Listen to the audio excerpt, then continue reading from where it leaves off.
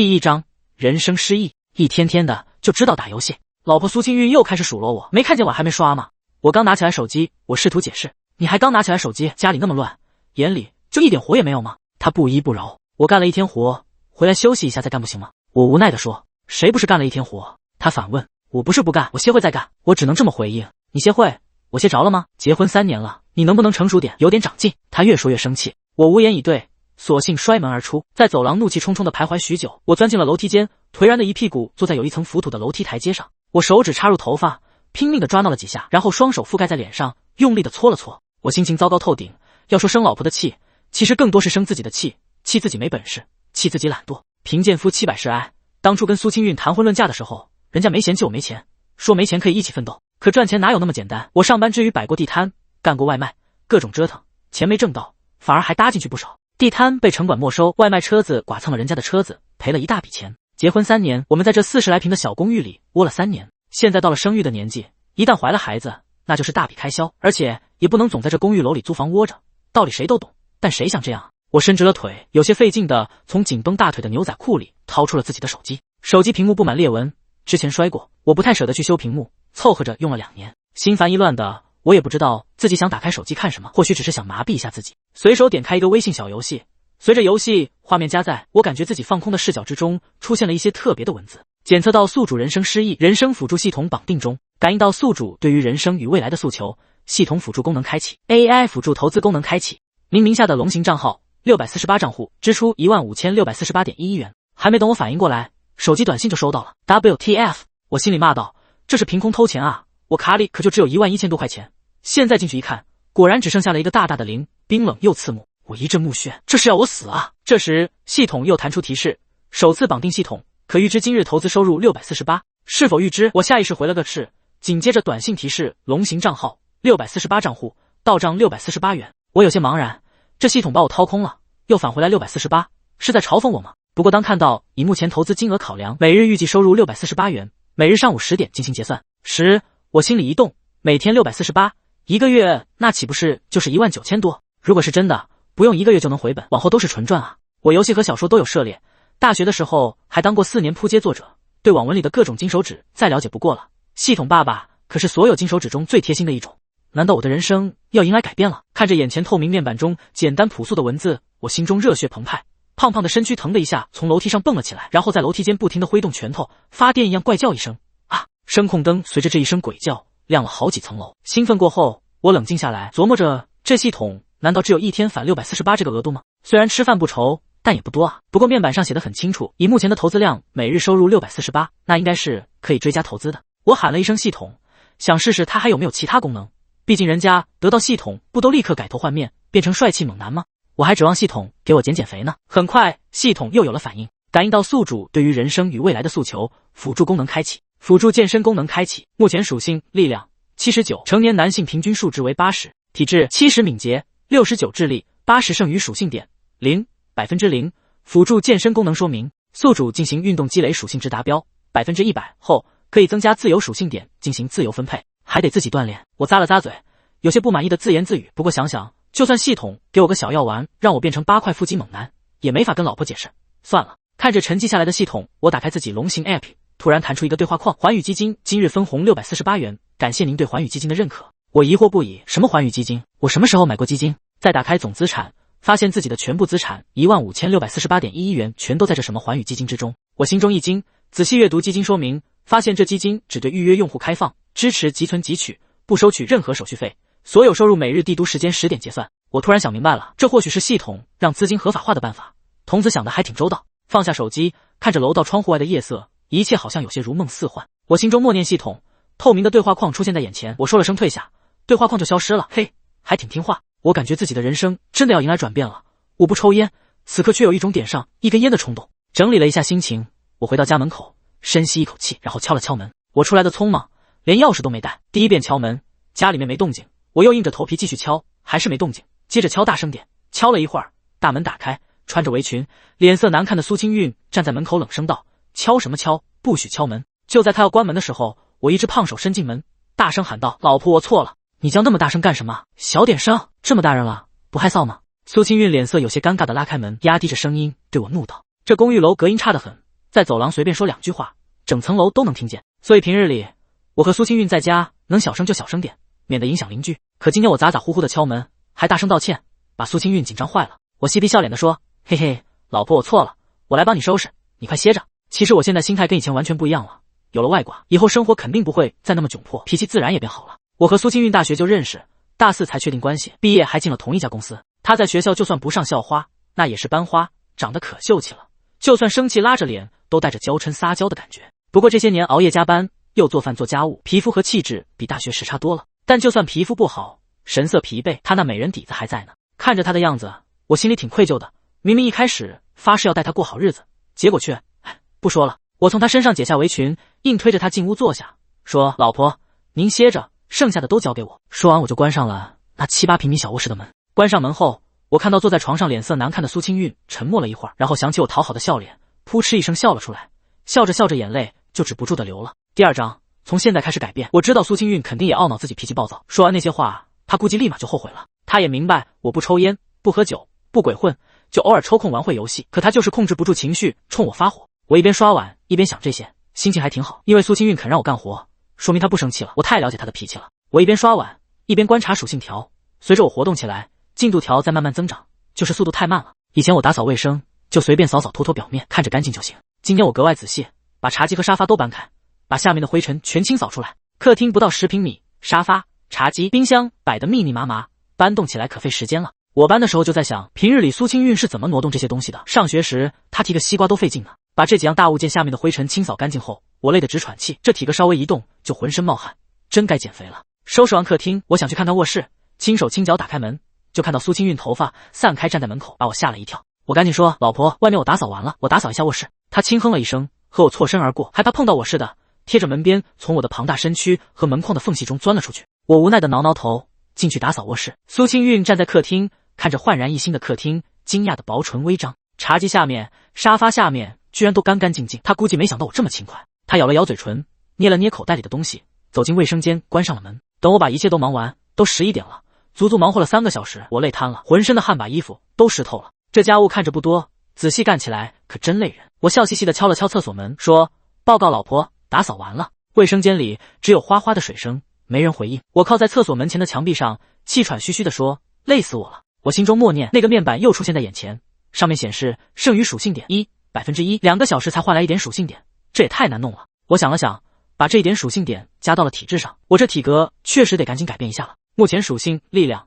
79，成年男性平均数值为80，体质71，敏捷69，智力80，剩余属性点0%。看来我除了脑子正常点，其他方面都比正常成年男性差。加了这1点属性后，我感觉身上的疲惫好像瞬间减轻了不少，也不知道是不是心理作用。我和苏清韵在同一家互联网公司，我做产品设计，她做人事，我俩薪资差不多，扣完五险一金到手5000左右。这小公寓1个月房租1500，再加上养车、通勤、伙食这些开销，1个月根本剩不下多少钱。过年过节回家看望老丈人、爸妈还有亲戚，又是一笔大开销，所以平时没事真不敢回家。老家同省不同市，来回路费油钱就得1000多。这3年我俩省吃俭用，还是没省下钱，日子过得苦哈哈的，心情能好才怪，吵架都成家常便饭了。想到这些过往，我心里挺难受的。就在这时，厕所门开了，苏清韵低着头走出来，也不跟我说话。她身上香喷喷的，发丝还有点湿漉漉的，睡衣宽松，但那一双笔直白皙的长腿还是让我看得眼热。这么多年了，每次看到她我还是心动。她身上一直有初恋女神的味道，现在年纪大了，又多了几分少妇风韵，更迷人了。而且她结婚后身材保持得不错，就稍微长了点肉，比起以前干巴巴的小细腿，我更喜欢现在这种带点肉感的细腿，那勒肉感太妙了。苏清韵路过我时瞥了我一眼，哼了一声，说：“身上都酸了，去洗澡。”她抬头看我的瞬间，我愣住了。她素面朝天，就涂了养肤的水乳，可粉唇上涂了一点点薄薄的口红，就这一点点，整个人气色立马亮了起来。我瞪大眼，立马脱衣服冲进卫生间，这意思还不明显吗？今天这活干得太值了，不但获得了原谅，还有意外收获。男人洗澡那叫一个快，但全身都得洗干净，尤其是小沈，肥皂泡沫都搓得满天飞了。我洗漱完，用手擦了擦镜子上的水雾，看着镜子里肉感十足的自己，有点肚腩，胸肌也变成了耷拉着的肥肉，我简直不敢相信这是我的身体。哎，明天就开始健身减肥。我暗暗下定决心，然后迅速刷牙漱口，吹头发，套上挂在门上的宽大睡衣，冲出了卫生间。进了卧室，老婆苏清韵穿着睡衣坐在床上，盖着薄被，膝盖上捧着一本书，安静地看着。看到我进来，她脸一红，别过脸去。我笑着说：“老婆，我洗好了。他轻轻应了声嗯。我说关灯睡觉，他把书丢在床头柜上，钻进被窝，脸通红，还干脆用被子捂住了脑袋。我嘿嘿笑着关了灯，跳上床，体重太重，甚至把他颠了起来。我死皮赖脸的凑过去，环住他的腰说：“嘿嘿，老婆，谢谢老婆原谅我。”他哼了一声，还在维持生气的样子。不过夫妻3年，床头吵架床尾和，不然早离了。2分钟后，我尴尬的笑着，他看着我，原本冷漠的脸扑哧一下笑了，还主动转身搂住我的粗腰说：“没事。”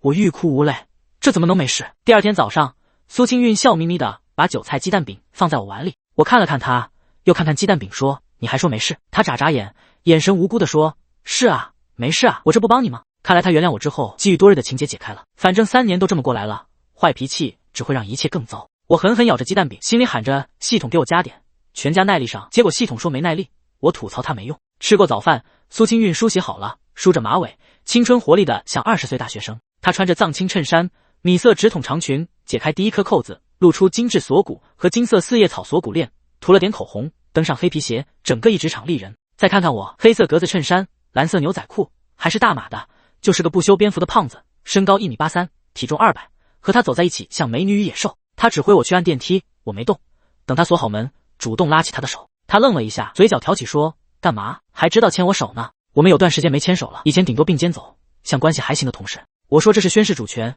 然后拉着他到电梯间，把3部电梯都按了。早高峰坐电梯看缘分，第1部电梯人满了，我们退回来。第2部来了，人也多，他着急拉着我进去，我只好跟上。我把他护在胸前，旁边几个小年轻一脸酸。他抬头看我，好像在说表现不错，晚上奖励你。我嘿嘿一笑。电梯走走停停，好不容易到了楼下。他说今天早上有校宣讲会，要早点赶车去学校。我们到停车棚抽出小白电动车，我想坐前座，他让我去后面，说他穿裙子。我灰溜溜坐到后座，他戴上头盔拧电门，结果车不走，吐槽我太沉，我忙说会减肥。一路上好多单身男青年看着打扮靓丽的他载着我，浑身散发着酸柠檬气息。早高峰开车痛苦，我们骑电动，风把他头发吹到我脸上，我睁不开眼，只好贴在他背上。后面的人更酸了，骂骂咧咧超过我们。即便载着我们还是准时到了公司。我们公司是蓝峰教育服务科技公司，做成人技能培训教育，规模和效益还行。我在产品设计部门，他在人事部门，工作都挺稳定。到了公司，我没再牵他手，虽然公司不反对办公室恋情，但还是不能太招摇。进写字楼，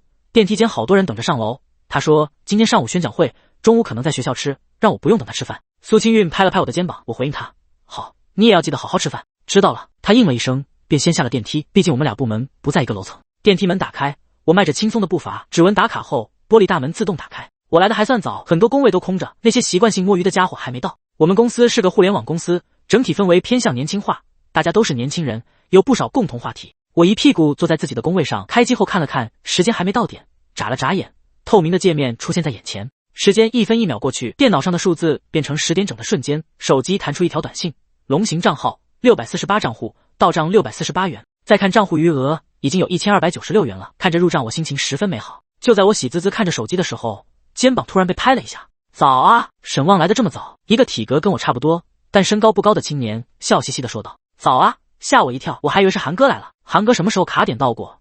早都在办公室里办公了吧？那青年坐在我旁边的工位，从包里掏出个三明治，撕开包装就往嘴里塞。这青年叫庄鹏，跟我一个部门，工位也在一起，算是公司里的狐朋狗友。偷偷摸摸干什么呢？没干什么，没干什么，不会是在看小视频吧？哈哈，庄鹏笑嘻嘻地凑过来，想看我手机界面。一边去，啧，大早晨的偷偷摸摸干什么呢？一道轻笑声传出，不过只闻其声，不见其人。我抻着头才看见正在走过来的小矮个子，看起来还没个工位隔板高，小小的人，小小的背包，一切都迷你化了。这个看起来像小女孩一样的妹子，一屁股坐在椅子上，我坐都嫌小的椅子，她坐着却像小朋友坐太师椅一样。这小女孩也是产品设计部的，名叫严小妍。哟，我当谁呢？今天产品设计部的迟到之神怎么来这么早？严小妍脸色难看，别说了，看错时间了，日了狗了。我就说呢，怎么以往能迟到半个小时的神人，怎么还卡点到了？庄鹏真是个话痨，我没迟到，我是打完卡下去吃早饭了。严小妍哼了哼，你说的好有底气啊。怎么了？反正我从不拖任务。庄鹏吃三明治的动作都尬住，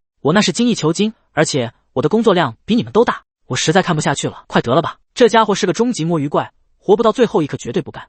上班后台还挂着游戏，手机还看着小说。我打开今天的文件包，开始写 PPT。 这块有个产品会，我正好负责会议主持。一上午匆匆过去，另外2个同事去产品线对接任务了，部门领导开了一上午会也没照面。你们中午吃什么？我看了看时间，问正在干游戏的庄鹏。庄鹏愣了一下，抬起头，你什么情况？跟你老婆吵架了？什么意思？我不解。隔板另一边传来严小妍的声音：“因为你这人中午都跟你老婆一块吃。”“嗨，她去学校招聘了，我中午也没人一块吃饭。”“那走，今天吃楼下过桥米线。”“我迟疑，我不喜欢吃米线。”“那羊汤？”我摇头，天气这么热，要喝羊汤吗？你 TM 是好多啊。庄鹏无语的看着我，去吃米饭小炒吧。严小妍提议道：“咱仨 AAA， 人均30，有点小贵。”庄鹏嘴角抽了抽，行，我点了点头，行吧，行吧，去。见我点头，庄鹏也只好同意。我们三人刚出门，就看到迎面走来一个身穿黑色小西服，头烫着大波浪卷的极品御姐。韩哥好！庄鹏立刻喊道。我看了一眼，这御姐面容精致，化着淡妆，柳眉星目，五官精致又有韵味，身上标志性的白衬衣、黑色小西服还是修身的，显得腿长腰细。韩哥好！开完会了。大波浪御姐笑着跟我们打招呼。开完了，去吃饭吗？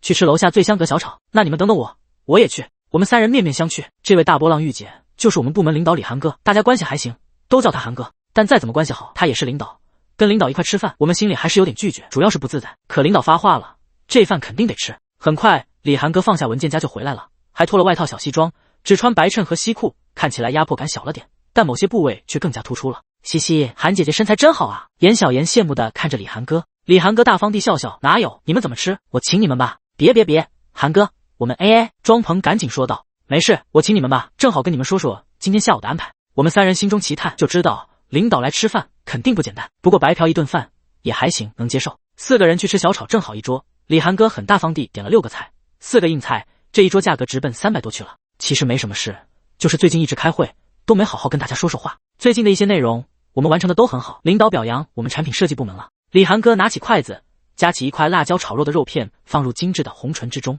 快吃！下午只有一个产品同步会议，沈旺主持的那个。开完那会，我们商量一下下周的团建想法。哎，要团建吗？严小妍眼睛放光。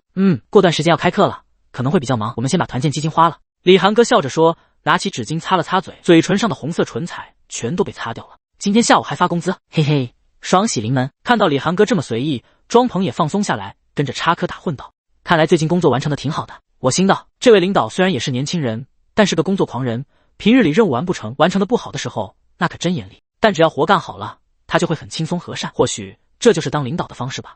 沈旺今天怎么没和小娇妻一起吃饭？李韩哥突然问道，嘴角含笑，眉眼弯弯。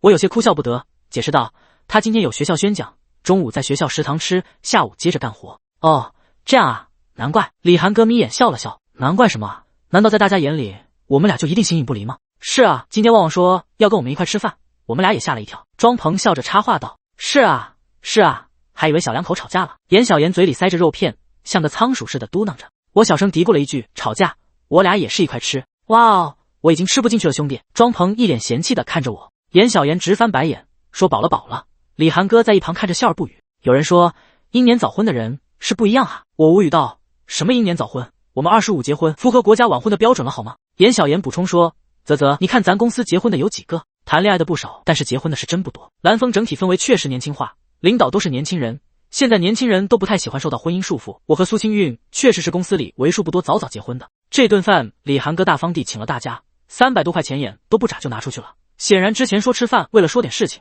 只是找个理由。饭桌上除了开始说了2句公事，后面都是闲谈。不得不说，这位领导还是相当不错的。下午场正如李韩哥所说，除了我主持的那个会议就没其他事情了，毕竟这期的设计都已经交上去了，商量也是商量下一个学期的。一场会议，与会的其他领导心情都挺轻松，大家东扯西扯闲聊一会，同步会议就过去了。干完正事，下午另外2个同事出差回来了，2人背着双肩包，眼中稍有些疲惫。庄鹏抻着脖子从工位上探出头，嬉笑着说，回来了。刘成，那男生大概1.75米，瘦瘦白白的，脸不说好看，但也算相貌端正。他说，嗨，要不是工厂那边的领导非得请客吃饭，早回来了。说着将双肩包摘下放工位上，理了理自己的3、7分头发。我笑着搭话，哟，你们还蹭上一顿饭？刘成一脸嘚瑟，没办法，太热情了，不留下吃饭那不是驳人面子吗？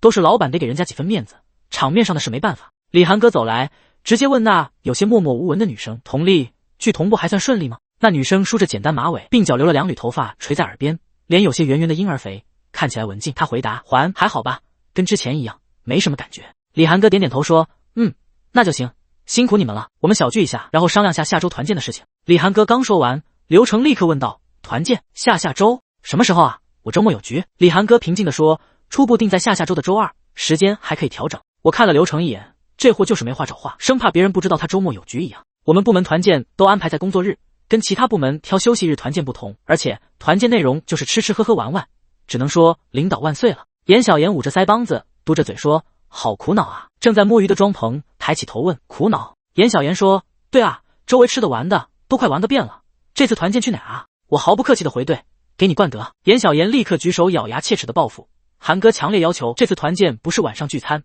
就算晚上聚餐也不许带家属。庄鹏嘻嘻笑道：“加一，主要是狗粮吃多了，吃不进去饭，有点亏。”我突然灵光一现，说：“去爬山吧，还能锻炼身体，也能顺便收获属性点。”结果立刻遭到所有人反对。严小妍两手交叉胸前比出一个叉，说：“你有毒吧，旺旺！团建去爬山找虐吗？”我摸了摸鼻子说：“我这不是觉得整天坐着不好，想锻炼锻炼身体吗？”有人说：“那大佬你快自己去锻炼吧，别拖着我们。”切！被拒绝后，我开始思考自己的锻炼计划，每天一个属性点，锻炼身体是否会增长属性点呢？可以验证一下。有人提议去新开的欢乐谷游乐场，庄鹏发出哀嚎声：“哦 ，no， 又去游乐场。”饶了俺吧，他是个死宅，不喜欢户外活动和过山车、大摆锤。一时间大家都不知道怎么办好。关键时刻里，韩哥出马，摸着下巴说：“要不去黄河公园野营烧烤，设备什么的我家有全套，只需要买些食材什么的，花不了多少钱，晚上再去吃顿烤鱼。”大家觉得这个提议不错，刘成还说自己烧烤专业，严小妍也赞同，我自然没意见。领导一出手就知有没有，全票通过后，各回各的工位继续摸鱼。我们部门就是这样，有活的时候通宵赶，交付了就开始持续好几天摸鱼。闲下来，我打开微信给老婆发信息：“老婆，我们忙完了，你忙得怎么样了？需不需要下班去接你？”刚发过去就收到苏清韵的回信：“忙完了，正在打车回公司。今天小倩感冒了，连续讲了2场宣讲，嗓子都要冒烟了。”猫猫类摊点 JPG， 我想了想，回道：“好，今晚准时下班。”准时下班。比心点 JPG。就在我跟老婆互发表情包的时候，手机突然叮的一声，紧接着办公室内连续响起提示音。庄鹏嘻嘻笑着关闭游戏去看短信，说发工资了。我也查看短信，龙行账号648账户到账5686元，看着卡里将近7000块钱，我想起之前系统辅助投资的事情，还没等我主动询问，系统提示 AI 辅助投资功能可升级，是否升级？来了，果然这小钱还是能继续涨的。我果断说升级。熟悉的操作，银行卡里的小钱被划走一笔金额，不过并不多。您名下的龙行账号648账户支出4351.89元，升级成功。我留意了一下，现在存储在寰宇基金中的金额正好2万整。目前属性力量79，成年男性平均数值为80，体质71，敏捷69，智力80，功能辅助健身，剩余属性点0%。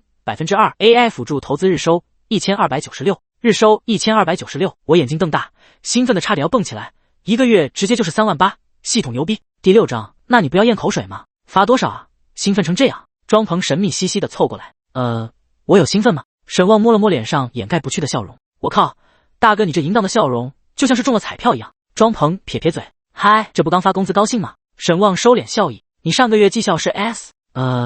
好像是。靠，好吧，我又是保底 C。庄鹏郁闷的摇摇头，回头继续摸鱼。沈旺看了看工资，发现自己还真的是 S 绩效，多发了500多呢。上个月干啥了？韩哥居然给自己了 S。想了想，好像也没干啥，也就是多做了点资料。不管咋样，得个高绩效，还是开心的。被人承认的感觉非常棒。感应到宿主对于人生与未来的诉求，系统辅助功能开启，辅助办公功能开启，进行工作办公时获得 buff 加成。我去，这系统原来是这么用的吗？只要自己想，它就给开挂。我还想修仙、练武，成为武林高手，这玩意能不能行？沈旺瞪着眼盯着眼前的屏幕，系统半天没反应，不够智能啊。那我想当网红，我想自己开公司，脑中乱七八糟的想法过滤一遍，一点反应没有。沈旺没辙了，既然是辅助办公的功能，那就先随便干点啥试试吧。眼下没有别的事，不如将手头的资料整理归类一下。设计的很多内容，如果有重复内容，都可以重复利用的，不光效率提高，而且还保质保量。将同一个分类的资料归类到一起，然后拷贝一份放到移动硬盘上，这样即便到时候不在公司，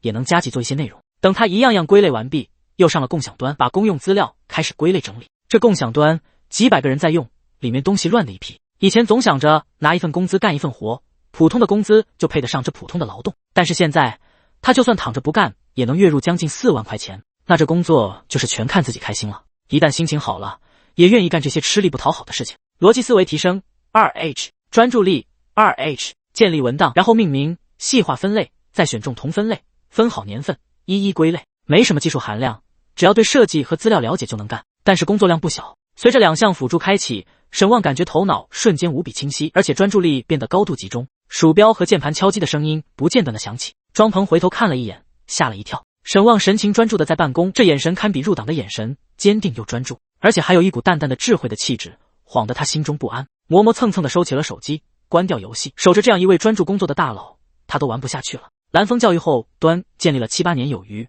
资料冗杂到一定的程度了，即便是顶着2个 buff， 沈旺最后也干得头昏眼花，直到临近下班才堪堪整理完。看着整齐又整洁的共享端界面，沈旺松了口气，脸上满是满足之色，舒服了，我再也不想看以前那一坨谢特的界面了。就在这时，坐在沈旺对面的小短腿腾的一下站了起来，然后笑嘻嘻的直接打招呼：兄弟姐妹们，明天见。看到严小妍起身，所有人都知道到点了，下班了，然后其他人就开始收拾东西准备下班。难得不加班，大家都挺开心。身旁的庄鹏还在一脸浑浑噩噩的敲击着键盘，根本没有下班的意思。下班了，沈旺提醒道。卧槽，卧槽，下班了。庄鹏像是睡醒了一样，猛然惊醒。沈旺探头看了看，哟，下个季度的任务，你这次居然这么用功。庄鹏嘴角抽搐，我 TM， 都怪你，神经病，拜拜。庄鹏抓了抓头发，不耐烦的挥了挥手，拜拜，晚上开黑部再说。沈旺无语提起自己的单肩包，跟他打了声招呼就下班了。电梯间人不多，毕竟不是所有部门都能准时下班的。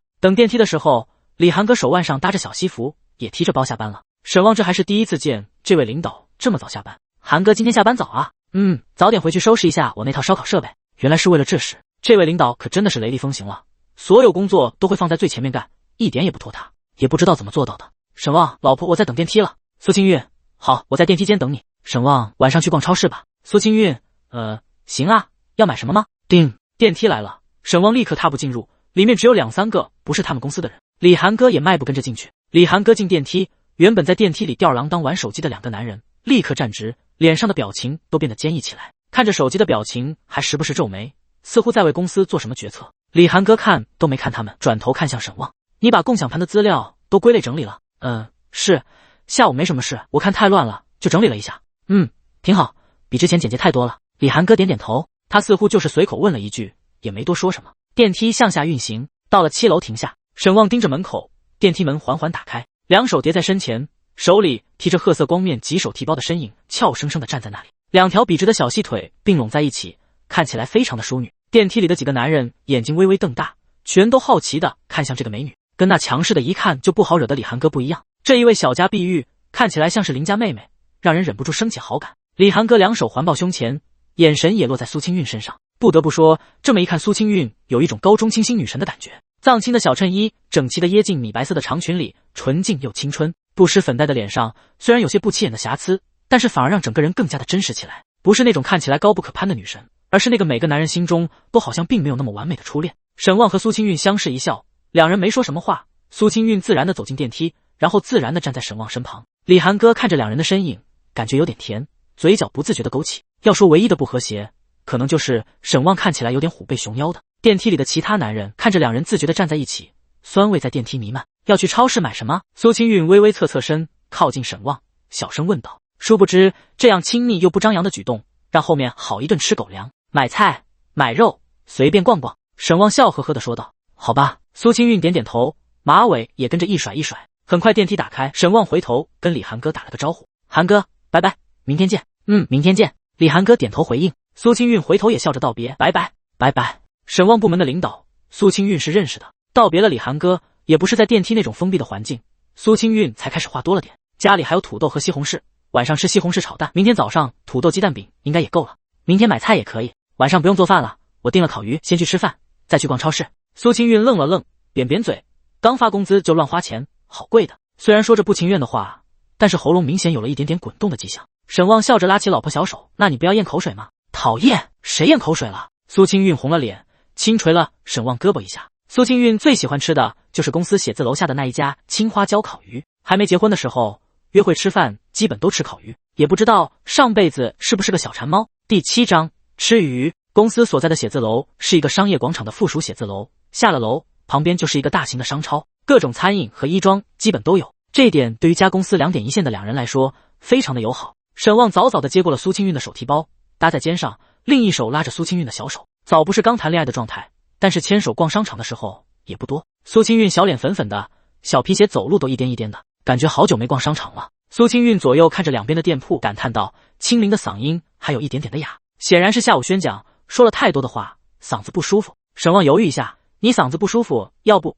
不吃烤鱼了，换个其他的吃。不行，苏清韵立刻拉住沈望的手，把他拉得转过身，两人面对面的站着，一双大眼睛蒙凶蒙凶的盯着沈望。吃烤鱼，一字一顿的凶凶的说道，每说一个字就靠近一分，白净的小鼻子都皱了起来。为了靠得更近，显示自己的决心，脚尖都垫起来，妄图增加自己的身高，产生压迫感。沈望俯视点起脚尖，还不到自己鼻尖的苏清韵，好，吃。沈望干笑一声，这还差不多。苏清韵变脸似的笑起来，然后拉着沈望加快了脚步，两人的手牵着手，都拉了老长，看起来像是苏清韵拖着他。沈望看着前面身段苗条动人的身影，有些恍惚，自己好像很久没见他这么开心了，也好久没带他出来逛街吃饭了。两人这一年似乎陷入了怪圈，机械的上班下班做饭，吃完饭便各自坐在一边各玩各的。对不起啊，沈望眼中有些歉意，苏清韵脸上还带着开心的笑，嘴角扬起。烤鱼。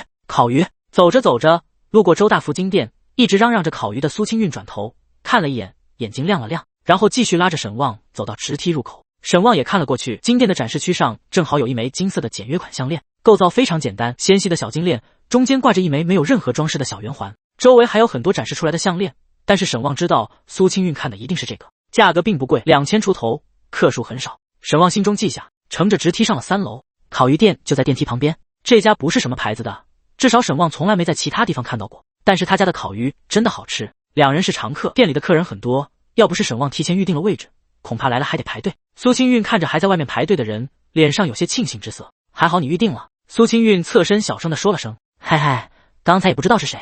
好了，我错了，快去选鱼。苏清韵推了沈望一把，要多大的？沈望回头，苏清韵正在拿着水壶倒柠檬水，抬起头嘻嘻笑了笑，露出10颗小白牙，比了个3的手势。3斤的鱼你吃得完吗？沈望无奈摇头，跟着服务员到了水池里。沈望一眼就看到了一条合适的鱼，就他。那捞鱼的服务员，那捞网冷的就像是杀了10年大润发的鱼，精准无比的捞起了那膘肥体壮的大润发，然后丢在秤上。那条鱼还在疯狂的摆动着身躯。师傅看了一眼那疯狂的跳动数字，3斤2两。行，沈望点头，自己眼睛果然就是尺，不比那杀了10年刀的大润发差。迈步回到预定的位置上，沈望笑着说：3斤2两。苏清韵眼睛放光的点点头，不过很快又有些犹豫，得200块钱了。没事，好久没来吃了。沈望安慰道：还点其他的吗？苏清韵摇头，再点2碗米饭就行，你吃米饭我吃鱼。说完，两只大眼睛笑得像只小狐狸。沈望想了想，他俩的饭量这还真的差不多。等等，你点的什么口味？沈望突然想起重要的事情，微辣还是酱香？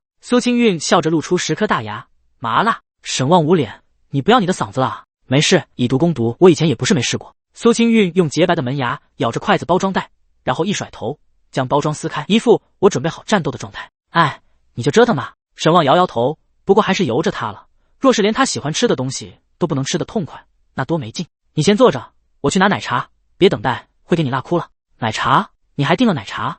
还好早有准备。点麻辣，你可真行。嘻嘻，好久没吃辣了，想吃了。苏清韵嘻嘻笑着，准备蒙混过关。行，待会别哭就行。苏清韵翻了个白眼，你哭我都不会哭，我先去拿奶茶。沈望起身离开，苏清韵目光跟着沈望起身，仰头笑道：辛苦老公，赶紧点米饭。嘱咐一声，沈望离开店门口，去2楼的沪上阿姨取餐。他们俩谈恋爱的时候可没少喝奶茶，沪上阿姨的酸奶，一点点的奶茶，扣扣的果茶，蜜雪冰城的柠檬水，这都是他们喝出来的经验，不然沈望也胖不到这程度。说来也奇怪，都同吃同住的，什么胖的只有他。苏清韵只是稍微润了点，还好点了酸奶，不然待会给我拉废了。沈望取了餐正准备离开，一个身穿紧身瑜伽裤的身材火辣但是个子不是很高的女人，手里拿着一沓传单，笑着向沈望递了过来。来看看吧，龙海大厦3层伯利健身房新开业，凭借宣传单办卡有5折优惠，私教课首月套餐3折优惠，优惠很多，看看吧帅哥。沈望接过了传单，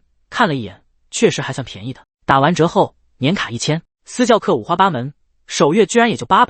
在以前沈望这种传单是看都不看的，但是现在他有点异动，一个是自己每天有了固定的1296收入，另一个就是自己这身体属性需要锻炼才能增长，而且这健身房就在楼下，确实方便，下班就锻炼然后回家，似乎不错。当然这想法若是以前，沈望可不相信自己能坚持下来，但是现在嘛，他觉得可以试试。那身材火辣的女教练看着沈望站着看了一会，眼睛一亮，似乎看到了业绩一样。帅哥，要不我加你个微信，你要是想办卡直接找我，我还能给你更优惠一点。新店开业，这个时候办卡是最合算的，还能更优惠。从没办过健身卡的沈望微微一惊，行吧，能优惠多少？帅哥，你要是年卡和首月私教课都报名，可以走套餐价1200。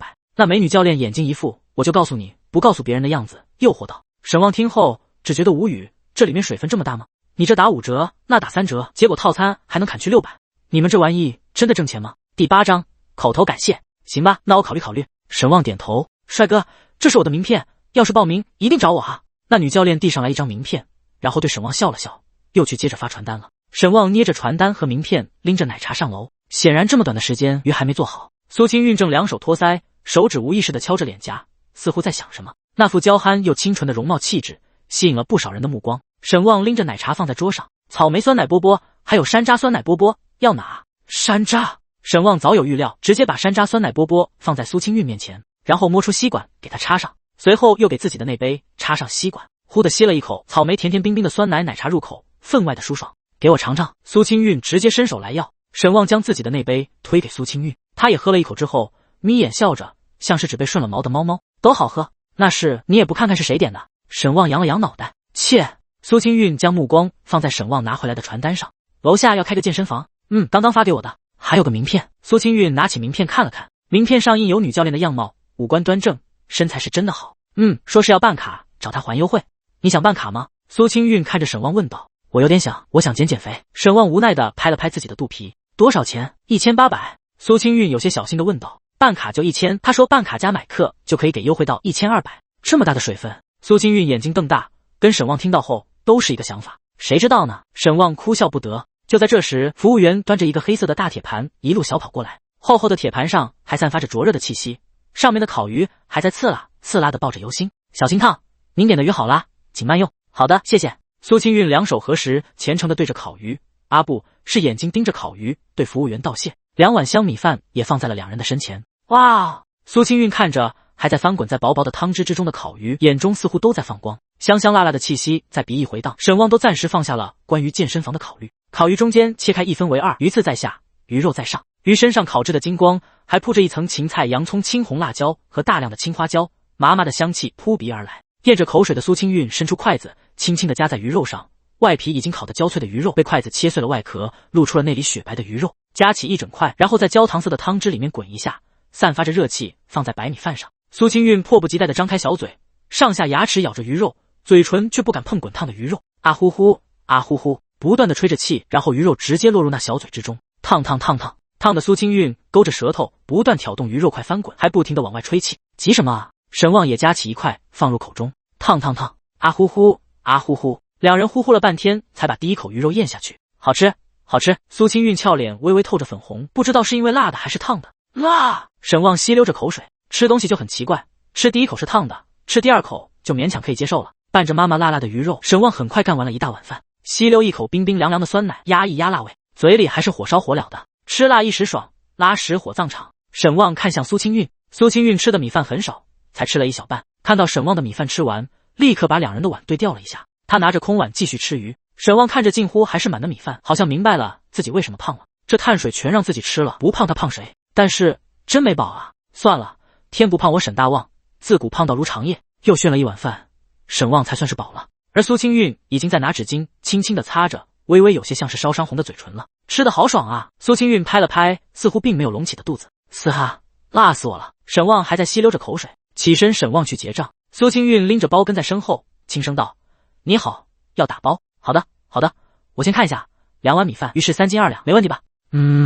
这样一共250，收您249吧。店员尴尬地笑了笑，行，谢谢。沈旺笑着付钱，随后两人拎着打包好的剩下的鱼出门。一出门，苏清韵就笑了起来，拍了拍沈旺的胳膊，哈哈，250，你可真会挑鱼。沈旺尬笑一声，还行吧，一般般。笑完了，苏清韵自己背着包，将手塞进沈旺手里，十指相扣，贴近沈旺，小声道：谢谢老公。口头感谢吗？沈旺似笑非笑地看着苏清韵，苏清韵嘴唇还红红的，微微有些肿，清纯的外表多了几分成熟和魅力。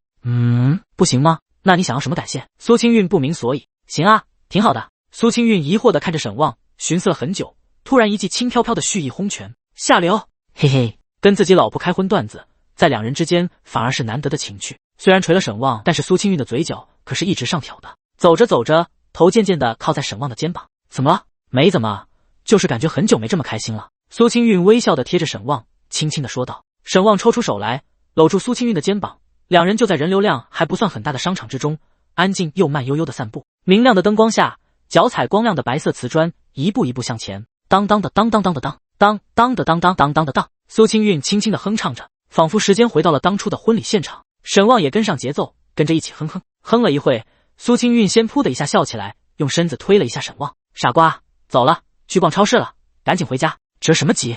沈旺笑着说道。苏清韵眨着眼，眼睛忽闪忽闪的反射着天顶的纯白灯光。你说呢？沈旺眼睛瞪大，重振男人雄风机会来了。第9章真的减肥。沈旺拉着娇笑不已的苏清韵来到1楼超市，然后火急火燎的进去开始采购。苏清韵被沈旺拉着一直笑，你急什么啊？能不急吗？沈旺瞪了他一眼，直奔果蔬区。西红柿还需要再买点，鸡蛋就不买了，骑车路上容易碎。沈旺思索着，往塑料袋里挑挑拣拣的装西红柿。苏清韵喜欢吃西红柿炒蛋，百吃不厌的那种，所以家里西红柿就没断过。土豆也拿2个，好放。黄瓜，哦，茄子 ，no 茄子。苏清韵拉了沈旺一下，你不是吃红烧茄子吗？拜托，那红烧茄子做10次能好吃1次就不错了，我不要，做不好一股怪味。苏清韵摇头拒绝，然后吐着舌头做出恶心的表情。我回去做，保证好吃。沈旺拍了拍胸脯，那你买吧。苏清韵眯眼笑了起来，似乎就在等他这句话。沈旺翻了个白眼，然后装上茄子，随后又去拿蒜头。红烧茄子必须要有蒜的，不然真的做不好吃。就在沈旺挑蒜的时候，苏清韵一手提着打包的烤鱼，一只手指着一团绿油油，笑着说道：要不要买点韭菜？沈旺嘴角一抽，不要。嘻嘻。苏清韵回来抱住沈旺的胳膊，沈旺给了他一个今晚你等着的表情，他就是故意的，自己表现好的时候不说，就昨晚激动一次，让他乐个没完了。菜没买太多，家里不囤菜，基本就买这2天吃的，放的时间太长的话就不新鲜了。又买了2斤雪梨，结账的时候价格两人有些咂舌，水果的价格到底还是比蔬菜贵很多的。买雪梨干什么？苏清韵问道。你不是今天嗓子哑了吗？回去给你炖雪梨汤。沈旺笑道。苏清韵眨了眨眼，然后甜甜一笑，好呀。正在负责收银的收银小妹看着两人搁那腻歪，不由得翻了个白眼。还有其他东西吗？打断两人腻歪，收银小妹脸色平静地说道。没了，一共39，微信还是支付宝？微信。付完账后，沈旺拎着并不沉的一袋蔬菜水果，肩膀背着苏清韵的手提包，另一手牵着蹦蹦跳跳的苏清韵。外面的天已经完全黑了下来，商场彩色的大屏幕闪耀着霓虹的光芒，路上橙黄的路灯铺成一条条锦带，将城市分割。沈旺拧着店门，迎着晚风，压着橙黄的灯光，奔赴两人的临时小家。车前筐里装着蔬菜的塑料袋子，在迎面风的蹂躏下，不断发出哗啦啦的声音。坐在后座的人儿，手臂环住沈旺那有些粗壮的腰身，身躯轻轻地贴在后背，那柔软让人心猿意马。但当苏清韵将头轻轻地靠在沈旺宽厚又肉肉的背上的时候，沈旺的心猿意马立刻收敛。老公，没事，我就叫你。苏清韵粉嫩的唇角微微勾起。老公，嘻嘻。沈旺被苏清韵喊着，心中有些难受。苏清韵好像很久没这么喊过自己了，可以感觉到她现在似乎真的很开心。自己之前可真不是个东西，得到了就不知道珍惜。两人的住所距离公司骑电动也就10几分钟的时间，上了一个很大很大的斜坡，就到了家里楼下。苏清韵松开按着裙子的手，跨步下车，然后脆生生地站在一旁，背着手看沈旺停车，然后上锁。米白色的长裙在黑暗之中像是一朵洁白的白莲。沈旺锁好车子，从钱筐取出了菜，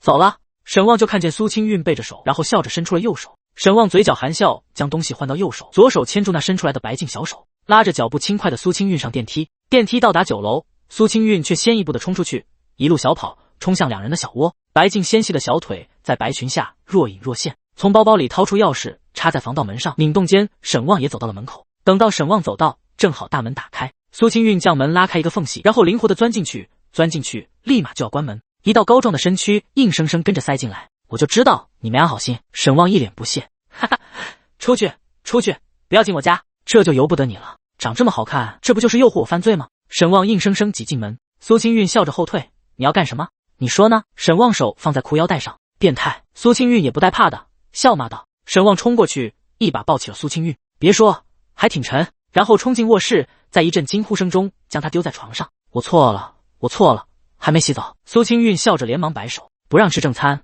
也不耽误先吃点餐前甜品。两人嬉闹一阵，才算放过了彼此。苏清韵头发像是炸毛一样凌乱的像个鸡窝，嘴唇也有点红肿，表情幽怨的看着沈旺。沈旺全当没看见，笑着起身去收拾扔在客厅地上的菜，嘴都肿了，讨厌。苏清韵拿着小镜子照了照，看着红润的嘴唇，不禁嘟了嘟嘴。谁让你挑衅我？沈旺哼哼一声。还有，你那嘴唇可不是我亲的，那不是吃鱼辣的吗？将菜都分好类，收进冰箱的储物格，然后拿着雪梨进了厨房。厨房的空间不大，也就一个人能转过来的样子。毕竟这么小的平方的公寓，能单独隔出来个厨房就已经很不容易了。雪梨清洗、削皮，然后丢进锅里，加上几粒冰糖，开火。冰糖雪梨没什么难度，也没什么技巧可言，丢锅里炖就完事。水不放太多，最后怎么都好吃。操作完了，才看到苏清韵站门口，斜靠在门框上，微笑地看着沈望，眼神温柔，眉眼间都是开心。凌乱的头发已经梳拢，马尾也解开了，一头长发披肩，看起来温婉柔美。怎么了？看什么？没见过帅哥？沈望甩了甩自己能够微微晃动的碎发，可得了吧，我还有个表格没有做完，我去做个表格，你先洗澡吧。苏清韵笑着说道。没事，我也不急，我锻炼身体。沈望笑了笑。苏清韵愣了一下，锻炼身体？真的减肥？呢。沈望笑着点头，现在他感觉动力满满。好吧，加油。苏清韵微笑点头，也没多说什么。沈望摸了摸鼻子，自己这是不被信任了吗？好吧，之前确实要说减肥，但是一次也没坚持过3天，但是这次不一样了。沈望看向自己的身体数据，目前属性：力量79，成年男性平均数值为80，体质71，敏捷69，智力80。功能：辅助健身，剩余属性点0%， 2%。AI 辅助投资日收1296，辅助办公，抓紧时间。第10章，不要摘眼镜。沈望打开尘封已久的健身 App， 看了看，将自己的 ID 改成了挂壁人生，随后开始根据教程开始了锻炼。昨天忙活了2个小时才获得1点，不知道进行科学锻炼的话，需要多久才能获得1点？恢复训练也就10来分钟，哪怕是10来分钟，也给沈望做的浑身冒汗。自己确实缺乏锻炼了，不过看一眼属性面板，进度还差很多，并没有涨点数。看来恢复训练的强度还是太低了。又点开一个腿部训练，沈望开始练各种深蹲。随着一组腿部训练完成，沈望体会到什么叫两股战战的感觉了。2条腿就跟不是自己的一样，不受控制的抖动。妈的，真离谱啊！沈望看着增长了1点的属性点，果断加到了体质上。先别管什么力量敏捷了，先把体质点上去。随着加点成功，体质72，自己这体质数据倒是好看不少。另外很神奇的是，原本一直在抖的双腿似乎好多了，至少不抖了，只是有点酸，有点胀。这才72点。沈望其实一直感觉自己的身体还行，若是各项都达到80，恐怕身体就处于一个非常强健的状态了。按照这个标准，可能很多人的数值还比不上他。出了一身汗，精神上也有点疲惫。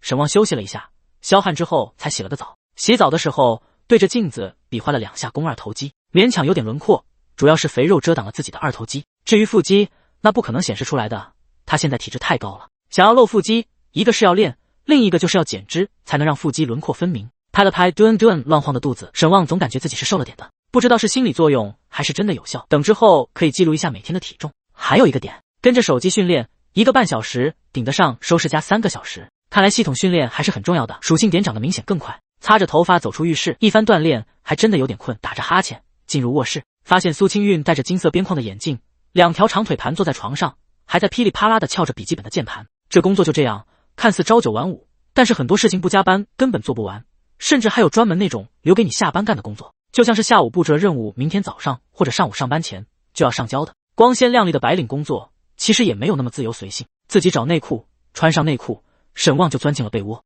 卧室空间不大，一张大床的一边紧靠着一张电脑桌，另一边和衣柜的夹缝之中放着一个床头柜。电脑桌正对的就是窗户和只有30厘米宽的阳台。阳台上的晾衣架上挂满了2人的衣服，将外面的景象遮得严严实实的，不拉窗帘都能保证隐私。看了一眼认真工作的苏清韵，沈望拿起手机随便看了看，打算先打2局王者。打开3人小群，群里只有严小妍、庄鹏和他，这是他们专门约游戏的群聊。旺旺，王者吗？狗头。大鹏，行，等我。小妍最美，洗澡睡觉了，熬夜使人肥胖。大鹏，他点你呢。旺旺，旺旺，点的是你吧？等庄鹏的时候，沈望下去把炖的冰糖雪梨的火关掉，然后盛出来一碗冰糖雪梨汤。好了，端着一碗熬得透明的雪梨汤放在了电脑桌上。苏清韵看了一眼，推了推滑到精巧的鼻翼的眼镜，甜甜的笑了笑，谢谢老公，我待会喝。有时候很腻歪，有时候也很平常，这或许就是婚前跟婚后的区别吧。沈望钻回被窝，打开农药，跟庄鹏打了2把游戏，一输一赢，跟没打一样，原地踏步。这破游戏。转头看看苏清韵，苏清韵已经换了个姿势，由原本的盘坐变成了蹲坐，下巴搭在膝盖上，2手还在噼里啪啦的敲着键盘，2只白嫩的小脚，脚趾还在不断的勾动，似乎显示了主人心里的烦躁。怎么了？说我表格不合格。我问他为什么不合格呢？沈望无语，原来半天是在跟人对喷呢，难怪这手速都不太正常。苏清韵推了推眼镜，然后皱着鼻子。我问他哪里不合格，他说我态度有问题。这不是有病吗？没错，真傻叉。你领导吗？沈望听后哈哈笑了起来。不是，屁的领导，我敢对他吗？苏清韵两手环抱胸前，一副我生气的样子。苏清韵生气的样子太可爱了，还戴着个金丝框眼镜，看起来又知性又野性，矛盾混合体。叮叮，信息又发来了。苏清韵皱着眉，忙完了就先不用管他。沈旺看着自己老婆的盛世美颜，嘿嘿笑道。苏清韵咬着嘴唇，可我还没喝雪梨汤呢。你好色哦，不要摘眼镜，戴着，还没拉窗帘。叮叮叮叮，消息还在响起，但是已经得不到回复了。家里有个漂亮老婆，什么都好，就是有点废腰子。累了，今天累了。沈旺尬笑一声，但是当他回头的时候，就看发丝凌乱的苏清韵已经窝在怀里睡过去了。看来这一天在外面跑宣讲，确实累着了。拿掉他的眼镜，放桌子上，然后扣上电脑，沈旺就揽着香香软软的苏清韵一块睡了过去。他也累着了，或许是因为锻炼身体太累了，沈旺一觉睡到早上。第11章晨跑。懒虫起床了。沈旺一睁眼就看到大自然的恩赐，苏清韵穿着宽松的睡衣趴跪在身上，正揪着他的鼻子喊他起床，而沈旺的角度正好能看到大自然的恩赐。几点了？沈旺推掉苏清韵捏鼻子的手。6点半。啊？沈旺呆呆的看了看时间，不是，这么早要干啥呀？你不是说要减肥吗？早起跑步啊？啊，杀了我吧！沈旺只感觉全身都疼，明显昨天锻炼过度了。快点，不能半途而废。苏清韵抓住沈旺的肩膀，拼了命后仰，想要拉他起来，但是奈何两人的体重根本不是一个量级的。沈旺立刻起身，这倒是晃了苏清韵一下，让他仰面倒在床上。走，跑步。沈旺浑身都充满了动力，然后迈腿下床。这腿酸疼的让他差点没站稳，显然昨天做深蹲，长久不用的肌肉过劳损伤了。看来自己真的是太久不动弹了。起床啦，先吃点早饭，然后我们一起跑步。这次我陪你一起减。好，老婆最好了。沈旺看着神色认真的苏清韵，笑着点头。苏清韵可能起得更早，简单的一份蔬菜沙拉加温泉蛋，不多但是刚好。两人没有晨跑的习惯，所以也没什么装备。吃过早饭，换了一身宽松的衣服，就溜达着出门了。等出门都7点了，他们是9点上班，还有不少的时间。不过对于晨跑来说，7点的太阳有些太大了，似乎起得有点晚。苏清韵伸手遮阳，看着晃眼的太阳，说道。沈旺迈动两条像是灌铅一样的腿，龇牙咧嘴的跟着。等明天早点。这腿他是真的不争气哦。哥，让你平时都不运动。苏清韵笑嘻嘻的看着沈旺，呵呵，你不用得意，今天跑完，明天你跟我一样。才不会呢。溜达活动好了身体，苏清韵直接迈开两条长腿，开始慢跑起来。沈旺也勉强开始迈步，一开始确实疼，但是跑了几步，活血之后就又没有那么明显了。两人都是菜鸡水平，所以慢悠悠的跑，循序渐进。早上的空气真好啊。苏清韵边跑边喘的说道。跑步的时候别说话，沈旺提醒道。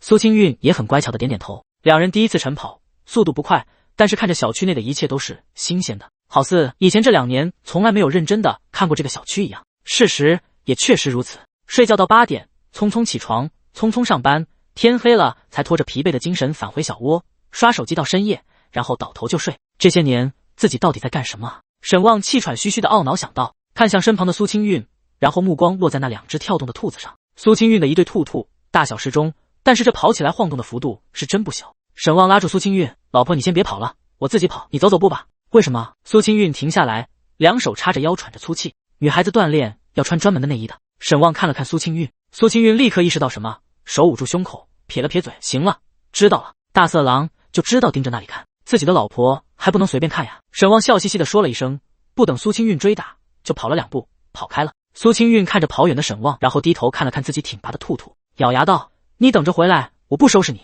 不过他确实没有继续逞强，从口袋取出手机，滑到了购物 APP 上，开始查看运动内衣。沈旺则是继续围绕小区慢跑。他们所在的小区名叫星海小区，规模也不是很大，大概有30来栋楼的样子，格局方正，唯一不好就是建在半山腰上，这也导致晨跑之路有大上坡和大下坡。上坡的时候，昨晚锻炼的后遗症立马就跟上来了，这腿他是真的一点也迈不动了。沈旺看着面板，真的是凭着毅力跑完了一圈，浑身酸软冒汗，气喘如牛。看一看面板，辅助健身剩余属性点0%，32%，停在了楼下歇了好一会。沈旺看一眼，立刻彻底泄气了。算了，还是晚上再加练吧，看来自己瞎练的效果还是不太行。不过累归累，心情还真的不错，有一种我完成了某项很牛逼行为的快乐。做着休息的功夫，苏清韵也绕了一圈溜达回来了。怎么样，还减吗？苏清韵上前问道。减，为了我的盛世美颜，我必须要减下来。沈旺傲然道。行，走了，回去洗澡休息一下，准备上班了。苏清韵笑的眼睛弯成月牙。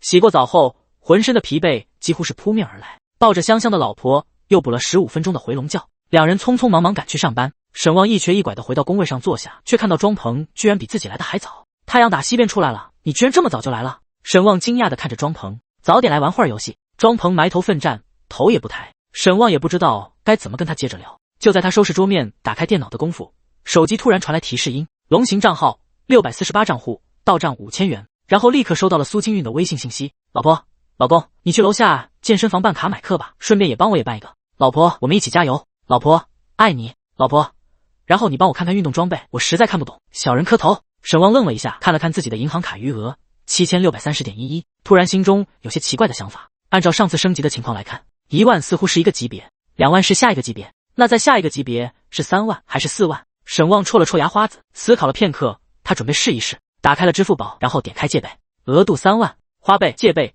微微贷，掏空现代年轻人脊梁骨的3大罪魁祸首。背负贷款的年轻人可不敢轻易的失业，只能老实的当着牛马，填写基本信息，呈递证件照片。借钱流程简单的就跟吃饭喝水一样，就是这么简单的流程才会让人堕入漩涡。第12章卡 bug。随着入账声音响起，银行卡余额成功达到了一个新高。随着资金入账，美妙的提示框再次出现 AI 辅助投资功能可升级，是否升级？沈旺怀着激动的心情，升级。您名下的龙行账号648账户支出2万点00元，升级成功。AI 辅助投资日收2592。沈旺有些恍惚，看着那数字，随便算一算，月入7万多。这次升级需要2万，正好是翻倍了。果然如同他预料的那样，这个数额是不断翻倍的。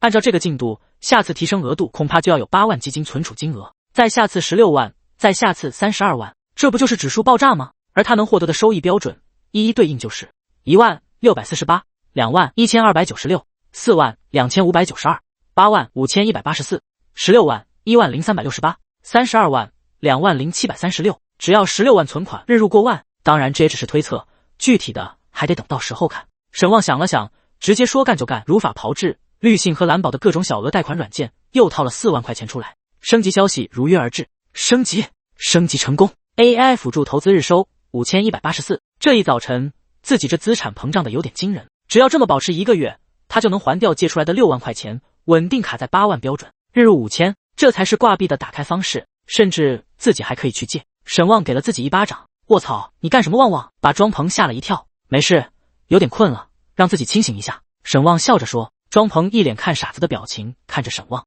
大早晨的困什么？沈旺没再解释，看着电脑桌面，实际上眼睛盯着面板。刚才一巴掌是打醒自己，自己的追求是什么？如今的收入对自己来说已经很好了，欲速则不达。他没什么远大志向，现在只想让自己的家人过得好一些。反正有系统在，自己变有钱的过程也只是时间而已，不必操之过急。想明白了这其中的关系，沈旺深吸一口，脸上再次恢复平静。慢慢来，就是树大招风。他不想活得那么累，反正现在也有了躺平的资本。随着时间来到10点整，手机弹出了熟悉的弹窗，龙行账号648账户到账5184.00元，成了。随后沈旺深吸一口气，平复了一下心情，点开工作文档，开始做日常任务。不是吧卷王，刚上班你这就开始干了？不然呢？干什么？早点干完，早点摸鱼。说的也是。沈旺摇头，这会是真的能摸鱼？沈旺怀疑自己之前的摸鱼行为都是被他影响的。打开文件夹，一摸一整天，快下班了，紧急开始赶进度，心态真好。说话间，其他同事也都陆续来上班了。严小妍还是卡着上班点，稍微迟到几分钟走进大门，砰砰砰，一阵小皮靴快速躲地的声音中，身材迷你的穿着 JK 制服的严小妍整个人丢在了椅子里。哟，今天穿得好啊，晚上要约会？刘成挑了挑眉，向后靠在椅子靠背上，看着一身 JK 制服还梳了个双马尾的严小妍，切，约什么会？老娘平时也这个打扮好吗？严小妍从桌上拿起小镜子整理了一下空气刘海。沈旺还在噼里啪啦的打着字，突然脚被踢了一下。干嘛？沈旺抬头看向严小妍，收腿，腿长了不起啊，都伸到我这边来了。哦，沈旺收腿，一低头就看到了一双白丝小细腿。再抬头看看，原来严小妍今天穿 JK 制服啊。干啥？今天要去相亲？滚滚滚，相什么亲？严小妍脸色不善，你们一个个的就是嫉妒本姑娘的美貌，我要吐了。庄鹏百忙之中抬起头看了一眼，嘻嘻笑道，不过确实挺好看，有那味了。调侃两句都进入工作状态。哇哦，这共享硬盘里面谁整理了文件资料？严小妍没2分钟就惊讶地问了一声。整理了？那一团乱麻也能整理过来？刘成有些不信，但是当打开共享盘的时候，看着标注清晰、分类明确的文件，也惊住了。我靠，真有神人整理啊！谁啊？我看不到编辑日志。呵呵，不才，正是本人整理。沈旺抬头呵呵笑道：真行啊，旺旺，真行。原本我都做好扒拉垃圾堆的准备了，严小妍大大咧咧，毫不吝啬地举起小胳膊，比了个大拇指，还得是我旺哥。庄鹏也跟着嘻嘻哈哈的拍马屁。就在众人嘻嘻哈哈的时候，李涵哥从办公室走出来，敲了敲玻璃，众人立刻噤声。下午3点一个同步小会，旺旺你准备一下 PPT， 我给你发需求。好的，涵哥。沈旺举手表示自己听到，然后李涵哥就关门回去了。严小妍站起来吐了吐舌头，旺旺，领导要培养你啊，加油！庄鹏也在一旁憋着笑，加油啊，旺哥，需要帮忙说一声。都是闲鱼打工人，最怕领导额外加活了。刘成看了一眼，估计是看你太闲了，怎么说话呢？严小妍瞪了刘成一眼，刘成耸了耸肩。沈旺对于大家的同情没什么感触，有时候无敌了，心态确实会有变化。这工作对他来说没压力，新建文件开干。虽然李涵哥还没有发需求，但是不耽误沈旺打底板定基调。同步会不就那几样的风格？沈旺，这次虽然同步会不大，但是来的都是大人物，你先做一版，我们尽快过一遍，哪里有问题及时改，这是需求表。好的，我尽快先出一版。沈旺打字回应。这确实还是头一次李涵哥给自己单独布置任务，之前这种任务一般都是大家自己认领，流程一般都比较主动的去认领了。这次李涵哥主动派发，估计是让流程有些不舒服，所以才语气不对。沈旺也不在乎，他们根本不知道无敌2个字怎么写的。辅助办公功能开启， PPT 制作能力提升 2H。 只是一瞬间，沈旺感觉脑中思维瞬间变得清晰无比，感觉文思泉涌，而且对于内容排版都有了一个大体的方向。既然来的都是大人物，简洁、美观、大方、落实就 OK。 第13章白丝黑丝，资料都是现成的，就是个同步会，相当于通知这些领导我们接下来会有哪些动作。2个小时沈旺就干出来了。11点发给李涵哥。让沈旺没想到的是，李涵哥几乎是秒接收了。活干完了，沈旺看看身旁的庄鹏，黑框眼镜之中反射着电脑屏幕的光景，上面分明是游戏界面，只不过窗口被缩得很小。真行，这手机游戏还能电脑上玩。沈旺看了一眼，吓我一跳。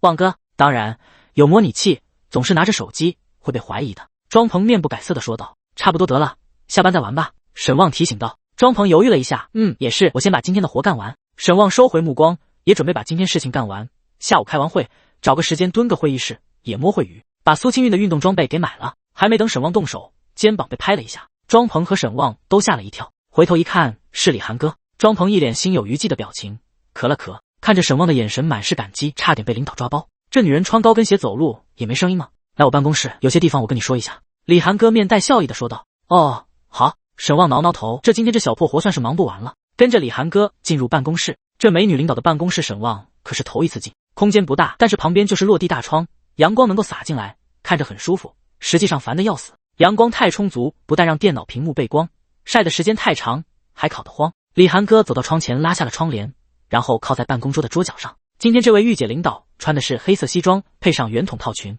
沈旺摸了摸鼻子，穿着黑丝的笔直长腿交叠在一起，手上拿着点硬笔。我看了你的 PPT， 很美观简洁，做得不错，就是有些地方的表述逻辑还不成熟，如果需要修改一下逻辑就行，我跟你说说，然后你抓紧改一下就行。好。沈旺笑着点头，虽然吃了 buff， 但毕竟是自己用心做的，被夸奖还是很开心的，尤其还是被李涵哥夸奖，这大领导职级高的吓人，从总部调来的，来了之后就没怎么夸过人，平日里就是辛苦了，就这样吧。沈旺还是第一次听他夸人。学习能力提升 2H， 这辅助功能简直太强了，只要跟办公有关的居然都能辅助。随后大佬指点，沈旺确实发现这女人有点东西，要说自己是3年修为的小狐狸，她至少30年修为了。这个时候沈旺也发现一个问题，这辅助功能好像也没有那么强悍，辅助的本体是自己，那么提升的水平也跟自己有关，就好像玩游戏的时候，人物的技能伤害是基于基础攻击力来的，如果基础攻击力太低，技能加成再高，整体伤害也不高。好，我记住了，这就回去改。沈旺点点头，这套讲解逻辑确实可以受益匪浅。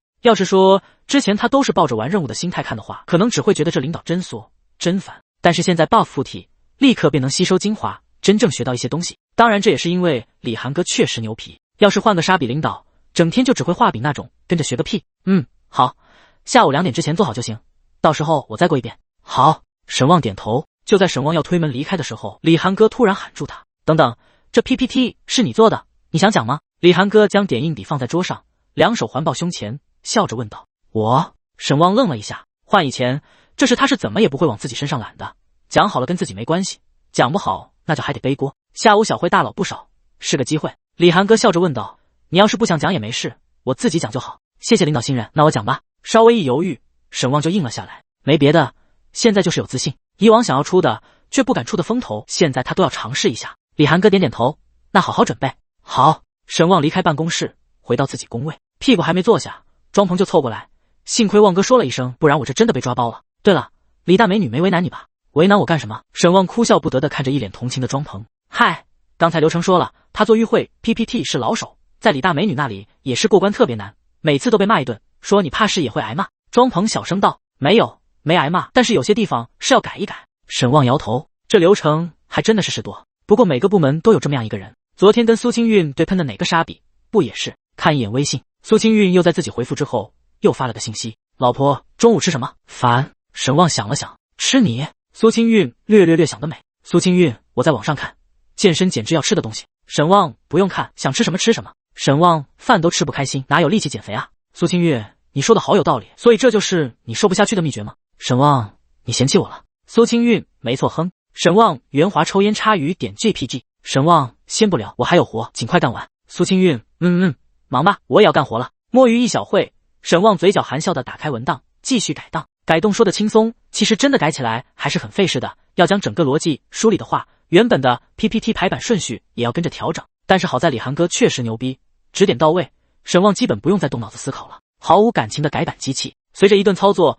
最新版很快出炉，耗时半个小时。掰了掰手指，沈旺前后浏览一遍，有种看业内模板的感觉，舒爽满足。这么优秀的 PPT 出自他手。一看时间，好家伙，11点55，立马保存发送给李涵哥，然后准备午休吃饭。严小皮鞋在地面上啪嗒啪嗒的敲着，似乎就等着到点冲出去了。这点跟他高中的时候一模一样。沈旺高中吃饭，那绝对是踩着铃声冲出去打饭，绝对是冲锋在第一阵线的勇者。第14章会越来越好，就像是沈旺预料的那样。时间一到，严小立马起身，拍了拍自己的红色格子 JK 小裙子，迈着欢快的步伐走向门禁。沈旺活干完了，也无事一身轻，起身稍微提了提裤子，不知道是不是因为加了3点体质，身体瘦了，这裤子有点要掉裤子的意思了。跟苏清韵发了个信息，就去等电梯了。在电梯接上苏清韵，然后直奔楼下的商场。商场除了3楼的各种饭馆，1楼也有些快餐速食，平日里他们都是在这里解决午饭。拉着苏清韵的手，看着这些看了吃了3年的快餐，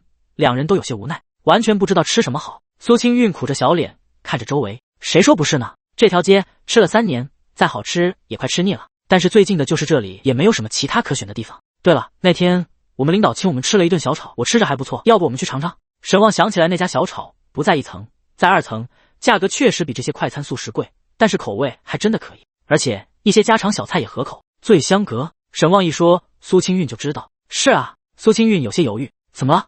醉香阁好像有点贵。苏清韵小声的说道，2个人吃，点1份菜可能确实不太够，因为菜量也不大，2个菜的话1顿饭就得60-70了，这还是普通小炒，要是点硬菜那就奔着100去了。没事，我吃了他家的用料，真的不错。沈旺笑着拉着苏清韵的手往2楼走。苏清韵脸上有些心疼，但是看着沈旺兴冲冲的样子，也没有拒绝。好吧，偶尔吃一次也行。苏清韵似乎是跟沈旺说，也似乎是劝慰自己一样。虽然刚刚发工资，但是他刚发的工资可是转给了沈旺去办健身卡了，剩下的钱是之前2人的存款，不多，只有8万块。但是苏清韵无论如何也不想动。沈旺知道苏清韵是个持家的好女孩，但是现在自己有能力了，一定要让她吃上最好的，用上最好的。拉着苏清韵进了醉香阁，店内的环境很清幽。这家店在这开了很长时间了，一直不温不火。虽然好吃，但是菜价真的不便宜。一般情况下，大家不会作为日常吃饭的选择，而如果要聚会的话，商场之中各种大牌子的餐饮有的是，也不一定要来这么个声名不显的醉香阁吃。不过沈旺感觉他家的菜真的不错，服务员都是小姐姐，说话温声细语，态度也很好。带着2人到了专门供给2人用餐的桌前，便提醒2人扫码点餐了。苏清韵看了看醉香阁的环境，还真的不错。之前总是怕太贵，所以没进来过。如今一看，从装修到灯光都有一种古典美，流觞曲水，引人入胜。扫码之后，苏清韵夺过沈旺的手机，看了一眼菜单，小嘴抿了抿，脸上有些纠结。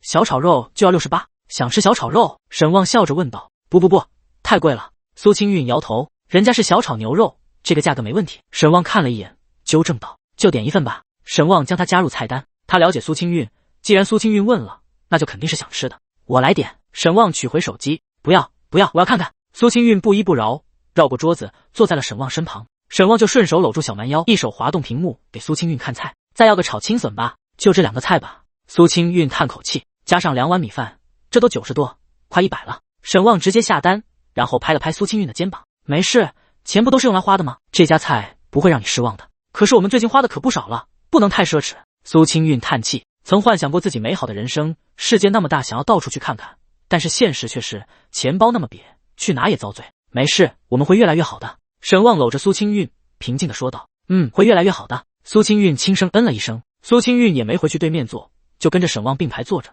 两人肩靠着肩，你挤挤我，我挤挤你，没一会就惹得苏清韵咯咯地笑了起来。上菜还算快，可能也是人不多，但是菜是真的香。嘴上嫌弃，但是苏清韵吃的眼睛都在放光。哇，这个小炒牛肉怎么做到的？肉这么嫩，为什么我们自己做的牛肉就又老又柴？谁知道呢？好吃不就行了？沈旺往嘴里塞着米饭，含糊道：“夫妻之间早就没什么形象需要顾忌，好吃就多吃点，不好吃就可以说不喜欢。吃饭也不需要保持风度和妆容，怎么轻松怎么来。”将挂着浆的牛肉盖在米饭上，然后挑起一筷子白米饭，上面盖着一片肉，轻轻地放入口中，细心咀嚼，嫩嫩又辣辣的肉味在口腔中绽放，混合着米饭香喷喷的气味。苏清韵不跟沈旺一样，她还是得稍微注意一下形象。一般情况下，她是会简单的化淡妆的，就是给皮肤遮瑕体色，所以也得注意妆容。毕竟面对的是应聘者，是公司的第一脸面，他们那个部门确实也都是俊男美女，颜值不过关，一般不会招入的。沈旺胖是有原因的，苏清韵饭量不大，吃饭总是会剩一些，剩下的基本都进了沈旺的肚子，这么吃不胖才怪。吃饱了吗？沈旺给苏清韵倒了一杯温水，问道。吃饱了，果然很好吃。苏清韵纸巾擦了一下嘴唇，然后抿了一口水，脸上含笑，嘿嘿，以后咱们不知道吃什么就来吃。沈旺笑着说道，随后起身去结账。苏清韵简单收拾了一下桌面，便拿着手机跟上了沈旺。沈旺已经付完账，看了一眼账单，苏清韵稍有些心疼的抿了抿嘴。除了吃鱼，他们很少吃饭花这么多钱，最主要的是他能感觉到沈旺的变化，感觉像是回到了谈恋爱的那会儿。挽住沈旺的胳膊，最近表现为什么这么好？苏清韵还是鼓起勇气问道。沈旺看着苏清韵瞪着的好奇大眼睛，有吗？以后会更好。哼，行啊，这可是你说的。苏清韵娇哼一声，脸上带着微笑，快走2步吧，快到一点了。沈旺提醒一句，苏清韵这才惊呼一声，立马拉着沈旺的胳膊开始小跑，快快快，要迟到了。不用这么快，沈旺可是吃的不少，肚子还胀着呢，说是减肥，怎么又吃撑了？哎，这就是谈恋爱之后的减肥之路吗？艰难。一屁股坐在工位上，沈旺还有些气喘，解开电脑锁屏，直接就看到工作软件上李涵哥发的信息，一个身穿蓝色衣服的小男孩比出一个大拇指的表情，那是他们公司的吉祥物虚拟形象，很不错。就这样吧，你到时候自己开个会议室熟悉一下，需要我旁听给意见，随时靠我。好嘞，果然工作狂人，吃饭期间就把活干完了。第15章，你今天真棒。随手约了一个会议室当做练习场地，沈旺就拿着 U 盘去会议室了，插上 U 盘，打开幻灯片，沈旺随便先理顺了一下思路，便开始讲了起来，都是自己部门的资料和内容。沈旺好歹参与过，内容都熟悉，就是要表达出来。以前这种抛头露面的活，沈旺是有多远躲多远。追求苏清韵可能是他这辈子做的最有自信的事情了。其他时候，沈旺感觉自己还是很普通的一个人，不喜欢出风头，也不是不喜欢出风头，应该说想要出风头，但是每次都会瞻前顾后，最后埋头当了鹌鹑。事后安慰自己，这种出风头的傻事，谁爱去谁去，万一搞砸了，就是出糗了。现在不一样了，每天坐拥5000收入，他心态就变了，没想卷，就是想试试出风头的感觉。沈旺感觉这个工作自己应该干不久，现在闲还好，等忙起来，他估计就不愿意跟着加班了。到时候自己说不定都要日入过万了，还加班，疯了吧？所以他想试试自己在这工作上能做得多好。然后毅然决然的辞职的时候，跟李涵哥说，不好意思，哥月入60万上下，不奉陪了。哈哈，到时候他什么表情？沈旺想着就有些爽，生活这么苦，还不能让人歪歪一下了。嗨嗨，拍了拍脸，从歪歪之中收回心思。沈旺看向幻灯片，自信，要的就是自信。我做的东西就是牛逼，就是厉害，声音自然充满底气。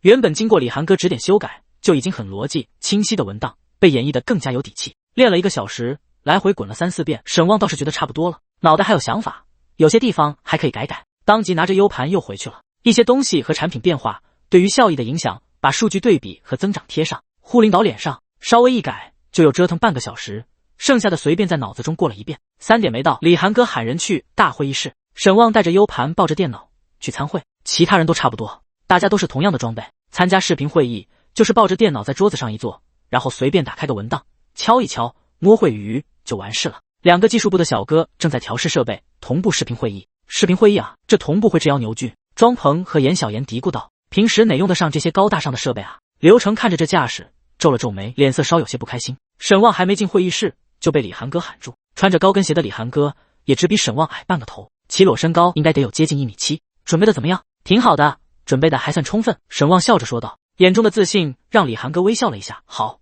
看你表现了，加油。随后便先一步进入会议室。沈旺最后一个进入会议室，将 U 盘插入接口，随便摆弄2下就找到了 PPT。打开后，一方浩瀚星空投射在屏幕上。李寒哥愣了一下，这是给自己准备的背景墙。然后沈旺立刻下去，开场肯定是领导开场的。李寒哥整理了一下，便对技术小哥和技术小妹点了点头，连线吧。两人调试设备，开始连线。很快，屏幕上出现好几个框投影，一出现，在场的摸鱼小分队屏住了呼吸，然后正襟危坐起来。这视频会议可是能看到全场的。庄鹏和严小妍都呆了呆，这什么场面？老总怎么也来了？还有事业部老总、产品总裁、顶头上司。李寒哥看着这群大人物，没有任何的紧张，非常自然的打了声招呼，然后简单说了一下这段时间忙的事情和工作，便得到了几个老总的一致好评。随后，李寒哥便将详细介绍的事情交给了沈旺。刘成死死地盯着缓步上台的沈旺，有些不甘，但是看着那屏幕上的几个大佬，又有些庆幸。他说实话，面对这些人，就算他脸皮厚，也是慌的。万一台上出丑。想到这，刘成看向沈旺的眼神又变了变，变得有些莫名的期待。这场面我都招架不住，你又能怎么样？沈旺也有些紧张，心里不断的暗示，看着一个个老总，然后心中默默想到，1年后你们几个挣的还不一定有我多，大不了不干了。然后心情慢慢平复下来，演讲能力提升。站在台前的瞬间，沈旺眼中有了自信。简单自我介绍，字正腔圆，底气十足，一开口就让人感觉到浓浓的自信。有时候人的气质其实就是自信。沈旺过了开场白，就完全放松下来，随手按动点硬笔，谈笑风云变，保持自己的节奏和情绪，算不上慷慨激昂，但是却有着鼓舞人心的自信。严小妍等同事看着台上的沈旺，都瞪大了眼。旺哥，这波牛逼了！庄鹏有些羡慕，谁不想当风云客？李寒哥看着沈旺的表现，不断点头。渐渐，大家都被带入情绪了。洗脑是什么？洗脑就是情绪感染。随着结束页展示出来，李寒哥最先带头鼓掌，而后视频之中的老总们都开始轻轻鼓掌，意思了一下。而现场的严小妍和庄鹏可就不管那么多了，红着脸一个劲的鼓掌。沈旺回来坐下，李寒哥继续上台做汇总和报告。旺旺，你今天真棒！严小妍小脸通红的，激动万分的压低声音说道。嗨嗨，注意言辞。庄鹏咳了咳，沈旺摸了摸鼻子，还行吧，有挂的人，别的没有，自信有的是。侠义武犯禁，为什么犯禁？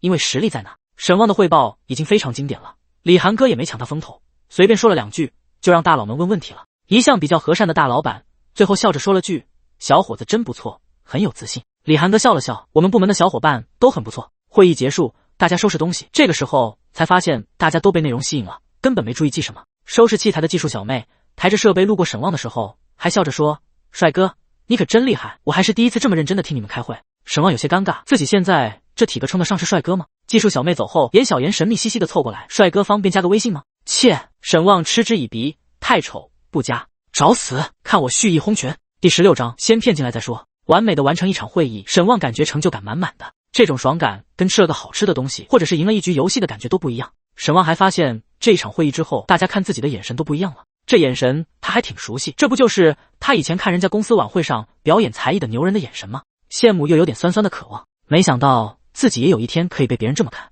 说实话，不尴尬，还挺受用。旺旺真牛了这一波。庄鹏倒是不做作，很用力地拍着沈旺的后背，似乎只有这样才能表达内心的激动一样。一般。沈旺呵呵笑了笑，世界第3是吧？你可真的是小母牛坐飞机，牛逼上天了。以前怎么没发现你有这么厉害？庄鹏似乎无法很好的宣泄自己这种情绪，有点像是看着自家猪会拱白菜的欣慰感。沈旺不跟他扯，他这表达欲上来根本控制不住，转头想跟苏清韵显摆一下，但是又没有什么好的素材。算了，这牛逼的事迹还是先在部门内流传吧。下午就没什么重头戏了。沈旺麻溜的完成了今日任务，然后开始摸鱼，给老婆买内衣，嘿嘿嘿。厕所战神出动，沈旺哪去了？李寒哥走到沈旺工位，发现人不在，便问庄鹏道。庄鹏看了看李寒哥，好家伙，今个美女领导怎么还粘上旺旺了？上厕所了。哦，李寒哥点点头，离开了。过了1个小时，快下班了，李寒哥又走过来，还没回来。庄鹏脸色尴尬，厕所战神一旦出马，那是1个小时能解决的事情吗？你一个大领导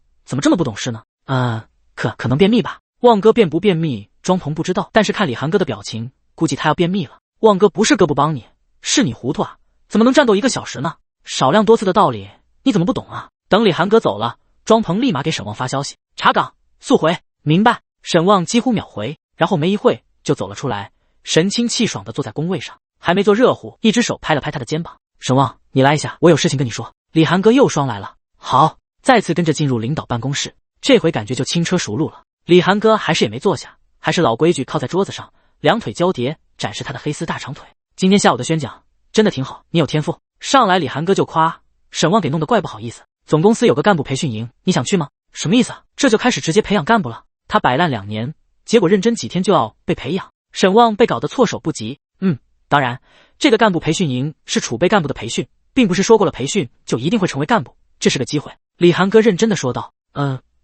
寒哥，我其实没什么远大志向，我平时还是有些懒散的。可我知道你结婚3年了，现在的职级工资是5000，你难道不想多挣点？升一个小职级，提2000工资，若是直接升2.1职级，薪资是税后15万起步的。2.1职级就是蓝丰教育科技的干部职级，15万。沈旺知道他说的是年薪，税后15万很多吗？不好意思，现在我月薪都15万了，后面可能还更多。想多挣点，但是我怕我胜任不了。沈旺如实说道。他想随便摸摸鱼，享受人生，而不是跟个牛马一样任劳任怨。你现在的水平足够胜任了，说到底，领导的工作比你做职员要轻松吧？李寒哥笑着毫不避讳地说道。这话是能说给他听的吗？您老可真把我当自己人？怎么不信？李寒哥笑了笑，我早上9点上班，10点之前没事的，就算平日里做任务的时候我也没事。10点一个小会，同步任务进度，然后跟你们说一下任务。开完会顶多11点，这个时间到中午都没人会来打扰，我会选择做表，整理汇总接下来的任务。下午一般情况没会，但是会有人找你询问资料进度，随便回一回。晚上你们不加班，我也不加班。李寒哥说完，看着沈旺眨了眨眼。虽然一向保持职场御姐的干练，但是这一刻沈旺还看到了他俏皮的一面。沈旺心中1万个草泥马奔腾而过。这样嘛，他都已经无言以对了。这就是你的日常，还让我以为你有多忙多敬业呢，原来都是忙给我们看的。怎么样，考虑一下？你都这么说了，我能怎么办？我只能说，这可能是我向往的生活。沈旺感动的眼泪都从嘴角要流出来了。李寒哥看着异动的沈旺，嘴角勾起一抹狡猾的笑容。他可没说很多事情手下完不成的，只能这个领导跟着加班加点帮忙完成。沈旺是一员大将，他觉得培养一下可以作为将来自己的得力班底，就是看起来有点咸鱼，先骗进来再说。别的不说，有了沈旺以后，那些该死的同步会议终于有人能帮他分担了。他抽空玩会游戏不香吗？摸鱼人摸鱼魂，摸鱼才是工作的常态。我能让我回去考虑一下吗？当然可以，回去跟你爱人商量一下，培训时间15天，要去帝都，费用全包。好，谢谢领导信任。沈旺懵逼的从办公室走出来，切实体会到了那句话的真谛。我是谁？我在哪？我要干什么？看着已经准备夺路而逃的严小妍，沈旺回神。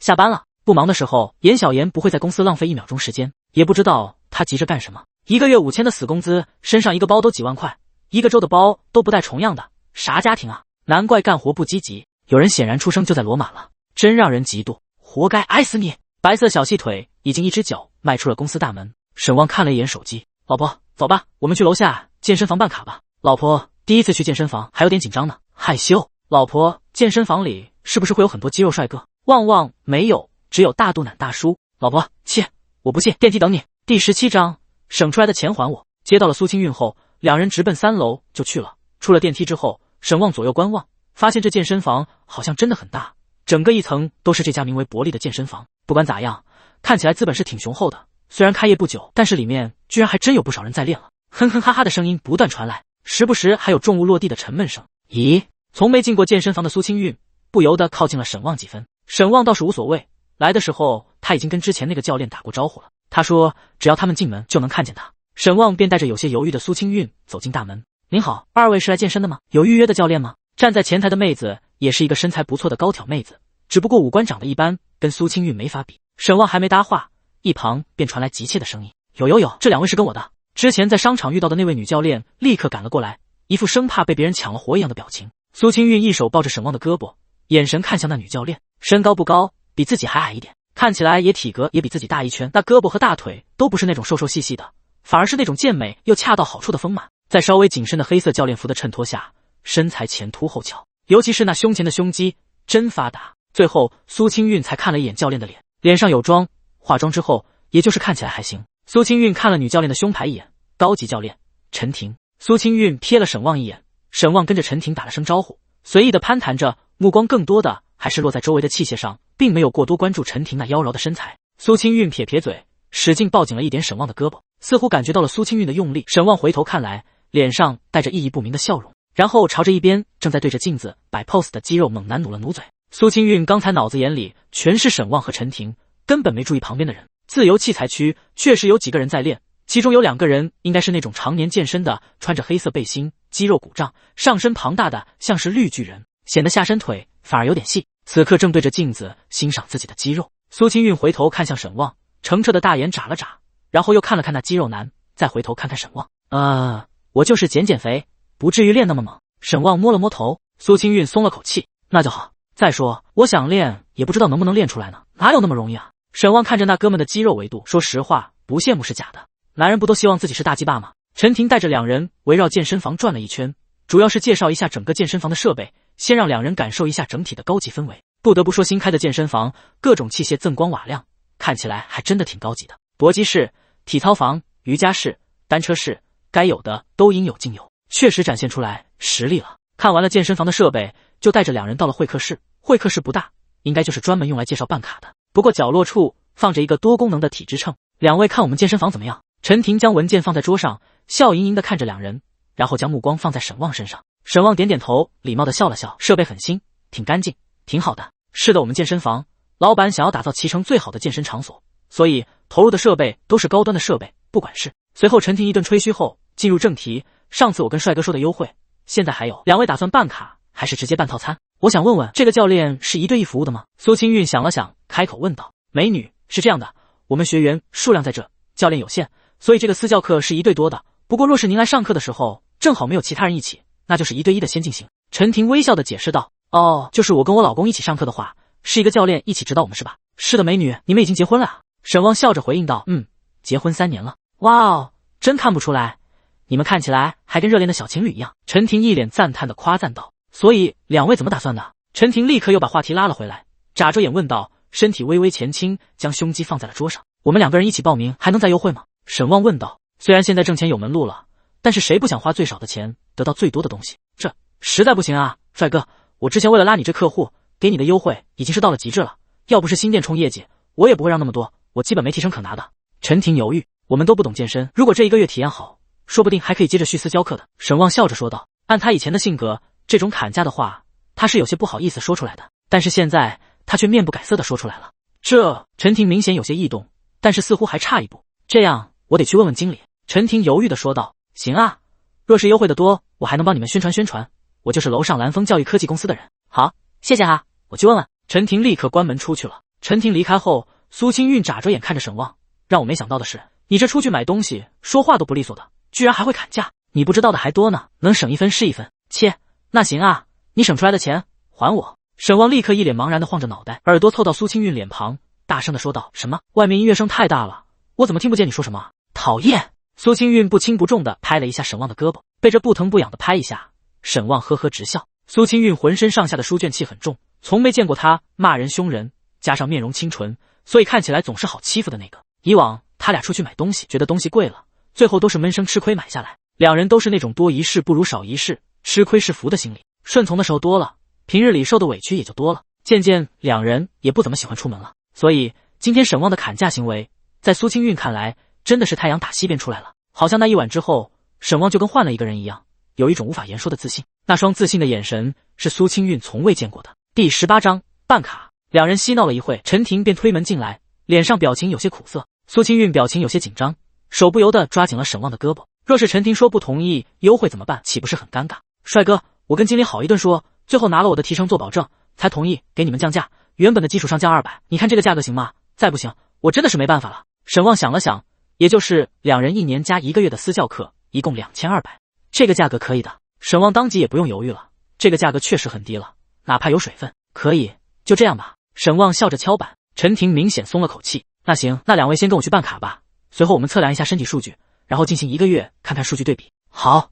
沈旺点头应下，随后跟着去付了钱，然后又被拉着去过称。身高185厘米，体重112千克，体脂29%。好了，请不要念出来了，我知道我胖了。沈旺打断陈婷，摊了摊手。陈婷抿嘴笑了起来，没事的帅哥，我们系统健身之后很快就会瘦下来的。随后陈婷又让苏清韵上去测试。沈旺这回可是抻着脖子去看数据表，身高167厘米，体重51千克，体脂22%，咱俩这也差不多。沈旺嘿嘿的笑道。苏清韵白了沈旺一眼。陈婷笑着说，女人跟男人的计算方法不一样的，苏美女这数据非常标准了，而且腰围59，美女这身材不知道多少人羡慕不来。陈婷看了一眼苏清韵，有些啧舌，腰围胸围这些东西有些时候是练不出来的，天生就决定了。妹妹这腰要是穿露脐装，那就是杀男人的刀。再看看沈旺，陈婷抿嘴笑了笑，这俩怎么凑一起的呢？莫非这位还没圆润之前也是个帅哥，还是有什么特长？测量完了之后，陈婷又带着两人领取了一个带着健身房 logo 的健身包，算是待遇相当不错了。陈婷显然是想把两人发展成长期客户了。两位是从今天开始锻炼，还是明天、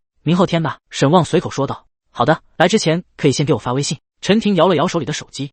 好的。另外，我们健身房除了私教课程，还有公开课，到时候我给您发课表。好。道别了陈婷，两人再次坐上了电梯。苏清韵还有些恍惚，再看看手里的健身包，跟做梦一样。苏清韵笑了笑，我还以为我一辈子都不会进入这种场所呢，这有什么？以后我们要去的地方还多了。沈旺搂着苏清韵的肩膀，让她紧贴自己，轻笑道：我们得好好努力了。苏清韵点头，看了看沈旺，心道正好开始备孕。之前她犹豫了很久，后来想到若是办了健身卡，锻炼身体，调整一下饮食，不正好可以备孕，所以才果断给沈旺赚了钱，花了钱，去了心思，回去吹着的风都是轻快的。等到晚上洗漱完毕，两人躺在床上，沈旺怀里抱着软玉温香。不过今天并没有什么其他的动作，上了年纪，一天一次，营养有点跟不上。对了，老婆有个事，今天领导找我说是想要让我去参加个什么公司的干部培训营。干部培训营？苏清韵小脸上一副惊讶又惊喜的表情。对啊，我感觉有点麻烦，说不定就是去陪跑。去啊，为什么不去？我们部门也有一个人被领导安排去了。据说那干部培训营出来，基本就是储备干部，后面提干的概率是很大的，你有这个机会应该去的。苏清韵两手捧着沈旺的脸，老公，你怎么这么厉害？沈旺原本想跟苏清韵说一下自己不去的理由和想法，被那双璀璨惊喜的双目给冲散了。苏清韵抱住沈旺的脖子，我就知道，老公你是最棒的。沈旺这个时候才反应过来，苏清韵并不知道自己已经是个挂逼了。在他的心中，沈旺去干部培训营就是两个人生活变好的前兆，是越来越好的未来，是越来越好的希望。升职加薪是普通人的最普通的期望。是啊，沈旺抱了抱苏清韵，手掌拂过那光洁的美背。好，我去，事业什么的无所谓，只要能让苏清韵安心快乐，那便够了。若是升职，等之后再慢慢告诉苏清韵自己开始买基金赚钱的事情，也好让她有点心理准备。苏清韵很开心的亲了沈旺一口，虽然赤诚相见，但是却安稳的抱着睡了一晚上，然后还是被人捏着鼻子喊醒。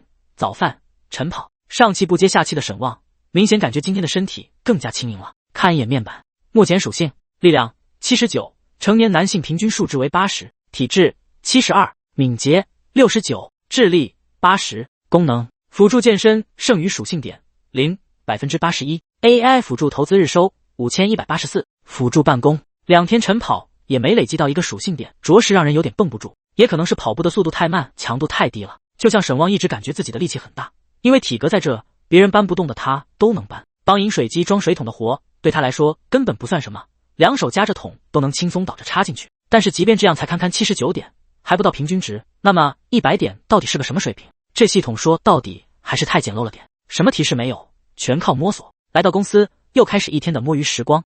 10点短信准时到来，心情愉悦。庄鹏带着2个黑眼圈，似乎最近没睡好。你干什么啊？晚上偷偷出去洗脚了？沈旺被庄鹏2个黑眼圈吓到了。没，昨天通宵调整了一下游戏账号的一些东西。沈旺比了个大拇指，果然身边没有女人，精力就是旺盛。还没到上班点，严小妍都还没来。沈旺随便看了看新闻，然后就开始刷短视频。短视频这个东西真的上头，不一会就听到了一阵小皮鞋啪啪啪躲的声音。抬眼一看，好家伙，暗黑洛丽塔，要命！第19章，查岗比我老婆都频繁。没多久，一双穿着黑红图案交织的丝袜的小短腿就伸到了桌洞底下。大姐，你这是上班，你这穿的什么啊？沈旺无语吐槽道。公司也没规定员工穿什么啊。员工守则第35条，上班期间穿着需要得体，不可穿着过于张扬和奇装异服上班。沈旺无语的提醒道。我去不是吧？那玩意你都背下来了，还真有人看那玩意啊。严小妍一脸无语。沈旺摊了摊手。对啊，他什么时候背下来这东西了？哦，好像是顶着学习 buff 的时候，路过走廊的时候偶然看见了一眼，居然就背下来了呢。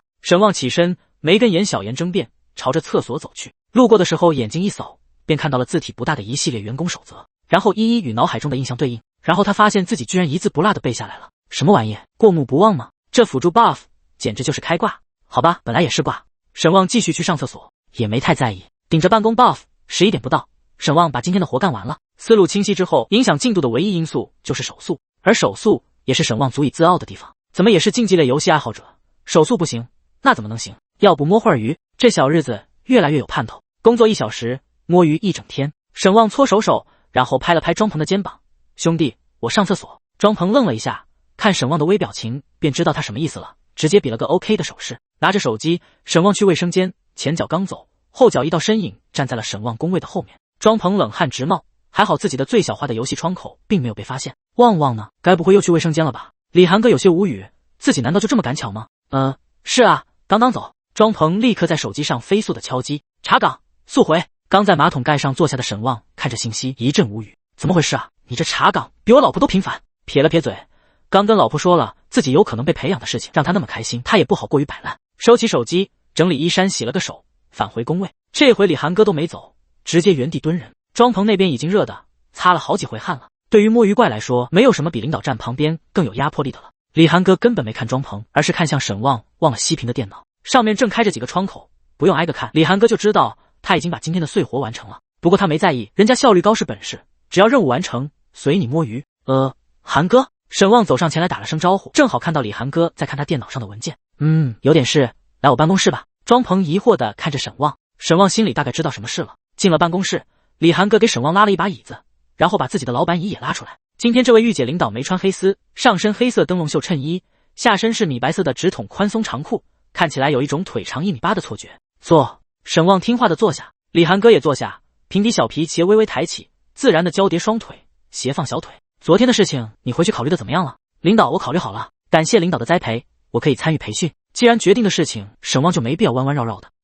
好，这才对嘛，你是有实力的，只是缺少个机会。这样我给你报上名，然后培训时间是下个月1号，还有14天，正好我们团建完了你就去培训，培训时间正好2个周。李寒哥快速的说道。好，这次培训一定要把握好机会，到时候我也回帝都总部，正好跟你一块走，不过到时候培训就得靠你自己了。韩哥放心，我没问题。沈旺笑了笑，行啊，我跟你说说培训的具体内容吧，你稍微留心一下。随后李寒哥跟沈旺简单描述了一下培训的步骤。蓝峰的培训还有点特立独行，居然能还有体能培训，不过沈旺也没啥好怕的，等下个月自己这体质怎么也到平均水平了。那个韩哥还有其他事吗？没有了，哈哈，那我先下班了。沈旺看了一眼时间，笑着说。李寒哥愣了一下，看一眼时间，好的，快去吧。沈旺快速起身，一路小跑冲到电梯间。李寒哥看着沈旺离去的背影，有些若有所思，怎么总感觉他不是很在意这机会呢？吃米线。接上苏清韵，没等沈旺开口，苏清韵就笑眯眯的说道：行吧。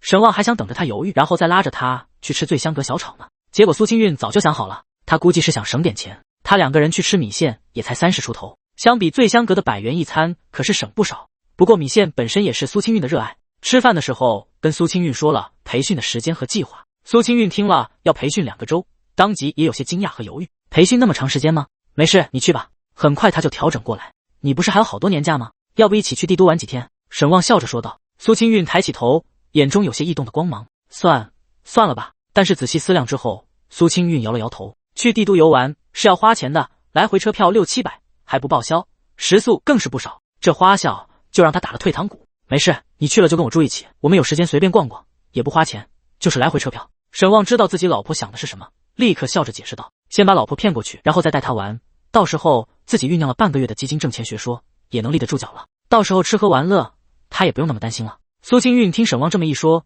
有些异动。我们到时候可以去看升旗，也可以去三里屯吃好吃的。沈旺用蛊惑的语气小声地对着苏清韵蛊惑道。他们2人还从来没有一起出省旅游过，一个是工作原因没有长假期，另一个便是经济压力确实大，逢年过节回家探亲，一想花了那么多钱准备礼物，便没有底气再花更多的钱去旅游的想法了。我没有那么多年假。尽管很异动，但是苏清韵还是克制住诱惑。有多少天？10天吧。够了呀，我先去，然后你再去，等你去了我安排好行程，就这么说定了。沈旺不再给苏清韵反驳的机会。苏清韵动了动嘴唇，看着碗里的米线，好一会才慢慢点头。好。第20章低血糖。看着苏清韵答应下来，沈旺很开心。下午的时候，沈旺闲来无事摸鱼看看基金的相关东西。之前基金特别火的时候，沈旺了解过一点，不过也仅限是了解过，他可没有闲钱去的投入其中，即便当时非常火爆，他也没敢投入，底气不足，他根本不敢去碰。买基金复杂的他也不会，用今天新得到的5000块钱，直接在龙行软件上选择了几个中风险的基金投入进去，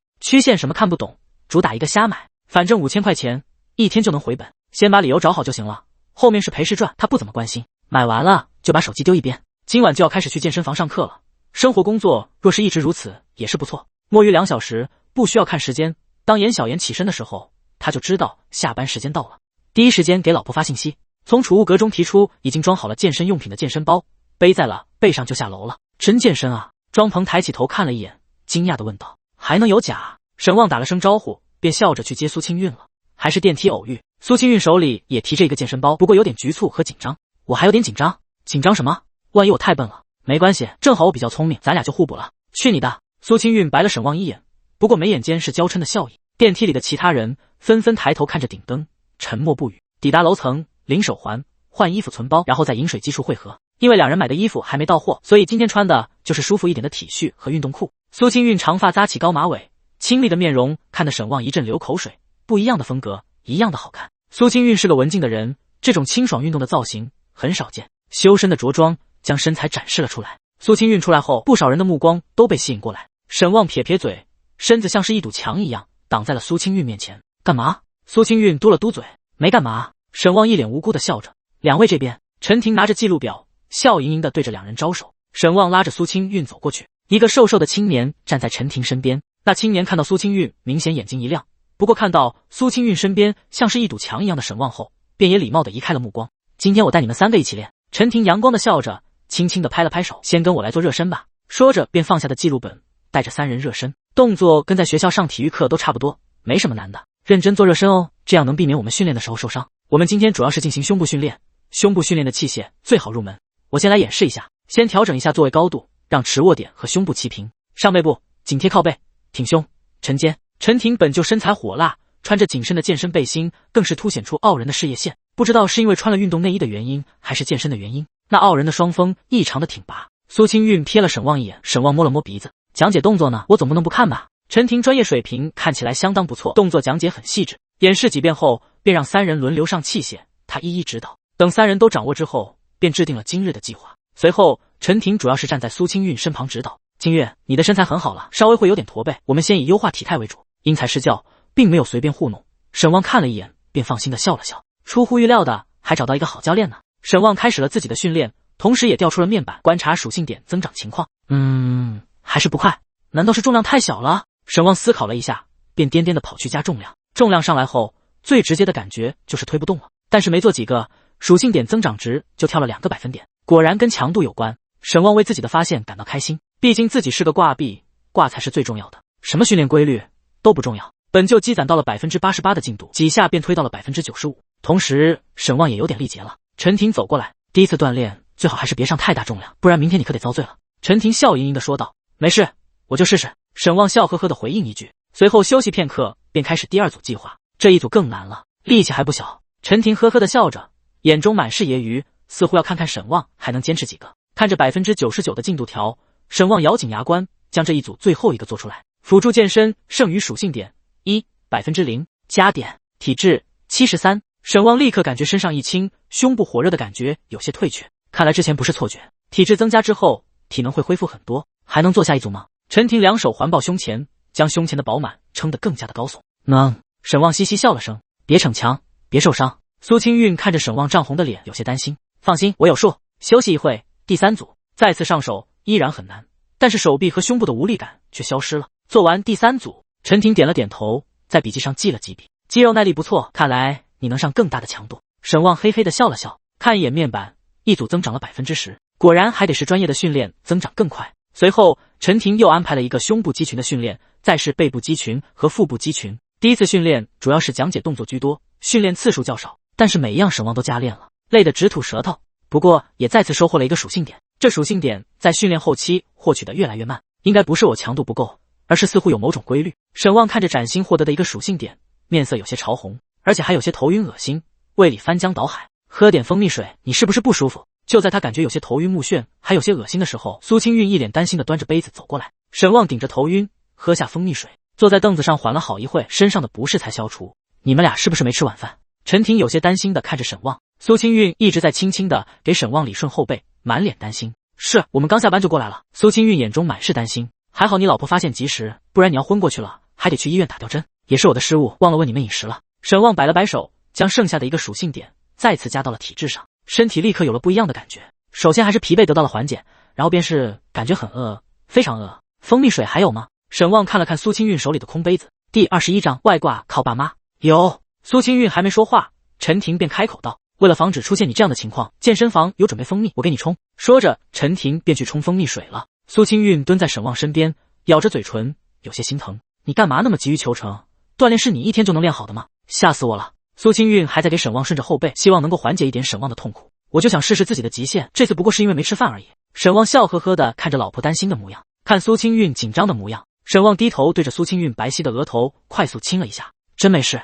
苏清韵白了沈旺一眼，看沈旺的脸色似乎是真没事，轻轻的拍打了一下他的后背。让你吓死了。说话的功夫，陈婷提着一个水壶过来了，摇匀就能喝了。这水壶是我们健身房的礼品，就送给你了。出了这事，确实怪我没有提前说明。陈婷有些不好意思的说道。这水杯送我了，那多不好意思。沈旺笑着说不好意思，但手可没停下，接过了水壶，打开盖子，一口气喝了半杯蜂蜜水。送你了，算是我为自己的失误的赔礼。陈婷正色道。苏清韵看了看沈旺，沈旺笑着点头，那就谢谢陈教练了。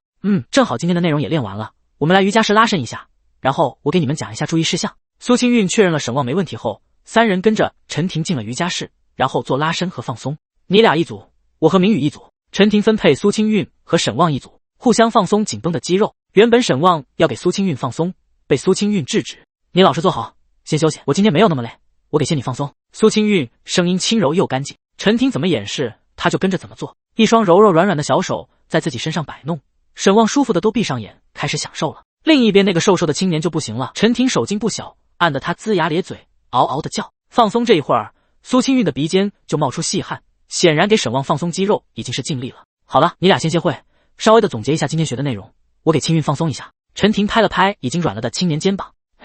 不用我吗？被舒舒服服的按摩了半天，沈旺正打算回头帮老婆呢，结果教练却自己上手了。闲来无事，转头看向瘦瘦的男青年，这人讲究，也就来的时候看了苏清韵一眼，其他时候眼睛都很干净，就是陈婷给他做放松的时候也很礼貌。既然是讲究人，沈旺也不介意多个朋友聊聊天。果然人有底气后，行为处事也会发生一些变化。我叫沈旺，兄弟今天也是第一次来健身。男青年愣了一下，似乎没想到沈旺会跟他搭话，略有些腼腆的笑了笑。我叫林明宇，第一次来，你也是第一次吗？一样。宇哥也在龙海大厦上班啊。说起工作，林明宇似乎有些迟疑，斟酌了几秒才干笑着说道，我现在没上班，在家写小说。说完还有些不好意思，职业作家。沈旺有些惊讶，目前算是吧。厉害啊，我以前也想写小说当职业的，不过我写的太差了，没什么人看，也就放弃了。沈旺顿时有些热切起来，啊，是吗？你也写书？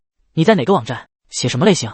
林明宇听到沈旺的也写过，眼中明显有些光芒，话也多了起来，主动询问道。大学4年写了2本，都在启航。沈旺难得遇到同好，也想交流交流。启航大佬，我在西红柿写。可以，你写什么类型的？我之前写的全是仙侠类的，我写的种类比较杂，什么类型火就写什么。林明宇有些尴尬，明白，挣钱不可逞。两人聊起来的时候，这边陈婷也给苏清韵放松好了。今天我们先走了，加个微信，回头聊。沈旺笑着给林明宇打了声招呼，林明宇也立刻拿出手机，两人交换了联系方式，然后道别。你们刚刚在说什么？离开健身房后，苏清韵便有些好奇的凑上来，当然是聊一些男人的话题，比如健身房中哪个妹子最漂亮。切，好猥琐啊！那怎么能叫猥琐？那是对美好事物进行欣赏。苏清韵微笑的问道。那你看着哪个好看？对着镜子一直自拍那个，还是拿着杠铃练深蹲的那个？沈旺，最好看的当然是我老婆了。苏清韵露出果然如此的表情。所以我说那些你都看了是不是？不然怎么做的比较啊？这逻辑无懈可击。沈旺摸了摸鼻子，嘿嘿一笑，那兄弟是个小说作者，聊了2句。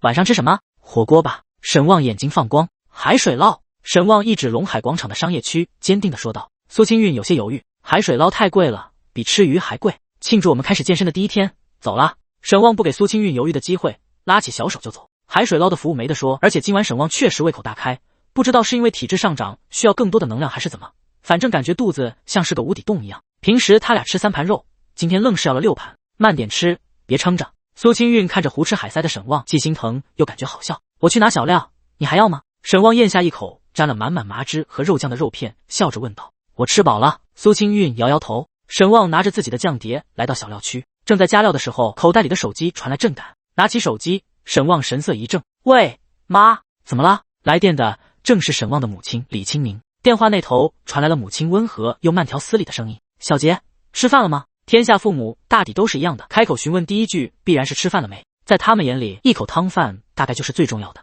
吃了，那就是生活过得还算可以；还没吃，那就是日子过得乱七八糟，饭点不吃饭。说来很有趣，正在吃着呢。怎么了妈？你爸给你转了钱，收到了吗？啊，我看看。沈旺有些惊讶，拨弄手机看了一下自己的银行 app， 然后眼睛瞪大。妈，给我转这么多钱干什么？我们想着你俩在齐氏待了那么多年了，也该安个家，不能老让人家清运跟着你租房子。我俩这些年也攒了点钱，先给你转过去，你等看看房子，交个首付，还差多少我们再想想办法。听着手机那边的柔声细语，沈旺有些难过，还是自己太没本事了，成家了还得靠这老两口帮衬。好的妈，等我去看看。你快吃饭吧，平时你得多照顾着点清运，她太瘦了，得多吃饭，多吃点好的，不要不舍得。沈旺无奈的笑了笑，知道了妈，你就放心吧。就在沈旺快要挂电话的时候，电话那头传来了一个粗犷严厉的声音：好好工作，别整天玩那破游戏，知道了爸。好家伙，原来一直在旁边偷听呢。挂断电话，沈旺看着手机上的信息，哭笑不得。本以为自己得了外挂，立马就要成为家里顶梁柱了，结果外挂启动资金居然还是爸妈帮填的。AI 辅助投资功能可升级，是否升级？升级成功。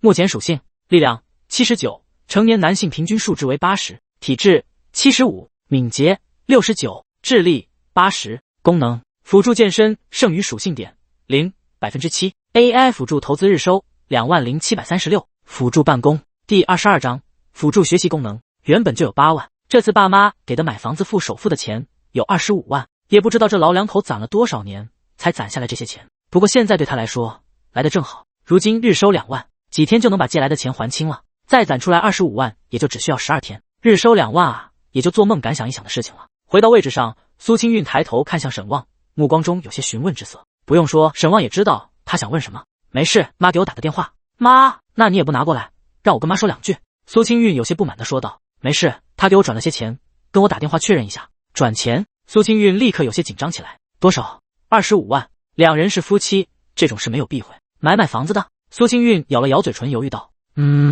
沈旺继续将肉片下锅。苏清运看着翻滚的汤汁，有些恍惚。过了一会，拿出来手机，开始看手机。看了一会，又有些失落地放下手机。这段时间，沈旺也总算是吃饱了，打了个饱嗝，结账走人。这顿吃的不少，而且肉食居多，花了400多。苏清运看着账单，满眼都是肉疼。花了好多啊，你怎么这么能吃了？可能是锻炼身体了，消耗多了吧。沈旺嘻嘻地笑着，揽着苏清运的肩膀，在广场上散步。广场上人来人往，中心音乐喷泉处，不少小孩子在喷泉中嬉戏，喷泉随着音乐律动。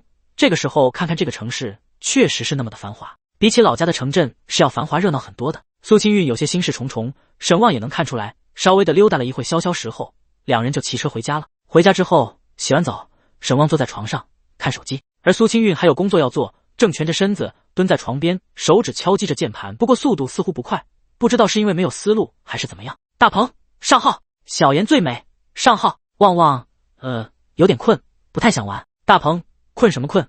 我们峡谷3剑客已经很久没一起上线了，赶紧的。小妍最美给 AGI 2等1哦。大鹏呕吐。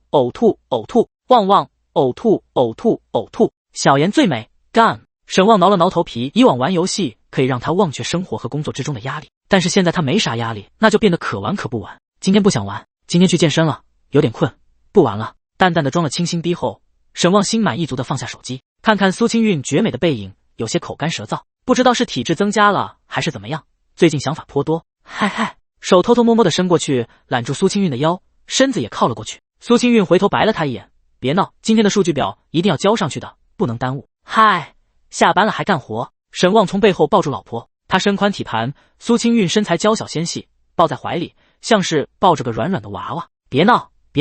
苏清运脸上羞红的扭动身躯，摆脱魔爪。嘿嘿，好，等你忙完。沈旺看着苏清运神色不是开玩笑，便立刻放手，从书桌上抽出一本书，从点子到产品开始看了起来。系统辅助确实牛逼，但是好像是跟他本身的素质挂钩的，所以工欲善其事，必先利其器，自己也得多学了。还有也得抽时间学外语，从小看人家会说外语，就感觉不明觉厉，感应到宿主对于人生与未来的诉求。系统辅助功能开启，辅助学习功能开启，1H 日可自主开启。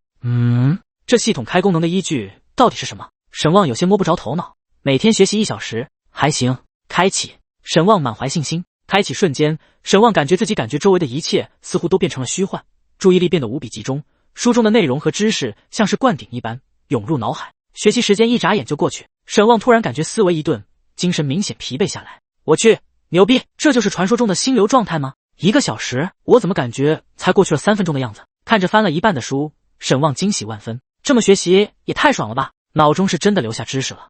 不过记忆规律必然也会影响最终吸收效果，现在脑中的恐怕也都是短时记忆，短时记忆还是需要巩固才能转化为长时记忆。等之后可以学外语，开挂学外语天然就有优势，因为语言属于常用知识，自然而然的就能巩固下来。合上书，沈望看向苏清韵，却看到苏清韵蜷着身子趴在桌上睡着了。这么高难度的睡姿都能睡过去，看来是真累了。沈望将书放回书架，而后过去轻手轻脚地揽住苏清韵的身子，将她放平，搂在怀里，抬起脚丫子，直接将电脑扣上。什么工作不工作的，搂着香香软软的老婆睡觉最重要。这一觉睡得美，超负荷的锻炼，就算有体质点支撑，也让他累着了。朦朦胧胧的时候，感觉有些喘不过气，鼻子像是被夹子夹住了。沈望睁开眼，就看到一张不施粉黛的清纯脸颊出现在眼前。苏清韵骑在沈望身上，一脸得意的坏笑。起床了，大懒虫，手还捏着沈望的鼻子。嘿，沈望伸手搂住苏清韵，昏沉的睡意立刻烟消云散，整个人都精神抖擞了起来。干什么？大清早的，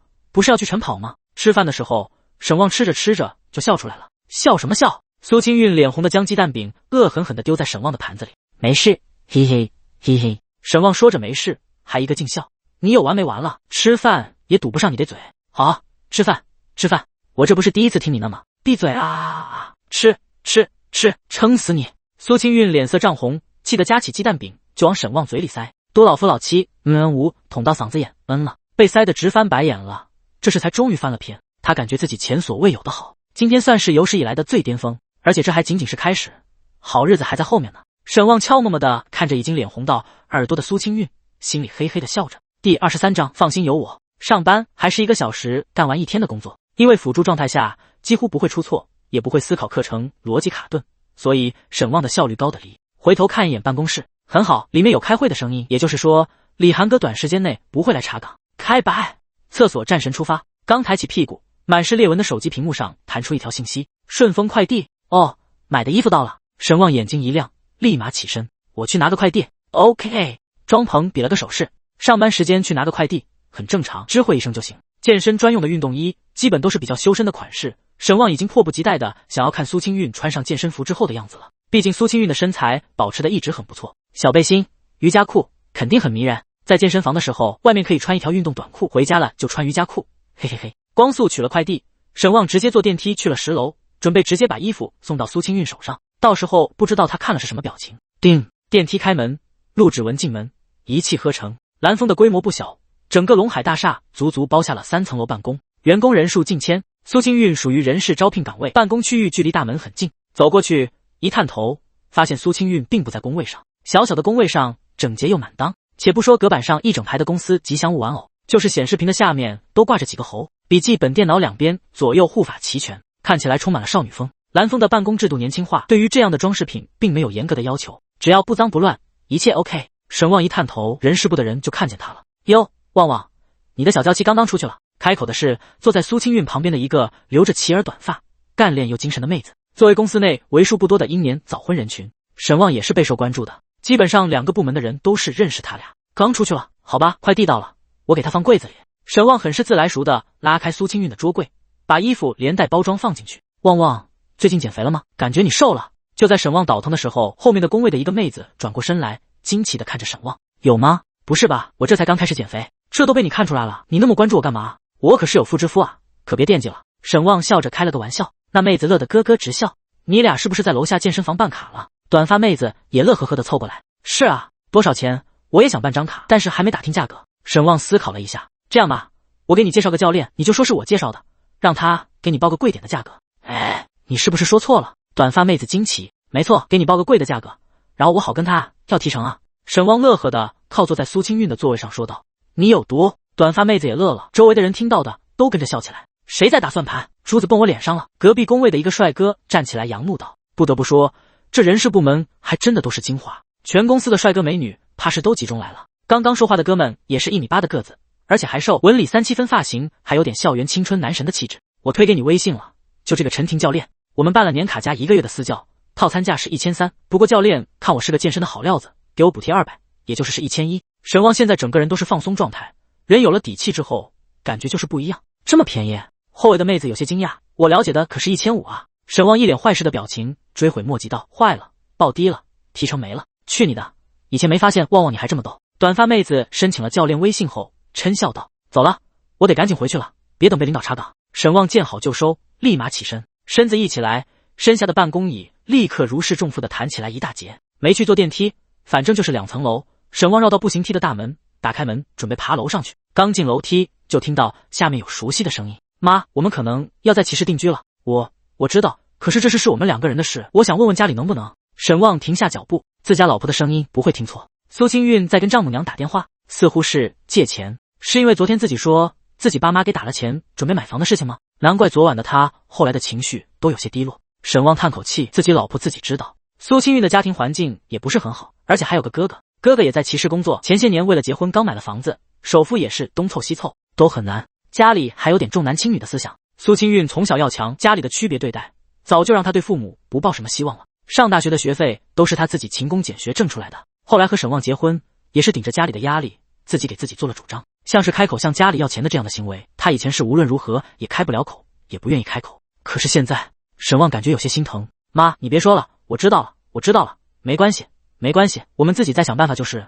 那挂了。就在沈旺回忆的时候，他听到了苏清韵的声音有些哽咽，当即有些慌了，也顾不上犹豫了，赶紧往楼下跑。下了1层楼，楼道内，苏清韵正面对着墙壁，手上提着电话，整个人似乎苍白了很多，似乎是听到了脚步声。苏清韵立刻用袖子在脸上擦了擦，然后深吸一口气，将手机装进裙子口袋，抬脚准备上楼。就在这一刻，2人四目相对，苏清韵眼眶泛红，看到沈旺的瞬间，有些诧异，也有些委屈和想要逃避，抬起的脚有些弱弱的又收了回去。你怎么来了？苏清韵嘴角有些艰难的勾起笑容，眼眶通红的笑着。沈旺什么也没说，走下楼，然后轻轻的抱住她，放心，有我。苏清韵手抱住沈旺的腰，无声的眼泪落下。第24章新任务。沈旺，是不是我们太没本事了？苏清韵有些崩溃的埋在沈旺的胸膛哭泣道。谁说的？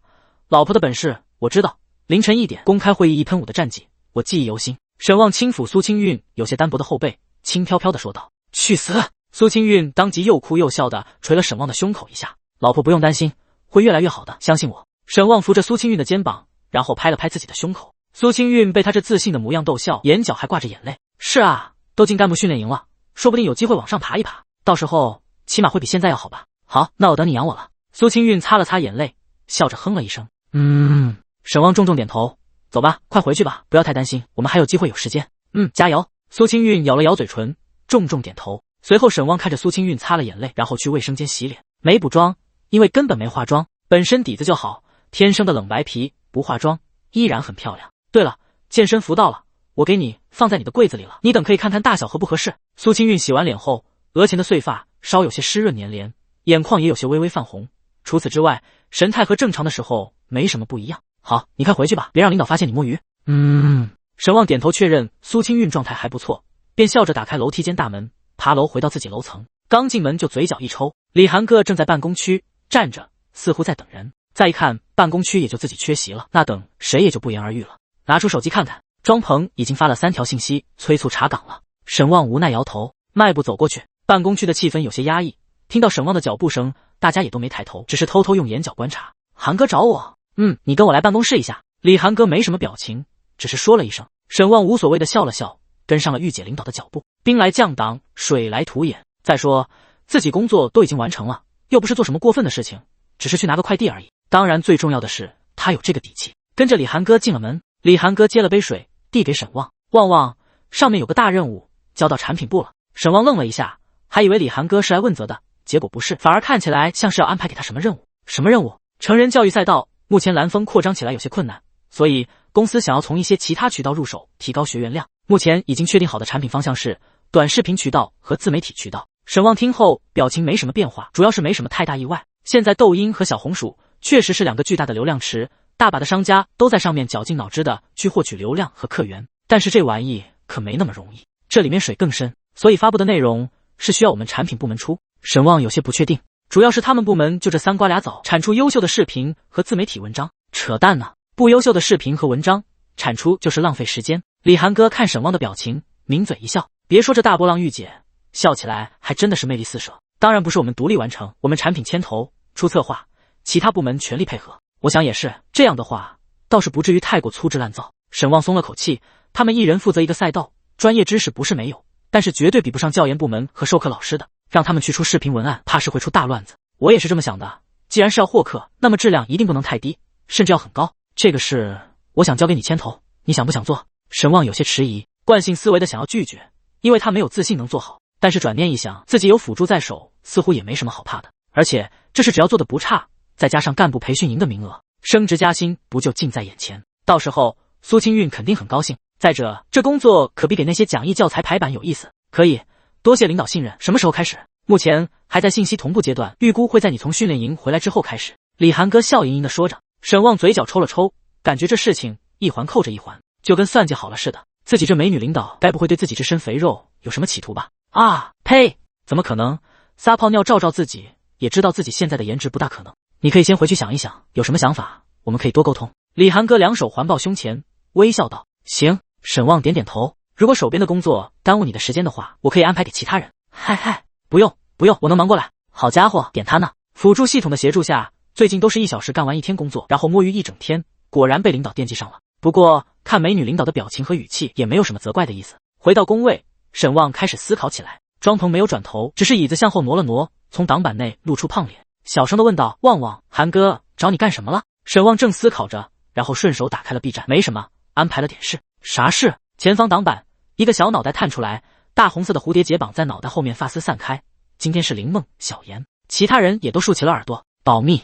沈旺嘴角一咧，让你们八卦，今天不把你们吊成翘嘴。切！林梦、小妍缩回了脑袋，不过桌板底下抖动的小细腿似乎显示他的主人并没有释怀。庄鹏也有点不淡定，因为沈旺居然大喇喇的在电脑上开始刷 B 站视频，戴着耳机，两耳不闻窗外事。你好勇啊！就在庄鹏想要提醒一下的时候，后面办公室大门打开，一阵脚步声传出。庄鹏清了清嗓子，咳了一声，然后胳膊肘顶了顶沈旺的胳膊肘。沈旺有点想笑，这班上的就跟以前上学没什么区别，不太一样的就是老师换成了领导。怎么你嗓子不舒服？沈旺歪头笑着。庄鹏已经开始装死，因为李涵哥已经走到了两人后方的走廊，他紧张的胖脸上都溢出了一滴汗珠。要知道这办公区域目前空调室温24度，可一点也不热的。庄鹏嘴角抽了抽，就在他以为李涵哥要开口的时候，李涵哥却像是什么也没看见一样，直接错身而过，向着卫生间的方向去了。庄鹏不可置信地看了一眼沈旺的电脑屏幕，沈旺还把视频最大化了，投放在头顶的分屏大屏上看。这都不管，还有没有王法了？还有没有天理了？你是把美女领导怎么了？第25章破产3大美梦。得到了领导授权，沈旺直接就放飞自我了，开始流连于各个视频网站，什么类型的视频都看。李涵哥是管都不管，一下午就把办公室的其他人给看破防了。凭什么？公司配的耳机隔音不好，办公室一安静下来，就能听到那边传来各种靡靡之音，过分了旺旺。上班看热舞也是工作的一部分。一旁的庄鹏根本没有心思工作，一撇头就能看到屏幕上扭腰扭屁股的长腿美女，这班根本上不了一点。沈旺嘿嘿一笑，不屑道：当然都是。庄鹏被噎了一口，愤愤不平。严小妍站起身，一副正要发作的表情，但是突然又收敛起来。哎，你老婆来找你。沈旺瞬间光速切屏，盖住了热舞视频，然后秒切任务管理器，消掉后台。切，还治不了你。严小妍看沈旺慌张的模样，当即嘿嘿的笑了起来。沈旺无语，心真脏，活该挨死你。到了晚上下班，接上了苏清韵，两人还是去了健身房。陈婷说了，刚开始健身最好坚持练上1个月，养成健身的习惯。今天林明宇没来，陈婷说她浑身酸痛，今天请假了。头一次锻炼都是这样的，休息几天恢复了，接着练就会好很多。你怎么样？陈婷看向沈旺。我感觉还好，身上有些酸，但是不怎么疼。这个回答让陈婷有些意外，大概是昨天我老婆给我放松的好吧？那也不应该啊，昨天强度那么大。算了，今天我们主要练臀腿。陈婷有些不理解，但是既然沈旺说没事，那就没事吧。我看你还瘦了点，先测体重吧。瘦了。沈旺有些意外。苏清韵也凑了过来，老婆你看我瘦了吗？苏清韵仔细端详了一下，然后摇头，看不出来。你不爱我了。沈旺幽怨地看着苏清韵，苏清韵脸上一红，伸手拍了一下沈旺的胳膊，什么乱七八糟的，赶紧上称我看看。陈婷翻看着记录本，上次称量是前天，体重112.73千克。沈旺走上体重秤，数值快速增长，一看就是重量级选手，109.10千克。这……陈婷有些懵，看来我减肥大计卓有成效。沈旺叉腰，你最近节食了？陈婷皱眉问道。没，他吃的比以前还多，跟猪一样能吃。苏清韵立刻说道。沈旺，不是，哥们，那就奇怪了，可能是个人体质问题吧，后面再观察着吧。陈婷有些百思不得其解。好了，开始今天的训练吧。要说健身人最怕的训练是什么，那一定是练腿。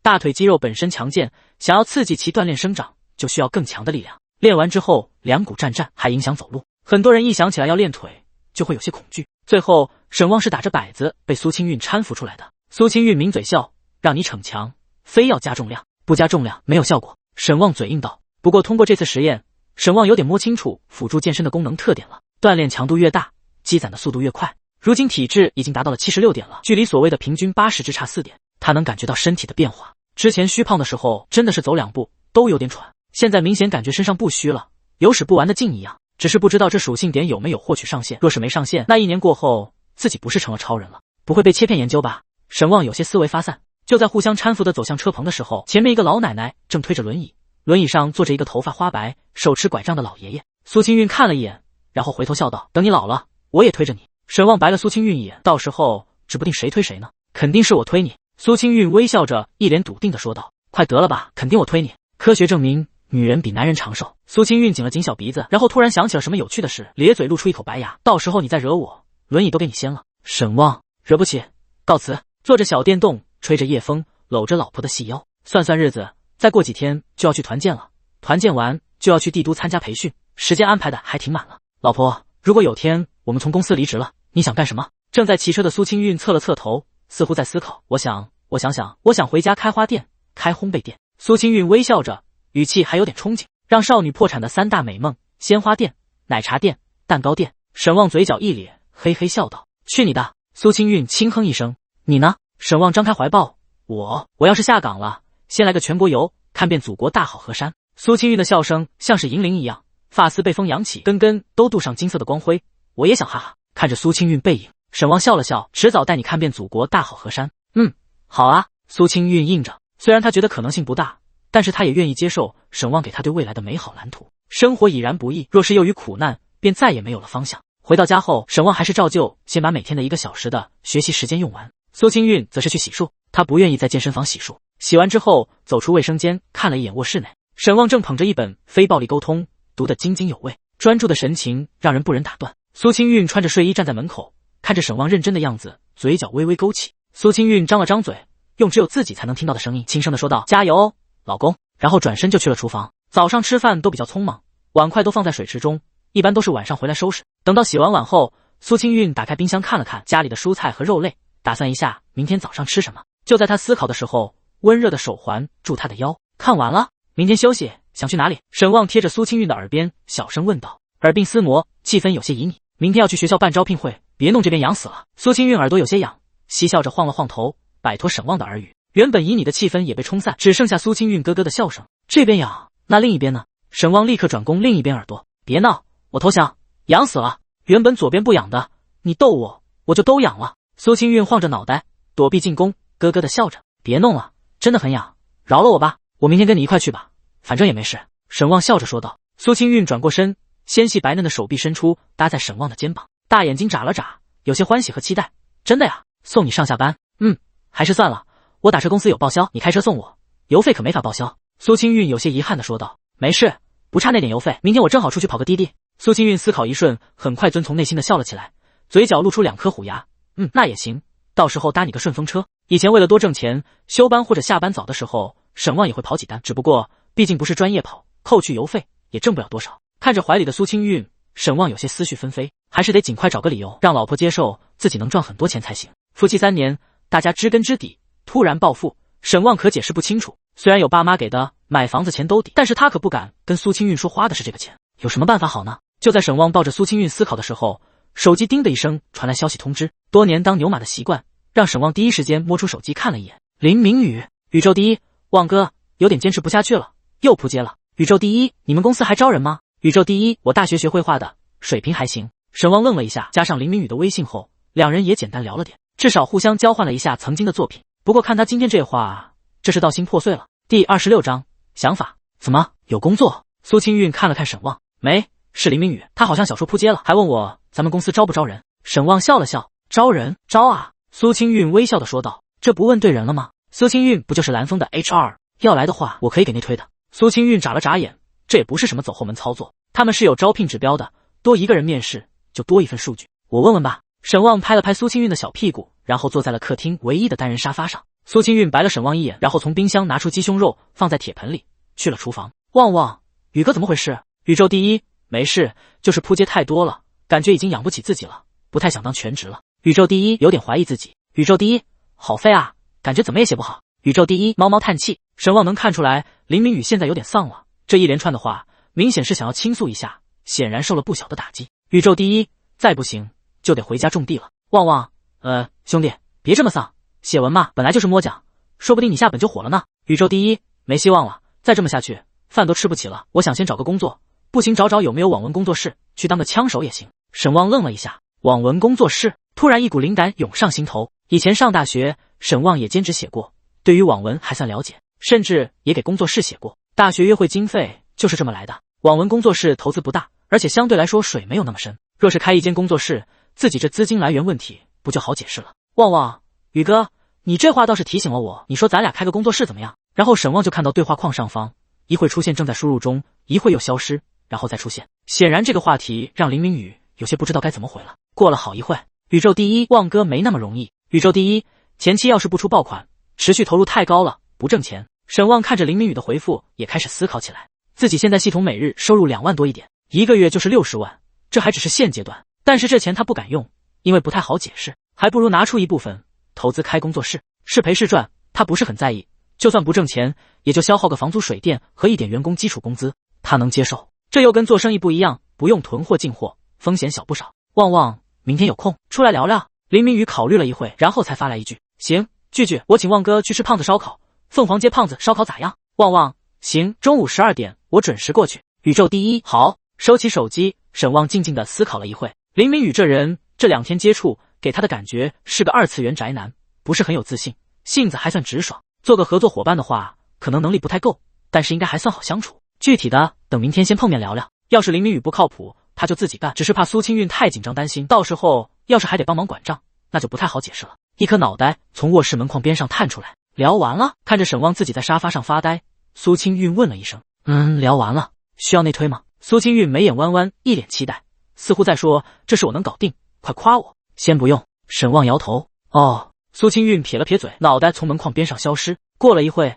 脑袋又探出来。明天早上8点半到学校招聘会，早点睡吧。好嘞，早点睡。沈旺脸上浮现一丝淫笑，看着沈旺的表情，苏清韵脸色瞬间红了起来，缩回脑袋，身子直接滑进被子里，拉了拉下凉被，盖住了半张脸，只露2只大眼睛和红红的耳尖。沈旺快速的关灯，灯掉束缚，就直接野猪入林，钻入被子中。什么腰酸腿疼都不是事，你路都走不动了，还搞坏。苏清韵按住某只躁动的猪蹄子，羞愤难当。我走不动了，那不还有老婆你吗？房间里传来沈旺嘿嘿的笑声。你今天锻炼强度太低了，我给你个机会加练，你不要得寸进尺啊。嬉笑声笑着笑着就变了味道。享受专属较早服务后，沈旺感觉身上有些酸痛，但是还在接受的范围内。显然每次加上体质点之后，会对身体有一个明显的恢复效果。起床洗漱，刷着牙从卫生间走出来，一转头就是厨房。小小的厨房内，苏清韵穿着睡衣系着围裙，正在平底锅煎着鸡胸肉。苏清韵臀型天生圆润挺翘，甚至还要比肩膀还要宽一点，纤细的腰身勒紧围裙后，更有一种少妇的韵味。越看越觉得自己是祖坟冒了青烟才娶了这样的仙女当老婆。人家说健身都要吃练结合，以后也不能随便给你做吃的了。苏清韵没有回头，清丽的嗓音有着淡淡的暖意。灶台旁边的案板上，2个印着草莓花纹的盘子里摆放着切好的黄瓜和对半切开的水煮蛋，还有一根空气炸锅烤出来的红薯。将煎好的鸡胸肉放在盘子的空位上，被煎的表面有些酱红的鸡胸肉，表面的油花还在高温下持续的崩裂，看着让人食指大动。苏清韵笑着端起盘子转身，正好看到沈旺靠在门框边上刷牙。这就是你的早饭了，看起来怎么样？眉眼弯弯的少妇2手捧起盘子，笑盈盈地展示着自己精心摆盘的早餐。真不错。沈旺含糊地比了个大拇指，来亲一个。说着就满嘴泡沫的把脸凑了过去。啊，别碰我，我涂过护肤了。苏清韵尖叫一声，赶紧蹲下躲避，抱着盘子从沈旺抱来的手臂下方钻了出去。沈旺遗憾自己速度慢了点，应该先斩后奏来着，先以迅雷不及掩耳之势给他硬个再说。吃饱喝足，虽然健身餐这东西有点过于寡淡了点，但是沈旺也不挑食。2人吃完之后，苏清韵就快速的收拾了要带的东西和简单的打扮了一下。今天是没时间去晨跑了，拉着苏清韵的手站在电梯间等电梯。沈旺打开手机导航问道：这次招聘会是去哪个大学？鲁艺。还行，35分钟车程，我们先去洗个车。沈旺笑着说道。洗车？苏清韵歪歪头，有些疑惑。呵。等苏清韵来到2人的车旁的时候，脸上的表情有些僵住。白色的小车停在路边，许久未开，靠近路面的一侧满是泥点子，俨然变成了灰孩子。第27章，公主殿下。2人住的公寓楼有地下停车场，但是停车费着实不菲。本着能省则省的原则，所以把车停在一条乡镇路上。每次一来看，绝对变成了灰孩子。这段路是通往一个村里的路，没有交警贴罚单，很多住在公寓的人都把车停在这里。这小车还是结婚后2人用彩礼才买的一辆代步车，吉利听着名就吉利，辛苦你了。苏清韵笑着拍了拍白色小车的车顶，一副哄小狗的样子。坐进车里，沈旺和苏清韵都有了一瞬间的轻松，毕竟这是完全属于他们的财产。进了车就跟回家一样。苏清韵熟练的点击中控开始放歌，去加油站加了点油，蹭了免费的洗车，看着光洁的车身，有种去黑头的爽感。不开顺风车吗？看着沈旺架上导航，苏清韵问道。时间不多了，有人在车里，你也不自在啊。沈旺解释道。苏清韵抿了抿嘴，嘴角勾起笑意，谢谢老公送我上班，有什么奖励吗？沈旺邀功的看向苏清韵，奖励你晚上再来接我。说着就咯咯的笑了起来。遵命我的公主殿下。沈旺笑呵呵的说道。这倒是给苏清韵整害羞了，这么羞耻的称呼以前可是从来没听过。不过勾起的嘴角明显也显示他还挺受用的。沈旺专心开车，两个手指在碎裂的手机屏幕上缩小了好几次，才把地图缩小。他不太喜欢手机导航显示的精确路况界面，更喜欢看大致的路线，这样他就能提前知道哪里该拐弯，提前变道，而不是等快到了路口才被提醒要拐弯。车流量少还好说，车流一多根本变不过去道。还好周六路上车辆并不多，导航预估的时间也差不多。8点10分将苏清韵送到了鲁艺大学的门口，学校里面就进不去了。大学门口已经有蓝风的人早到了，都是熟人。一个坐在苏清韵隔壁工位的短发妹子王楠，另一个是坐在苏清韵后面工位的小伙子，个子不高，不过人长得很和善喜感，叫关羽。没错，就是关羽。这名字当初沈旺知道的时候也惊奇了好一阵。哟哟哟，这是谁啊？专车接送，公主大人来这边。王楠看到苏清韵下车，立刻表情浮夸的大叫起来。苏清韵闹了个红脸，不过也不怯，羡慕啊，羡慕，你们也赶紧找对象啊。苏清韵撩了一下肩膀上的头发，骄傲的真的像是公主一样。王子请放心，我等誓死保护公主大人安全。关羽也跟着入戏，右手一捶胸口，站在车旁对着沈旺鞠躬。人事部门基本都是艺人，这点毋庸置疑。张德开嘴，开得了玩笑，整活一个比一个勇。两位英勇的骑士，我望望紫罗兰，就将公主殿下托付于你们了。愿女神与你们同在，待晚上你们凯旋归来，我请你们喝上一杯至高的饮品，以此来感激你们的付出。沈旺光速下车，立马也是一捶胸口。周围早晨出来觅食的大学生看着这里都捂嘴偷笑，乐得不可开支。神经病啊！苏清韵两手捂脸，今天出门就社死。不过手指缝分开，露出一点余光，看着沈旺和王楠、关羽三人破功大笑的 T 也跟着偷笑。目光落在沈旺身上，他能感觉到从那天之后沈旺就有了变化。从认识他的时候，让他动心的正是他的少年义气，对生活对未来总是充满的热情。不过工作3年，各种挫折和打击，这股少年义气就被磨灭了。虽然不知道那天他出去做什么了，但是从回来之后，苏清韵能感觉到曾经对生活充满热情的那个沈旺又回来了，会越来越好的。苏清韵捂着脸，莫名的自言自语，而后坦然的放下了掩面的手，走上前跟3人站在一起。大家都在看你们啊，你们要不要扛起蓝风的大旗跑一圈？沈旺指了指周围看热闹的大学生，不是哥们，1个月5000块钱，玩什么命啊？关羽脸上一黑，扛着跑一圈，真就社死了。王楠笑道，要不你扛着跑一圈，我跟领导说说，把你调来人事，就你这脸皮，在产品部待着，屈才了。好了，别闹了，我们先去把场地弄好吧。苏清韵打断了几人的闲聊。沈旺笑着摆摆手，回到车上。启动车后，苏清韵矮身在窗口探头，老公注意安全。放心老婆。沈旺边开车边打开了滴滴软件。现在才8点，跑2单，然后再去凤凰街。来了，7天酒店。沈旺跟着导航，很快到了位置。顾客是一个长发披肩穿着 JK 的漂亮女孩，顶着黑眼圈。沈旺看了一眼，然后收回目光。目的地鲁艺。得了，又回去了。不过目的地不是正门，是学校后门。沈旺到达目的地，您好，前面就是北门入口了，注意不要落下东西，提醒了一句。沈旺靠边停车，谢谢师傅。女孩还很有礼貌地说一句，声音软软糯糯，辨识度很高。看着她提着手提包进入学校，沈旺摇摇头，继续接课。到了中午11点开始驱车前往凤凰街。凤凰街是一个比较老的商业街，跟万达广场、龙海广场之类的没法比，而是那种有烟火气息的商业街。道路两旁全是美食小摊，上了马路牙子就没有小摊了，有小广场和门市。胖子烧烤就在这条街的中间位置。以往沈旺肯定是找路边停车，不过现在不一样了，直接停进停车场，放下车直奔胖子烧烤。路上已经联系过，林明宇早就到了，已经点好菜了。沈旺进入店内，身上灼热的气息瞬间退散。店内的空调温度很低，烤串的味道和喧闹的声音争先恐后的占据了五感。旺哥，林明宇招呼道。沈旺走过去，就是大厅的一个双人小桌，桌上一盘毛豆花生，一盘老醋6样，都是经典。点了羊肉、花肉、腰子和掌中宝。旺哥，你再看看吃点什么？林明宇略有些腼腆的笑了笑，先吃着，待会在家。喝酒吗？不喝，开车来的。沈旺笑着摇头，嘿，正好，我也不喝。两人没什么家长里短可以唠，沈旺便开门见山的问道，你的书怎么了？林明宇苦笑，没怎么，就是家里有些事，再加上这几个月稿费确实有点低，就是有点怀疑自己。沈旺感同身受的点点头，哎，现在干啥都不容易，我当初写书1个月挣个1000、2000的，觉得够用，等出来之后才知道这点钱连生活都困难。你的那些书我都看了，我一个老书虫都看着感觉还行啊，为什么成绩会不好？谁知道呢？两人有一搭没一搭的聊着，主要是都有共同的话题，倒也不枯燥，慢慢的也就熟络起来。沈旺也能看出来林明宇稍微有些闷，大部分话题还是沈旺问，他回答。等到烤串上来，吃点东西，喝点饮料。一直被动的林明宇似乎下定决心一般，主动开口问道：旺哥，你说的那个工作室你是怎么想的？我想了解一下。第28章合伙。之前去过工作室吗？沈旺问道。林明宇摸了摸头，干笑一声，没有。你是毕业了就开始当全职啊？沈旺有些意外。第一本还算不错，虽然不多，全勤1个月5、6千，倒是能养活自己。林明宇实话实说。沈旺点点头，这比自己好多了，人家还能拿全勤，自己可从来没拿到全勤。沈旺思考了一下，结合一下自己的经验，我想的是这样，工作室提供给员工底薪、五险和稿费分成，但是写的文章版权属于公司，投入不大，但是招人估计是个难题。林明宇身为一个作者，思考的角度自然是写手的角度，便有些小心地问道：你打算给多少底薪和提成？无责底薪4000，稿费55分成，根据级别分成可以逐渐上调。这个数额沈旺是经过思考的，他最主要的是想要找到合理的挣钱来路，具体盈不盈利不亏得很大就行，1个月亏损能控制在5万到10万以内，他就能接受。现在光是系统辅助的资金就有60万的收入，有了事业，自己这钱也能光明正大的花了。无责4000，林明宇瞪大眼睛，还交五险？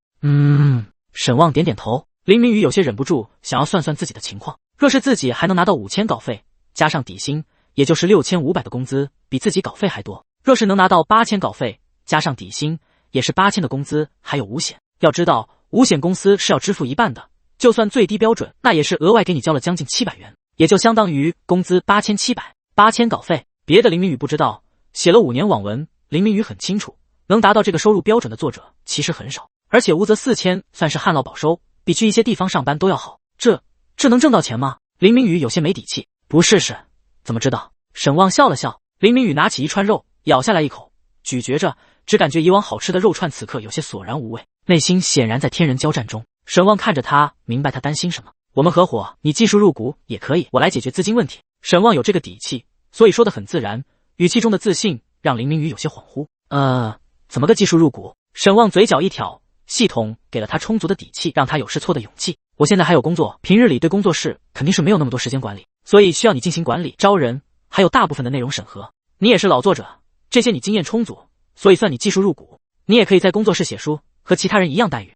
启动资金我可以全包。沈旺平静地说道。林明宇有些惊讶，我也能写？当然。沈旺微笑道。林明宇手里拿着签子，无意识地在盘子上滑动。我们还年轻，现在有的是试错的机会，干不下去，大不了去打螺丝呗。沈旺给他加了最后的一把火。林明宇这个人目前来看还行，没那么大的野心和那么多的心眼。沈旺觉得他应该是个不错的合作伙伴。行，我觉得可以试试。林明宇犹豫再三，然后点头。关于分红，我有2个方案，你看看你想选哪个？一个是我们一起担责，盈亏按照比例承担，你40%，我60%，挣到钱了就按照这个比例分，亏钱就按照这个比例承担。沈旺看了林明宇一眼，他听到这个后明显紧张起来，手还不断地攥着手心抹撒。另一个方案，我自己担责，盈利了就分红，亏了我自己承担，分红比例你15%，我85%。原本沈旺想给19分成的，但是想想太低了，估计林明宇就真把自己当写手了，而不是当一个负责人干。林明宇有些不好意思的看了沈旺一眼，那个还有些羞于启齿。我想选第2个。沈旺笑了笑，那就第2个。看沈旺也没劝什么，林明宇还松了口气，他还有点怕沈旺给他说一些什么，到时候有些抹不开脸。但是看着沈旺居然这么平静，心里有些安定，也有了些信心。因为沈旺给他的感觉就是非常自信，老板都有自信，他也能有自信，那就合作愉快。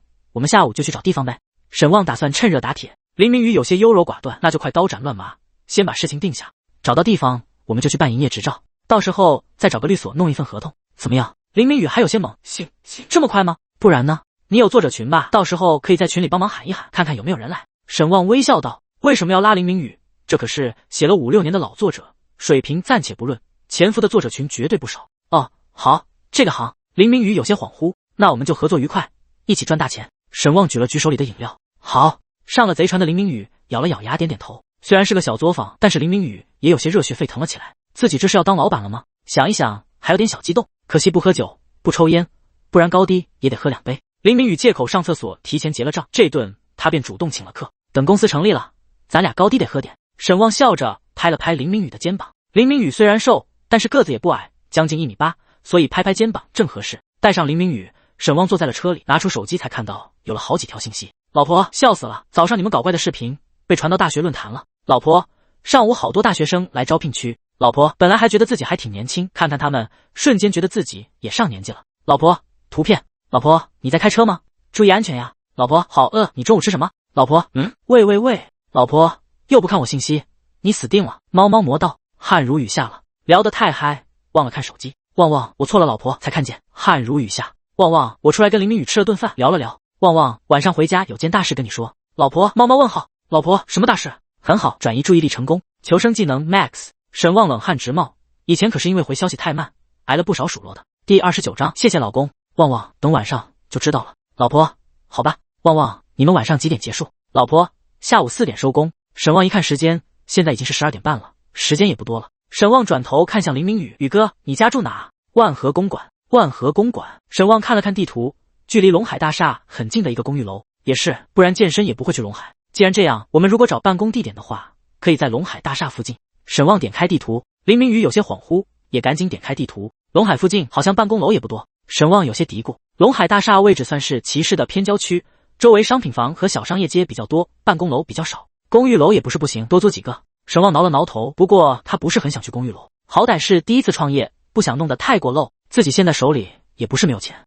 多了不说，这2天手里已经有了4万块钱了。等到看好地方，估计手里也有10来万了。稳住发育，不要浪，先跑几个地方看看吧。3点多我还有事，明天可以接着跑，慢慢来。林明宇郑重的点头，好。随后2人驱车开始在周围有点希望的办公楼开始转悠了起来。林明宇在车上也负责查看一些网上的租房消息，沈旺还去龙海物业跑了一圈，了解了一下办公室租赁的情况。了解价格后也有些沉默。200平米的办公场地确实看起来很美丽，但是租金也很美丽，2万5一个月。我弟乖乖，显然这里并不适合他们。龙海大厦这还不是骑士一流的办公大厦，难以想象那些市中心的办公大厦会有多贵。找了3个小时也没看几家，一开始激情和热情都被消磨不小。算了，明天再看吧，我先送你回家。沈旺看了看时间，不用，旺哥，你把我放下，你去忙吧，我再找找。林明宇坚定地说道。沈旺沉默一下，然后点点头，好，辛苦你，多费心了。林明宇腼腆地笑了笑，什么辛苦不辛苦的，这不是我们一起的事业吗？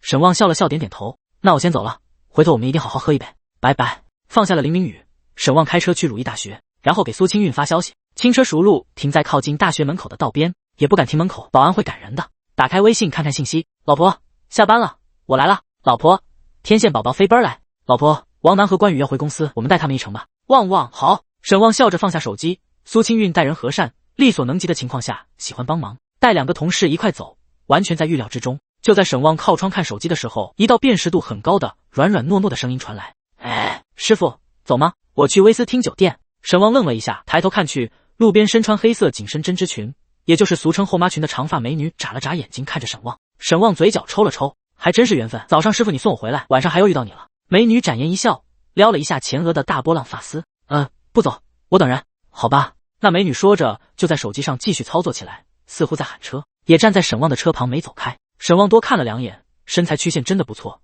大眼睛高鼻梁，有点像是网红脸，但是又没有那么蛇精。这放学校也是个校花，不过不是他的菜。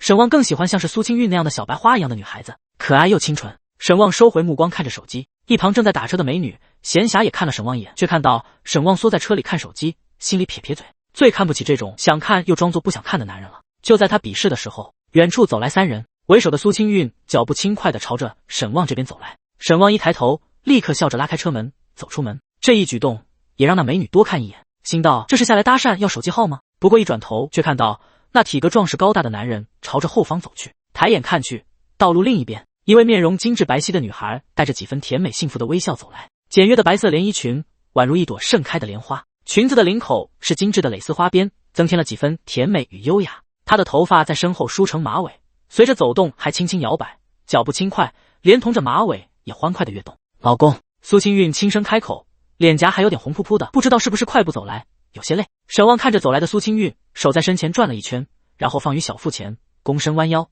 笑呵呵道：来吧，公主殿下，您的座驾已经开好空调。苏清韵闹了个红脸，轻轻拍了一下沈旺的肩膀，又搞怪。沈旺拉着苏清韵的手，快上车吧，外面热。后面跟上来的两人看着苏清韵和沈旺腻歪，当即露出姨母笑。一旁的后妈群美女看了一眼苏清韵，然后就把头撇到一边去了。饱了饱了，别喂了，快要撑死了。王楠和关羽两人带着笑走上前来，我突然有点后悔了，上了你俩的车会不会被撑死啊？关羽拉开车门，嘿嘿笑道：“没事，正好饿了。”王楠哈哈的毫无形象的笑着。虽然都是同事，但是都是从学校刚出来不久，大家直观感觉上还跟学校里差不多。车一直没熄火，开着空调，进入凉快的车内，三人都松了口气。关羽扯了扯衣领，想让自己尽快凉爽下来。其实这鬼天气是不是没有秋天？其实只有春夏冬三季，没错了。从5月就开始暴热，10月之后骤冷。王楠和关羽都抱着一个大背包，里面装的都是招聘会的一些材料，有横幅有传单页的。只有苏清韵清清爽爽的一个手提包。沈旺笑了笑，两人来搭顺风车，自然也不会真就当做理所当然，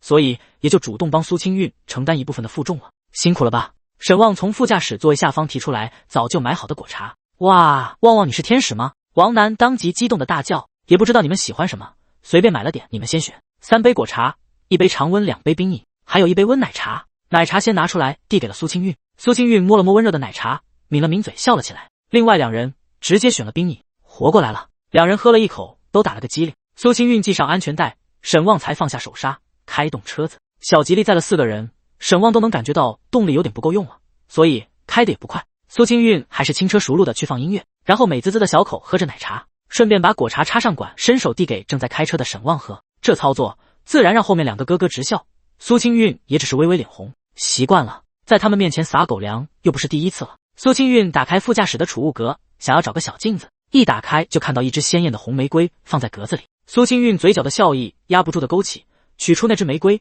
笑着问道：“给我的吗？”“自然是送给我的公主殿下。”沈旺清了清嗓子，轻声道：“我受不了了，我要跳车。”后面2个直接癫狂了：“好你个旺旺，车门焊死，硬塞狗粮，把我俩骗进来杀！”苏清韵虽然被后面2个活宝说的有些害羞，但是手捏着玫瑰，笑得比花还要明艳。谢谢老公。第30章，一天减重2公斤，将2个活宝送回公司。时间也不早了，快到5点了，要不在龙海吃点，然后我健完身再回去吧。沈旺提议道。行啊。苏清韵眉眼弯弯的坐在副驾驶，看着沈旺笑着。看什么？我脸上有什么东西吗？苏清韵抿嘴笑着。老公你变帅了，这都被你发现了，我也觉得我最近越来越帅了。沈旺向后撸了一下自己额前的碎发，臭屁道。真的。苏清韵转过身，两手捧住沈旺的脸，皮肤都好了很多，也白了，还瘦了。老公你最近变化真的好大啊，跟做梦一样。苏清韵声音变弱，沈旺手抓住了苏清韵的手。那你喜欢吗？喜欢。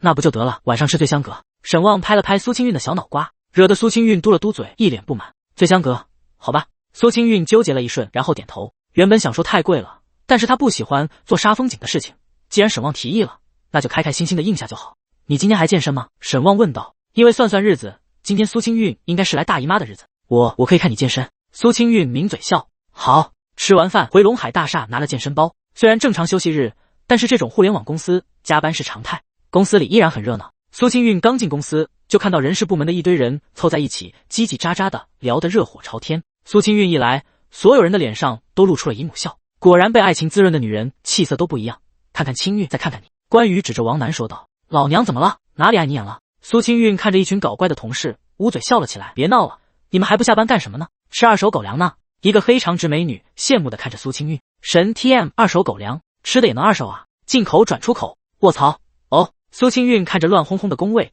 也跟着笑得花枝乱颤。也就是休班了，领导不在，这群活宝才这么猖狂。好羡慕学姐的爱情。黑长直美女2手托腮。江苗苗，追你的人可不少，你咋还没脱单？因为没有学长那么暖的。过分了啊。苏清韵无奈摇头。江苗苗是她和沈旺的学妹，还是苏清韵招进来的，因为条件优秀，后来转岗到了人事，和苏清韵并称人事2朵金花。我还要去健身，我走了啊。苏清韵取了健身包，跟大家打招呼。清韵，你这身材还健身，还让不让我们这些矮矬穷活了？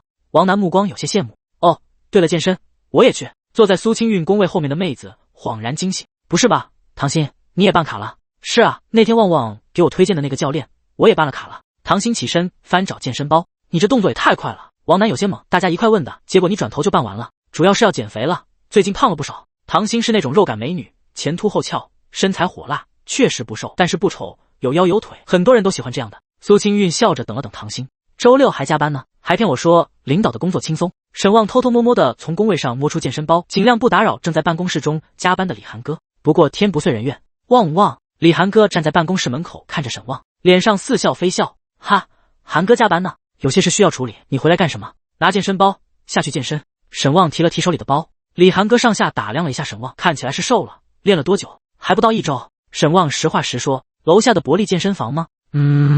跟你小娇妻一起。沈旺有些尴尬而不失礼貌的笑了笑。那么紧张干什么？我又不留你加班。李涵哥白了沈旺一眼，然后转身返回办公室。沈旺松了口气，那我走了。涵哥，一起吧。李涵哥从办公室出来，也提着一个健身包。讨厌没有边界感的美女领导。沈旺有些头皮发麻。沈旺和苏清韵会合后，看着对方身后的人都陷入了短暂的沉默。好家伙，怎么就突然热闹了起来？李涵哥丝毫不觉得尴尬。正好我也去健身，一起吧。李涵哥笑了笑，声音清澈又自信。一起去吧。苏清韵也有些拘谨。李涵哥虽然不是他的 leader， 但是毕竟是上级。好在李涵哥进入健身房后就自己去锻炼了，应该是常年健身的人群，对于健身器材很了解。苏清韵身体原因只做小幅度的训练，唐鑫和沈旺则是完成今日陈婷制定的任务。很好，动作很标准，保持住，动作再慢一些，感受肌肉发力。陈婷看着渐入佳境的沈旺，只觉得的此子是可造之材。训练时间不长，但是动作掌握很好，体能也好，力量也不错。最后一次，挺住，坚持住。看着沈旺龇牙咧嘴的表情，苏清韵看得抿嘴笑。杠铃重重的落在支架上，沈旺感觉自己差点就要被压死了。兄弟力量不错。一身腱子肉的男教练拍了拍沈旺的肩膀，表情微妙。因为杠铃推举的重量比较大，陈婷觉得自己保护不过来，便喊了旁边的同事帮忙。沈旺一句话也不想说，剧烈的喘息，抬了抬手，算是打了招呼。汗水顺着前额滑下，落入眼中。沈旺一时间迷了眼，一只手伸过来，递上了毛巾。沈旺伸手接过，赶紧擦了擦，毛巾还香香的，有种洗衣粉的清香味。累了吧？苏清韵递过来电解质水，有些关切的问道。还行。理顺了呼吸，沈旺有些疲乏的应了一句。看了看面板，目前属性：力量79，成年男性平均数值为80，体质76，敏捷69，智力80。功能：辅助健身剩余属性点1%， AI 辅助投资日收20736，辅助办公功能，辅助学习功能。看着日渐增长的面板，沈旺还是非常开心的。都说健身是付出就有回报的，当回报变成最直观的数值，就更加的让人欲罢不能了。还是加到体质上，浑身轻松的感觉再次出现，原本的疲劳也缓解了很多。练完再来称体重试试。陈婷满眼都是好奇和期待的看着沈旺。沈旺笑着上称107公斤，一天2公斤。陈婷有些惊讶的看着沈旺，要不你抽空去体个检。第31章，老同学，体检应该用不着，我现在感觉挺好的。沈旺有些无奈，加点得来的成长到底还是太快了。行吧，减肥初期减重速度就是会很快，倒也没有太过分。陈婷嘀咕了一声。苏清韵则是有些担心，看了沈旺一眼。等到两人离开健身房，苏清韵犹豫了一下，开口道：你最近可是没少吃，但是体重还是下降那么快，要不？真没事，我自己的情况我自己知道。沈旺有些无奈。好吧，你要是不舒服一定要说。苏清韵还是不放心。放心，老婆，我的身体状况你最清楚不是吗？沈旺眨了眨眼，大手搂住苏清韵的腰，嘿嘿坏笑。苏清韵瞬间秒懂，要死了，大庭广众的。看着脸红扑扑的苏清韵，沈旺有些异动，这气血旺盛了，有时候也不太好。坐在车上，苏清韵似乎还是没有放心，转头看看沈旺，又低头看看手机。网上说体重开始骤降，有可能是甲亢。甲亢睡不着觉，你觉得我是吗？你天天睡得跟猪一样。苏清韵紧了紧穷鼻，轻哼道：那不是因为家有美妻，太操劳了。瞎说，又不是我要你操劳的。苏清韵脸色绯红，但是也不让步的回怼。车里是私密空间，情人说点色色的情话能够接受。对了，今天你说有大事要跟我说。苏清韵看聊天记录，想起白天的事情。是啊，大事。沈旺开着车，稍微整理了一下思路，目不斜视。老婆，我跟林明宇想合伙创业啊。苏清韵立刻放下了手机，美眸中有些惊讶，也有些忐忑。创业这个词对于苏清韵来说压力有点大了，因为创业肯定是需要很多钱的，而且说起创业，在苏清韵脑子里出现的就是创业失败，散尽家财。他们两个跌跌撞撞，工作这么多年才攒了不到10万块钱，创业的话估计也就打个水漂。不过苏清韵没有立刻提出反对的想法，而是有些心绪不平地问道：做什么？网文工作室？什么？就是招人写小说，然后我们提供底薪保障，然后从稿费之中抽成，之前我写过的那种。沈旺不用解释，苏清韵知道，因为大学谈恋爱的时候他跟苏清韵解释过自己的资金来源。至于为什么要解释，因为苏清韵怕花钱，不肯去开房。嘿嘿，他承认自己是别有用心，但是这是谁能忍得了？总不能当野战军吧？路子太野，苏清韵接受不了。我们两个也会写，而且工作室只有前期买电脑投入一些，持续投入没有那么多。沈旺说的尽量给苏清韵一些信心。好吧，你们要合伙做吗？他写书的时间比我长，经验也丰富一些。苏清韵轻轻咬着嘴唇，似乎在思考和天人交战。你们真的做好打算了吗？苏清韵吐出一口浊气，轻轻地问道。我觉得这是个机会。好，那你们可一定要做好规划，创业没有那么简单的。苏清韵说完之后，就看向车窗外，沉默下来。沈望清楚苏清韵的想法，不是他不通情达理，只是他太缺乏安全感了。在一个陌生的城市，还没有买房子，眼看就要到了生育的年纪，手里还没有太多的存款。这个时候，沈望告诉他要创业，对他来说压力太大了，这是很现实的压力。苏清韵没有反对或者劝说，已经很让沈望意外了。我还以为你这小财迷会反对呢。沈望轻松地笑了笑。谁是小财迷？苏清韵嗤之以鼻。你不都说了让我相信你吗？苏清韵低下头看着自己的裙子，手指轻轻地攥住一角。我相信你，老公，你一定可以的。沈望有些发怔，过了一会才轻笑出声，相信我，我一定会让你过上好日子的。好。苏清韵点头。回家的路上，沈望紧紧地攥着苏清韵的小手，两人十指相扣，手心紧贴，感受着彼此的温度。好热，出汗了。没过一会，苏清韵笑着开口道，我也是。说着，两人就松开手，都甩了甩手心的汗。回家后，两人在被窝里聊了很多，更多的是沈望跟苏清韵说自己的规划。两人相拥而眠。早上沈望是自己醒的，苏清韵还在睡，看眼上的黑眼圈就知道昨晚估计一晚上没睡好，可能是压力太大吧。沈望起床简单的做了早饭，做了他最拿手的西红柿鸡蛋面，也是苏清韵最喜欢的酸甜口味的。喂饱了苏清韵，沈望便出门了。得到了苏清韵的授权，他心里的一块大石头算是落下了。出门没多久，突然收到信息，龙行账号648账户到账10万元。老婆，老公加油，你是最胖的。沈望看着手机的信息，感觉担子重了好多，赶紧搞定。约到了林明宇，两人再次出发，开始找房之旅。林明宇今天精神抖擞的，手里还拿着个笔记本。旺哥，我晚上做了一个攻略笔记，周围合适的地方我们都可以去看看。好，你说地方，我们挨个去看。找办公场所是最重要的一步，马虎不得，既要便宜，环境也不能太差。上午跑的几个地方，两人都不是很满意。中午随便找个拉面馆对付了一顿，下午继续脐橙大学高新园区。这新园区吧，这里面房租估计不会便宜了。看得多了，一进去地界，就大概对价位有了个概念了。不过这地方守着大学，位置倒是不错。沈望看着外面的绿化，有点心动。这里距离龙海大厦近，但是距离他们现在所在的公寓不是很近。物业经理来了，林明宇提醒一句。沈望抬头，只见一个身穿黑色职业套裙的年轻美女款步走来，职业装剪裁得体，贴合身形，展现出她的优雅气质。深色的套装搭配白色的衬衫，简约而不失时尚感。她的头发整齐地梳理在脑后，露出光洁的额头，显得干练利落。柳眉杏眼，红唇皓齿，眼熟得很。沈望再看一眼胸牌，刘小雅。哎，你是？职业装美女有些惊疑不定地看着沈望。沈望，嘿，是我。不是，哈哈哈哈哈。沈望，你怎么胖了这么多？刘小雅看着沈望，忍了好几次，最后没忍住，哈哈哈地笑了起来。笑什么笑？这是婚姻的幸福肥。沈望脸色一板，不是，哈哈，实在忍不住，当初的班草，噗哈哈。沈望无奈了，没脸了。还好自己现在瘦了不少了，不然还不知道被笑成啥样。别笑了，刘经理，最近混得挺好的，都当上物业经理了。嗨嗨，走走，里面说。刘小雅好容易控制住了表情。林明宇看了看沈望，又看了看刘小雅，突然觉得在这里的机会好像挺大的。第32章，确定办公地点。我说沈望，你这也太夸张了。刘小雅带着两人进入办公室，身为物业经理，有自己的独立办公室，给两人倒了茶水。刘小雅就笑着调侃沈望，嗨，再减了再减了。沈望有些无奈，才几年没看见，变化都挺大的。刘小雅有些感叹，是啊，才几年你都混到经理级别了。刘小雅笑了笑，你呢？你们现在还在那个成人教育的机构？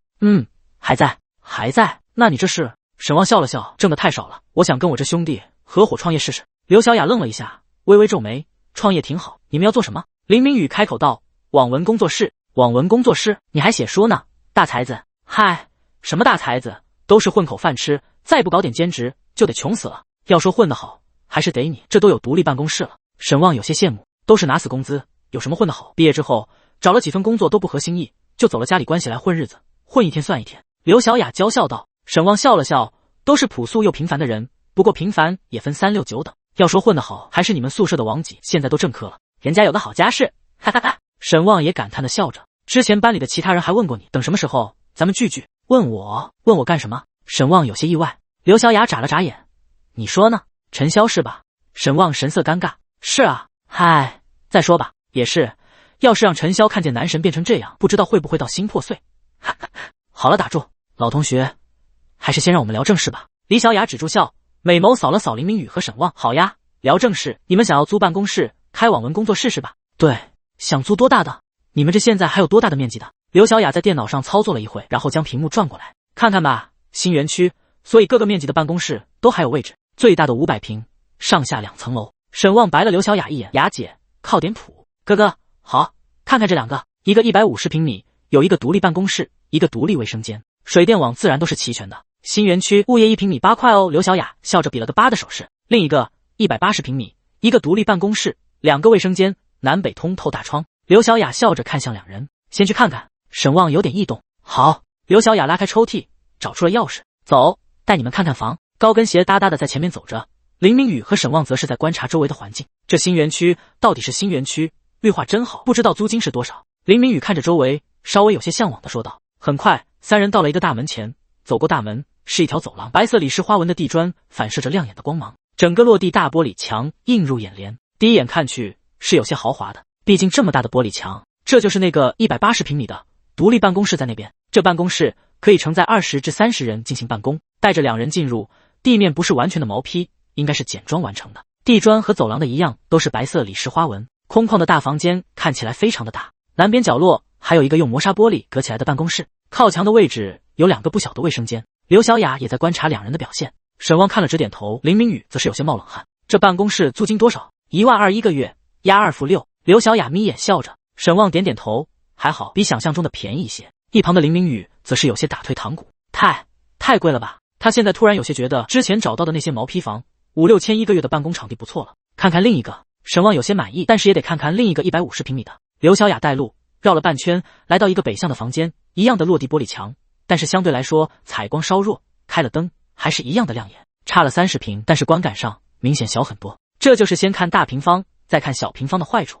这边1万1个月，刘小雅眯眼笑着，林明宇已经感觉脚软了，想一想这1个月要是没挣到1万稿费，租金都挣不回来，还要发工资，想一想就没什么希望。怎么样？刘小雅看向沈旺，看了一圈，他也算是知道这2人中谁拿主意了。沈旺那风轻云淡的自信模样，不似假装强撑的，那就是真的有底气。老同学，有优惠吗？看着窗外的人工湖，沈旺回头笑着问道。咱们回办公室。刘小雅有些兴奋，高看沈旺一眼。离开了学校之后，社会上的利益看得多了，自然知道金钱的价值几何。上大学总觉得10几20万真不是个事，但是真到自己挣钱，才知道这钱真的没有那么好挣。回到办公室，刘小雅语气轻快了不少，直接拿出本子开始算。老同学，肯定是要给你优惠的，再加上我们新园区也在搞入驻活动，高新企业入驻可以享受首年减免物业费的活动，咱们也算是网络文化企业，符合规定。如果整租1年的话，我们还赠送10人份的办公用品，包括办公桌椅以及常规耗材，都是牌子的，绝对放心。企业首次合作，这里还有3000代金券，可以抵扣房租。刘小雅眨了眨眼，笑道：怎么样，看中哪套了？老同学，我初创公司，开始启动资金可没有那么多，租1年太长了。沈旺摇头，半年也可以的，一样给你保留1年的物业费减免，100多平，物业费8块，可是不小的一笔钱呢。等我考虑考虑，交完租金，我们还得采购电脑，得有点余量。沈旺思考道，后面招人了，还得发工资。刘小雅嘴角微微抽动，这地方我还挺喜欢的。老同学你还是这的物业经理，也能给你冲个业绩。这办公桌椅，刘小雅扶额，就知道你惦记这个。要是订180平的那间，租半年，也送你10套办公桌椅，可以吗？那多不好意思。刘小雅翻了个白眼，你已经很好意思了。沈旺敲了敲桌面，心中感慨，那就这里了。林明宇有些恍惚，这就定下来了。奶奶的，1万2一个月啊！第33章纸包机。沈旺没想到这么快就确定了办公地点，下午直接带着合同找个代办机构，交给他们全权代办了。林明宇直接被沈旺安排回家招人去了。刘小雅承诺下周2之前把办公桌椅安置进去，因为办公室已经有简装，所以沈旺也没打算再装修什么，等在网上买一些柜子什么的填充进去当做橱柜就行。老板办公室先凑合着用一套普通的办公套装，等慢慢换，反正他又不坐班。坐在车里，沈旺平静地看着前方橙红的夕阳，心中不由得感叹，没想到自己这么快就要开始创业了，以往也就只敢想一想，因为没有那个底气。想着，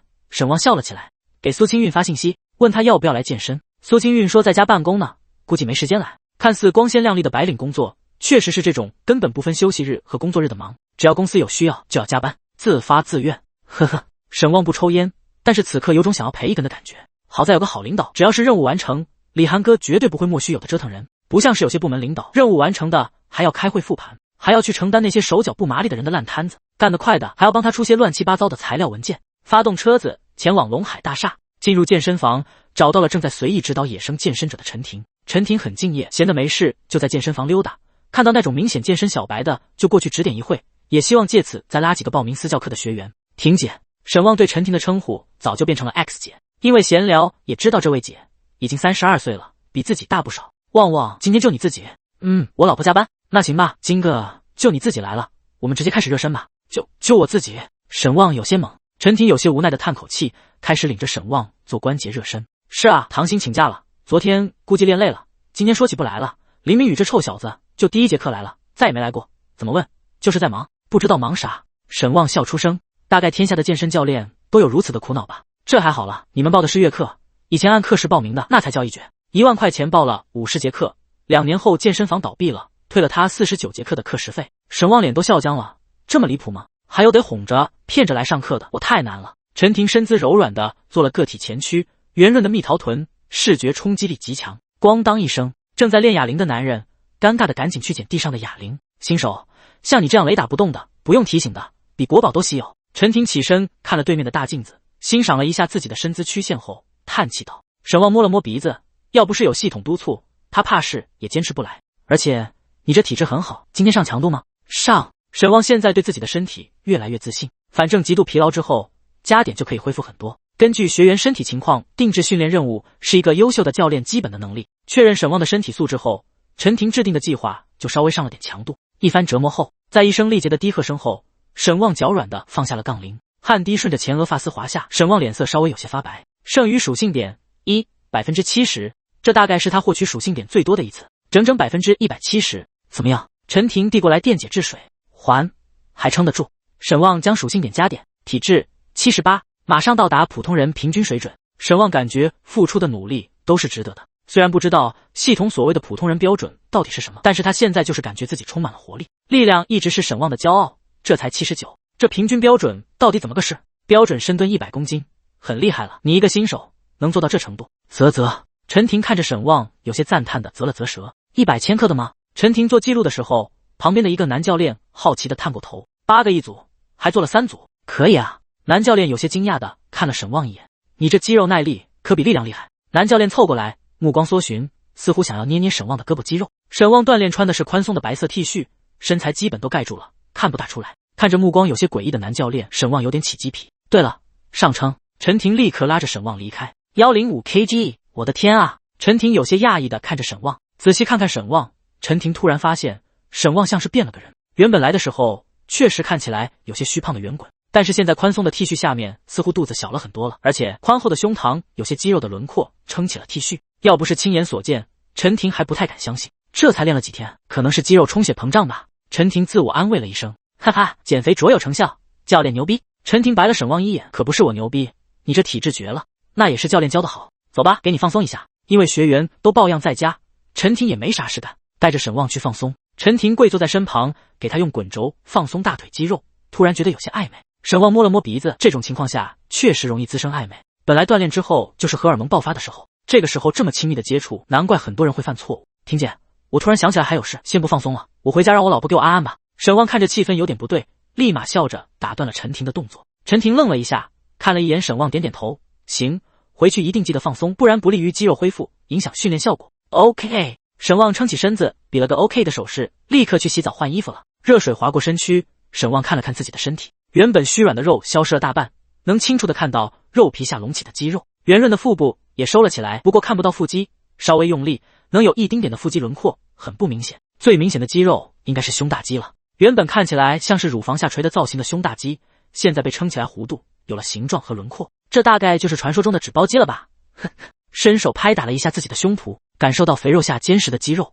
沈旺不由得感叹系统的牛逼。洗完澡没穿上衣，直接走到淋浴间的洗漱台前，吹风机就在这放着。对着大镜子，沈旺看了看自己的身材，突然脑海中出现了一个棒子明星马东锡，自己这身材有点那个味道了，不过维度明显还没有那么大，只是因为身上织包肌的造型有点相似罢了。抹了把脸，沈旺笑呵呵的心道，这脸不比那家伙帅多了。第34章创作辅助功能。洗完澡清爽之后，沈旺开车回家，路上还不忘去以往两人最爱去的小吃街，打包了一大份鸡叉骨和一份冰粉。沈旺回到家，却发现家里一片漆黑，根本没开灯，抬眼看去，只有卧室有些亮光，看起来像是电脑没有熄屏，但是却没人在电脑前。沈旺奇怪的关上门，就去摸灯开关。就在这时，一道黑影从卫生间中窜了出来。哇！沈旺吓了一个激灵，不过几乎瞬间便判断出了是谁。没等黑影开口，沈旺猛地一蹲，一把揽住了来人的腿弯，身子前顶，将人扛了起来。啊！一阵惊呼声传出，苏清韵显然没想到自己刚跳出来，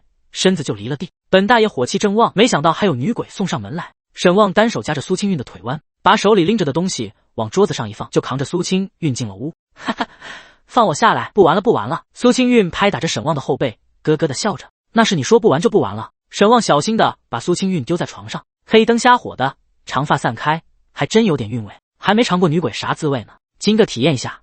结，讨厌啊，非礼啊！苏清韵哭笑不得的抵抗着，不过最后还是被沈道长无情镇压。压我头发了。哦，抱歉。沈旺起身打开灯，看着睡衣凌乱的苏清韵，小兄弟可耻的应了。苏清韵似乎反抗的太累了，仰面躺着喘着粗气，连鬼都不放过。苏清韵恨恨道：那也得看什么样的鬼，长你这样的，吸我10年寿元都不能放过。沈旺嘿嘿的笑着，饿死了，我闻到鸡叉的气味了。苏清韵起身耸动了一下小鼻子，在家中午也不吃饭是吧？沈旺敲了一下苏清韵的脑袋，烈，你不在家，我自己不想做，也不想点外卖。苏清韵吐了吐舌头，急着脱鞋去客厅，看到一大包炸鸡叉骨，眼睛都放光。还有冰粉，谢谢老公。冰粉不是很凉，但是也得慢点吃。知道。苏清韵已经像是个小饿狼一样，手指捏着鸡叉骨，大快朵颐了。沈旺挪了个马扎，坐在苏清韵对面，也伸手拿出鸡叉骨，开始嗦了起来。这是两人共同的爱好。今天找到房子了。苏清韵吃东西的动作停了一瞬，这么快？遇到以前的同学了，他正好是那里的物业经理，能给点优惠。苏清韵咀嚼着，然后犹豫再三，开口问道：房租多少钱？1个月12000。苏清韵手抖了抖，这么贵？需要，后面要招人才能撑起盈利量，我今天也要起号，开书了。苏清韵沉默了一会，然后笑着抬头，加油。一定会的，相信我。苏清韵用勺子挖了一口冰粉，神色恢复如初。沈旺不知道是不是因为加点需要消耗能量的原因，每次加完点之后都很饿。一大份鸡叉骨，他吃了1半多。看着苏清韵鼓起来的包子脸就知道，他估计也有些气哼哼。你晚上没吃饭去健身了？吃了。沈旺哭笑不得，那还吃我那么多鸡叉？苏清韵有些不依不饶，你不都吃不下了，我还能留着明天吃呢，明天再给你买。行。苏清韵眉眼弯弯的笑了起来，好家伙，搁这等着呢。吃完东西，填饱了肚子，苏清韵又开始忙碌起来。这么忙吗？沈旺有些疑惑。我不是要请年假吗？所有工作都要往前赶。苏清韵点点头，沈旺这才想起来这事，难怪他最近这么忙。沈旺点点头，不过并没有直接开始工作，他还有1个小时的读书学习时间。心流状态的学习最近让他有点上瘾。等到沈旺看完书，也到了8点半，他这才打开电脑，开始思考自己接下来要做的事情。虽然好些年没写书了，但是这些年也没断了看小说的习惯，脑子里还是有点东西的。这些年网文行业发展的速度很快，套路都快被神通广大的作者们摸透了。当年觉得是反套路的内容，也成了套路的一种。想写点真正让人眼前一亮的，文笔、构思、设定都不能太差。先扫榜吧。沈旺也是老书虫了，打开排行榜看看，能看出目前的整体网文局势和比较火的套路。这也是之前在工作室的时候老作者传授的经验之谈。大概扫了1个小时，沈旺挪了挪屁股，脑袋中有了一点点的思路雏形。感应到宿主对于人生与未来的诉求，系统辅助功能开启，创作辅助功能开启 EH5H。 宿主从事创作时，手速提升，灵感提升，思维提升，持续时间 EH。 来了，果然来了。看来只要是自己心中有执念的事情，系统就会给出相应的辅助。辅助功能居然还有冷却时间，每5小时才可以开启1小时吗？沈旺立刻有了灵感，手感火热。目前无敌文似乎还算比较火热，正好也是我擅长的领域，让我来写个无敌日常文。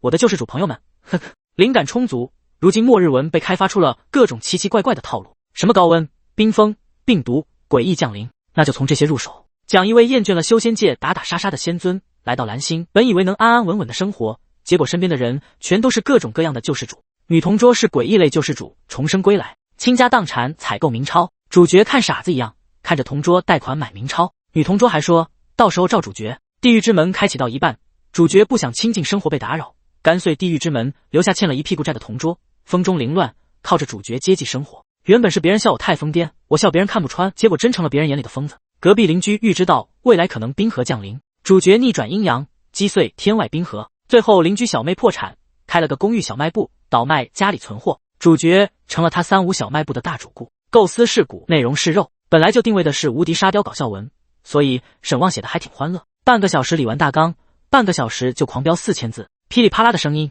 引得苏清韵频频侧目。辅助结束之后，沈旺明显感觉手感下降，不过也不是不能写，继续码了1个半小时，凑了8000字。沈旺又反复理顺了一下，结果是开辅助的1小时写的质量比自己费力写的4000好多了。看来以后还是得开挂写了。沈旺伸了个懒腰，等明天营业执照下来，我再发表吧，也存点稿。不知道林明宇那边怎么样了？第35章，又周一了。底薪4000加稿费提成，沈旺自觉的这个待遇已经很好了。主要是写书变现期很长，真正想要赚钱很难。不挣钱的时候有4000底薪养着，挣钱了收入也没降，也就自己这地方能提供了。毕竟能来工作室写文的，基本也就排除了大神小神。沈旺思考着，看了一眼自己的大纲，洋洋洒洒也有4、5千字。突然他眼前一亮，自己有这灵感加成，如果光写大纲的话，可行。打开微信跟林明宇发消息，旺旺，宇哥，招人条件不用太严格，那种有文笔但是没什么灵感思路的也可以招。旺旺，我这能搞大纲，可以招人扩写。宇宙第一，旺哥，好的。这样的话，很多人我都能联系一下了。宇宙第一，毕竟有文笔的作者还是不少，就是好多人剧情写不利索。旺旺，目前招人情况怎么样？宇宙第一，我发了，有不少人联系我，但是好多听说要坐班的都犹豫了。宇宙第一，还有问版权问题的。沈旺思考了一下，这个问题确实有，很多作者可能确实名声不显，也不挣钱，但是对于自己的作品版权还是非常看重的。作品就像是自己的孩子，谁也不愿意平白无故的拱手让人，要不做个区分，找一部分愿意扩写续写的，找一部分保留版权只是上班的，待遇肯定要有变化，规章制度也要有，总不能真的花钱养闲人吧？4000工资说不定真能招来混日子的。不过现在沈旺想的有点多，脑子也有点乱，等明天蹭一下办公辅助 buff 再想。苏清韵一直忙到11点才算忙完，快累死了。忙完后，苏清韵直接扑倒在床上，将脸埋在松软的枕头里，像是一条咸鱼一样。沈旺转过身，大手覆盖在苏清韵纤细的腰上，慢慢的揉按。你怎么知道我腰疼？苏清韵将脑袋从枕头里拔出来，然后侧躺着看向沈旺，脸上表情还有点舒服。你一撅屁股我都知道你哪里疼，切，腰好疼，大腿也酸。我给你捏捏。沈旺笑着伸手给苏清韵按摩，太了解苏清韵的身体状况了，只要来大姨妈一定腰疼腿酸，按摩大腿按摩腰，手感爽的不行，不过也很费力，就是毕竟按摩也不能是纯摸。没一会苏清韵就昏昏欲睡了。看着苏清韵的睡颜，沈旺又给她按了一会，然后也躺下搂着老婆睡过去。起床了，大懒虫。美女叫醒服务再次启动。沈旺睡眼惺忪看着苏清韵，伸了个懒腰，身体好了，早上总是胀得慌。苏清韵看了一眼，嘿嘿，憋得慌吗？憋，即便再清纯也免不了好色，可我才刚来大姨妈没2天，你还是继续憋着吧。苏清韵一脸坏笑。沈旺大早上的就有点火气上涌，难绷，打着哈欠回到工位上坐定。沈旺看看周围，好吗？最近作息太规律了，总感觉自己跟这群咸鱼格格不入。庄鹏戴着大耳机，吃着三明治，背着黑色的双肩包走进大门，胖胖的身躯还来回晃动，似乎在跟着音乐律动肥肉。早，旺旺，卧槽！庄鹏呆呆地看着沈旺，兄弟你肿了？怎么2天瘦了这么多？沈旺摸了摸脸，有吗？哈哈，跟变了个人似的。庄鹏两手按在沈旺工位的隔板上，取下耳机挂在脖子上，两眼瞪圆。沈旺环抱胸前，呵呵一笑，虽然最近一直在健身减重，但是没你那么夸张吧。庄鹏看着沈旺，两手环抱靠在办公椅上，眼睛瞪得更大，伸手戳了戳沈旺的胸肌，然后又捏了捏沈旺的胳膊。卧槽，真的假的？庄鹏不可思议地看着沈旺。沈旺低头看了看，今天的脂包肌轮廓比昨天更明显了一点，现在两手环抱胸前，明显能看到鼓胀的胸肌和肱二头肌。什么真的假的？背着黑色双肩包，一脸不屑表情的刘成走进门，把背包往座位上一丢，回头问道。当刘成看到两手环抱胸前，肌肉鼓胀，看起来有点像是强森一样既视感的沈旺的时候，表情凝滞了。你看旺旺这身肌肉真离谱，这健身效果这么好吗？沈旺提着的一口气松开，撑起的肌肉也松弛下来，身材继续变得有些圆润，肌肉轮廓被脂肪覆盖，提着一口气，憋死我了。沈旺开了个玩笑说道。刘成看着松弛下来的沈旺，这才也跟着喘过这口气。健身哪有那么容易？那些肌肉练出来都是打药练的。刘成哼了哼，坐回原位。切，还打药练？你打一个练出来我看看。庄鹏撇撇嘴，嘀咕2声，坐在工位上，转头就看着沈旺。旺哥，你怎么练的？沈旺摊了摊手，每天100个俯卧撑，100个仰卧起坐，100个深蹲，10公里长跑。你当我不看一拳啊？庄鹏嘴角抽搐。你看，说了你又不信。说真的，你能做到，减肥没问题。庄鹏咬了一口三明治，思考片刻，算了，太累了。沈旺早有预料的摇摇头，工作还是那些工作，下个季度还没开始，现在还是闲得蛋疼。庄鹏都摸鱼摸魔怔了，手机看小说，电脑后台挂游戏，严小妍则是跟佟丽在聊化妆品。沈旺奇怪地看了一眼办公室，奇怪，今天韩哥怎么还没来？又开会去了。就在大家越来越放松的时候，一道身影从办公室走廊尽头出现。嗨，虽然新分3用，但是仍然第一时间发现敌情。终极摸鱼怪到底还是终极摸鱼怪。庄鹏的一声轻咳，整个办公区瞬间小范围的躁动了一瞬间。严小妍从桌子上不紧不慢地抽出了一份文件，递到满头大汗的佟丽面前，温声细语地询问着排版格式问题。庄鹏一脸严肃地看着眼前的电脑，仿佛正在解决世纪难题，眼神坚定的仿佛要入党，短粗的手指噼里啪啦在键盘上敲击。沈望无奈摇头，屏幕上看短视频，你们摸鱼或许更专业，但是我摸鱼摸得光明正大。都收一下手边的活，我来给你们介绍一下新同事。李寒哥拍了拍手，面带微笑的说道。第36章安排新同事。众人立刻抬头看向了李寒哥身后的两人，青涩的面孔一看就是还没有遭到社会毒打的大学生。两个女生身高差不多，一个纤瘦文静，一个看起来圆润活泼。我们欢迎一下新伙伴吧。李寒哥带头鼓掌，欢迎新人。严小妍鼓掌最起劲，你们自我介绍一下吧。李寒哥笑着说道。两个人都有些拘谨，圆润活泼的那个叫马明玉，纤瘦文静的叫何静。工作上的同事也不是学校同学，大家需要互相了解的也不多，也就是专业和名字就可以了。流程带他俩熟悉一下，你们两个先做流程对面的2个空工位。李寒哥随意安排道，然后就匆匆离开。流程一听自己要带2个萌新，别提有多兴奋了，当即就拿出了一副前辈的姿态，开始带着两人去领取设备，然后教两人下载软件。沈望也没过多关注，看了2天的视频了，他准备提前入手，准备所谓的自媒体推广计划了。有 buff 加持，断断续续，他有了计划和想法，先把策划书弄出个大概。忙活到临近中午，沈望手机传来提示音 ：A 仲达，菜菜老板，执照搞定了。A 仲达，菜菜老板，我们还提供财务代理服务，社保、税务、季度申报都管。A 仲达，菜菜一条龙，啥都不用你操心。A 仲达，菜菜2501年。沈望想了想，现在这公司规模，估计也用不着请会计，找个托管也行。而且这家还是骑士的大公司，信誉有保证，当即也就先定了1年。现在公司也有了，可以开始正式招人了。沈望通知林明宇，然后把林明宇和菜菜都拉到一个群里。刚联系了林明宇，林明宇就兴冲冲的回信息了：宇宙第一，老板招到人了。沈望哭笑不得，旺旺，林老板辛苦了，招几个了？宇宙第一，林老板，哈哈，还第一次被人叫老板呢。宇宙第一有2个确定要来了，还有3个在考虑。宇宙第一，不过都是阔血枪手。沈望点点头，能理解，挣钱不磕碜。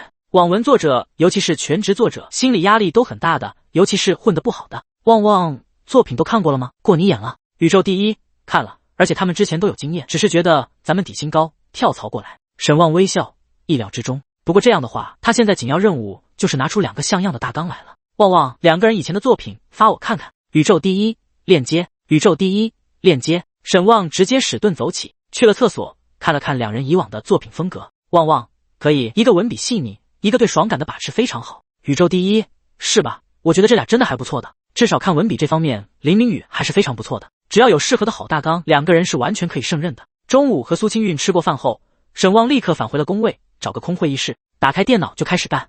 创作辅助功能开启，早就冷却好的辅助功能也别浪费了时间，早用早 CD， 灵思泉涌手速飙升。1个小时，一份非常完善的大纲被沈望保存在写作软件上。穿越到了修仙世界的主角，勤奋修行，成为门派大师兄。某天却发现门派里的新弟子都有些奇怪，昨天明明死掉的师弟师妹，今天又活蹦乱跳的出现在他眼前，不厌其烦的问他有没有任务可以交给他们，甚至还说什么秘境 BOSS 难打，大师兄好帅之类的话。突然意识到自己成了游戏世界的 NPC， 通过套取玩家口中藏有宝物的秘境，主角不断极限救场，然后拿到宝物变强，再随便给玩家点残羹剩饭。而打 BOSS 的各种画面，在玩家看来都是帅气过场动画，无脑爽文，结构合理，冲突和爽点都有，适合那个写爽文写手。具体能不能挣到钱，沈望也不知道，毕竟大纲只是鼓，具体写的爽不爽还得看人。搞定一份，晚上下班还能再搞1篇，暂时够用了。沈望心情不错的返回了工位，继续摸鱼。临近下班，李寒哥把大家召集起来，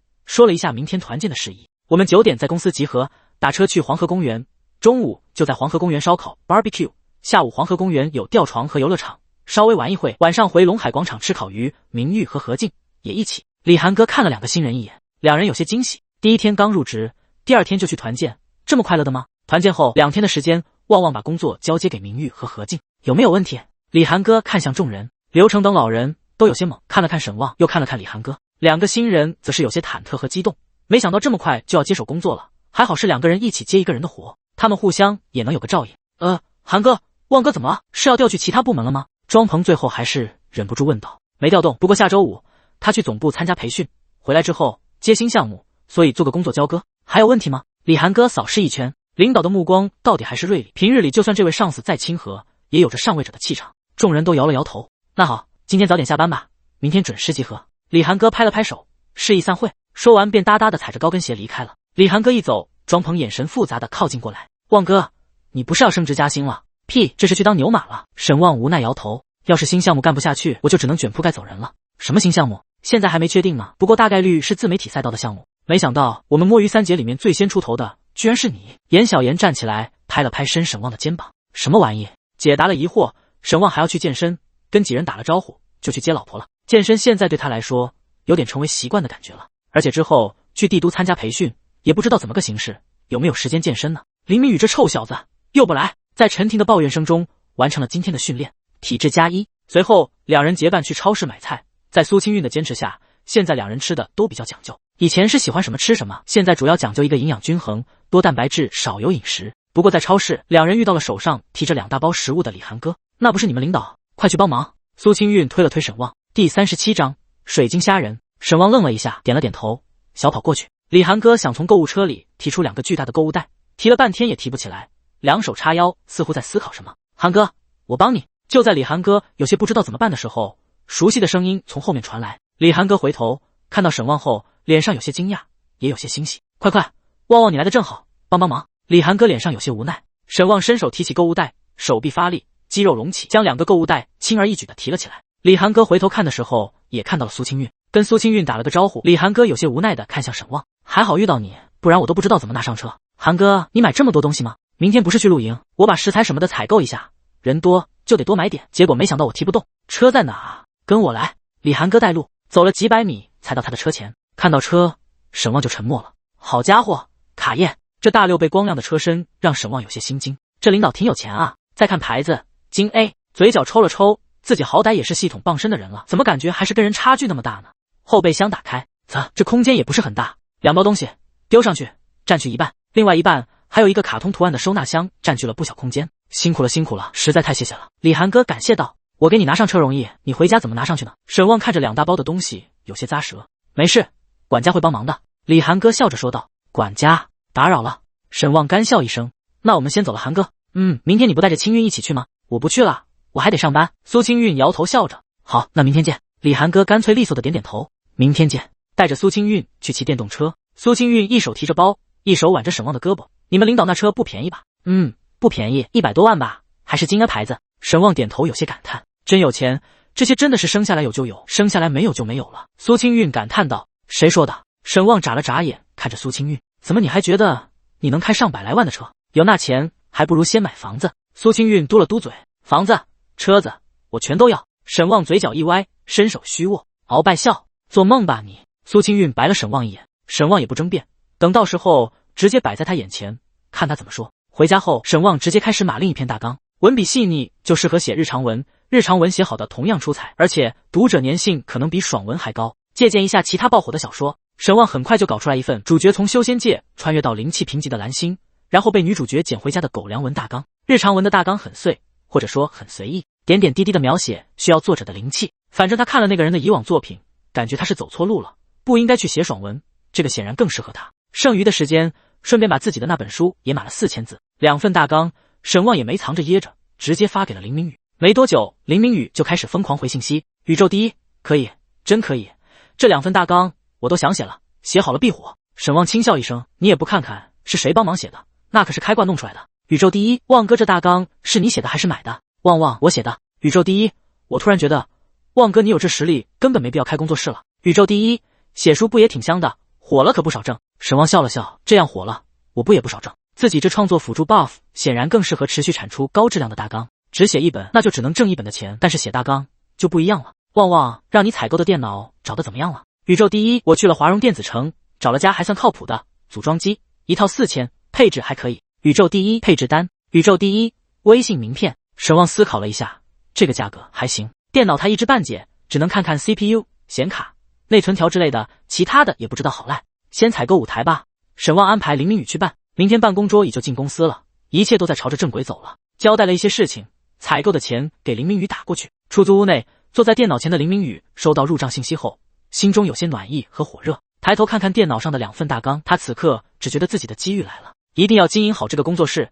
他感觉自己很可能借此起飞。旺哥，还真的深藏不露，这大纲真不错。突然他也有些灵感涌现，不如我就写个主角有辅助系统，做什么都能做好，先从开网文工作室写大纲开始。宛如疯魔，林明宇激动地开始打开文档开干，还不知道自己的大纲给了林明宇多大的冲击。沈旺放下电脑就开始学习，都是宝贵的辅助功能，可都别浪费了。苏清韵趴在床上正在刷视频，宽大的睡衣盖住了玲珑有致的身躯，两只白皙纤细的小脚在空中来回有节奏地踢着，只剩左脚还挂着一只洞洞鞋，另一只早就被踢掉了，露出宛如一件精美的艺术品的小脚丫，每一个脚趾都圆润可爱，如同珍珠般晶莹剔透。看到沈旺放下电脑，苏清韵撑起身子刚要扑上去，却看到他又拿起了一本书，开始目不转睛地看着。减肥卓有成效的脸庞也有了些线条，此刻神情专注认真的下帅到了苏清韵的心坎里，索性也不看手机视频了，就两手撑着下巴看沈旺看书，越看越欢喜。可惜大姨妈护体。苏清韵突然脑中在思考一个问题，为什么越是大姨妈来了越容易躁动呢？这不违背自然规律吗？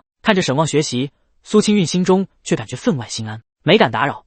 苏清韵轻手轻脚的下地，然后去削了苹果和猕猴桃，一一切好块，抽出2根牙签扎在果盘上，然后又轻手轻脚的回到卧室，把果盘放在了床边的桌子上，继续趴下看沈旺。1小时的学习时间在沈旺感觉中很快，当他放下书本的时候，就立刻注意到了桌边的果盘。苏清韵则是趴在沈旺的腿上，似乎睡了过去。沈旺把果盘吃干净，然后便抱着苏清韵软滑的娇躯进入梦乡。早睡确实有助于早起，早上没等闹钟响，沈旺已经睁开眼了。厨房里传来炒菜的声音，显然苏清韵起得更早，阵阵酸甜可口的香气扑鼻。沈旺立刻起身，偷偷摸摸地凑到了苏清韵身后，然后伸出手抱住了苏清韵的腰。老婆，炒什么呢？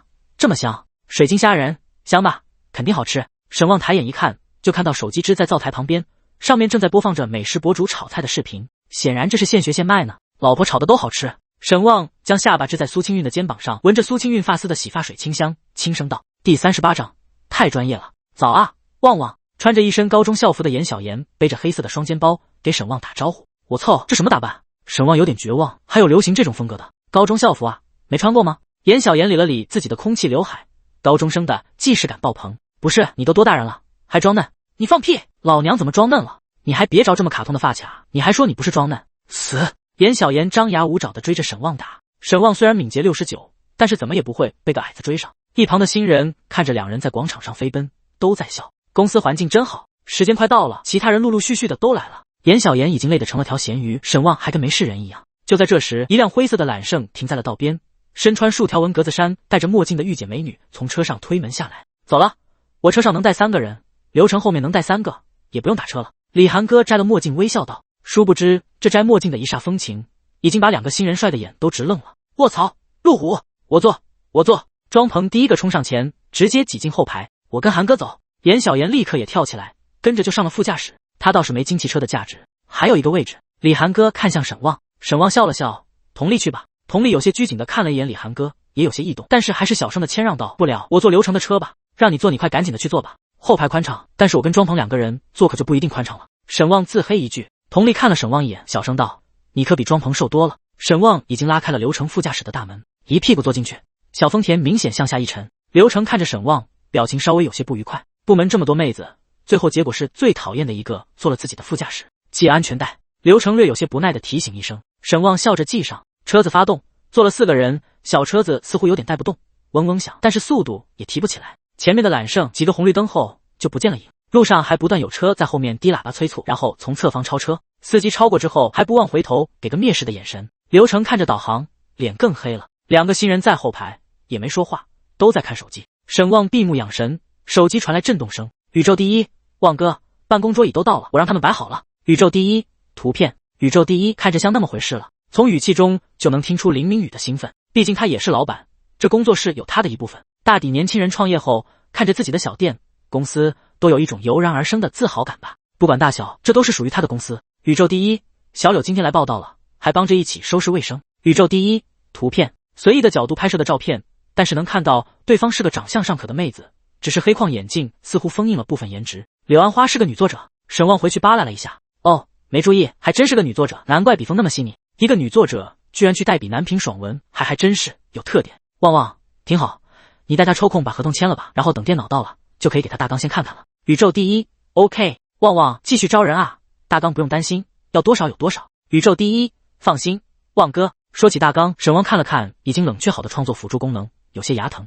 早用早 CD 这么放着就是对系统的极大浪费。等去黄河公园，先找个地方码字。还好习惯的带了电脑。沈望手无意识的拍了拍背包，经过40分钟的车程，才算赶到了黄河公园。看着眼前黄沙滚滚的大河，沈望感觉震撼。这么宽的一条河，看起来分外震撼。车辆晃晃悠悠的驶过浮桥，沈望都怕一个不小心翻下去。好在浮桥稳得很。黄河公园说是公园，但是规划其实并没有那么严格，周围没几棵树，所以这里也不禁止野外烧烤。前方便是滔滔大河，这边吃着烧烤撸着串，倒是感觉很新奇。沈望和庄鹏从揽胜车上卸下来了烧烤装备，沈望这才知道李涵哥为啥没开昨天的卡宴了。这烧烤炉子不是那种小炉子，而是大炉子，烤制区很长，一次能同时烤很多东西。车上还有水和炭，还有移动电源和小冰箱。男人们过来帮忙支天幕。戴着墨镜的李涵哥笑着拖出了帐篷和天幕，专业，太专业了。沈望比了个大拇指，买了很久了，早就想出来这么玩了，但是我一个人又搞不了。李涵哥将收纳包递给沈望，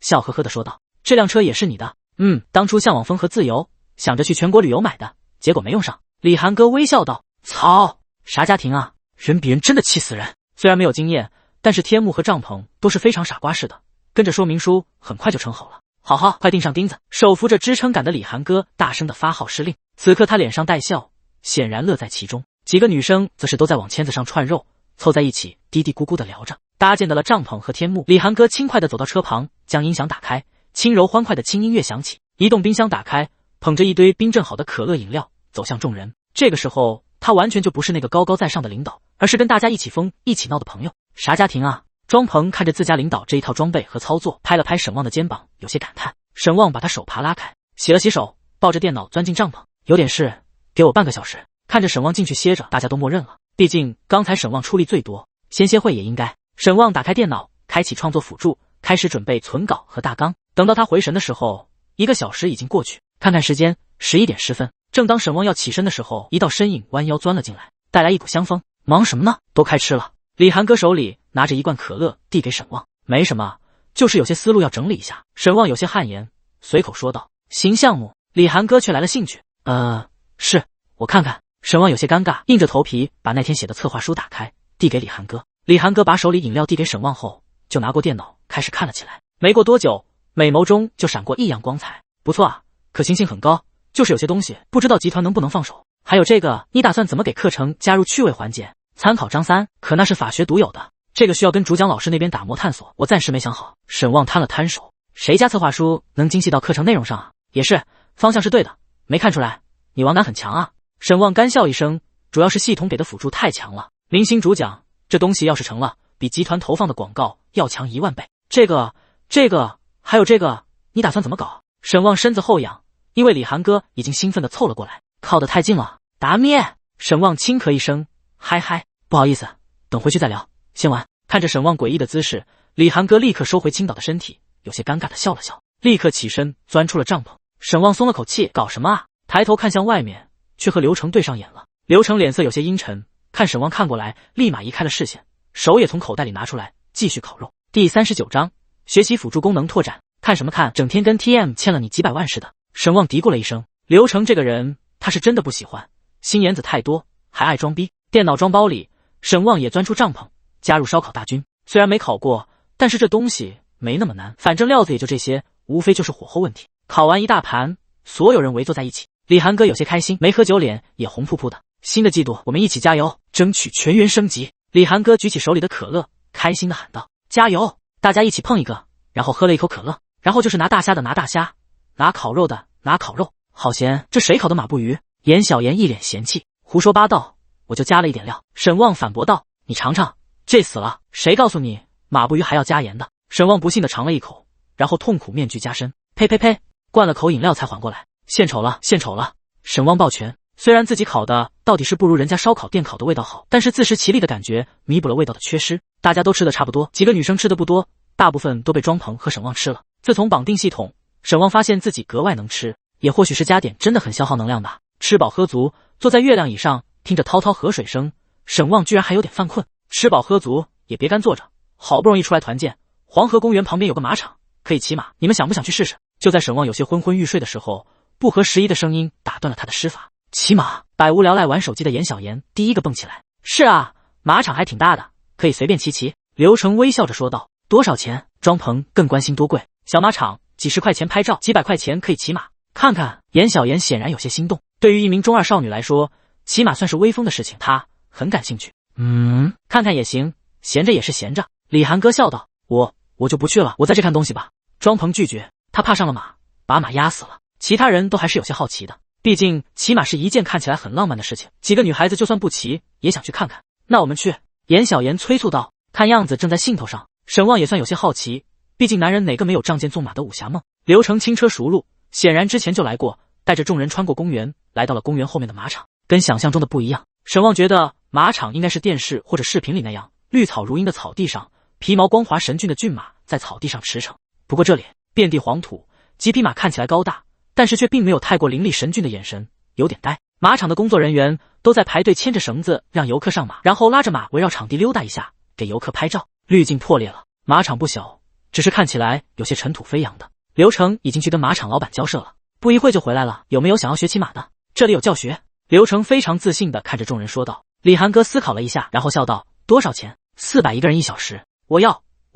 严小妍第一个举手报名，400块在他眼里估计也不算钱，我们就在旁边看看吧。两个新人有些腼腆，也主要是觉得有点贵，长这么大还没骑过马呢，我试试吧。李涵哥饶有兴趣，显然骨子里也不是个安分的主，也是，不然也不会想着买车去全国自驾游了。佟丽犹豫了一会，也有些异动，最后报了名。沈旺笑了笑，既然都去了，那就跟着一起玩玩呗。400块钱对他现在来说不是很在意。刘成多看了沈旺一眼，眼中略有些轻蔑和自傲。很快众人进了马场，在老板的指点下选了马，马厩的气味差点让严小妍把午饭吐出来，好在到了空旷的场地上了，就好多了。随后几个工作人员来到众人身边，开始讲解骑马的要点。上马之前，我们先来学习一下握缰，来看一下缰绳从无名指及小指间绕出。就在工作人员讲解的时候，一阵密集的蹄音从后方传来，众人回头，只见刘成单手握缰，意气风发的纵马疾行，看起来分外的潇洒。哇，好帅！严小妍两手在嘴边做扩音状，大声的喊道。刘成嘴角压不住的上扬，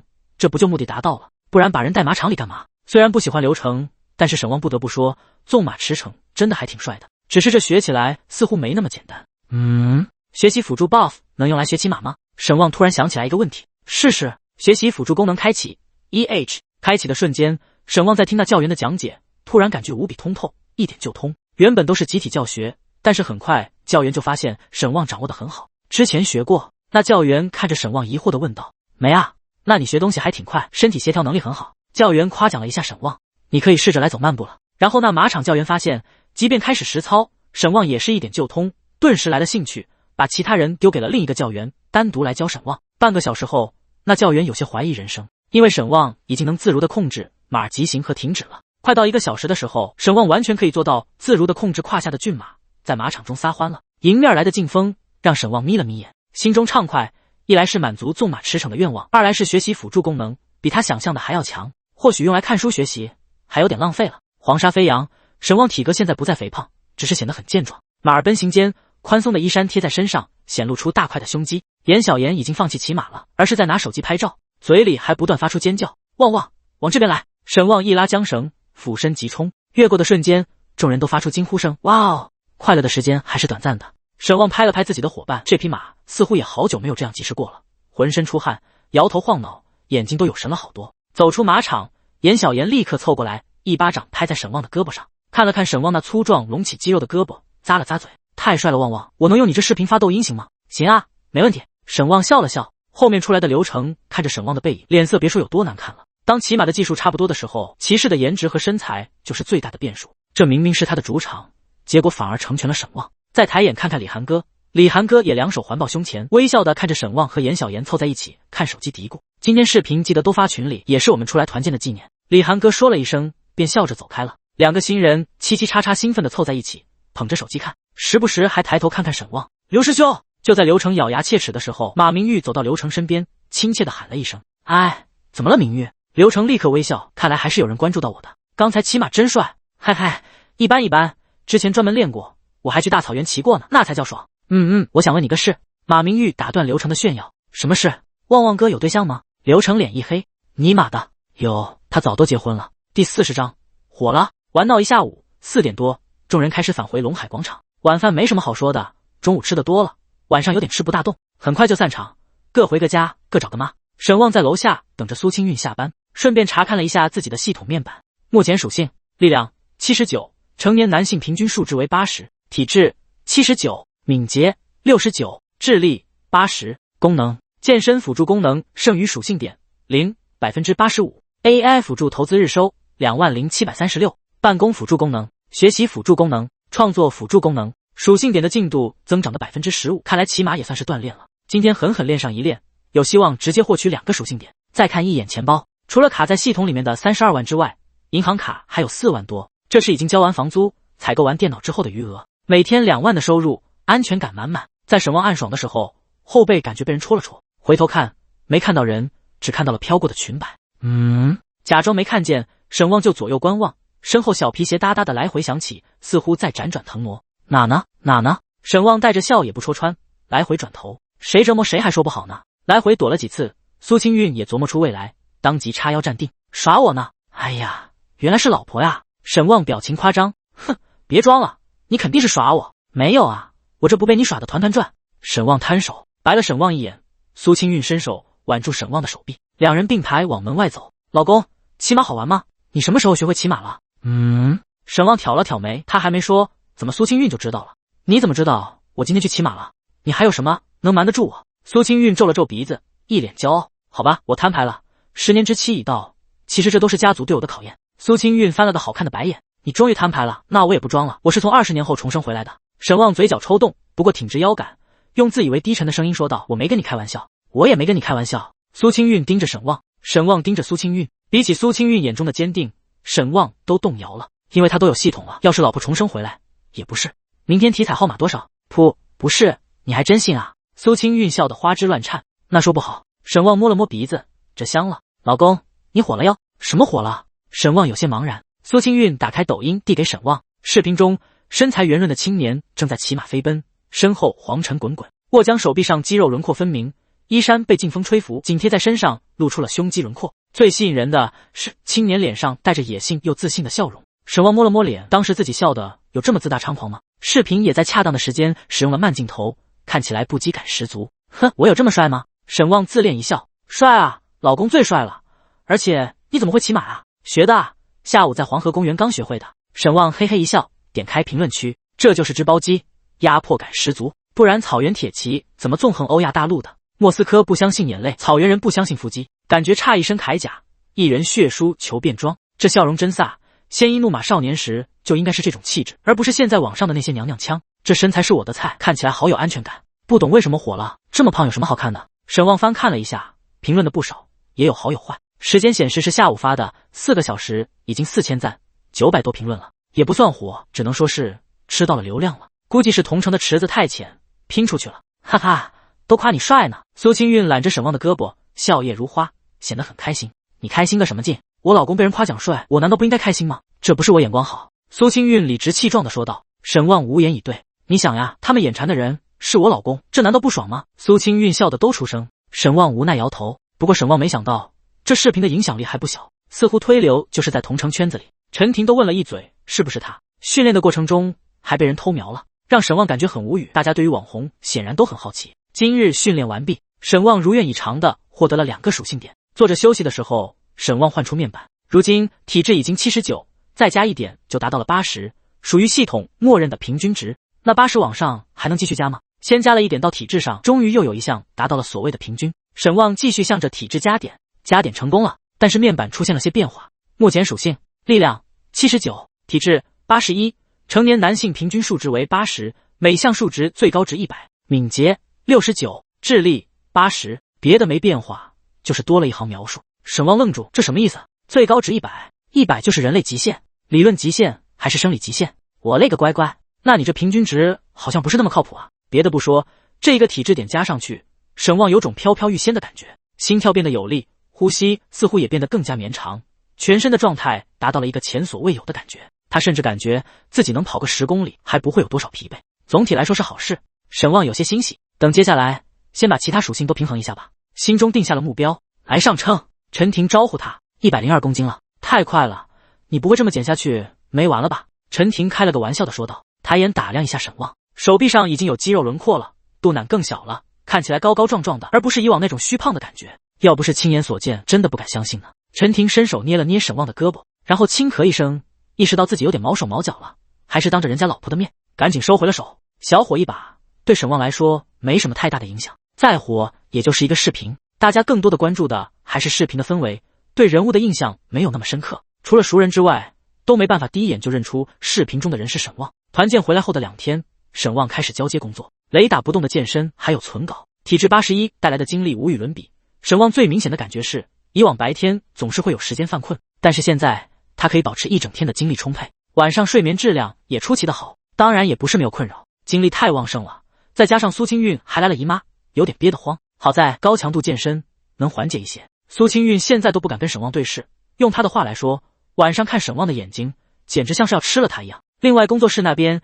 已经有3人入职，在林明宇的安排下已经开始建号存稿了，估计下周就开始发书，大家对于大纲都很有信心。知晓了学习辅助功能的用法后，沈旺也没再抱着那几本书啃，而是捡起了以往心血来潮买的吉他，直接白嫖公司课程学起了吉他，一天弹得比一天好。现在苏清韵都快成迷妹了，不过再迷也没法改变即将分开一段时间的事实。拖着行李箱，苏清韵和沈旺肩并肩的走到了高铁检票口。好了，早点回去，下周就再见面了。沈旺拍了拍苏清韵的脑袋，苏清韵扁了扁嘴，下一刻直接扑到沈旺怀里，抱住沈旺的腰。老公，你还没走，我就开始想你了，怎么办？小傻瓜，我又不是一去不回了，你不是下周就来找我了吗？到时候我带你去玩。沈旺无奈的安抚苏清韵，两人从婚后不管吵也好，冷战也好，确实没有分开过，早就习惯了彼此在生活中的存在。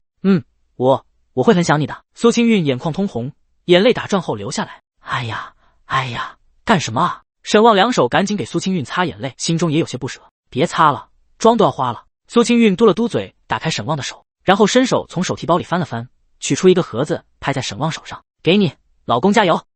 这什么啊？沈旺愣住，仔细一看是华为最新款的旗舰机。苏清韵撇撇嘴，你那个手机都快废了，快扔了吧，别等出去让人说我苛待你。这个是手机壳和挂饰。苏清韵又拿出2个袋子塞到沈旺手里，连手机壳和挂饰都准备了，也不知道是什么时候买的。沈旺看着手里的新手机，一时间有些百感交集。苏清韵的手机和他的手机是一起买的，都用了4年多了，只不过他用的很仔细，不像是自己摔了几次，屏幕都裂得不像样子了。谢谢老婆。好了，赶紧检票吧，快到时间了。苏清韵推了推沈旺，眼中不舍，但是又坚定。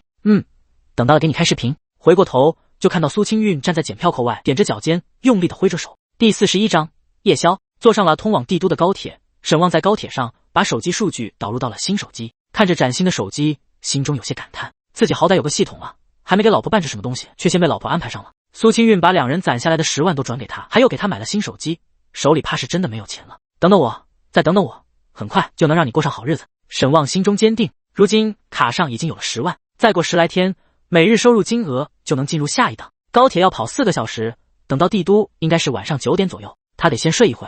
培训营那边已经把酒店订好了，不过还没等睡过去，就被一声娇滴滴的声音喊醒。帅哥。虽然不确定是不是喊自己，但是不妨碍沈旺睁眼看一眼，人得有自知之明。抬眼一看是邻座的妹子，沈旺立刻收了收脚，尽量让自己的身体不越界。这个是你吗？妹子拿起手机给沈旺展示了一下，正是沈旺骑马的那个视频。妹子旁边的那个妹子还在用手机录像，不知道在拍什么。沈旺笑了笑，如果没有另外跟我长得一样的，应该就是我了。真的是你骑马真的好帅啊。2个妹子也不是社恐人，说话声音也不小，不少人抻头看过来，看乐子是人的天性。帅哥能加个微信吗？我也想学骑马。妹子将手机递上前，妹子长得很好看，长发披肩，五官精致，手上还做着好看的美甲。不好意思，我老婆不让我随便加陌生女人微信。沈旺笑着摆了摆手，妹子微笑的表情僵住，正在给2人拍摄的妹子当即没忍住发出了大笑声，哈哈哈哈哈！周围好多人也都憋笑。帅哥，你结婚了啊？沈旺2手抱着膀子，靠在窗户上，随意的点点头。拍摄的妹子收起了手机，乐呵呵的去剪视频了。帅哥，你叫什么？你好，沈旺。沈旺点点头，算是礼貌回应吧。你现在好火的，没想到你这么年轻就结婚了。长发妹子感觉有些可惜。拍摄的妹子头也不抬插了一句，结婚了也不是不行。要死啊你！长发妹子捂住同伴的嘴，尴尬的低声警告。沈旺无奈摇头，心道那视频已经火出圈了吗？坐个高铁都能遇到粉丝。帅哥，你看起来比视频里帅多了。长发美女警告了同伴后，继续攀谈道。沈旺笑了笑，也没觉得尴尬，自然的说道：谢谢。现在他体重已经降到了100公斤了，脸型比之前恢复了一些，更加立体。不过达到100公斤后，最近2天没有怎么降体重，只是身上的肌肉轮廓更明显了一些，应该是为了维持肌肉维度，所以体重也差不多降到了极限。毕竟没有肌肉维度，力量怎么提升？肌肉纤维是力量的直接来源。说什么流线型的肌肉能有超强的力量，那不扯淡。除非肌肉纤维变异的比钢丝还坚韧，不然维度就是力量。沈旺对现在的状态还算满意，正好卡在他的审美上。肌肉饱满，体脂也不低，妹子还是挺热情，目光也比较火热大胆。但是沈旺始终敬而远之，最后他也就放弃了。后面的旅程无聊了点，但是正合他意。快速进入睡眠，快到站的时候被手机闹钟喊醒，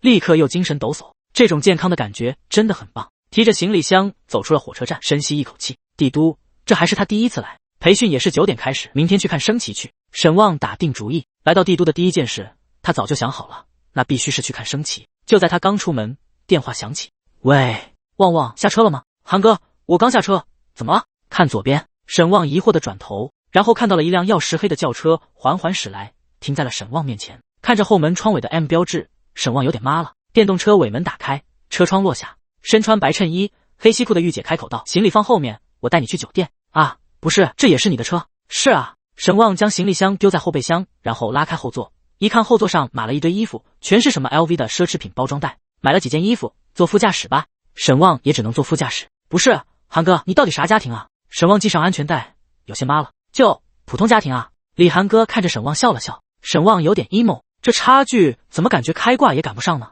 晚上吃饭了吗？还没。那我先带你去吃点饭吧。李韩哥笑道。不用了，我回去凑合吃点什么都行。没事，一起吃点吧，正好我也没吃。李韩哥继续邀请道。吃什么？串串，好久没吃串串香了。李韩哥有点眉飞色舞。沈旺迟疑了一下，好，那就听领导安排了。没多久，迈巴赫就驶进了胡同，然后随意的停在了路边，旁边只留下了一个窄窄的车位，很让人怀疑别人能不能过去。这车开的不讲究。沈旺咂了咂舌，总感觉李韩哥回了帝都，似乎整个人都放松了下来，像是回家了一样自在。不过也是，毕竟这是人家的地盘。穿过巷子，眼前一亮，一条不起眼的小吃街，确切的说是几个路边摊汇成的小吃街。李韩哥轻车熟路，提了2个马扎，坐在了一个卖串串的3轮车前。阿姨，小菌干1把，牛肉1把，笋1把，牛肚1把，再来1把豆腐泡。你吃点什么？点完之后，李韩哥看向沈旺，沈旺张了张嘴，随便。男孩子多吃点肉，再来1把羊肉，1把牛肉。李韩哥笑着安排。看着自然的李韩哥，沈旺感觉他跟以前印象中的社会精英形象稍微有些割裂。我请，不够再点。李韩哥看着眼前沸腾的桶锅，笑着说。这些串串都是带着签子在眼前的电筒锅里涮着吃，一人1碟蘸料，涮好了，直接拿着签子取出来，把肉撸到酱碟里吃。吃过2口，沈旺觉得也很好吃，有点辣，也很鲜香。沈旺给苏清韵拍了照发过去。旺旺，领导请吃夜宵，等你来了，我也来带你吃，很好吃。旺旺，图片。老婆，好呀，看起来就好吃，流口水。老婆，呜呜，好想你啊。老婆，回酒店后记得给我打视频。旺旺，好。嘴角含笑的沈旺收起手机，发现李韩哥正在瞧他。看沈旺放下手机，李韩哥笑道：“跟你的小娇妻聊天呢，还真是如胶似漆啊。这串串太好吃，汇报一下，等有机会带他来尝尝。”沈旺笑着开始撸串，一把串串30根，看着就是满满的一大桶签子，但是签子上的肉很小，所以总体量也不多。李韩哥点点头，看了一眼沈旺，表情微微有点遗憾。第42章摊牌。沈旺，还挺羡慕你和你老婆的感情的。李韩哥有些感慨。嗨，羡慕的人多了，不差你一个。噗，哈哈哈。李韩哥没想到沈旺会来这么一句，笑得前仰后合。沈旺还第一次见这领导这么自然洒脱的笑。沈旺，你有没有想过来帝都发展？没有。沈旺犹豫都没犹豫。李韩哥表情一僵，你还真的是犹豫都没犹豫？因为早就想明白的事情，没必要犹豫。我的父母家人都在其省，我觉得吧，以我的能力，又不能把他们全都接来帝都安顿好，所以我不会来帝都发展。不想拼一把吗？李韩哥有些犹豫。总部有个职位，我觉得很适合你，3级别，年薪40万不是问题。就只有2点，一个是先从2级别做起，慢慢升，晋升绝对透明，只要有成绩，保证晋升；另一个就是要常驻帝都。李韩哥觉得这个条件对于一个只拿月薪5000的职员来说，已经足够吸引人了。只是没想到沈旺笑着摇头，我还是想待在骑士。再说，我觉得我也没那么优秀，胜任不了。他来参加训练营，都是因为想让苏清韵对未来和生活有信心一点。毕竟现在自己的创业计划还没稳定，一个稳定的工作也能让苏清韵心理压力小点。赚钱的理由现在已经找好了，后面只需要等着财富积累就好了。他可不想去当什么高级牛马，开个工作室吃穿不愁，等后期有时间有钱，游遍大好河山，不比什么都强。李韩哥摇了摇头，据我了解，你们现在还没买房吧？骑士房价虽然没有帝都那么贵，但是也得个60-70万的首付吧？何不先努力一把拼几年，到时候有了资本再去考虑其他。你也不想你老婆总是跟着你租房住是吧？收收尾，沈旺有些无语。咋地？你还在小日子留过学？看着沈旺沉默，李涵哥觉得自己找的方向是对的。那天看过你的策划书之后，我觉得你是有这个能力的，所以也想给你个机会。李涵哥真诚地说道。到这沈旺算是知道李涵哥为什么要请他吃饭了，应该主要是为了说这个事。虽然不知道李涵哥到底为啥这么大的执念，但是沈旺也只能说抱歉了。涵哥，这不是钱的问题。李涵哥没回应，只是平静地看着沈旺，眼中有些疑惑。在他的了解中，沈旺和苏清韵生活是很简朴的，而且还没买房。原本他觉得只要自己说出年薪的时候，他就应该同意的。但是事情出乎了他的预料，应该说沈旺这个人一直在出乎他的预料。他第一次有种看不透某个人的感觉了。部门里的人际关系弯弯绕绕，他虽然都没提过，但是门清。这也是为什么他分配任务基本都不会让刘成跟他们三人组一起，基本都是佟丽和刘成搭档。看着李涵哥似乎要继续争取的眼神，沈旺有些无奈。涵哥，不瞒你说，我现在已经创业了，虽然挣的不多，但是未来买车买房不是问题。既然李涵哥不愿意放弃，那沈旺也就摊牌了。反正自己离开公司也是迟早的事情，真要是被领导惦记穿小鞋了，那他绝对毫不犹豫的抬腿就走。这大好的人生等他去享受呢。你创业了？李涵哥有些僵住，表情都有些讶异。跟朋友合作开了一个工作室。李涵哥没有继续说什么一些让人讨厌的话，聪慧如他能读懂很多东西。沈旺对年薪40万的工作不在意，那么说明他现在创业的期望收入远远高于这个数。开什么工作室那么赚钱？李涵哥有些疑惑，也有些佩服。好吧，那你为什么还在公司上班？李涵哥问出了自己的疑虑。开心吧？李涵哥眉毛一挑，在领导面前说自己上班为了开心，你也真是独一份了。沈旺拿起北冰洋汽水，对着李涵哥举了举。李涵哥啼笑皆非，一切尽在不言中，也跟着举了举手里的汽水。后半程，李涵哥再也没提起给沈旺升职的事情。人家在公司上班都是为了开心，再说其他的未免就太尴尬了。坐着李涵哥的车停在了亚多酒店前，沈旺取下了自己的行李箱，对着车里的李涵哥摆了摆手，多谢涵哥的宵夜，真不错。李涵哥白了沈旺一眼，走了，拜拜。目送黑色的迈巴赫离开，沈旺回头去办理了入住，躺在大床上，立马给苏清韵发去了视频通话。发过去的通话申请几乎是被秒接，一张笑脸出现在手机屏幕之中。老公，沈旺嘴角上扬，这一声胜过万千美好。带着苏清韵参观了一下酒店布局，惹得苏清韵一阵惊讶。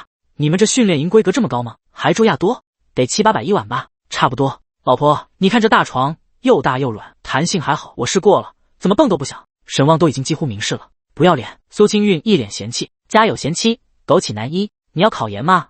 还一套一套的。苏清韵嘴角勾起，说完后，苏清韵像是要伸懒腰，撑起身子。镜头之中，从睡衣领口看去，两团圆润挤压在一起，看得沈旺眼睛都直了。你故意的，你绝对故意的。沈旺跳脚道。苏清韵也不怀好意的笑起来，嘿嘿，是又怎么样？看得见吃不着，略想你了，老公。苏清韵有些依恋的喊道。我也想你，不过很快就见面了，你快睡吧，明天就要去培训了。苏清韵看了看时间，翻了个身，仰面躺在床上。别看一眼，再看一眼，别闹，看完你还睡得着觉？苏清韵风情万种的白了沈旺一眼，就一眼。11点，亚多酒店健身房中传出哼哧哼哧的声音。沈旺气喘如牛的拎着2只沉重的哑铃，玩命的压榨自己的体力，直到累得成为一条咸鱼才停下来，对着健身房的镜子观察了一下自己的身体。沈旺发现自己开始给敏捷属性加点后，身上的肌肉发生了微妙的变化。原本鼓胀的胸肌似乎位置稍有偏移，皮下脂肪开始减少，现在撩起衣服来，居然能隐隐看到腹肌了，一身肌肉的比例显得非常符合审美，觉得恰到好处。而且肌肉规模和比例发生变化后，他发现自己的柔韧和核心力量增强很多，原本做不到底的体前屈可以轻松做到底了，连肌肉比例都能改变，真的太牛皮了。陈婷说的没错，健身靠努力，健美就得靠天赋了。肌肉的排列分布是天生的，有人练大了也不协调不好看，那就是本身天赋限制了。当一声重物落地的声音响起，沈旺回头，只见酒店前台小妹脸色涨红，慌张的将角落的空气净化器扶正，眼神还有些飘忽的看向沈旺的方向。沈旺用毛巾擦了擦额头的汗，收起水杯，离开健身房。等电梯的时候，拿出手机，林明宇给他发了很多信息，最主要的就是3本小说封面的图片。旺哥，新书启航，撒花撒花。第43章，又见面了。沈旺看到了林明宇的消息后，直接给他打去了电话。才11点，以林明宇的作息，肯定是睡不了。魏宇哥，你们这么快就发书了？林明宇那边传来兴奋的笑声。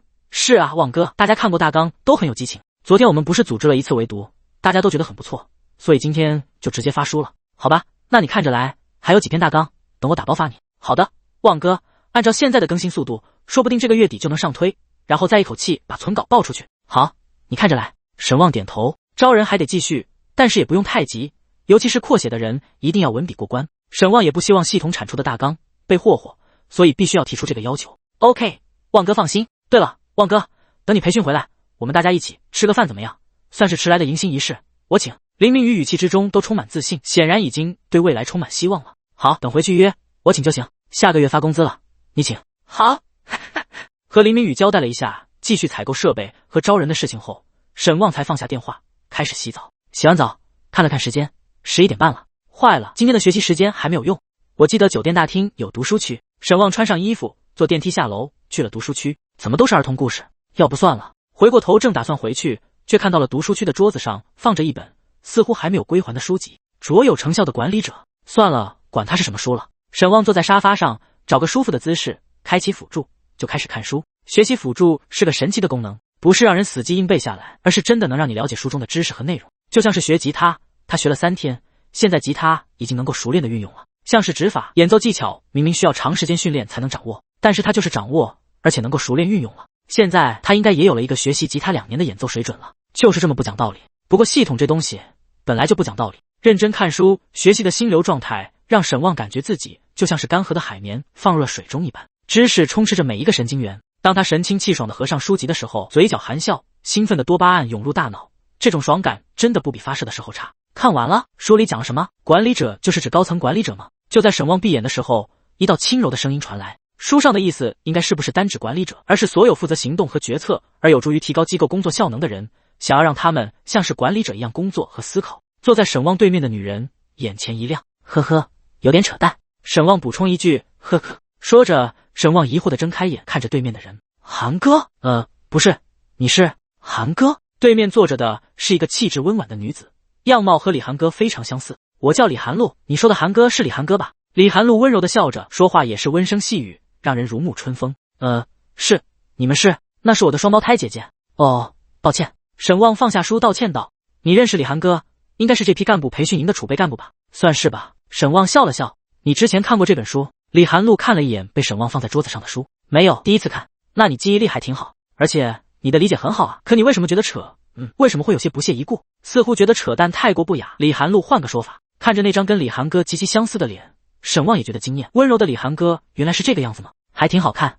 因为江湖不是打打杀杀，江湖是人情世故。时间不早了，我先撤了，得去睡觉了。沈旺说完之后直接开溜，丝毫没有多攀谈的欲望，即便对方是个很符合沈旺审美的美女。累了，想睡。看着沈旺离开，这回轮到李韩露懵逼了，她还从来没有遇到这样的情况，居然被男人甩下了。不是她自傲，从小到大她还从来没被人这么撂下过。这男人是南通吗？自己这么个大美女跟他聊天，他居然聊2句就走了，想想还有点生气。既然是来培训的，迟早还能看见你。哼！李韩露轻哼一声，等明天见面，我倒要看看你什么表情。想到这，李韩露还有些莫名其妙的愉悦。沈旺回到房间，几乎是光速入睡。早上7点，沈旺就已经起床了。经过一晚的睡眠，健身的疲劳已经消失不见了，这就是体质强大的好处。简单洗漱之后，沈旺来到楼下吃早餐。房价贵有贵的原因，至少早晚餐不用纠结了，菜品还挺丰富。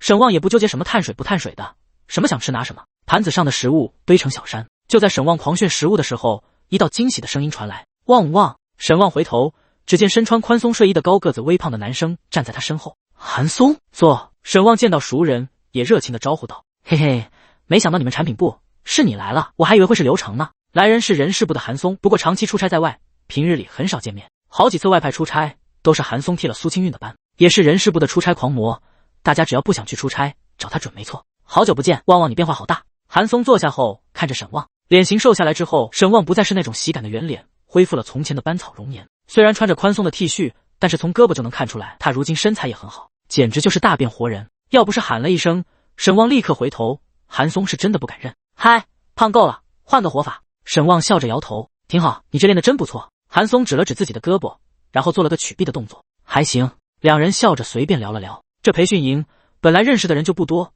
有个熟人也不无聊。两人吃完饭就结伴去集合了。集合地点已经有了不少人，沈旺感觉很多道目光落在自己的身上。韩松捅了捅沈旺，还不少漂亮妹子呢。沈旺扫视一圈，来的人女人较多，男人比较少，零星几个也都是歪瓜裂枣。沈旺和韩松在这一站就是鹤立鸡群，身高颜值全方位碾压，不少妹子的眼中都有些异彩连连。韩松嘴角都压不住了，沈旺无奈摇头，就在沈旺感觉无聊的时候，一道熟悉的身影来到集合队伍。又见面了。温柔而带有一丝戏谑的声音从背后传来。第44章，时不时有饼。韩松一回头，眼神呆住，有些茫然。韩哥，我叫李寒露，李寒哥是我姐姐。李寒露带着盈盈笑意回应道。双胞胎？是的。李寒露回答完毕，就看向沈旺。昨天你连名字都没说就走了，还真是不礼貌呢。你叫什么啊？韩松看了看李寒露，又看看沈旺，嘴角笑意勾起，似笑非笑的看向沈旺。沈旺，望风而逃的望，噗哈哈，望风而逃。李寒露捂嘴笑起来，眉眼弯弯，笑得很开心。韩松咳了咳，我叫韩松。你好啊，寒露小姐姐。你好。李寒露笑着点头。都几点了，还有人没来，真的是一点时间观念都没有。就在三人聊天的时候，一道尖锐的女声在人群中响起，都是来参加干部培训的，连时间都管理不好，公司还培养什么？一个身穿咖色小西服、黑色套裙的女人一脸不悦地嚷嚷道。李寒露抬起手腕看了看手表，沈旺也跟着看了一眼，那手纤细白嫩，一看就是没怎么干活的手，养得晶莹剔透的，像是羊脂白玉一样。手表花纹繁琐，看不出价值，但是一看就不便宜。这不还没到集合时间？李寒露脸色不悦，似乎觉得那女人喋喋不休的很是烦人。丑人多作怪。李寒露哼了哼，我先去一下，等去了培训营再聊。李寒露打了声招呼，便迈步离开了。小富婆啊！韩松摇头晃脑的感叹。怎么说？沈旺想起来李寒哥来，这姐妹俩什么家世背景？百达璀丽的表，穷玩车富玩表，这家底估计不是一般的家底。韩松感叹。目光之中，李寒露直接走到了那女人的位置，对她说了什么。那看起来有些尖酸的女人立刻一副讨好的表情，对着李寒露点头哈腰。那女人我认识。韩松对着正在点头哈腰的女人努了努嘴。认识，外派招聘的时候偶然打过交道，很不好相处。总裁办的。总裁办的，还对李寒露那么殷勤。说的也是，这女人什么来路？韩松和沈旺都有些咂舌。刚才好像跟大人物聊天了呢。董事长也姓李，你说是不是？韩松对着沈旺眨了眨眼。沈旺咂了咂舌，估计是有可能。这背景有点逆天，难怪李寒哥那么有底气的说直接给他3级别的职位。不过沈旺也不觉得遗憾。很快到了集合时间，坐了15分钟的公司大巴车来到了培训基地。这个培训基地是在帝都郊区的一个小山区内，有几栋大楼和操场，各种看起来像是军事化训练器材的一样的设施，整得挺像那么回事。到达后，散乱的人群在操场上3人成组、5人成团的抱团讨论。分公司来的人少，也就是沈旺和韩松2人，在原地有些不知道干啥。很快就有身穿迷彩服的教官来到操场，所有人集合！大嗓门的吼声让所有人都一个机灵，脑海中深刻的军训印象让大家第一时间靠拢过去，跟随口号，自觉站好了队伍。虽然有些歪七扭八，但是能保证好行列队齐。随后教官开始训话，还是军训那一套，开始纠正站姿。沈旺没想到自己这来培训还整上军事化了，不过到底还是培训为主，军姿只是一个下马威。很快台上穿着知性美丽的李寒露手持话筒来到了队伍前方。各位亲爱的同事们，大家上午好，我是这次干部培训营的总负责人李寒露。接下来的14天，这种场面话无比枯燥，但是谁让上面讲话的人是个十足的大美女，所以很多人也都听得很认真。讲完流程和规则，便将在场的50号人分成了5组。沈旺倍感无聊，旁边的韩松也差不多表情。分组的时候，韩松和沈旺没分到一组，巧的是早上那个烦人的女人和沈旺分到了一组。分好组就是组内破冰，刚被分到一组的10个人面面相觑。我们先都自我介绍一下吧。早上那个总裁办的女人率先开口，我先来，我叫陈燕，是总裁办部门董事长的行政秘书助理，爱好是读书和瑜伽，名为陈燕的陈助理像是孔雀一样骄傲，虽然是个助理，但也是总裁办。沈旺无聊地看向别处。自我介绍完成之后，陈燕立刻开口道，有没有人毛遂自荐想要竞选组长的？陈燕看所有人不说话，也不怯场，没人的话，那我来当这个组长吧，之后我会带领大家在培训之中取得好成绩。陈燕似乎很享受当领导的感觉，也很自信。我们既然要拿成绩，那么第一步就是让总负责看到我们组的积极向上。我看来的时候，有人把垃圾随手扔在了操场角落，我提议我们利用其他组还未成组的时间，先对操场垃圾进行清理。沈旺虽然很想说时不时有饼，但是他还是忍住了。我这里有个塑料袋，你们捡完直接过来找我，扔到袋子里就行。沈旺，其他人都有些面面相觑，啥意思啊？这么大的太阳，我们去捡，你在这等着收。不过虽然有意见，但是也有老实人有些不情愿的站起来。沈旺沉默片刻，从口袋里掏出早上装衣服丢洗衣区的洗衣袋。我觉得我这袋子更大一点，要不你去捡，我在这等着。陈燕看着沈旺，脸上的笑容消失。你什么意思啊？陈燕的声音尖锐起来。我的意思是，捡垃圾我没意见，但是凭什么你在这站着不动？沈旺面带微笑，目光平静地看着陈燕。其他人全都一脸爽快的表情，终于找到嘴替了。他们都想说，但是都没好意思开口。反正垃圾也不多，多跑2趟也就捡完了。我是组长，组长不得带头冲锋，能者多劳。沈旺冷笑，想让他憋屈，没门。别的没有，就底气十足，谁让他不爽，他就让谁不爽。你是组长还是我是组长？怎么，组长可以发号施令，什么活也不用干？我是团队大脑，思考就是我的工作。陈燕声音愈发尖锐，怒视沈望。那这活我也能干。沈望笑了笑。你，陈燕手指着沈望，表情有些扭曲。除了思考，我还能跟大家一起干活，那要你何用？沈望不屑一顾。欺负到我头上了，那不找不自在？反了，你一个产品部职员，我一句话就能。陈燕手指着沈望，不过他立刻清醒过来，没有继续说，但是威胁意义已经很足了。随你，其他人去捡垃圾，让他自己在这待着，我看他脸上挂不挂得住。陈燕看向其他人，不过这回就是原本的老实人也看出不对劲了，互相看着都没动。要不算了吧，马上就要集合了。一个女生小声地说道，其他人也都跟着点头。陈燕的脸色一变再变，就跟变脸似的。不过好在集合的声音缓解她的窘境。第45章日报风波。李寒露站在台上，带着甜甜的微笑。看来大家相处的还不错，那接下来我们进入正式的培训。培训的课程没什么惊喜，除了洗脑就是管理理论，很多东西都是昨晚他看的那本书上的内容，听得沈望昏昏欲睡。反观其他人都在一脸认真的做着笔记，期间还组织了几次提问。陈燕当属最积极的回答的那批人，每次回答完还有意无意的瞥一眼沈望。沈望那叫一个无语，现在他有点确定了，这女人确实有饼。枯燥的上午课程结束，培训营中午管饭，就是大食堂。沈望倒是不在意，打了饭跟韩松坐一块吃，吃着就发现陈燕打了饭，跟在李寒露身后，一脸谄笑的说着什么。沈望翻了个白眼，上午我看你们组好像有点矛盾，是因为他？韩松回头顺着沈望的视线看了一眼，上午想表现，指挥我们去操场捡垃圾，有饼。韩松无语，他们是来培训的，不是来评三好员工的，这不纯有饼。这女人很阴，你最好别跟她起冲突。之前采购科的一个朋友不知道怎么跟她起了冲突，后来直接被辞退了。韩松提醒道，行，我知道。沈望笑了笑，忍一忍也就10来天就过去了。韩松也跟着笑了笑，狗咬了咱一口，咱们也不能咬回去不是？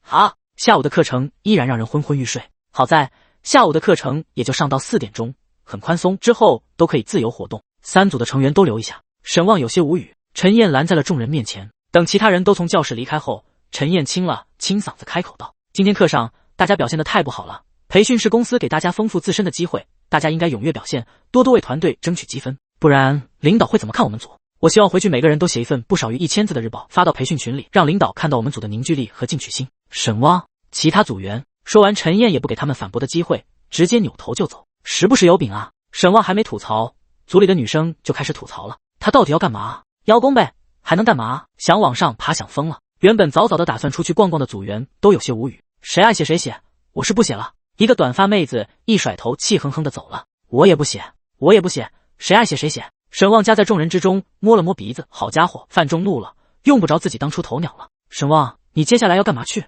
扎马尾的妹子看着沈望，微笑的问道。随便逛逛。沈望笑了笑，想去哪逛？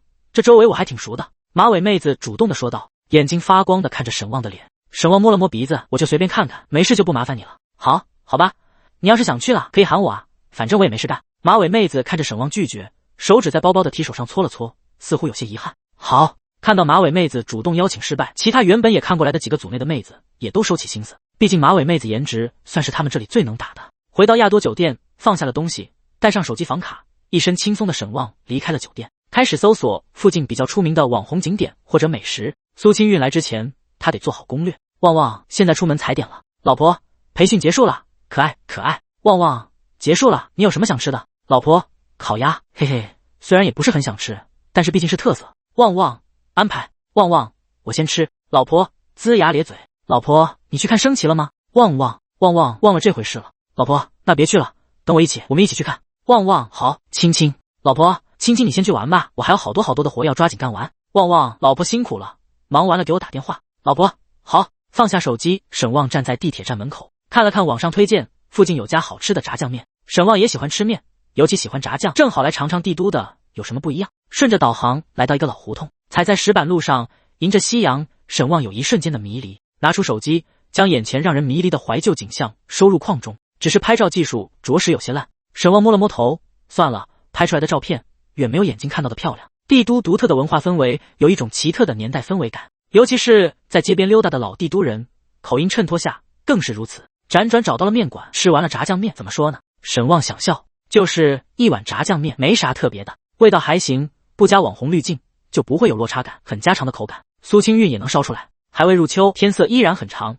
6点多还有夕阳余晖，一个人溜达一会儿，还有点想苏清韵。要是他看到这样慢节奏的老胡同，估计会把脑袋靠在自己肩膀上。算了，也不逛了，没意思。习惯2个人一起的生活，突然自己行动，总觉得身边少了点什么。打道回府，回到酒店就快到7点了。沈旺打开电脑，准备把今天的 buff 用完，顺手登上了钉钉。刚打开就看到好多未读信息。韩松、旺旺，真他妈小人啊！你们组长居然写日报 diss 你。韩松分享日报。沈旺愣了一下，看了看其他信息，也都是他们一个组的组员发来的提醒信息。跟沈旺搭话的那个马尾妹子言辞尤为激烈。沈旺点开了日报，大概看了一眼，洋洋洒洒，看起来是千字大作文。大部分内容是关于培训内容反思，然后留下了300字，着重批评了某些无组织无纪律的刺头，声称这样的人只会给公司带来负面效益。虽然没点名，但是对他的体型有所描述。他们那组也就2个男人，一个戴黑框眼镜的技术员，另一个就他，比指名道姓还指名道姓了。哼，这就破防了。沈旺看完无所谓的笑笑。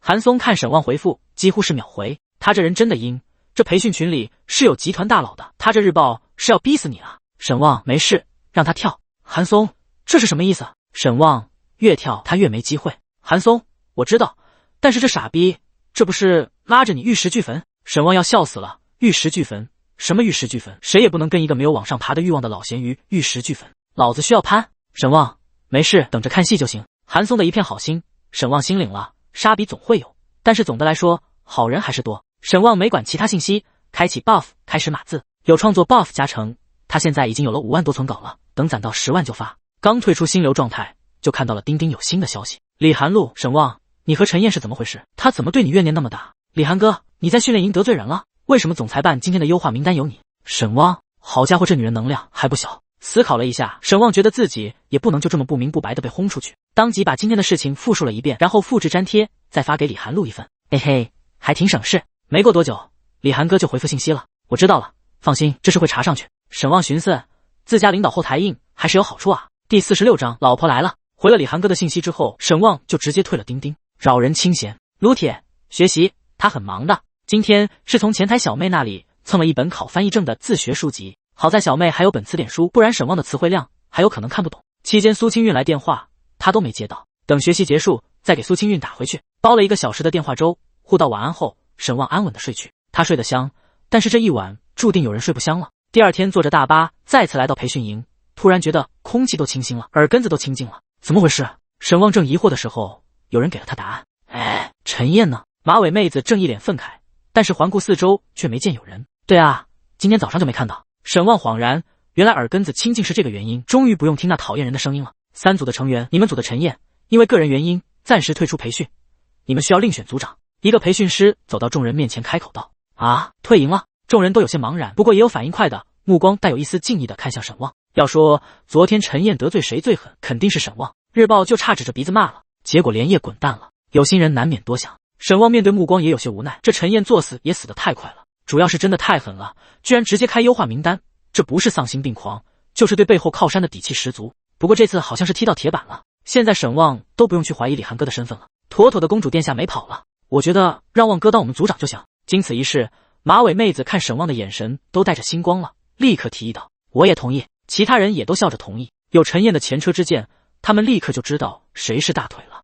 行啊，那我可提前说好了，我很懒的。沈旺笑了笑，没事，咱们都是来学习的，本来也不搞那些虚头巴脑的。有人立刻跟着附和的笑道：是啊，本来也不想搞那些，好好学习才是正事。那就行，既然大家觉悟这么高，沈旺也不再推辞。一天的培训跟之前差不多，也都是在讲一些管理方面的内容。来干部培训营的基本可以板上钉钉的储备干部，之后都是要带组的，没了烦人的人，大家也都投入到了学习之中。沈旺虽然嘴上说摸鱼，但还是尽可能的多学了点管理经验，自己之后可能也要用，不是技多不压身，总不能有了系统兜底，真就当个废物吧。下课就随便转转，然后回去撸铁学习，日子过得还算充实，除了摸不到香香软软的老婆，一切都很 OK。 正如沈旺一开始所言，他很懒，所以组内的事情从来不作妖，组员之间的关系也是都维持得不错，平日里也偶尔晚上一起去约个饭。眨眼培训营课程过半，长时间的集中学习不利于吸收，所以训练营很人性化的安排了一天的休息。下午的课程很多人都有些心不在焉，毕竟明天就休息，大家也很开心，好多人都约了去哪一起玩。对于这种情况，李寒露早有预料，所以第7天的下午并没有安排太多课程。学习了这么多天，明天休息一天都迫不及待了吧。李寒露在一节课程结束后，走到了教室的讲台上，拍了拍手，温柔的笑着，一句话就把所有人的目光吸引过来了。我表示很理解，所以今天下午就这一节课，明天想出去玩的举手。李寒露带头举起手，大家哄笑着也跟着举手，看来都想出去玩。那作为一个老帝都人，热情好客是我们的帝都人的美好品质，所以我来给大家科普一下帝都一日游有哪些选择。当当当，请看大屏幕。原本大屏幕上的课件立刻被巍峨壮阔的长城图片占据。来帝都最不可错过的几件事：看升旗、游故宫、爬长城。说实话，我曾经有个梦想，那就是当导游。哈哈，李寒露笑得开心，带着下面的人也跟着笑。沈旺也不得不说，论亲和力，李寒露真的比李寒哥强太多。长城作为一个老帝都人，首推慕田峪长城，大家都知道八达岭，但是现在沈旺确定了，他确实应该去当导游。几张图片说的大家心驰神往。讲解之后，李寒露看了看时间，好，时间差不多混到了，下课。此言一出，又惹得一阵哄堂大笑。沈旺深深地看了李寒露一眼，他不得不感叹，有些人起点或许就是很多人一辈子无法企及的终点。眼界、谈吐、气质，这些是需要地位、金钱、教育来支撑的。沈旺拒绝了很多人的邀请，今天不约饭，也不出去浪，他要去接老婆。人来人往的帝都高铁站，沈旺时不时地看看手机，看着前面人流涌出的闸机口，有些望眼欲穿。突然一道身影出现在视野之中，即便人流汹涌，还是第一目光被他牢牢吸引。红格子百褶裙，过膝的黑色丝袜包裹着珠圆玉润笔直的小腿，干净的白色 T 恤领口下还有一个红色的小领带，头发梳着两个双马尾，眸光闪亮，脸颊还有些害羞的粉红。苏清韵也第一眼就看到了沈旺，看到沈旺反而有些害羞的低下头，偷感十足的扫身份正出战。第一次穿这样的衣服，在沈旺面前他有些羞耻，但是犹豫再三，想要给沈旺一个惊喜，所以他还是穿来了。拖着行李箱走到了沈旺面前，看着沈旺呆呆的模样，苏清韵感觉恨不得找个地方钻进去，直接对着沈旺的肚子来了一拳。看什么呢？眼珠子都要掉出来了。脸色绯红的苏清韵恼羞的娇嗔，沈旺下意识的绷紧腹肌，秀气的小拳头落在上面，结果被震得差点扭了手腕。好硬！苏清韵吃痛收手，更加恼了，抬手就捶在沈旺的胸口。老婆真漂亮！沈旺一把揽住苏清韵的腰，将她拥入怀中，贪婪的嗅着发丝的清香。贫嘴！被抱住的苏清韵从胸口抽出手臂，也揽住了沈旺的腰。好想你啊，老公！虽然只有7天，但是感觉好像过了7个月。苏清韵脑袋靠在沈旺的胸口，听着那有力的心脏，心情平静下来。不少人目光看过来，高铁入口不少男男女女都在抱着，两人也不显突兀，只是颜值比较高，看起来更加赏心悦目。再者，两人也没有做什么不雅的举动，不似那些饥渴的小情侣，已经啃上了。走，先回酒店。沈旺也不想老在被人看，心潮澎湃的拉着苏清韵的手，走到早就等候多时的出租车上。沈旺加了钱，让师傅在这等着，就是怕到时候苏清韵下来后还打不到车，要等着。将沉重的行李箱放进后备箱，沈旺钻进后排，直接揽住了苏清韵的细腰。苏清韵白了沈旺一眼，也听话的靠在了沈旺的身上。老婆，你这打扮，闭嘴！苏清韵拧了沈旺的大腿一下，结果没拧动。他有些错愕，你这是腿吗？怎么这么硬啊？嘿嘿，行，我不说。沈旺搂着苏清韵，嘿嘿的笑着。第47章自行车。为什么想起来这么穿？下了车之后，沈旺拉着行李箱，看着一副 JK 打扮的苏清韵，还是情不自禁的问道。苏清韵白了沈旺一眼，喜欢吗？喜欢，我可太爱了。沈旺搂着苏清韵就要亲一口，但是被苏清韵无情的手挡住了嘴唇。叔叔，不约。克服了一开始见面的羞涩感，苏清韵终于也能正视沈旺，甚至还开起了玩笑。所以你怎么知道我喜欢？你的抖音上全是这样类型的，真当我不知道？苏清韵哼了哼。沈旺有种被抓包的尴尬，但是苏清韵似乎并没有生气。那你觉得他们好看还是我好看？苏清韵一步跨出，然后转身微微前倾上半身，对着沈旺 wink 了一下。他太会了，他太会了。沈旺感觉有些鼻血上涌的冲动。老婆是宇宙第一好看。沈旺拉着苏清韵快走几步冲入酒店大堂，然后办理登记入住。房费反正固定，而且大床房本就可以住2个人，所以没有什么问题。登记完成后，沈旺拉着苏清韵一路疾行。你干嘛？哈哈，这么着急干什么？你说呢？沈旺有些恨恨的刷卡，打开房门，行李往里一丢，反身抱起苏清韵。苏清韵惊呼一声，只觉得自己像是坐云霄飞车一样，下一刻就跌入柔软之中。叔叔，你也太急了！沈旺差点爆衣了。苏清韵绝对是故意的。天色昏沉，夕阳落入地平线下，天边还剩了最后一丝金红镶边。几点了？稍微有些沙哑和慵懒的女声在房间中响起。7点。沈旺笑呵呵地看着身旁凌乱的美人，发丝凌乱，额前还沾着几缕碎发，有一种娇弱的破碎感。百褶裙和白衬衫，红领带丢得满地都是。老公，喝水。沈旺立刻起身给苏清韵兑了一杯温水。他出门自带了烧水杯，酒店的水壶那是能不用就不用，开水兑矿泉水就可以喝到温水了。苏清韵撑起身子，拿着水杯，直接将一整杯喝完，递给沈旺后，又无力的躺下，盖紧了被子，两眼稍有些空洞的看着天顶灯，脑子乱乱的，不知道刚才经历了什么。沈旺也喝了一杯水，然后钻进被窝，搂住苏清韵，耳鬓厮磨。晚上想去哪玩？沈旺问道。想躺着。行啊，那就躺着。不安分的手落在苏清韵白嫩的肌肤上。出去玩。苏清韵眼中露出一丝惊慌，直接拍开沈旺的手，坐了起来，刚把腿挪下床，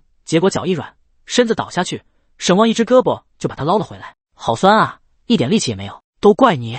苏清韵拍了拍沈旺的手臂，昏暗的光线下，那手臂肌肉线条明显，充满力量感。苏清韵回头看向沈旺，7天不见，又瘦了好多，身材更是变化不小。拍了拍沈旺的肚子，肚腩不见了，说不喜欢是假的。老公，给我揉揉腿。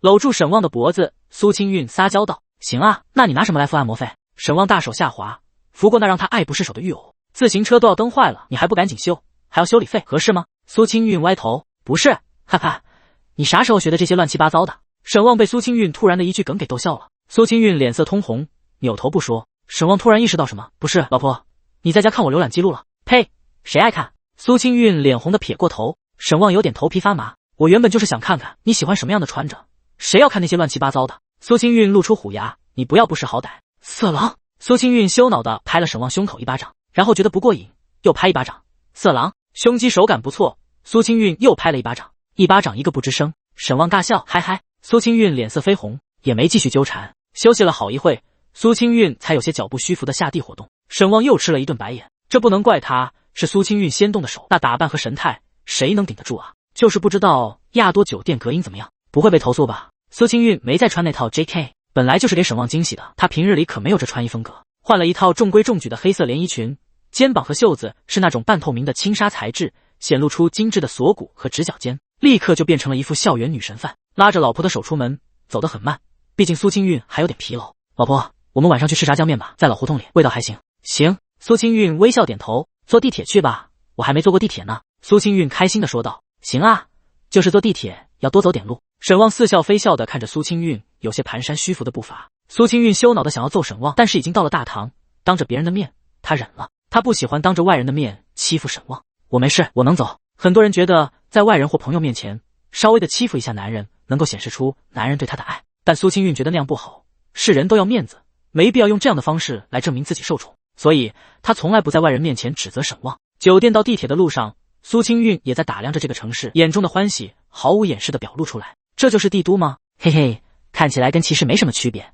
苏清韵抱着沈旺的胳膊，笑得开心。城市嘛，其实都大差不差，不过我们这还只是在外环，等坐地铁去了市里，你就能看出来不一样了。沈旺指了指地铁口。苏清韵已经恢复了不少体力，快走2步，拉着沈旺就往前冲。站在地铁的入口向下看去，小脸还有些激动。等等，我拍个照，我来给你拍。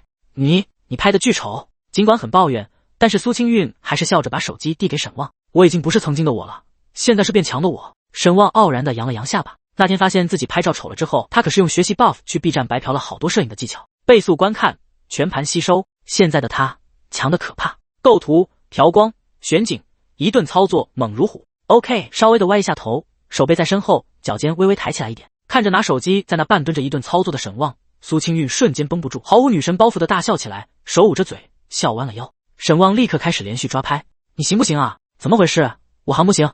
你不知道啊？沈旺拿着手机，笑着走到苏清韵身旁，带有奇异的话让周围路过的人都笑出声。苏清韵捂着嘴，还是笑得没停。接过手机一看，不是让你拍我，你怎么拍地铁站和天空了？拍了你啊，你看左下角，那不你吗？苏清韵看着左下角露出一个脑袋的自己，笑得前仰后合。不是，你这什么拍照鬼才啊？沈旺笑而不语。苏清韵手往后滑，还想看看有什么神仙照片，结果下一张就是巧笑嫣然的自己，站在地铁口，眼神看向侧方，光线柔和，灯光穿过前脸，唯美而又充满氛围感。苏清韵捂住嘴，眼中满是震撼。这还只是生图，后面还有哦。沈旺笑着说。第48章，跟老婆摊牌。苏清韵伸手向后滑动屏幕，后面又有正脸，清纯可爱的，还有开怀大笑的，每一张都是氛围感十足，光影无可挑剔。老公，你也太棒了！苏清韵激动的原地像是小兔子一样蹦了蹦。哇，这些照片简直拍得太好看了，是老婆长得好看。走吧，边走边看。沈旺搂着苏清韵下电梯，期间免不了被苏清韵央求着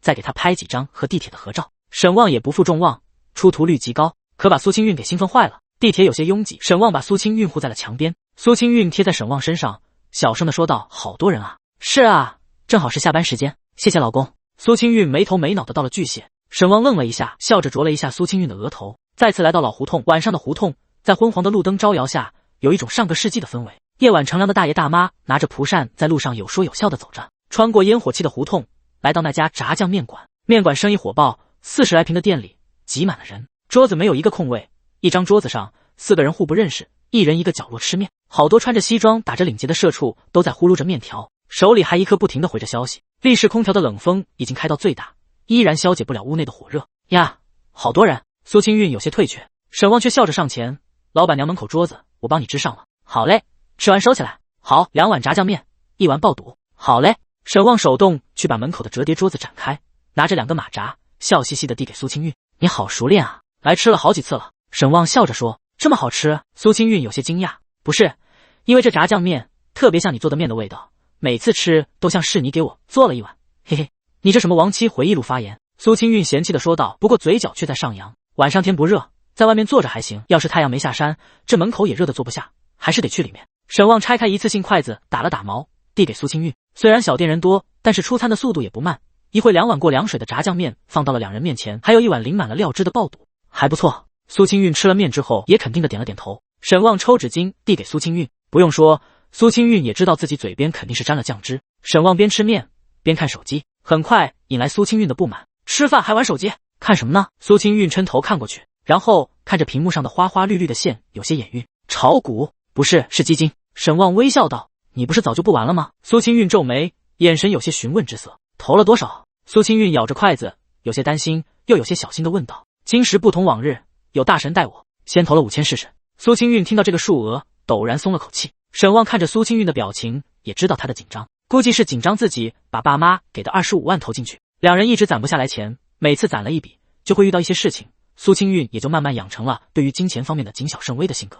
所以当他拿出所有积蓄给沈旺创业的时候，沈旺真的是没想到的。创业还好，若是他知道自己把父母给的25万投入基金或者股市，他估计就要疯了。沈旺，沈旺抬头，苏清韵叫他全名了，那就是认真起来了。他立马打起精神，恭敬倾听：“我知道你压力很大，但是千万别急功近利。”苏清韵咬了咬嘴唇，犹豫了片刻，才缓缓说道，还抬眼观察沈旺的表情：“我知道。”沈旺点头：“我们可以慢慢来，你也开始创业了，我相信你一定能赚到钱，但是股市有风险。”苏清韵有些担心的神情让沈旺无奈。果然是不行吗？现在都是信息社会，苏清韵能了解股市的渠道很多，股民一飞冲天的室友也有一败涂地的，赌的成分太大，苏清韵怕。好了，我知道的，只是跟着林明宇一起投入试试，多了也不投的。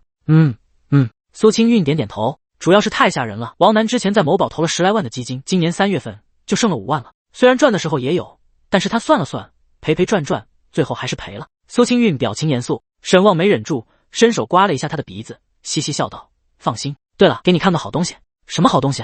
苏清韵好奇地凑过来。“工作室开张了，4本书几乎是同步进入推荐池子，你看最好的这本昨天收入800元，其他的几本都在400元左右，这还只是刚刚开始。”沈旺笑着说道。苏清韵抱着手机，眼睛闪着光芒：“这样一天，你们工作室就将近2000元收入？”苏清韵小脑袋有些懵，似乎是幸福来得太过突然。这还只是4本书，这几天又有3人入职了，接下来还有3本书正在传稿期。沈旺微笑地说道。苏清韵拿着手机，一时间有些恍惚：“老公，真的吗？还有假啊？”沈旺忍不住伸手揉搓苏清韵的脑袋：“那这样算，工作室拿1半稿费，每天员工工资100多，你们房租每天400，电费先不算。好像也没挣太多。”苏清韵摇头苦笑，被金币蒙蔽了双眼，差点失去理智。沈旺嘴角抽了抽：“等人多就好了，人多就好了，要是出一本爆款，那就直接起飞了。”没糊弄住他，这小脑瓜子有时候转得太快也不是很好。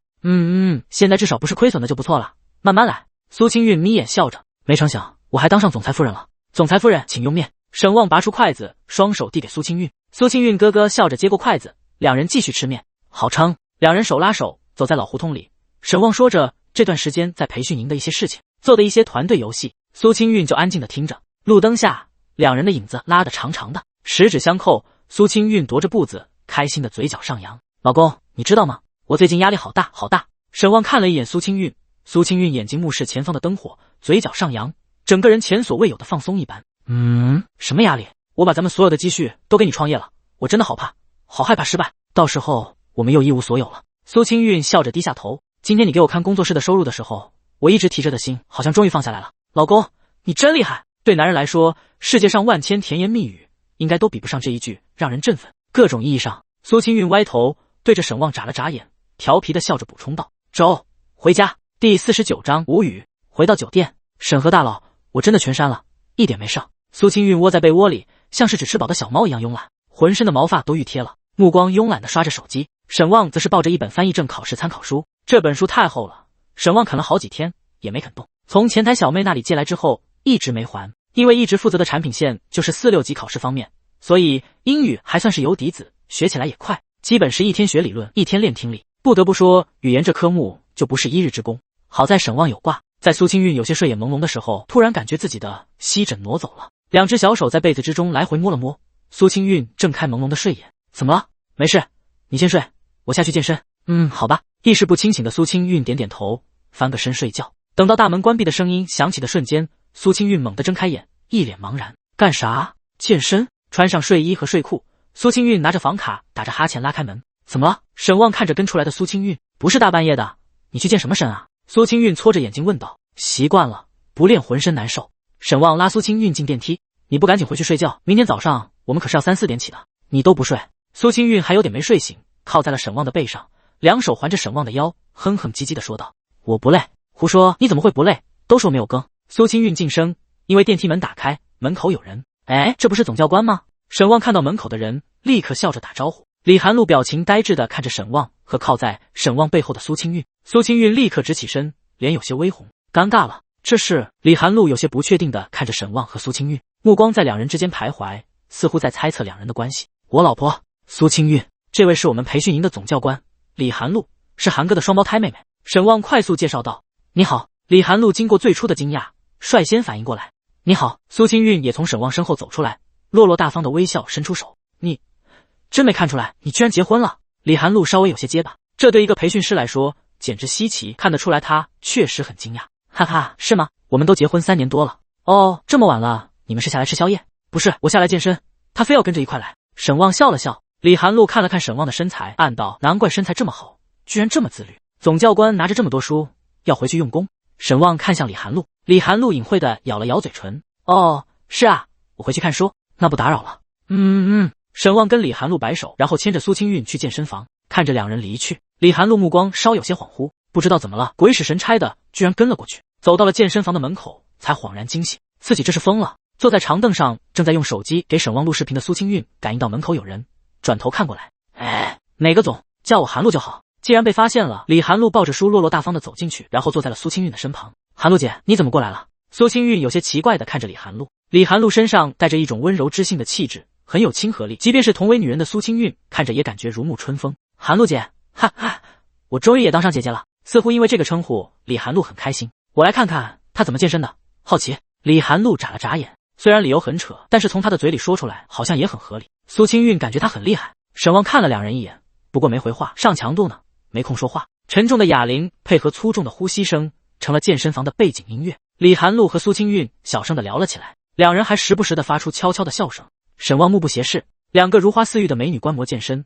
对上强度很有帮助。杠铃片加了一片又一片，卸下杠铃到史密斯架上的瞬间，整个架子都在颤动，地面也在震颤。沈望歇菜了，两腿跟打了摆子一样，扶墙站好。沈望含泪给属性加点，醋高过头了，差点把自己腿练炸。这么快完事了？苏清韵抬眼来了一句。沈望，不是，你这话多少有点歧义吧？快吗？沈望咬牙切齿。苏清韵秒懂，脸刷的红了，主要是身旁有人。不快，有些脸红心热，也怕事后报复。苏清韵服软道。一旁的李寒露看得一脸八卦，这家伙把老婆治得服服帖帖的。坏了，我成了你们 Polly 的一部分了。你们聊什么呢？随便聊聊。苏清韵也是点点头，随便聊聊。沈望现在有点累，也没心思细究，随便聊。你俩坐在这聊了4、50分钟了，我这几本书都是管理学方面的，你感兴趣可以拿回去几本。见沈望要离开，李寒露将书递出去。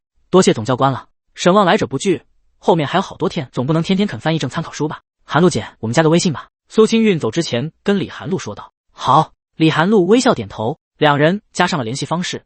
苏清韵和沈望就跟李寒露道别了。李寒露送走了两人后，坐在健身房的长椅上思索良久，而后无奈的笑出声。书到底还是送出去了，不过事情好像也有点出乎预料了。哎呀，李寒露，这算什么事？李寒露自言自语的起身离开。李寒露走着走着，突然想起什么，掏出手机找到某人微信：姐姐大人，我想了解一下你们部门那个沈旺。别想了，他结婚了。哎呀呀，怨念也挺深嘛，哈哈。姐姐大人，看来咱俩审美差不多。批完之后，李寒露心情舒畅，坦荡的走入电梯，打开微信，发送朋友圈，指定李寒哥可见。人生风景万千，总有那么一两处让人流连忘返，但终归不是自己的，早晚要离开。嘻嘻，再来一刀。蓝峰总部办公楼，总经理办公室的灯光亮着，身穿职业装的冷酷女子看完信息后有些烦躁，下意识的点开朋友圈，看到这么一句话，表情变得哭笑不得。这傻妮子，难不成以为我对沈旺有那种想法？无语。第50章，就咬一口。回到房间，苏清韵原本的困意也消磨得差不多。浴室传来哗哗水声，沈旺正在洗澡。苏清韵抱着手机下载了西红柿，找到沈旺给他看的那几本书，翻看了一下，都是新书，成绩还都很不错。爽文的几个他不是很感兴趣，但是那本捡到仙尊的日常文就能看得进去。趴在床上，两条纤细的小腿来回荡着，时不时露出姨母笑。看到有人评论说好，就有点眉飞色舞的开心；看到差评，就皱眉思索评论回对。是沈旺工作室出品的，那对他来说就是沈旺的事业，他又怎么能不尽心维护？这本真的好甜，有点像是星星的你，不，比星星还好看。苏清韵眉眼弯弯，沈旺披着浴袍走出来，家里从来没买过这玩意，在酒店发现了，还挺新奇。沈旺挺喜欢穿的，有种感觉上的高大上。想法攀科说背，但他本来也就是不是什么见过大世面的。看什么呢？看小说啊，那本捡到仙尊很好看呀，感觉潜力无穷，作者也不知道一天吃多少糖才能构思出这么甜的故事。苏清韵有些赞叹。沈旺笑了笑，女作者的思路细腻，而且那本的视角是男女双人，读起来带入男主就能体会到女主的温柔俏皮，带入女主就能感受到男主的能力和气质，所以受众相对来说更广。苏清韵会喜欢也正常。沈旺走到苏清韵背后，压在她身上，嗨嗨，要压死了。苏清韵猝不及防的感觉压力山大。沈旺贴在苏清韵的耳边笑道，构思的人自然有些亲身经历在身，才能写得那么甜啊。而且有些情节你不感觉很眼熟？眼熟？我给你讲讲。睡不睡了？还睡不睡了？啪一声轻响，素手拍在沈旺的后背上。苏清韵看了看时间，有些埋怨，但是又不是真的埋怨，脸颊红扑扑的，不知道是害羞还是因为其他的什么。沈旺笑嘻嘻，避也不避，轻飘飘的巴掌，不疼不痒，还有点舒服。这不久别胜新婚。苏清韵脸红，讲课的过程有点累，这居然是你写的大纲？这情节你不说我还没发现。苏清韵回顾情节，也算看出来，很多事情是两人在谈恋爱的时候的经历，不过被魔改，他没有感觉出来。人没法挣到认知之外的钱，同样也没法想象从未涉猎过的事。没经历，我肯定写不出来啊。沈旺笑嘻嘻的凑过来，搂住苏清韵。苏清韵微微一颤，有些惶恐。咋了？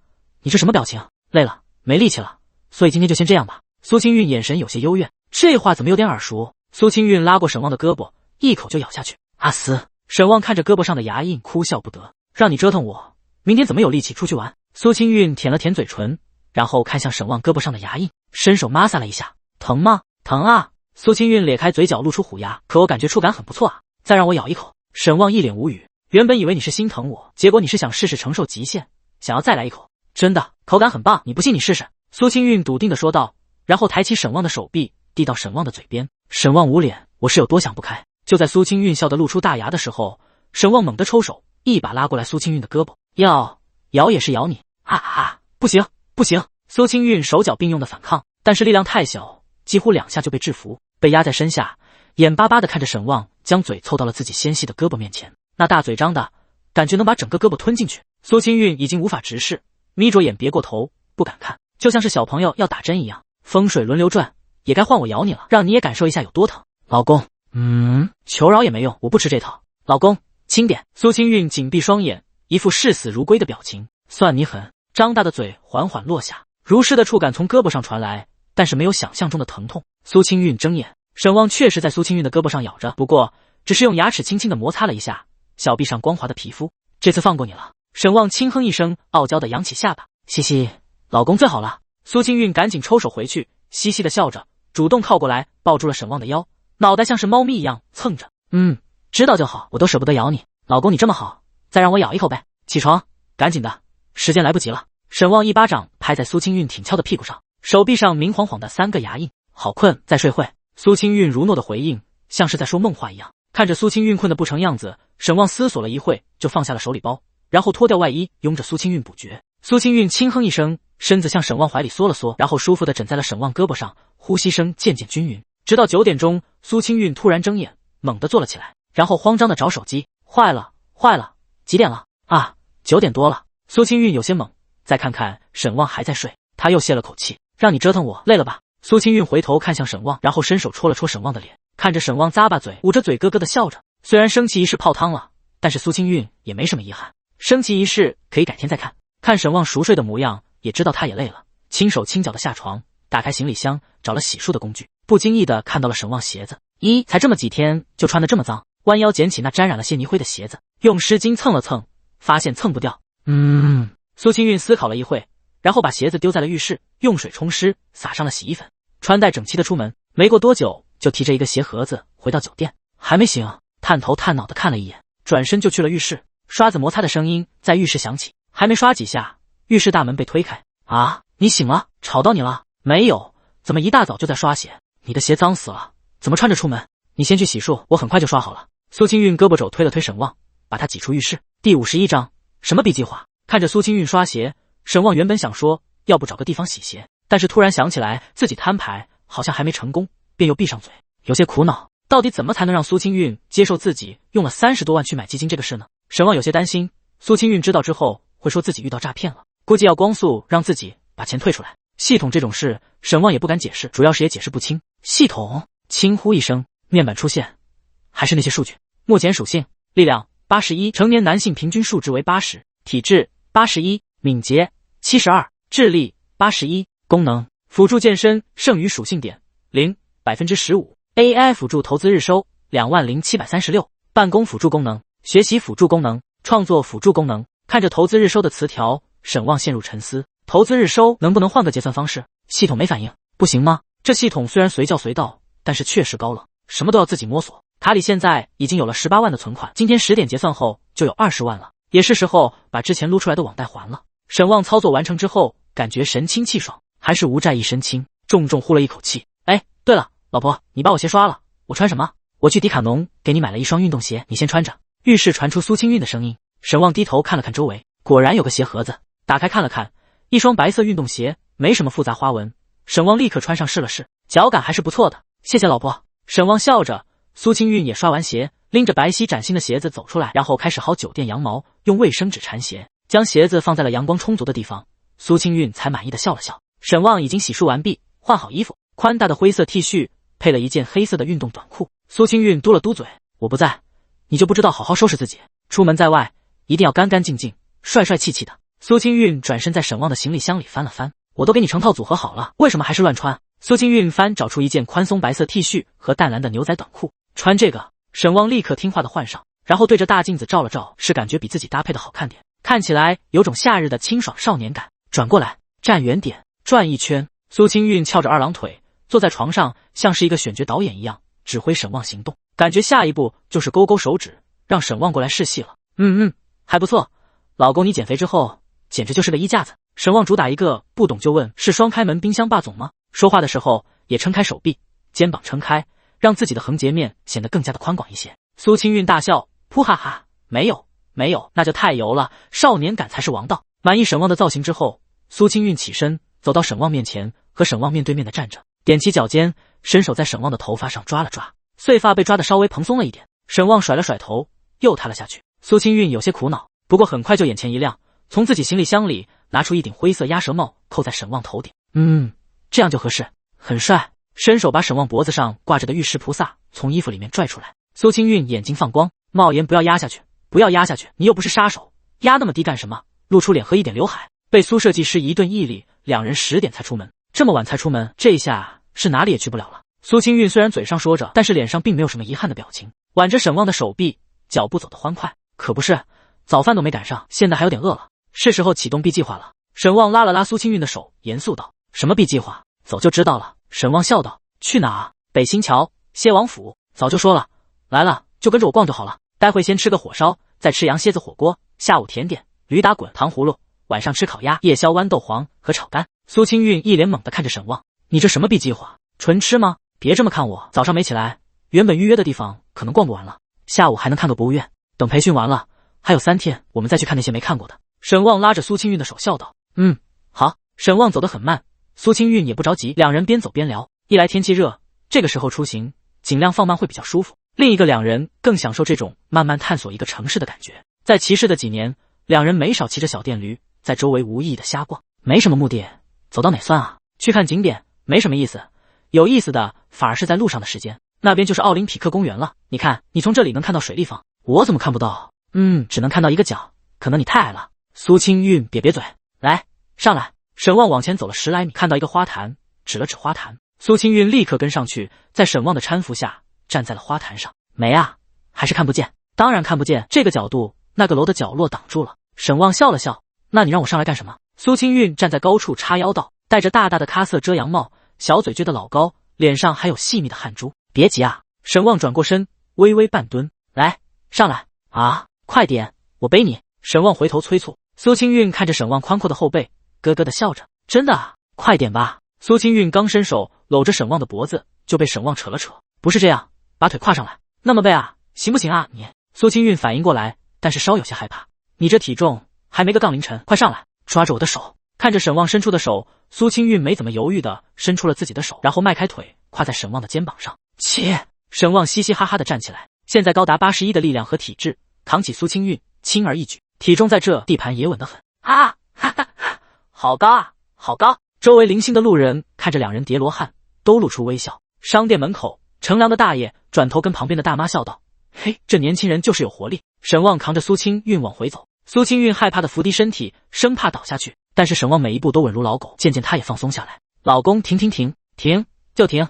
怎么还拍我脑门？沈旺哭笑不得，苏清韵却没理会他。老公，我看到了，我看到了，水立方。沈旺抬头也能看到水立方一角，看起来也没什么特别的，但是和特别的人看就变得很特别。苏清韵的笑脸娇艳的红，还拿出手机对着水立方拍照。拍好了，走，嫁！你过分了，嘿嘿，老公最好了，你这是要让我在一声声老公之中沉沦啊！到前面桥洞，到前面桥洞。苏清韵指了指前面的过街天桥。奖励什么？哎呀，老公！苏清韵想要白嫖，不行，奖励什么？苏清韵脸更红几分，俯下身小声道：“口头奖励。”沈旺抖了个机灵，指了指过街天桥。我想了想，别那么麻烦了，直接扛你上天桥吧。第52章烤鸭。站在天桥上，沈旺给苏清韵撑着遮阳伞，苏清韵对着远处的鸟巢和水立方拍照。站在高处，能看到的就多了。沈旺也发挥了自己的摄影师功能，给苏清韵来了几张美照。然后两人各伸出一只手，找好角度，一人拖着鸟巢，一人拖着水立方，来了几张合照。这样的角度在公园里可不好找，反而在这意外发现的天桥上可以拍出来。中午吃了羊蝎子火锅，苏清韵觉得一般，沈旺也觉得一般，也不是说一般，应该是没有想象中的那么惊艳。毕竟现在科技与狠活太多了，人的口味早就被各种各样的美味洗礼过，想要找到那种一口下去特别惊艳的美食很难了。吃饱喝足，因为沈旺早就有准备，提前预约了国博馆，所以下午两人顺利进入了馆内。真的好大啊，这么大的博物馆都摆放什么？苏清韵和沈旺进入国博，像是进大观园一样。两人不是什么爱学习的主，逛博物馆绝对是有史以来第一次。这东西是不是初中课本上的那什么盆？人面鱼纹彩陶盆？沈旺眼神犀利地说道：“你怎么还记得？我需要记吗？这不有名字？”沈旺指了指展台位置的名牌。咦，司母戊鼎，这个我知道。逛到青铜器展区，苏清韵眼前一亮，现在改名了，叫后母戊。沈旺呵呵笑道：“老公，你这么直男，当初到底怎么追上我的？”苏清韵回头白了沈旺一眼。沈旺思考瞬间，然后拍了拍自己的脸，靠这个。苏清韵被沈旺不要脸的举动逗得咯咯笑。你算是没说错，当初长得确实不错，瘦瘦高高的。苏清韵笑着回忆了一下，说的好像现在不帅了似的。帅，现在更帅了。苏清韵歪头凑到沈旺眼前，俏生生的说道，也不羞涩，直接的夸赞道。沈旺眯了眯眼，爽，太爽了。男人没办法拒绝女人崇拜爱慕的眼神。你是不是在 CPU 我？沈旺眯眼笑着，哪有真话。苏清韵拉着沈旺的胳膊笑着说。随后两人又投入到了游览之中。即便两人对于很多东西不懂，但是还是感觉不明觉厉，尤其是在书画展区。老公，你看那字，感觉写的就跟电脑打印出来一样。两人贴在展柜前，面带震撼的看着字帖。是啊，无法想象古人到底是怎么练出来的。每个字一笔一画，干净整洁，排版整齐，还真是像打印机打印出来的一样。书画类，看到那细如发丝的勾线，也不知道是用多细的毛笔能画出这么细的线条。看完之后，除了震撼还是震撼。两人带着敬意走进文创店。哇，这是冰箱贴吗？黑不溜秋的，还好可爱。苏清韵看着一个个文物缩小版的冰箱贴，还挺开心。就是都不便宜了，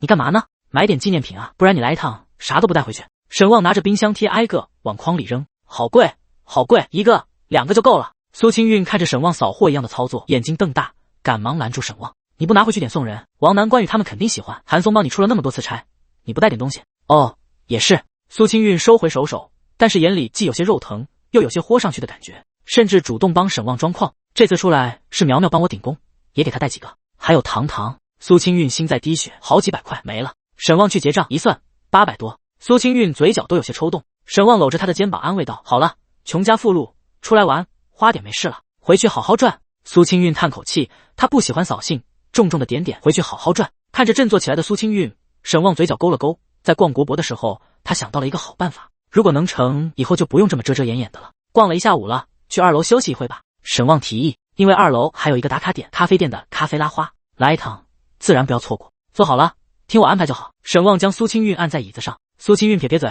好啦，我也不是什么守财奴，出来玩自然要开心的。沈旺没一会，端着一杯咖啡和小蛋糕放在了苏清韵面前，快，手机先吃。沈旺笑嘻嘻地说道。苏清韵白了沈旺一眼，但是还是喜滋滋的打开相机拍照。他可以勤俭的说不吃，但是绝对不可能是不爱。喝了一口浓密的咖啡后，再用勺子挖起一块细腻的巴斯克蛋糕。苏清韵笑着递到沈旺面前，谢谢老公给我买甜点，喜欢吗？沈旺笑着问道。喜欢，怎么能不喜欢？苏清韵抿嘴笑，屏蔽不开心，今天就是尽兴的玩，是，明天我就要去培训营了，就没有那么多时间陪你了。没事，我白天自己转转，等你回来了，我们可以晚上去王府井。苏清韵微笑道。沈旺给他擦了擦嘴唇上咖啡沫，微笑的点头。休息一下，继续逛了半个小时，两人就离开了国博，坐上了前往烤鸭店的地铁。网上找的攻略，据说这家利群烤鸭店不比全聚德的差，而且还很实惠。沈旺说着，两人也看到了这家朴素的烤鸭店。看起来就很实惠。沈旺看了看门头，更加肯定的说道，因为看起来确实像是大院里开的苍蝇馆子。进入烤鸭店，说明有预约之后，当看到墙壁上悬挂的照片的时候，沈旺觉得也不虚此行。看起来不少大人物都来吃过这家。哇，墙上好多照片。苏清韵也有些开心，这种带有朴素和古典气息的小店让她很安心。墙上的照片也是很棒的朋友圈图片。拍完照，因为沈旺提前预约过，所以很快也吃上了烤鸭。微甜的蘸酱，外表微酥的金黄烤鸭肉片，卷上葱丝，也不知道是饿了还是店里的烤鸭味道真的香。沈旺咽了口水，抬眼看到苏清韵还在卷，来，先尝口。苏清韵眼睛也没离开自己的烤鸭，下意识地张开嘴。多年的默契不需要言语和眼神，小嘴微张，咬下半截卷饼，轻轻咀嚼，复杂的味道在味蕾中层层叠加，而后混揉绽放。好吃的，老公你吃。苏清韵也将自己手里卷好的递到沈旺嘴边，咱俩会不会挨打？沈旺笑着咬下苏清韵亲手卷的烤鸭，应该不会吧，哈哈。苏清韵瞥了瞥四周，只有老板娘笑呵呵在看他们。放心，不会，老板娘是见过世面的，啥样的没见过。不远处柜台附近的老板娘也跟着莞尔一笑。后面两人也没互相喂食，而是敞开肚皮开始吃。这鸭肠炸过之后也好吃，真的好吃。苏清韵小嘴还没嚼完，就指挥沈旺赶紧尝尝。这一顿两人吃的嘴角冒油，再也吃不下，剩下的也只能打包。走出四合院，沈旺打了个嗝，苏清韵也有些撑的小肚子微微鼓起来。吃多了，罪过。明明在帝都，为什么到处看不到糖葫芦？还没入秋，什么糖葫芦能扛得住？这个得去店里买了。两人走路都有点蹒跚，像是上了年纪的大爷。下次不能吃这么多了。沈旺摇头，可是真的很不错，看出来了，嘴角怎么还有油星？沈旺从随身的斜挎包里抽出湿巾，给苏清韵擦了擦嘴角。老公，你看那个是传说中的驴打滚吗？为什么是传说中的？因为我也没见过啊。尝尝，不是，你还吃得下吗？正餐是正餐，零食是零食。第53章，请教。吃不下了，真的是一点也吃不下了。尝尝，快点，天气好热，糖都要化了。苏清韵举着糖葫芦递到沈旺嘴边，沈旺则是一个劲的翻白眼，脑袋后撤，拒绝进食。他感觉肚子要炸了，走路都要费劲了。哎呀，就尝一口，山楂消食的。苏清韵从左边转到沈旺右边，然后继续递上糖葫芦。不吃。沈旺坚定拒绝。可我也好撑，要吃不下了。苏清韵有些可惜的看着糖葫芦。人生最痛苦的事情就是美食在前，却没肚子吃了。别吃了，小心撑坏肚子。不行，你快帮我吃一个，不然就浪费了。那你喂我，我这不是喂你，用嘴喂我。咦，好恶心。苏清韵一脸嫌弃。恶心啥？那亲亲的时候你别伸舌头啊。苏清韵脸刷的红了，看看周围还好没人，立马抬手拍了沈旺胳膊一巴掌，不知羞。吃饱喝足，两人压了马路消食，就坐地铁回到了酒店。路过酒店大堂的时候，沈旺看到读书角有熟人。老婆，你先回去，我有点事找总教官聊聊。沈旺指了指读书角正在看书的李寒露。李寒露坐在沙发上，穿着一身长服、T 恤、阔腿牛仔裤，翘着二郎腿，似乎很认真的在看书。只是从沈旺和苏清韵来了之后，这一页好像很久没翻动过了。好，沈旺把房卡递给苏清韵，然后去了读书角。苏清韵也没多想，坐着电梯就回去了。昨日闲聊之后，她和李寒露也互加了微信，两人在微信上聊了好多，已经有点发展成闺蜜的架势了。也可能是苏清韵的错觉，毕竟李寒露这个人天生的亲和力，跟谁都好像很处得来。沈旺走到李寒露对面坐下，伸手拿了一本他的书。今天不是管理专业类书，那是给你们看的，又不是给我看的。李寒露放下书，笑盈盈的说道：“今天在帝都玩的开心吗？”李寒露好整以暇的看着沈旺，像是老朋友一样自然的询问道：“还不错。你们去哪吃的烤鸭？你怎么知道我们吃了烤鸭？烤鸭的味道可是经久不散的。”李寒露轻笑道：“利群，哦，看来今天那里不忙。怎么说？利群烤鸭店不忙的时候服务还行，不惹人生气。你要是生气，刚才就不是那个表情了。”沈旺无语：“你还懂心理学？略懂，也就区区五道口职业技术学院，我是心理学硕士吧？”李寒露嘴角上扬，他不是很张扬的人，但是就是想在沈旺面前秀一下，牛逼。沈旺给了个很接地气的评价，能在五道口上学的，在沈旺眼里确实都是牛人没跑了。李寒露眉毛上挑，所以你找我有什么事？总教官，你炒股或者玩基金吗？炒股？李寒露有些意外的看着沈旺，仔细的看了半天。你要炒股？怎么了？为什么是这种眼神？从心理学分析，你可不像是会去炒股的人。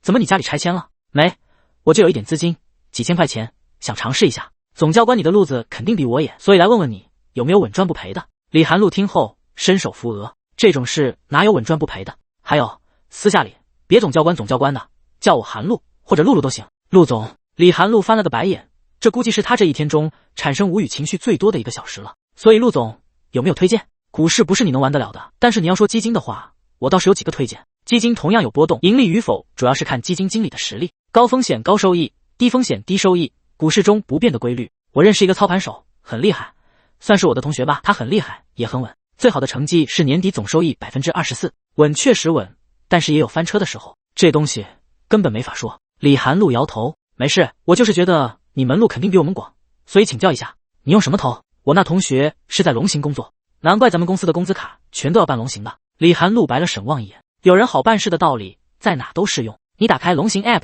我给你找。沈旺不得不说，有人生下来就站在了高处，看到的风景和低处的人完全不同。李寒露看起来没怎么研究过这些东西，但是却依然知道的比沈旺多，也认识更厉害的人。当李寒露给沈旺找到那个基金后，沈旺就欢喜的告辞了。奇怪的人，基金这东西也就比银行利息高点，难不成还想靠它发家？李寒露不解，摇摇头，继续看书。沈旺兴奋地回到房间，苏清韵正在晾衣服，应该是从洗衣房把洗好的衣服取回来了。沈旺进门不动声色，苏清韵听到声音探头出来，回来了。你找韩露姐聊什么啊？我不是买点基金吗？我就想问问李寒露有没有什么内幕消息。韩露姐有内幕消息？苏清韵动作一顿，有些意外，人家层次跟我们不一样。苏清韵有些不解，李寒露是培训部的部长，李寒哥是产品部的部长，蓝峰老总姓什么？苏清韵愣了一下，你是说他们是李总的女儿？不是女儿也是亲戚，人家的层面跟我们不一样，关系多得很。沈旺笑着说，他给你推荐了？苏清韵有些惊讶，蓝峰跟龙行有合作，他给我推荐了龙行的基金，不过这东西要保密，不能随便说，我先试试。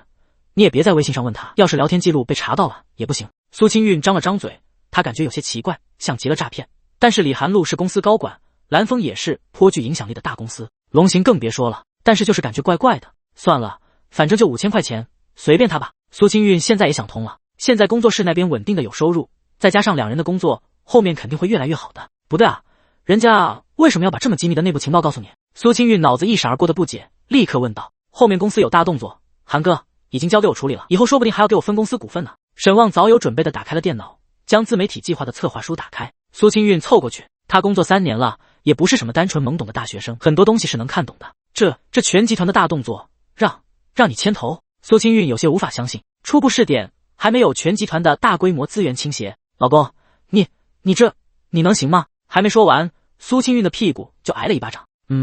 苏清韵回过头来，老公，你太厉害了！苏清韵跳起来，搂住沈旺的脖子，两腿架住腰。沈旺立刻伸手托住苏清韵的屁股，防止她掉下去。柔软的唇像是小鸡啄米一样落在沈旺的脸上。哎呀，满脸都是口水。西不管，老公洗澡。咬着沈旺的耳朵，温热的气息在耳边萦绕。奖励？沈旺挑眉。哎呀，你还记着呢？那当然。沈旺理所当然的点点头。苏清韵咬着嘴唇，趴在沈旺肩头，轻声应了一声，第54章，别出心裁。苏清韵用毛巾擦着脸上的水渍，回到床上，看着沈旺还在嘿嘿傻笑。得幸！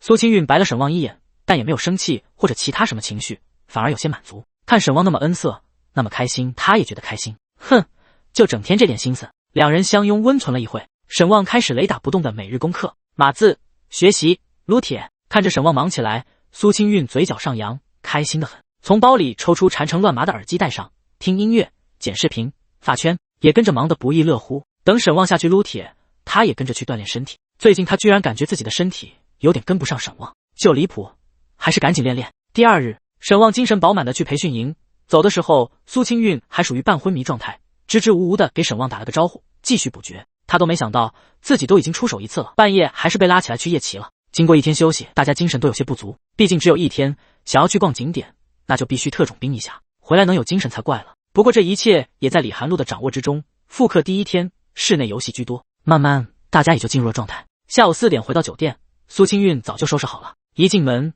沈旺都愣了一下，回头看看房号没进错门啊，怎么收拾的这么整洁？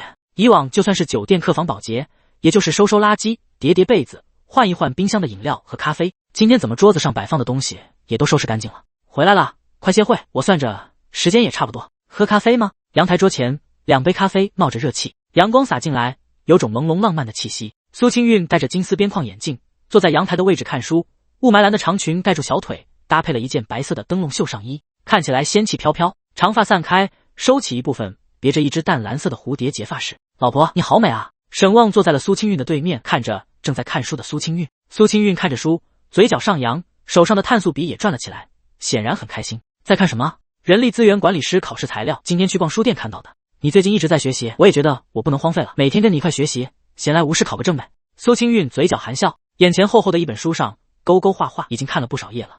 这种证书最重要的是刷题吧？买了，那加油。沈旺点点头，苏清韵还挺喜欢现在的工作，多学点考个证书肯定没坏处。心情好了，想做的事情就多了。苏女神，你在这上自习，还是随我去王府井堕落一下？堕落，必须的堕落。苏清韵露出白牙，立马笑嘻嘻。好在不是什么旅游旺季，就这在地铁上也差点被挤掉裤衩子。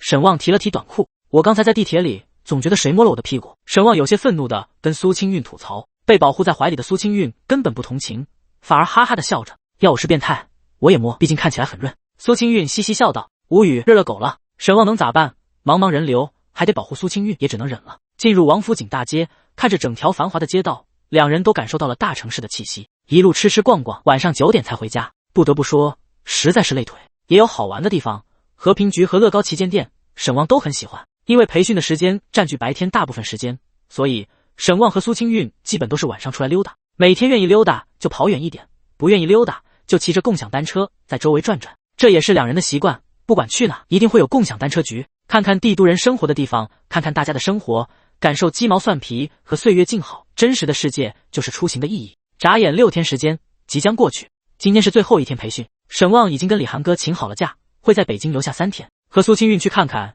之前没有来得及去看的长城、故宫、天安门、五道口，这都是他们商量好想去的地方。坐着大巴车，沈旺脸上有喜色，因为今天结束就可以出去玩了。旺哥，今天培训结束，我们一起吃个饭吧。马尾妹子兴冲冲地从座位上探出头来，对着沈旺说道。10几天的相处，大家也都处出感情来了。毕竟做游戏的时候，一组人同心协力才能胜利，不知不觉团队的凝聚力就会起来。再加上沈旺身体素质好，脑瓜子转得还快，他们组已经包揽第1好多次了，所以大家也对沈旺很幸福。行啊，沈旺点头。沈旺思考了一下，晚上小吊梨汤怎么样？小吊梨汤早就想去吃了，一直没时间。我去过了，好吃，真的好吃，菜也好吃，强烈推荐。那就小吊梨汤。在叽叽喳喳的讨论声中，沈旺拍板来到培训营。今日任务不重，李涵露也是全程带笑。下午更是直接没有课了，大家都吃饱喝足了吧？我们来开个总结会，然后给大家来个毕业考核如何？啊，还有考核啊？不少人都懵了。那是当然，毕竟学了这么多天了。不过你们放心，考核内容在总结会上都有，各位小伙伴可要竖起耳朵来呢。李涵露留个俏皮的尾音，一下勾了好多人的魂。这么一看，总教官也是风韵犹存啊。以往总有领导滤镜在，毕竟是培训部部长。随后李涵露开始总结这段时间的培训。沈旺听后笑了笑，这些都是那些书上的内容，不过很多结合了实力，脱离了理论，进入实践层次。蓝峰是真的想要培养一批亲信干部了，难怪要培训部部长李涵露亲自上阵，不知道是有什么大动作。等李涵露总结完成之后，灿烂的笑了起来。他真的很爱笑，那么我们考核要开始了。所有人都紧张起来，这个考核可是有奖励的。说完很有范的拍了拍手，给本教官抬上来。小组第1名10部小米手机，哇！台下一阵惊呼声响起。第2名10台电动牙刷，哇哇哇！第3名到第5名每人一个星巴克定制纪念水杯。说完之后，台下参加培训的都欢呼起来。谁都没想到这培训营居然结束还有奖品。李涵路笑着扫视所有人。最后的考核也是用团队游戏形式，我把它叫做大富翁。下面来看规则。一开始每个组都身无分文，需要在搬砖区进行打工获取原始资本，获取的原始资本可以用来去其他区域进行投资。知识区每100代币可以进行1次答题抽卡，答对获得200代币。股票区可以进行投资，每次最高投资500，收益比例可通过答题来提升，答对一题提升 50%， 答错扣 50%， 上限10次，半个小时结算1次。游戏区可以花费100代币进行游戏，游戏成功获取200代币。抽奖区可以花费100代币进行抽奖，奖品金额不等。这些区域分别位于培训大楼的5层楼内，可以自行寻找。李涵路笑眯眯地看着众人，限制使用手机，但是不限制翻书。说完指了指角落的书架，啊，还真是别出心裁。沈旺感觉有些新奇，这样记下来的内容或许还真的比较深刻吧。具体内容你们要去自行探索。下面给你们半个小时时间组内讨论，然后同时出发，2小时后进行结算，排名通过代币数量进行排名。现在开始吧。李涵路眯着眼，似乎格外开心。其他培训官也都抿嘴笑。每次培训营最后这个环节是最有节目效果的，只是不知道这次一直第一的3组能不能保持。这活动对3组来说有点难咯。一个培训师笑着和同伴聊道，毕竟少一个人，信息传递在游戏环节之中还是至关重要的。同伴也有同感，赢了整个培训期，结果最后一个重量级游戏赢不了，那可真的是太遗憾了。也说不好呢。3组男生还少，还忘了这茬，那估计悬了。光是原始资本积累就比不上其他组了。几个培训师已经开始猜测夺冠热门了。不过我看3组的组长应该是经常健身，说不定还能挽回一点。有啥用？一个人的力量有限的，最难的还是后面的知识传递、查资料、跑楼梯。哈哈，好在这几天做游戏也都跟着锻炼过了，不然今天结束回去起码疼3天的腿。部长，你说哪一组能赢？3组吧。李涵路微笑的说道。啊，为什么？他们还少人呢。那是你们不知道，他们组有个开挂的。李涵路无奈摇头，他现在也想不明白沈旺的记忆力是怎么做到那么好的。一众培训师都有些茫然，不过多少都将目光放在那个高大的男人身上。第55章，游戏开始。面对奖励的诱惑，所有人都打起了12分的精神。3组众人凑在一起，旺哥，这活动感觉对我们不利啊。如果需要查阅资料的话，肯定是要有机动人员的，我们人手本来就少，有悲观的人立刻就感觉不对了。好像是，咋办？呜，可是好想要手机。你拿的是最新款的水果12吧？还想要那小米手机？那不一样，谁会嫌弃东西贵啊？大不了倒手一卖，那就是3、4千块钱呢。公司真是大方。听着已经偏离的话题，沈旺停下思考。好了，先别着急，目前5个楼层都有什么内容我们还都不清楚，所以第一步先要探明5层楼都有什么，还有详细的规则内容，这很重要。所以待会开始之后大家不要急，我们先兵分5路，找到所有的游戏地点，然后看明白规则，再回来集合，统一调动。我和刚哥上5楼，我俩速度能快点。小燕和景玉上4楼，白白和小林3楼，这样分配有没有意见？没有。众人点头。沈旺分配的距离考虑到了体能问题，爬高楼的都是身体素质明显好的，电梯能用，但是不敢保证能挤上。小燕和景玉，待会我们4个去抢电梯，能抢到最好，抢不到就爬楼。好，千万不要慌，安全第一，奖励可以不要，但是受伤那就是最亏的。晚上聚餐凑不上桌 AA 的钱可得掏，自己吃亏别找我。沈旺开玩笑的说道。哈哈哈，好，旺哥放心。随后沈旺又嘱咐了一下，一定要牢记规则。当李涵哥宣布开始行动的瞬间，沈旺一个箭步就窜了出去。进，快进！很不要脸的站在电梯门口指挥，也挡了其他人抢电梯的意图。到底塞满了人，电梯4楼停顿。沈旺在闭目养神。5楼大门打开，其他组成员都冲了出去。沈旺和刚哥位于人群中央，5楼10几个房间都紧闭大门，一群人土匪一样挨个开门。在这，突然有人招呼一声，位于角落的一个房间大门打开，进入其中是一个偌大的教室，几个培训师笑呵呵的站在几个游戏场地，画鼻子、套圈、扔飞镖。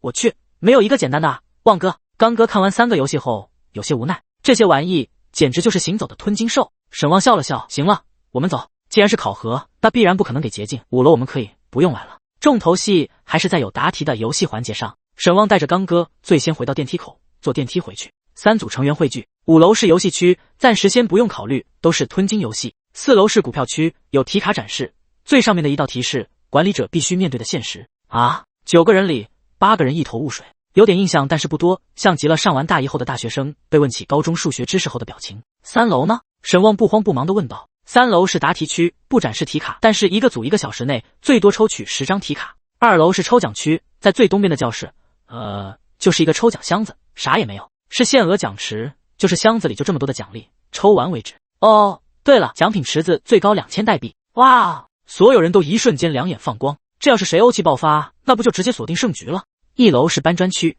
一个妹子有些情绪低落的说道。沈旺无奈，怎么了宁宁？没怎么，我觉得我们可能赢不了。别这么说，宁宁自信点，我们可是有组长这位猛人在的。大大咧咧的卷发妹子拍了拍沈旺的肩膀，大声的鼓励道。哦，搬砖区需要做俯卧撑，5个俯卧撑25代币，女生跪姿俯卧撑，男生正常，每次低于5个，没有代币奖励。沉默是今晚的康桥。没一会，大家都有点丧气，怎么是俯卧撑啊？这不要了命了！我一个也做不起来。宁宁有些委屈的举手，她是江浙分校的，身材瘦小，脚腕都没沈旺的手腕粗，整个人都有点弱不禁风。我也做不来几个。卷发妹子白白也有些不好意思的说道。刚哥恍然回神，我好像也做不上几个。他有些不好意思，以前在大学体考都是靠老师法外开恩，我不太擅长运动，这怎么办啊？悲观情绪蔓延，沈旺轻咳一声，笑道：别担心，有这困扰的可不仅仅是我们，大家都差不多的。你们看看他们。众人环顾四周，好像其他组的也都一脸愁眉苦脸的。走，我们一起去，能做多少个做多少个，最差一人混5个不是也能行？沈旺笑着安慰大家。好，加油！说完，3组所有人浩浩荡荡地冲到搬砖区。搬砖区异常热闹，得亏是一间像是瑜伽室的大教室。之前给他们做游戏练队形的教官笑嘻嘻地看着一群人做俯卧撑。我忘了说了，每次最多可以20个人一起搬砖。宁宁有些不好意思的，白皙的脸上有些羞愧的红。现在3组就被卡在门外，只能等前面的20人做完，然后再做。没事，宁宁，正好大家来跟我活动一下关节，不然待会发力会受伤的。沈旺笑了笑，直接拉着3组的开始做准备活动。30，上一组的最后一个人也撑不住了，直接趴在了地上，大口的喘息。不行了，太久没锻炼了。看起来有些短小精悍的男生无奈摇头的爬起来，手臂都在打颤。30个牛逼，刘哥太帅了。2组的组长是个小姑娘，此刻她正在跟培训师领钱。2组全组上阵，本轮收益650，有了启动资金了，就可以不用搬砖了，去其他区域答题，比搬砖来的轻松，而且也快，主要是体力不允许再搬了。快！场地一空出来，很多人开始涌入。堵在门口的3组最先进入，一人一个瑜伽垫，不要抢，听教官口令，一数一动，开始。只是第一个就有女生2只胳膊发颤，差点起不来。平日里敲键盘，下班也是坐车，身上哪有力气。2，沈旺根本没感觉，眼睛扫视了一下，最差的果然就是宁宁，第2个已经要力竭的样子，白皙的脸涨红，2只胳膊一直发抖。3，教官，你这喊得太慢了。一组的男生有人受不了这么慢节奏的俯卧撑，要是憋着一口气，说不定还能多做点。4，沈旺看着脸都开始发白的宁宁，无奈的说道：撑不住的别强撑。5，人的潜力果然是无穷的。2滴眼泪从宁宁脸上滑下，但是他还是抖着双臂撑了起来。撑起来的瞬间就啪叽的摔到垫子上。对不起，我真的做不了。宁宁流着眼泪下场。宁宁准备拿钱，你管账。沈旺平静的安排道。哦，好的。场边的宁宁立刻凑到了培训师旁边，抹去眼泪，抬眼看向场中。10，不行了。20、40。教官看着场中唯一的人，挠了挠头。报告教官，说你别喊了，我自己做，你们数着行吗？沈旺气息平稳的说道。教官看了培训师一眼，培训师点头，便立刻大声道：可以，开始吧。第56章碾压。41、42、43、79、80。我的妈呀，这还是人吗？一直嘻嘻哈哈的教官此刻也稍微严肃了点，微笑点评，还行，应该经常锻炼。一旁3组的人全都兴奋地喊起来。沈旺则是在慢慢盘算，他不累，只是在思考这么赚钱的速度是否合算。10个俯卧撑20秒左右，赚50代币，性价比还挺高的。因为答题100花200，需要的时间或许很长，也或许很短。他俯卧撑一直做能做多少？不知道，没试过。但是浪费的时间是所有人的时间，他不做完，3组就拿不到代币，也没办法进行其他的项目。游戏区、股票区、答题区3方同时发力，自己做俯卧撑肯定是追不上的。还有极不稳定的抽奖区，都有可能让排名发生变化。加速！沈旺打定主意，搬砖是个好工作，但是人不能一直搬砖。就在所有人以为沈旺有些力竭的时候，他速度陡然开始加快。场边观察的其他组成员都发出惊叹声，还能做，真尼玛变态！李寒露在场边看着场中唯一的人，眼中也有些惊叹。这种强度算是给他们这些白领职业开了眼。汗水打湿了 T 恤，紧贴在后背上，勾勒出衣服下的肌肉轮廓。一些妹子看得脸红心跳，没想到旺哥身材这么好。是啊，好羡慕旺嫂，旺嫂伙食真好啊，羡慕。嘿嘿嘿，你亚瑟女120-200。教官脸色严肃，这数量还好，但是像是沈旺做的这么快的，让他有些惊讶，也收起了轻视之心。这速度和质量赶得上他以前部队的兵了。加快速度之后，沈旺也感觉到酸胀感来得很快。249，沈旺有些力竭了，肌肉火少一样的，肩膀和手臂都有些撑不住。250，靠，又是这逼数。沈旺嘴角下撇，不嘻嘻，再来一个。251，膝盖撑地，沈旺起身，大口的喘息着，脸上也汗如雨下。哇，牛逼牛逼，旺哥牛逼啊！几个女生直接欢呼尖叫起来。三组的人沸腾了，其他人都骂了。这开局1600多代币在手，就赢在起跑线了呗。沈旺挥了挥手，三组像是迎接英雄一样的围在沈旺身边。别急，还能操作。沈旺理顺思路后，让2个女生直接去游戏区，带着100去画鼻子去了。稳定收入，虽然慢点，但是胜在比较稳定。一个人去抽奖区盯着，先盯着，主要是看奖池和大奖爆发情况。白白和景玉拿着1000去抽题，抽10张题，大家一起找答案，越快越好。股市还有10分钟结算，剩下人跟我去股票区。沈旺吩咐完成后，就带着人去了股票区。股票区也有2个组的人在蹲守了，一个组1个人都在盯着第一个题目和对手。快点啊，快点啊！投资500。沈旺笑着说，其他2组都瞪眼看着沈旺。不是哥们，你们直接梭哈股市。他们还不知道3组搬砖1600多代币的事。按照经验，他们觉得对方也就跟他们差不多，拿个600-700的。沈旺邪魅一笑，梭哈是一门艺术。哈哈，2个人被逗笑了。旺哥，他们的人去找了半天答案了，估计已经找到了。现在股市题目卡，第1道题已经翻篇了，5组的股票上涨了50%，2组还没动。沈旺看了一眼题目，抱歉了，这道题我正好会。这道题的答案是，要是第一重要的事情先做，不重要的事情先放一放，除此之外也没有其他办法，否则会一事无成。培训师愣了一下，然后看了看答案，微笑的给3组的股票后面加了50%。答对了。靠！2个人懵了，答对了，可就换题了。下一题，他们的人还在找上1道题的答案。2人看了一眼题目，着急忙慌的去交接人。巧了，这题我也会。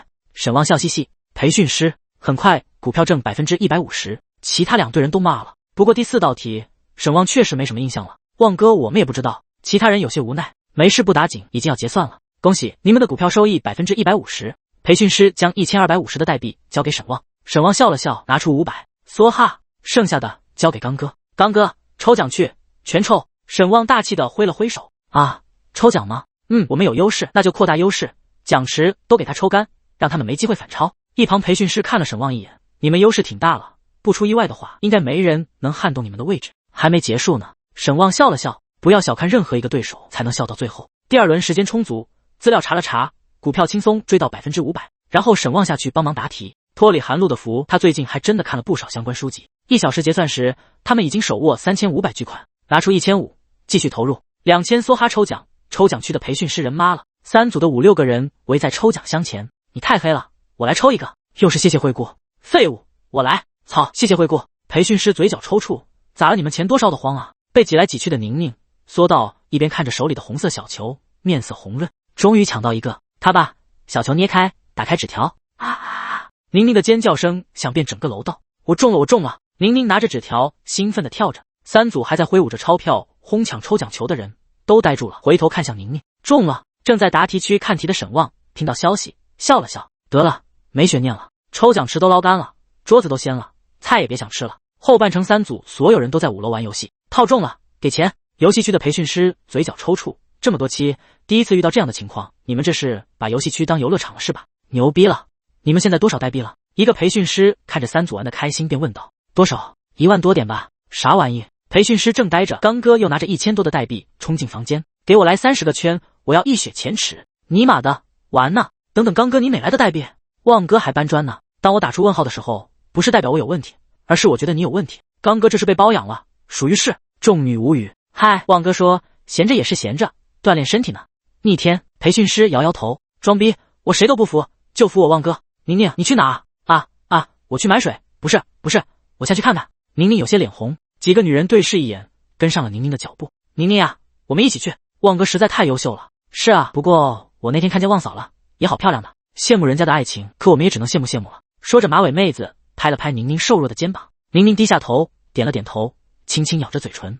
好羡慕啊。第57章30万。什么叫无敌啊？这就是无敌。看着3组眼前的厚厚一沓代币，刚哥这个闷骚眼镜男难得骚出来一把，其他组的成员纷纷给了个白眼，看把你恩色的，要不是你们有个开挂的。最后毫无悬念的3组获得第一，每个人都抱着一台手机，多余出来的一台，大家意见统一的给了沈旺。沈旺也没客气，那我就收下了，晚上小吊梨汤我请。万岁万岁！短短2周，这个团队已经形成了不小的凝聚力。一个平时不怎么管事，但是有事的时候是真上的组长，大家都幸福得很。尤其是最后拿到大奖，更是让大家对于沈旺的信任达到了崇拜的层次。回到酒店，大家都去收拾东西，女生也要美美的打扮一下。沈旺直奔酒店，苏清韵正在阳台刷题，被风风火火的沈旺吓了一跳。干嘛呢？今天这么开心？哈哈，老婆，你看这什么？沈旺从背后拿出2个手机盒子，手机小米的最新款，你哪来的？还2部，今天毕业考核赢来的。沈旺兴奋地跟苏清韵讲述了一下今日自己的神勇表现。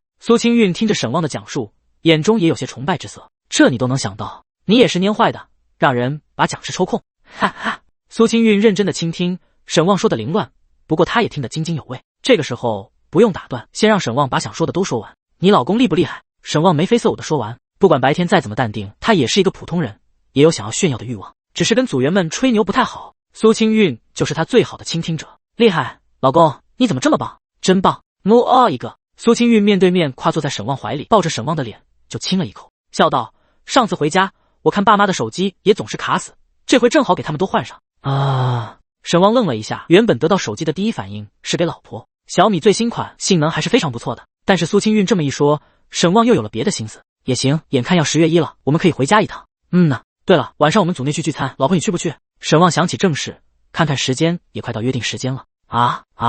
那你不早说，我都没收拾一下自己。苏清韵有些慌张的从沈旺身上起来。不用，我老婆天生丽质，不用收拾也是最漂亮的。可得了吧。苏清韵白了沈旺一眼，随后苏清韵很快的化了个淡妆，主要是遮瑕，因为她本身是冷白皮，不怎么需要增白，但是因为冷白皮，所以脸上的瑕疵会很明显。看着苏清韵一顿捣鼓，还用吹风机吹了吹头发，沈旺就在一边靠着墙笑着看着。简单一打扮，颜值立刻又有上升。好看吗？好看，特别好看，特别像一个人。苏清韵脑子没转过来，像谁？我的意中人。苏清韵愣了一下，然后翻个白眼，好土，而且还用错场景了。是吗？那是因为你的美让我语无伦次。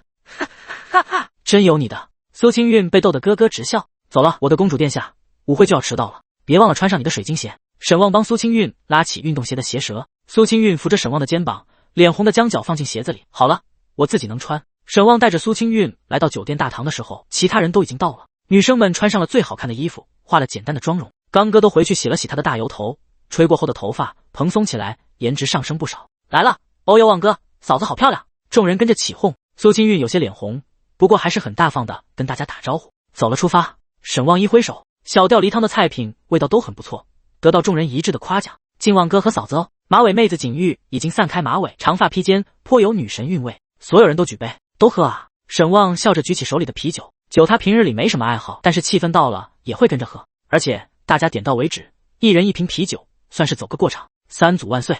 之后大家就要分散到天南地北了，估计没有机会再聚了。这些天我真的很喜欢我们这个大家庭。不是吧，刚哥，才半瓶这就开始掉金痘痘了。众女嘲笑，但是有比较感性的笑着笑着就眼眶泛红。沈旺微笑，以后说不定还有机会再见。3组的群可都别退啊，有事随时联系。对啊，都一个公司，年会不都还得回来？伤感的气氛冲散，继续吃吃喝喝。苏清韵全程都很文静，很多话题她插不上，只是当一个聆听者。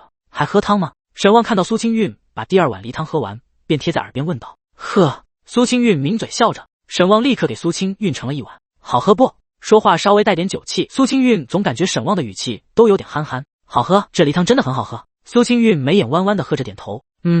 那就多喝点。你们都吃，我上个厕所。沈旺招呼一声，起身离开。上完厕所来到前台。你好，你们这应该可以打包梨汤吧？可以的先生。能帮我打包1份吗？可以，不过梨汤不能存放太久，回去若是不及时喝，记得放冰箱。OK。沈旺点点头。喝喝酒酒聊聊天，大家从工作聊到大学，越聊越感觉亲近，但是再火热和不舍也有散席的时候。沈旺已经提前结账，大家出了门要打车回去的，打车回去要出去接着玩的就结伴出去玩。你还打包了梨汤啊？苏清韵看着沈旺手里提着的小壶，嘴角含笑的问道。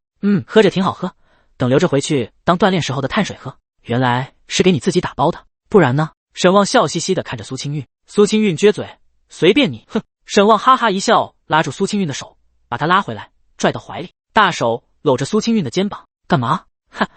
别生气，我怎么可能是给自己打包的？当然是给老婆打包的。看你很喜欢，所以多要了一份，回去慢慢喝。哼，这还差不多。苏清韵本就是阳怒，有人哄了，立马喜笑颜开，搂着苏清韵在街道上安静的漫步。老婆，你看手机，看手机，看什么？苏清韵听话的拿起手机。30万，你怎么给我转这么多钱？苏清韵停下脚步，有些恍惚和茫然。老婆，我想跟你说个事，你别生气。沈旺深吸一口气，平静的说道。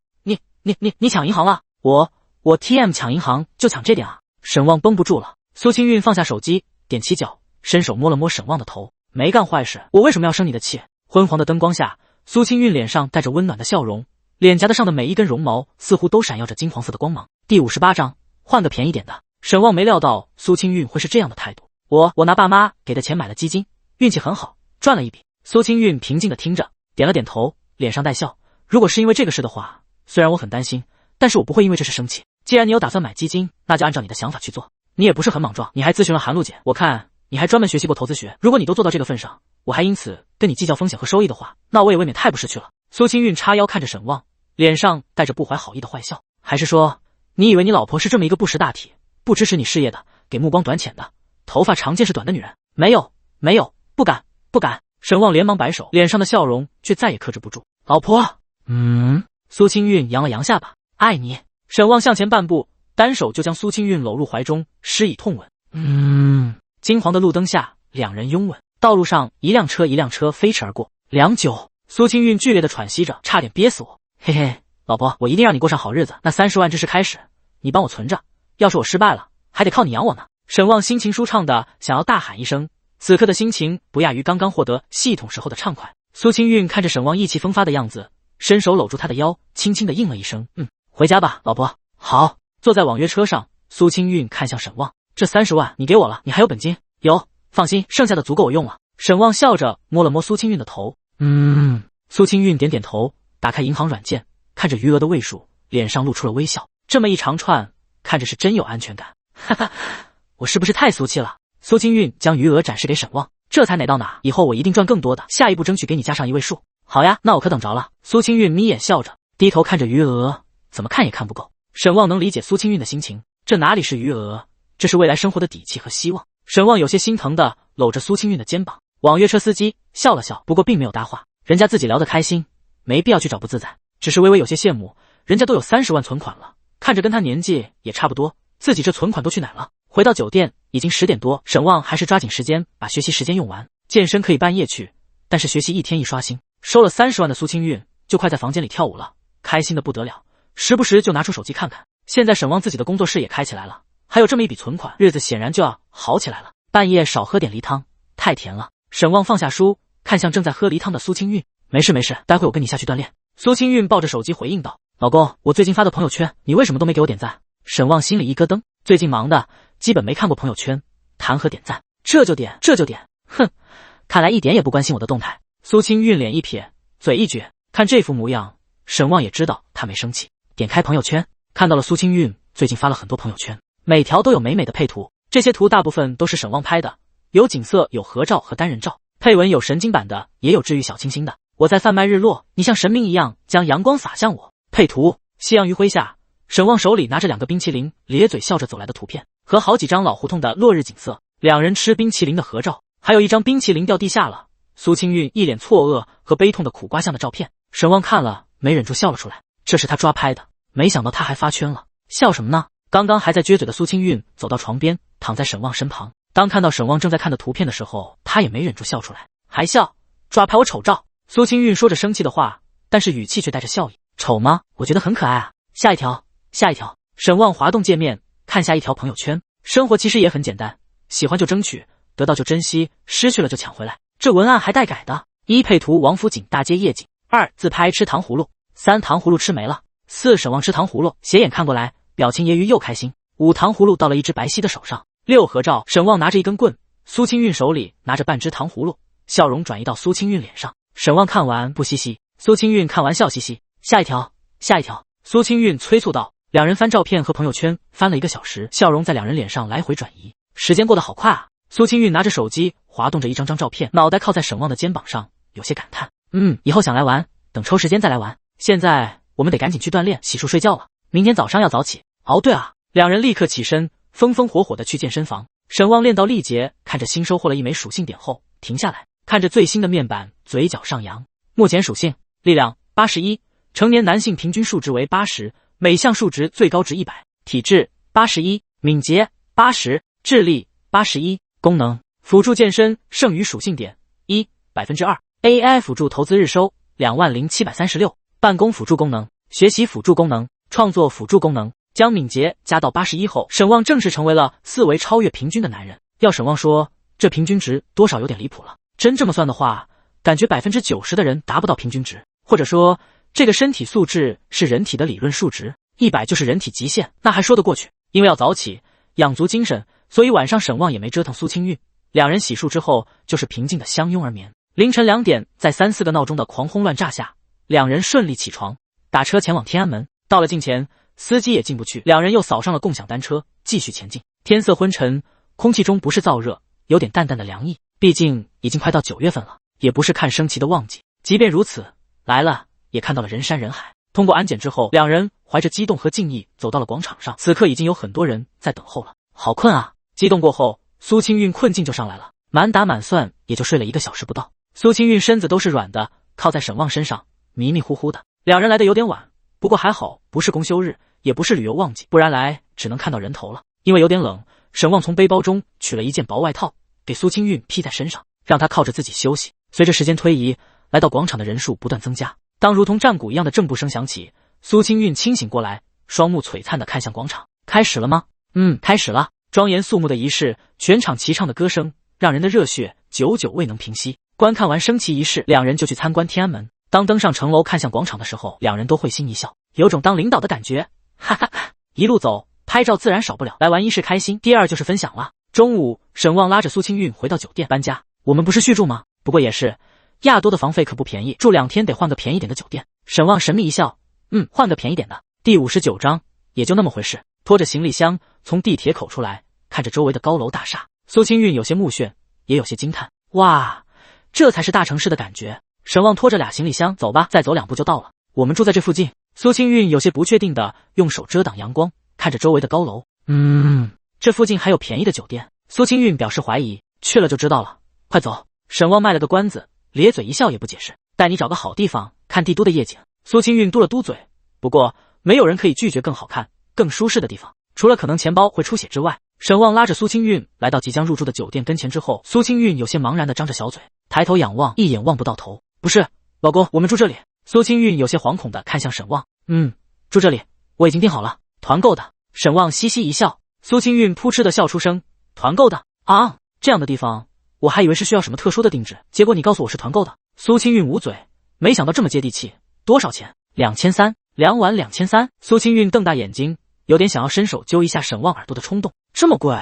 沈旺清了清嗓子，不是2晚，是1晚啊！苏清韵直接傻住了，满眼都是不可置信。老公，你看看这个。沈旺亮出手机，在苏清韵的眼前，昨日收益个10百千万，2万多啊！苏清韵表情有些控制不住，所以放心大胆的住，这2万足够我们玩了。沈旺微笑道。苏清韵感觉自己好像有点中暑，头有点晕。他知道沈旺赚了钱，但是没想到一天可以赚这么多，就算后面不赚这么多了，这次也够我们玩了。沈旺一把揽住苏清韵的肩膀，带着她进入国贸大酒店，两边的侍应生都礼貌地向两人行礼问好。酒店大堂一进去就有种住不起的感觉，至少沈旺和苏清韵两人是这么感觉的。办理入住后，有前台服务贴心的引领两人前往房间。据说这电梯特别快，你不拍一下吗？沈旺胳膊肘蹭了蹭，像是还在梦里一样失神的苏清韵。苏清韵有些恍惚，拍，拿出手机，苏清韵对准了电梯显示，紧接着就有超重感袭来，身体能感觉到的电梯在加速。这么快，70多层，确实很快。沈旺拉着行李箱走出电梯，进入房间后，苏清韵巡视完整个房间后，坐在了落地窗前的椅子上，看着窗外，眼睛倒映着整个城市的轮廓。好高，好厉害，晚上应该会更漂亮。沈旺笑着说道。好看是好看，但是这也太贵了，2000多一晚，这是睡在钱上吗？那还有好几万一晚的呢，咱们这个还能接受。沈旺来到苏清韵的身旁，手搭在她的肩上，陪着她一起看向窗外。苏清韵手放在沈旺的手上，轻轻摩挲。说实话，住得这么贵，我还有点不自在。你算是说的没错，我也不自在。看来咱们2个是山猪吃不了细糠。讨厌，谁是山猪啊？你才是。苏清韵看着窗外的景色，眼睛一直都没移回来。过了好一会，才开始摆弄手机拍照。沈旺笑了笑，让苏清韵先拍一会。你先拍着，中午太热了，我们不出去玩，好好休息一下。苏清韵眼里冒着星星，趴在窗口。老公，你快看，那是大裤衩，是不是？是啊，那边是龙国尊。哇，太壮观了！苏清韵兴奋的像是个小学生，虽然很壮观，但是还是觉得不值2000多一晚。苏清韵摇头苦笑，是吗？那以后咱们就找个便宜的，这次就当体验了。沈旺微笑的说道。是啊，有这钱都买辆电动车了。苏清韵抿嘴笑，走走，出去逛逛，这么好的酒店，只在房间里待着也太可惜了。苏清韵突然想起什么，拉起沈旺的手就往门外走。吃完饭再逛。沈旺拉着苏清韵的手去坐电梯，电梯直达79层，感觉到手心的滑腻，回头看看苏清韵，他有些紧张，但是周围也有好多客人，他也没好意思开口。等到出了电梯，走入自助餐厅，人群散开，苏清韵拉住沈旺的手，沈旺立刻俯下身，耳朵送到苏清韵嘴边。老公，这一顿得多少钱啊？放心吃，不用问价格，不是说了吗？这次来重在体验。沈旺握紧苏清韵的手，给她信心。苏清韵抿了抿嘴，没再说什么。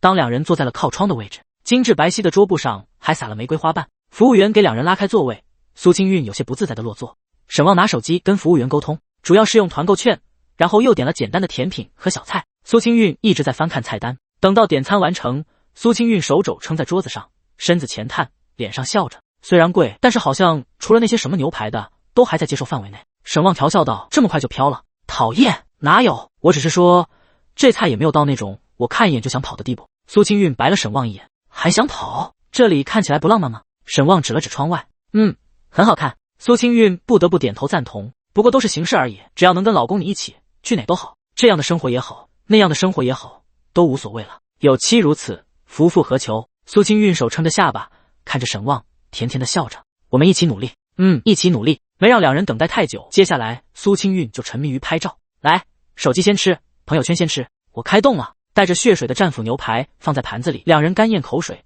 迟迟未动嘴。这玩意真的熟了？苏清韵不解，为什么只有5分和7分？难道就没有9分熟？一旁的服务员脸上都有点笑僵了。尝尝吧。沈旺插起一块肉，塞嘴里，咀嚼了2下。怎么说？味道还行吧？苏清韵这才咽了口水，也跟着吃一口。虽然怪怪的，但是两人也没好意思说。走出餐厅后，两人面无表情的脸上都有些绷不住了。这钱可以吃3顿烤鸭了，这都吃些啥玩意？沈旺有些无语，钱花的不少，但是体验感也就那么回事。看着沈旺有点郁闷，苏清韵笑了，搂住他的胳膊。好了，不管好不好吃，情绪价值拉满了，我很开心呀，真的开心，真的，这种地方哪有女孩子不喜欢的？那你还来吗？苏清韵 No。 沈旺无语，真实了，一点都不带犹豫的。第60章，该买买该花花。回到房间休息，早起后遗症让苏清韵很快就睡过去。沈旺也有点眼皮打架，不过看了看手机里的相片，也选了选，发了个朋友圈。旅游不发圈，那不是锦衣夜行了。不过沈旺的没苏清韵那么讲究，随便凑个9张图发出去完事。钱包和远方，相爱又相杀。沈旺发完刷新一下，立马多了几个点赞，一看都是3组的几人。3组的群里立马就有信息传来，哇哦，旺哥带着旺嫂出去玩了，旺嫂好漂亮啊，这什么酒店这么高？本地人告诉你别打听，因为钱包会呻吟啊。更好奇了，新国贸3000一晚，了解一下。打扰了，神仙居所岂是我等凡人可以登临的？酸了，旺哥居然还是隐形富豪。沈旺哭笑不得，旺旺不是，我没有，别乱说。否认3连。旺旺砸锅卖铁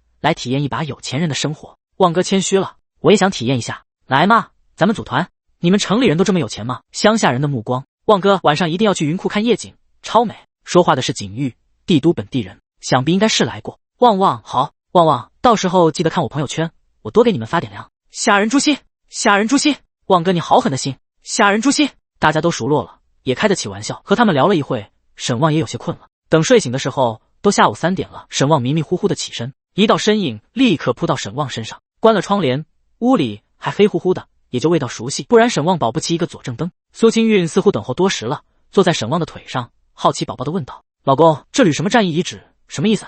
这里还发生过什么战役？沈旺噗，什么玩意？你从哪看到的？我发了住酒店的抖音啊，然后下面有人给我评论这个。嗨嗨，这说来话长。苏清韵歪头，既然你这么好奇，那我给你讲讲，那是一场惊动全国 LSP 的战斗。LSP 啊，你别打断我哦。当沈旺给他讲完由来后，苏清韵脸色微红。什么啊？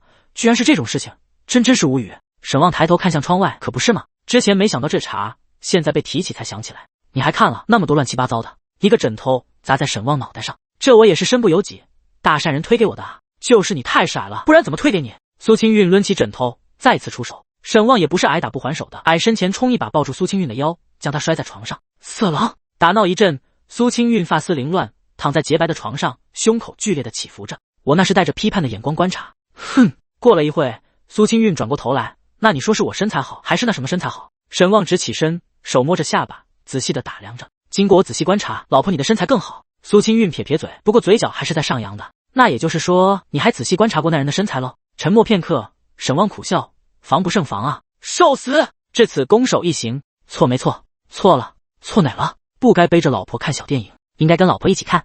嘿嘿嘿，好呀，还看是吧？房间里两人开始嬉笑打闹，到了4、5点才出发去看天坛。晚上的天坛灯光映照下很是美丽。逛完天坛就去逛了文创店，以前不舍得买的文创，现在沈旺拿起来可是一点也不心疼。苏清韵也算放开手脚了，这也喜欢那也喜欢，几十块钱的小玩意从来没买的这么开心过。就在买东西的时候，手机铃声响起，沈旺拿着手机看了一眼，妈打来的，我去接个电话。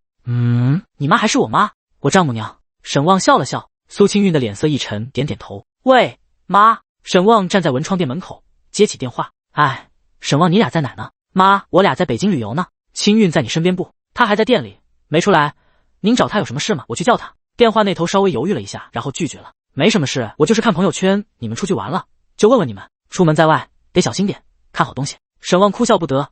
妈你放心，我们知道的。现在龙国的人群素质普遍是很高的，但是在上一辈眼里还是担心被人坑。沈旺丈母娘叫陈红霞，丈母爹叫苏明军，都是农村人，但是早些年也是时代弄潮，搞过运输，开过酒楼，不过后来不景气，也就回归了普通的农村生活。他们见过的世面毕竟是几十年前了，那个时候毕竟比不得现在，再加上性格如此，所以有这样的担心，沈旺很能理解。你俩工资也不高，还没在骑士买房，养活自己都是问题，出门得省着点钱，早点在骑士落户才是重要的。是，妈，你放心，我们已经在打算了。你是懂事的，不像那丫头，电话也不接，我想问问情况，都问不到。妈，我俩刚才在外面，可能清韵没听到电话，我回去让她看信息。那这样吧，你俩别在外面待太久，早点回去，别等到时候领导不乐意了。好，妈，那我先挂了。沈旺笑着说。好，挂了吧。陈红霞闷声闷气的应了一声，沈旺就听到那边传来忙音。嗨，沈旺看着在结账台的苏清韵，赶紧快走2步，伸出手机扫我的。结完账，苏清韵拎着一堆小玩意，不过脸上却没有开始的开心。我妈找你说什么了？沈旺愣了一下，回忆道：没什么，就是让我们注意安全，省着点钱花。哦，妈好像给你发了信息，你没收到吗？收到了。那你不想回？苏清韵低头看着脚下的路，声音有些沉闷。怎么了，老婆？苏清韵苦笑的摇了摇头，没事。对了，刚才妈给我转了3000块钱，说是让我们吃好玩好，放松心情。我妈？沈旺疑惑的挑了挑眉。苏清韵闷声道。沈旺挠了挠头，好像知道他为啥生气了。很多事情怕比较，哪怕是理解父母也会比较。就在沈旺要安慰2句的时候，电话又响起。我爸。沈旺接电话。去玩了？电话一接通，什么主语都没有。沈国志开口直奔主题。在北京玩2天，过2天就回去，多去走走挺好。老爹那边似乎还在厂里叮叮当当的响个不停。我让你妈给清韵打了3000块钱，出去玩，别这不舍得那不舍得了。既然都出去了，别亏着清韵，该买买，该花花。一年到头上班也累，出去放松放松也挺好的。沈旺干笑一声，也不敢说都住上2000多的酒店了，就怕说出来吓坏他。行，放心，我知道，我俩过2天就回去了，随便逛逛。沈国志似乎有些惆怅的叹口气。行，就这样吧，要是钱不够，再跟你妈说，注意安全。你小子行，比我强，我还没出过省呢。沈国志有些郁闷。不说了，我还得干活。好，你忙吧，我俩钱够用，不用给我们打了。沈国志闷声闷气，刚给你打了钱，你就出去霍霍。沈旺哭笑不得，还是怕他乱花钱，应该是怕他用买房子的钱。放心，买房子的钱绝对不会动。行吧，这样吧。沈父直接挂断电话了。苏清韵看着沈旺眨了眨眼，爸说啥了？嗨，让你该买买，该花花。沈旺轻咳一声。苏清韵白了沈旺一眼，等回去的时候给他们带点特产回去吧。别。苏清韵疑惑地看着沈旺，人肉带能带多少啊？走，咱们直接去店里，往家里发快递。沈旺笑着拉起苏清韵的手。第61章从俭入奢。别看了，到地方了。沈旺拉了拉正在查攻略的苏清韵。苏清韵抬头一看，稻香村，再确认前面的标志，然后才笑着拉住沈旺的手。哇，好多糕点啊！本就喜欢糕点甜食的苏清韵进来之后，直耸鼻子，闻着清甜的香气，嘴角都要流出口水了。老公，饿了。苏清韵看向沈旺，沈旺也有点饿了，中午吃的不是很对味，现在已经晚上6点了，能不饿吗？那个，这些能每样先给我装一个吗？兜里有纸，沈旺也不怯场。店员抬头一看，立刻开始给装盒，一样一个就行。苏清韵看着柜子里的糕点，口水都要滴到玻璃柜台上了。姐姐，不要这个和这个，看起来不是很好吃。苏清韵出手指点，这很好吃的妹妹，里面是有豆沙的。那更不要了，谢谢。沈旺笑着说。很快盒子装完，沈旺伸手打住了店员要扣盖子的行为。不用扣盖子。付完钱，沈旺把盒子放到苏清韵手里。嘿嘿，那我可吃了。苏清韵看着满满一盒子的点心，真的在吞口水了。人肉品类筛选机，给我启动！沈旺低喝一声，得来苏清韵一个白眼。不过他也没客气，一盒子将近200块钱的点心，一个个的捏起品尝。有做吗？沈旺看了看四周，店员摇头。走走，出去坐着吃。两人离开店面，在路边找到一个公共座椅。苏清韵抱着盒子，一个个的浅尝。好吃，这个也好吃。老公，你快尝尝这个。这个外皮这么酥吗？能经得起快递运输吗？咦，这里面也是豆沙。苏清韵嫌弃的将糕点塞进沈旺嘴里，她不喜欢豆沙，非常不喜欢。两人坐在石凳上，看着来往的人群。苏清韵指了指前方的其他店铺，老公你看，那边也有个稻香村，不过没有标志，应该不是正宗的吧？不行了，吃不下了。没吃完所有品类，苏清韵就有些吃腻了。谁吃糕点像你这么炫啊？不行，人肉品类筛选机给我工作，你吃，剩下的你吃，我都选了这么多了，你选剩下的。苏清韵笑着将盒子塞到沈旺手里，然后五指张开，对准沈旺，有样学样的娇喝道：人肉品类筛选机2号，给我启动。沈旺很配合的抖了个机灵，很高兴为你服务，美丽的小姐。然后便板着脸开始一个个的拿起没吃过的品种，开始一板一眼的评价。甜，哈哈，老公，你等下，再来一遍，再来一遍。我已经开始工作了，不能再来了。沈旺机械的回应道。好吗？求求你，求求你啊！生活不易，沈旺叹气。那就再来一遍。苏清韵兴奋的拿出手机，然后重复之前的动作，五指伸开，对着沈旺一推手，人肉品类筛选机2号，给我启动。沈旺哭笑不得，但是还是很配合的再演一遍。甜，甜，甜。不是你卡带了吗？沈旺，太甜了，甜的这嗓子，甜掉牙了。苏清韵在一旁笑得捂嘴，笑得直抖。主要是沈旺整得太像那么回事了。糖尿病患者快跑！肉松，哎，我喜欢这个。沈旺一口将整个肉松小贝塞嘴里，表演了一个点心消失术，只剩一张鼓鼓的脸，整个脸都被撑得变形，还咀嚼，再不断蠕动。苏清韵已经笑疯了。不是啊，你哈哈哈！最后选完品后，两人重返店内，再次来到那个店员面前，将一堆咬过的点心摆在盒盖子上。姐，给我按照这个品类装16盒，发快递。店员愣了一下，然后立马招呼其他人过来帮忙装盒。买那么多啊？苏清韵有些懵了，怎么也得保证1加1盒吧？故意输吧？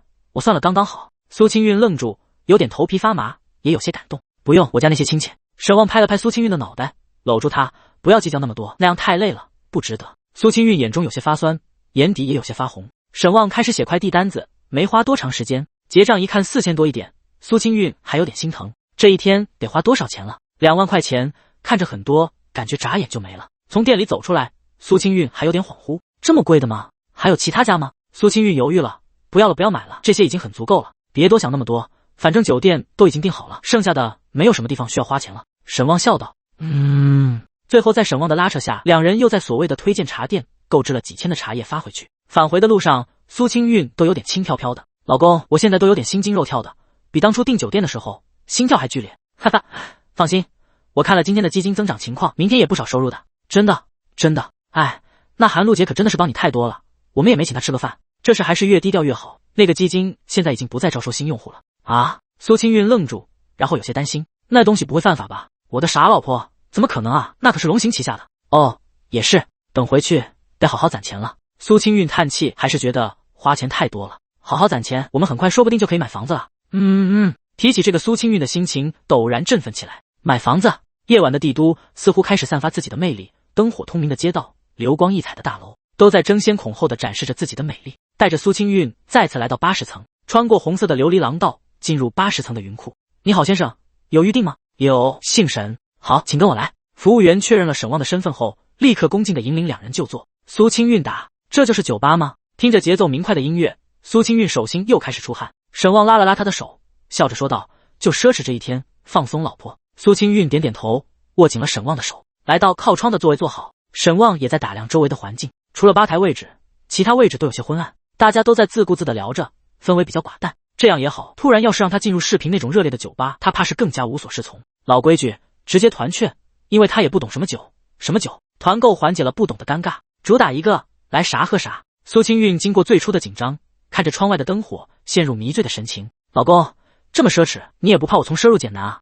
那就不入俭。沈旺笑着说。苏清韵展颜一笑，昏黄的光线下，如同花儿绽放，美丽的不可方物。谢谢老公。谢我什么？谢谢老公带我体验不一样的生活。苏清韵眉眼含笑，然后拿出手机来开始拍摄外景。很快，套餐的东西开始上。不过苏清韵属实是吃糕点，吃的胃口不佳，多少尝了点，但是没吃多少，看得苏清韵一阵郁闷。不能浪费，快吃！将面包抹上黄油，恶狠狠地塞进嘴里。苏清韵威胁道：“放心，我都能吃完。”沈旺笑了笑，身体好了，食量也增加了不少。看来老一辈人说的“能吃才有力气”的说法还不是错的。喝过酒精浓度很低的鸡尾酒，苏清韵小脸有点红晕，脸上带着满足又幸福的笑容。沈旺也觉得这种低度数的酒不错，很好喝，跟饮料似的，就是贵了点。老公，干杯！苏清韵也微微放开，主动举起杯，哈哈，干杯！没什么礼仪，开心比什么都重要。一杯酒下肚，酒量不佳的苏清韵已经脸色红润，美艳动人。就在这时，服务员手上端着盘子缓步走来。还有菜吗？苏清韵眼神都有点直了。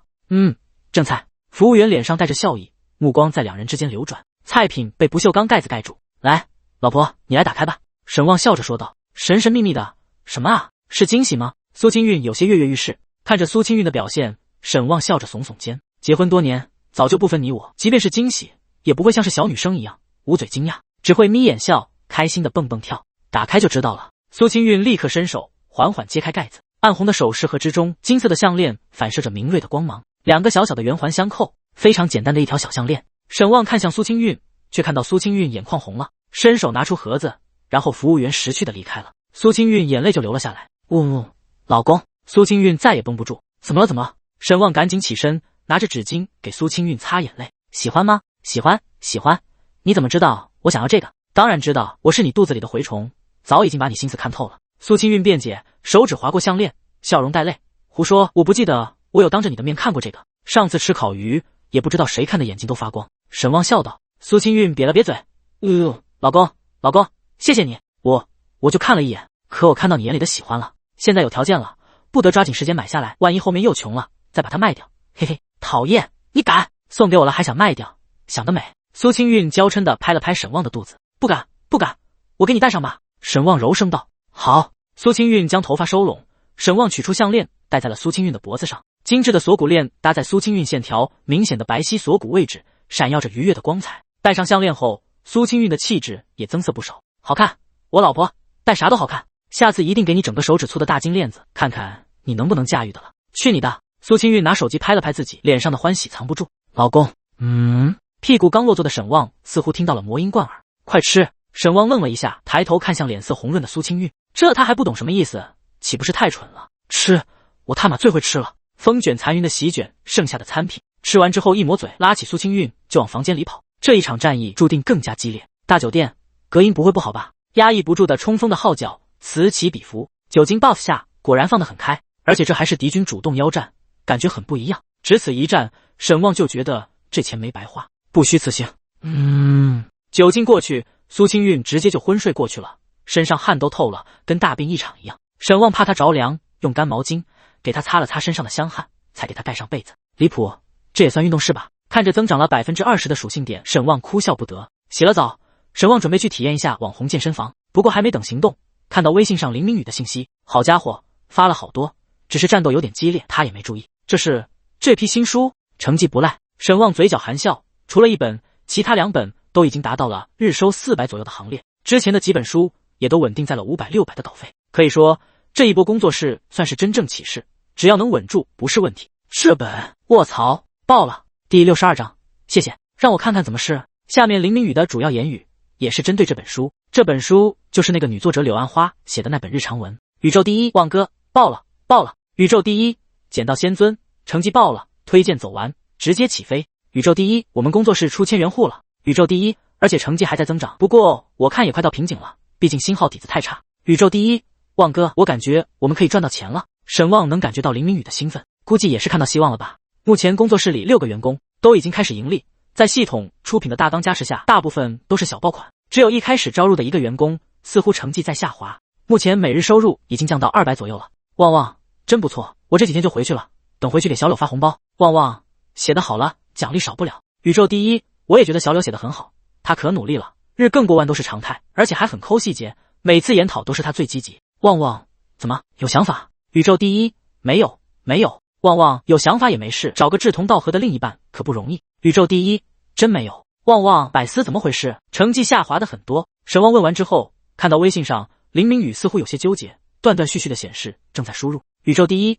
百思，我感觉他最近状态不对，没有一开始的干劲了，更新也不积极，每日6000的最低任务都有点完不成。我已经跟他聊过了，但是他说没事，就是不在状态。沈旺思索了片刻，行，你先多帮扶点，等我回去再说。好嘞，早点休息，少熬夜。沈旺说完之后就退出了对话框，点开手机计算器，开始计算今日的7本书的收益。最厉害的就是柳暗花的捡到仙尊，日收2100多，其次是 NPC 师兄，日收770多，后面的几本都在400多徘徊。林明宇的新书成绩也还不错，也有400多的日收，加吧加吧。工作室税前日收已经达到了4800多，员工算7个，每日底薪工资130乘以7等于910，提成大概不太到2400左右，毕竟扣税可是大头。工作室的毛利就是4800减2400减910等于1490，房租也算进去，每天400，目前的工作室收入就达到1000，这可刚开始半个月多，当然这是粗略计算，毕竟没算上前期积累字数的日子。沈旺想想还是挺开心的，到底还是系统给力，大纲牛逼，保证了下线。原本沈旺都做好了要拿出一部分的收入填补工作室的亏损了，毕竟创业初期亏损才是常态，良性循环之后才能考虑盈利问题。自己运气却还不错，直接开始盈利了，而且盈利还不少，这样保持下去，1个月没有3万也有2万了，香，太香了。沈旺可没觉得这2万不是钱，本来就是楼草打兔子，而且自己之后要花钱的地方多，跟父母解释基金问题也费劲，直接说自己创业挣钱更靠谱，给他们吃点定心丸，自己能少不少的麻烦。收拾心情，沈旺去了健身房。这建立在高层的健身房，顺着窗户看去，能看到帝都的夜景，居高临下。恐高症患者福音，健身现在已经成了习惯，属性点的增长过程让人上瘾，盯着进度条练得比谁都起劲，就像是打游戏一样。以现在沈旺的素质，徒手训练增长速度慢了很多了，有器械无上限的加重量是积攒属性点最快的方法，而且增长速度是逐渐衰减的。之前沈旺尝试过1天多练，但是不管怎么分配时间都没有超过200%，每日的进度增长似乎都有上限。穿着黑色的背心，沈旺站在健身房的镜子前审视自己的身体，敏捷属性果然会调整体态，肌肉分布越来越协调了，而且柔韧性也增加得非常高。沈旺体前屈可以比较轻松的将脑袋贴到腿上，只是没有机会测试一下爆发力。沈旺原地弹跳，脚掌蹬地的瞬间，跟腱立刻绷紧，小腿肌肉收缩，整个人汗得拔葱一样窜了起来。沈旺能感觉到自己的视线快速的上移，看向其他地方，有种居高临下的俯视感。这是跳了多高？沈旺感觉这个高度扣篮应该很轻松，敏捷应该是跟爆发力、协调性有关的属性，体质跟耐力和机体素质、抵抗力直接相关。至少体质开始加点之后，像是鼻塞、腹部不适、身上乏力这一类的亚健康表现再也没有出现过，每天都像是最舒服、最健康的状态。落地之后，屈膝缓冲，轻盈的落地，地面甚至都没有产生一丝异响和震感。沈旺将新的来的点数再次加持到了体质上，体质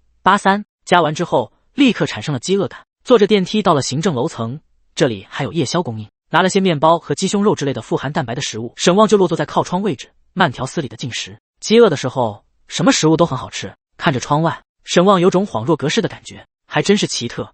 1个月而已，感觉自己像是突然改换了一个人生一样。系统面板弹出，谢谢。系统没有回应，沈旺嘴角上扬，退下，界面也果断的消失在沈旺眼前。春风得意马蹄疾，1日看尽长安花。沈旺举起手里的黄油面包，吟诗一首，然后一口将面包塞进嘴里，吃饱喝足，学习去。早上苏清韵朦朦胧胧的感觉到嘴唇上有如湿绵软的感觉，猛地睁开眼，看到沈旺的那张变帅了很多的脸后，你干嘛了？苏清韵摸了摸嘴唇，没干嘛，就是香了一下我家的小懒猫。毫不遮掩，充满男性魅力的强健身躯让苏清韵忍不住伸出手，手指划过轮廓分明的胸肌和线条日益明显的腹肌。苏清韵咽了口口水，老公你可真帅，不光男人好色，女人其实也很好色，好帅好帅啊。苏清韵两手环住沈旺的腰，脑袋顶在沈旺的胸肌上来回蹭着，老婆你也好色？切，我自己的老公我还不能摸2把了。苏清韵不为所动，脸贴在沈旺的胸口，2条长腿也蹬掉被子，像是八爪鱼一样缠在沈旺身上。沈旺起身，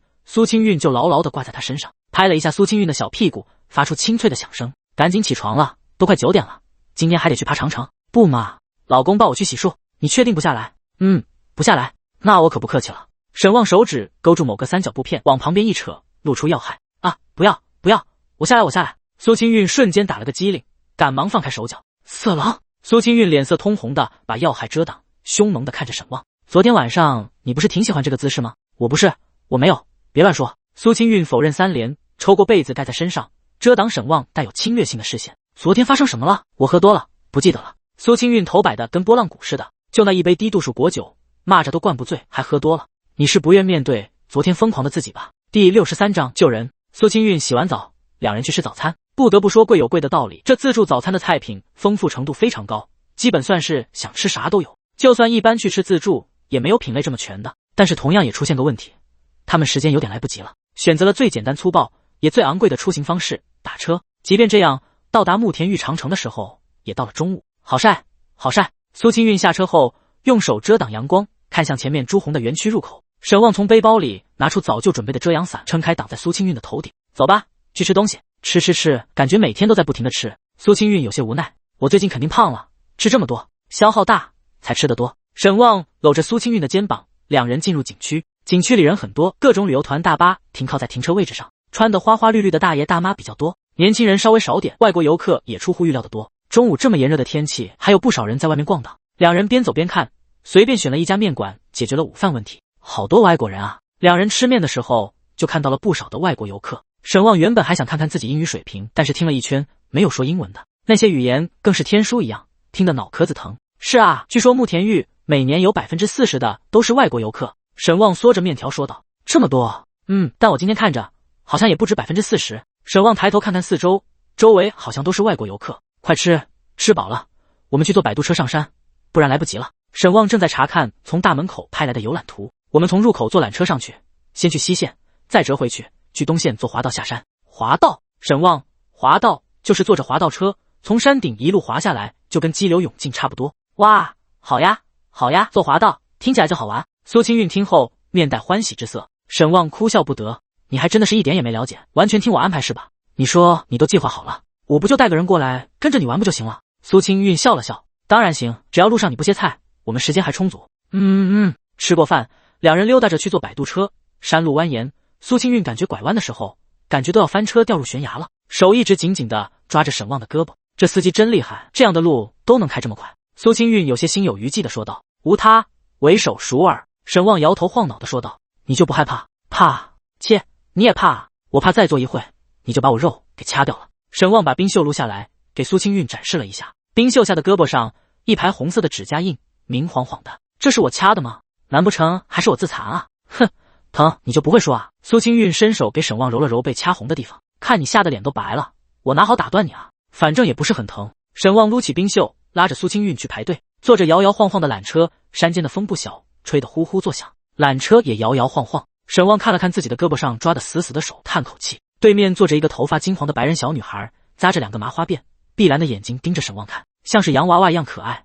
看着她，沈望算是知道为什么洋娃娃的造型是怎么来的了。沈望友好的笑了笑，小女孩也对着他笑。带着小女孩的是一个身穿热裤和露腰短衣的女人，女人身材很好，皮肤白得亮眼，就是头发有点叛逆，一边染红一边染成蓝色，像是小丑女一样。听到小女孩笑，那女人也顺着目光看向沈望，对着沈望笑了笑，便继续拿着手机拍外面，一路晃晃悠悠的来到14号敌楼。沈望赶紧把已经有点脸色发白的苏清韵接下来，吓死人了，这缆车真的不会晃得掉下去吗？苏清韵脸色微有些发白，放心，既然能开，肯定是考虑到各种因素，不会有事的。轻抚苏清韵后背，给她顺气，脚踏在这片城墙上，才能感觉到长城的巍峨壮阔，纵览而去，像是一条行走山脊之上的炎龙。苏清韵缓过气来，两人开始徒步。这段长城能够游览的区域总长2公里多，我们尽量赶在太阳下山之前折返到东线滑道。沈望和苏清韵结伴向前，边走边跟苏清韵解说：“才2公里，那不很快就到了？”苏清韵愣了一下，眼中自信满满。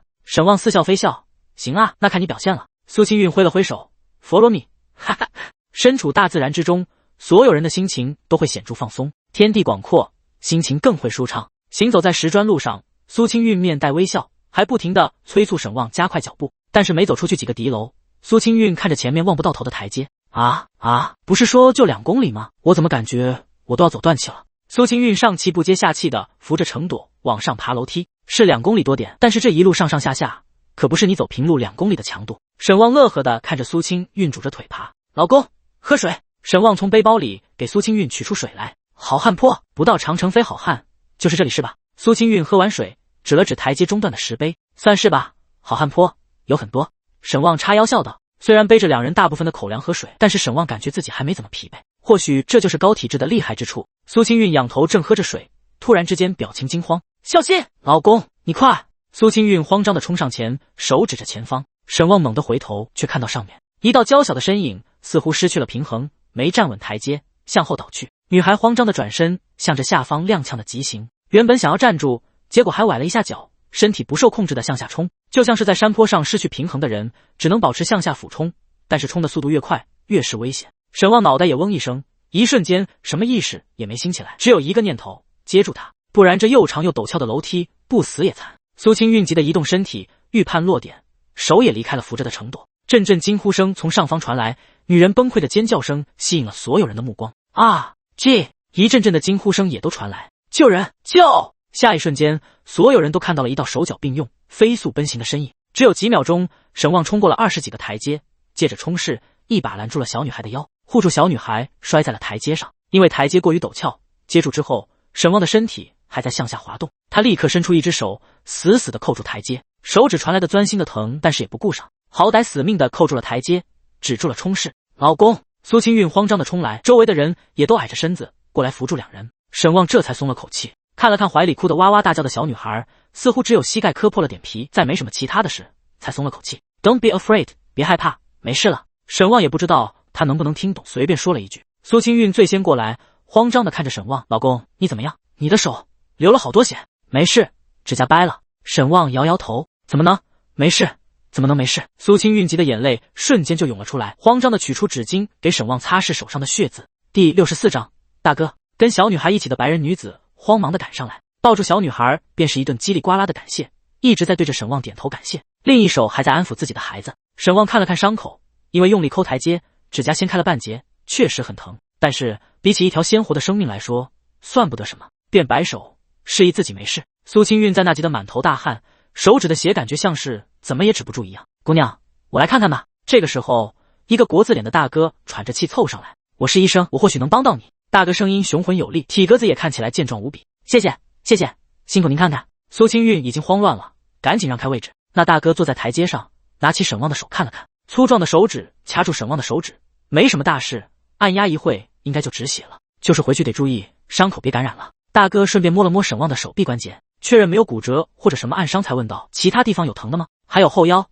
磕了几下，有点疼。沈旺如实说道。大哥伸出短粗的手指按了按沈旺的后腰，怎么个疼法？火辣辣的。没事，挫伤，骨头没伤着，回去养养就好了。大哥收回手，看着沈旺，笑着比了个大拇指。小伙子好样的。是啊，多亏这小伙子手脚快，我看那外国小孩马上就要摔下去了。周围的人也都不吝赞美道，给沈旺说的都有些不好意思了。这时旁边的女人又开始对着沈旺一顿输出，但是沈旺是一个字也没听懂。就在沈旺一脸茫然的时候，一旁有个戴眼镜的女大学生推了推眼镜说道，他是对你表示感谢，想要带你去医院，所有费用他包。不用，都是小伤，没什么大碍。刚才这位医生大哥也说了，没事。沈旺摆摆手。女大学生想了好一会，然后开始磕磕巴巴的对那女人说了一顿。沈旺想笑，听力还行，但是表达可能确实不是强项，好歹是能交流。那女人听后抱着孩子，眼眶通红，也只能一个劲的感谢。小伙子，筋骨不错，哪的人？老家燕市的，还没谢谢大哥帮忙，行家出手就是不一样。沈旺笑呵呵感谢道。这大哥按压的手法有点门道，虽然是指尖流血，但是简单按压后很快就止住了。小事，比起你奋不顾身救人，那是不值一提。燕市的，我青市的，咱们这还隔得很近呢。那确实很近。我叫张廷芳。小伙子，你叫什么？沈旺感觉这老大哥似乎有点欲言又止，不知道他有什么想说的，但是毕竟人家帮忙，还是立刻报上了自己的名字。沈旺，沈阳的沈，登高望远的望。哈哈，好名字。不知道沈老弟想不想学拳啊？沈旺有些愣住了，见沈旺有些猛，张廷芳似乎有些急切。你这筋骨，我刚才稍微探了一下，是个学拳的好苗子，就是不知道你有没有想法。没事，我知道你们年轻人都得上班工作，挣钱养家，所以我就是问问。哎，没事。张廷芳有些不好意思，也有些惆怅。没等沈旺回答，就开始自顾自的找台阶了。沈旺想笑，这是被拒绝多少次才能这么熟练啊？加个联系方式吧，到时候你们要是来青岛玩，可以随时来找我。沈旺点点头，好呀，张哥，我也没说不感兴趣啊。张哥学什么拳的？张廷芳眼睛一亮，还想接着说，但是看看周围围的人太多了，便不好意思道，要不我们边走边说。行，一起爬长城吧。行啊。张廷芳适时的让开位置，让一旁早就着急的苏清韵过来。苏清韵扶着沈旺站起来，看了看他后腰的擦伤，脸上有些不悦。你怎么不跟我说？小伤，我能感觉到没伤到，没必要跟你说。沈旺笑了笑，哼，就知道逞强。摸了摸苏清韵的头，转头沈旺看向那个女大学生，她正拿着创可贴给小女孩贴伤口，小擦伤。张廷芳在一旁背着手看了两眼，没伸手去摸人家的脚，表示没伤着骨头，没事。告诉她扭伤的脚腕下去买盒云南白药，几天就好了。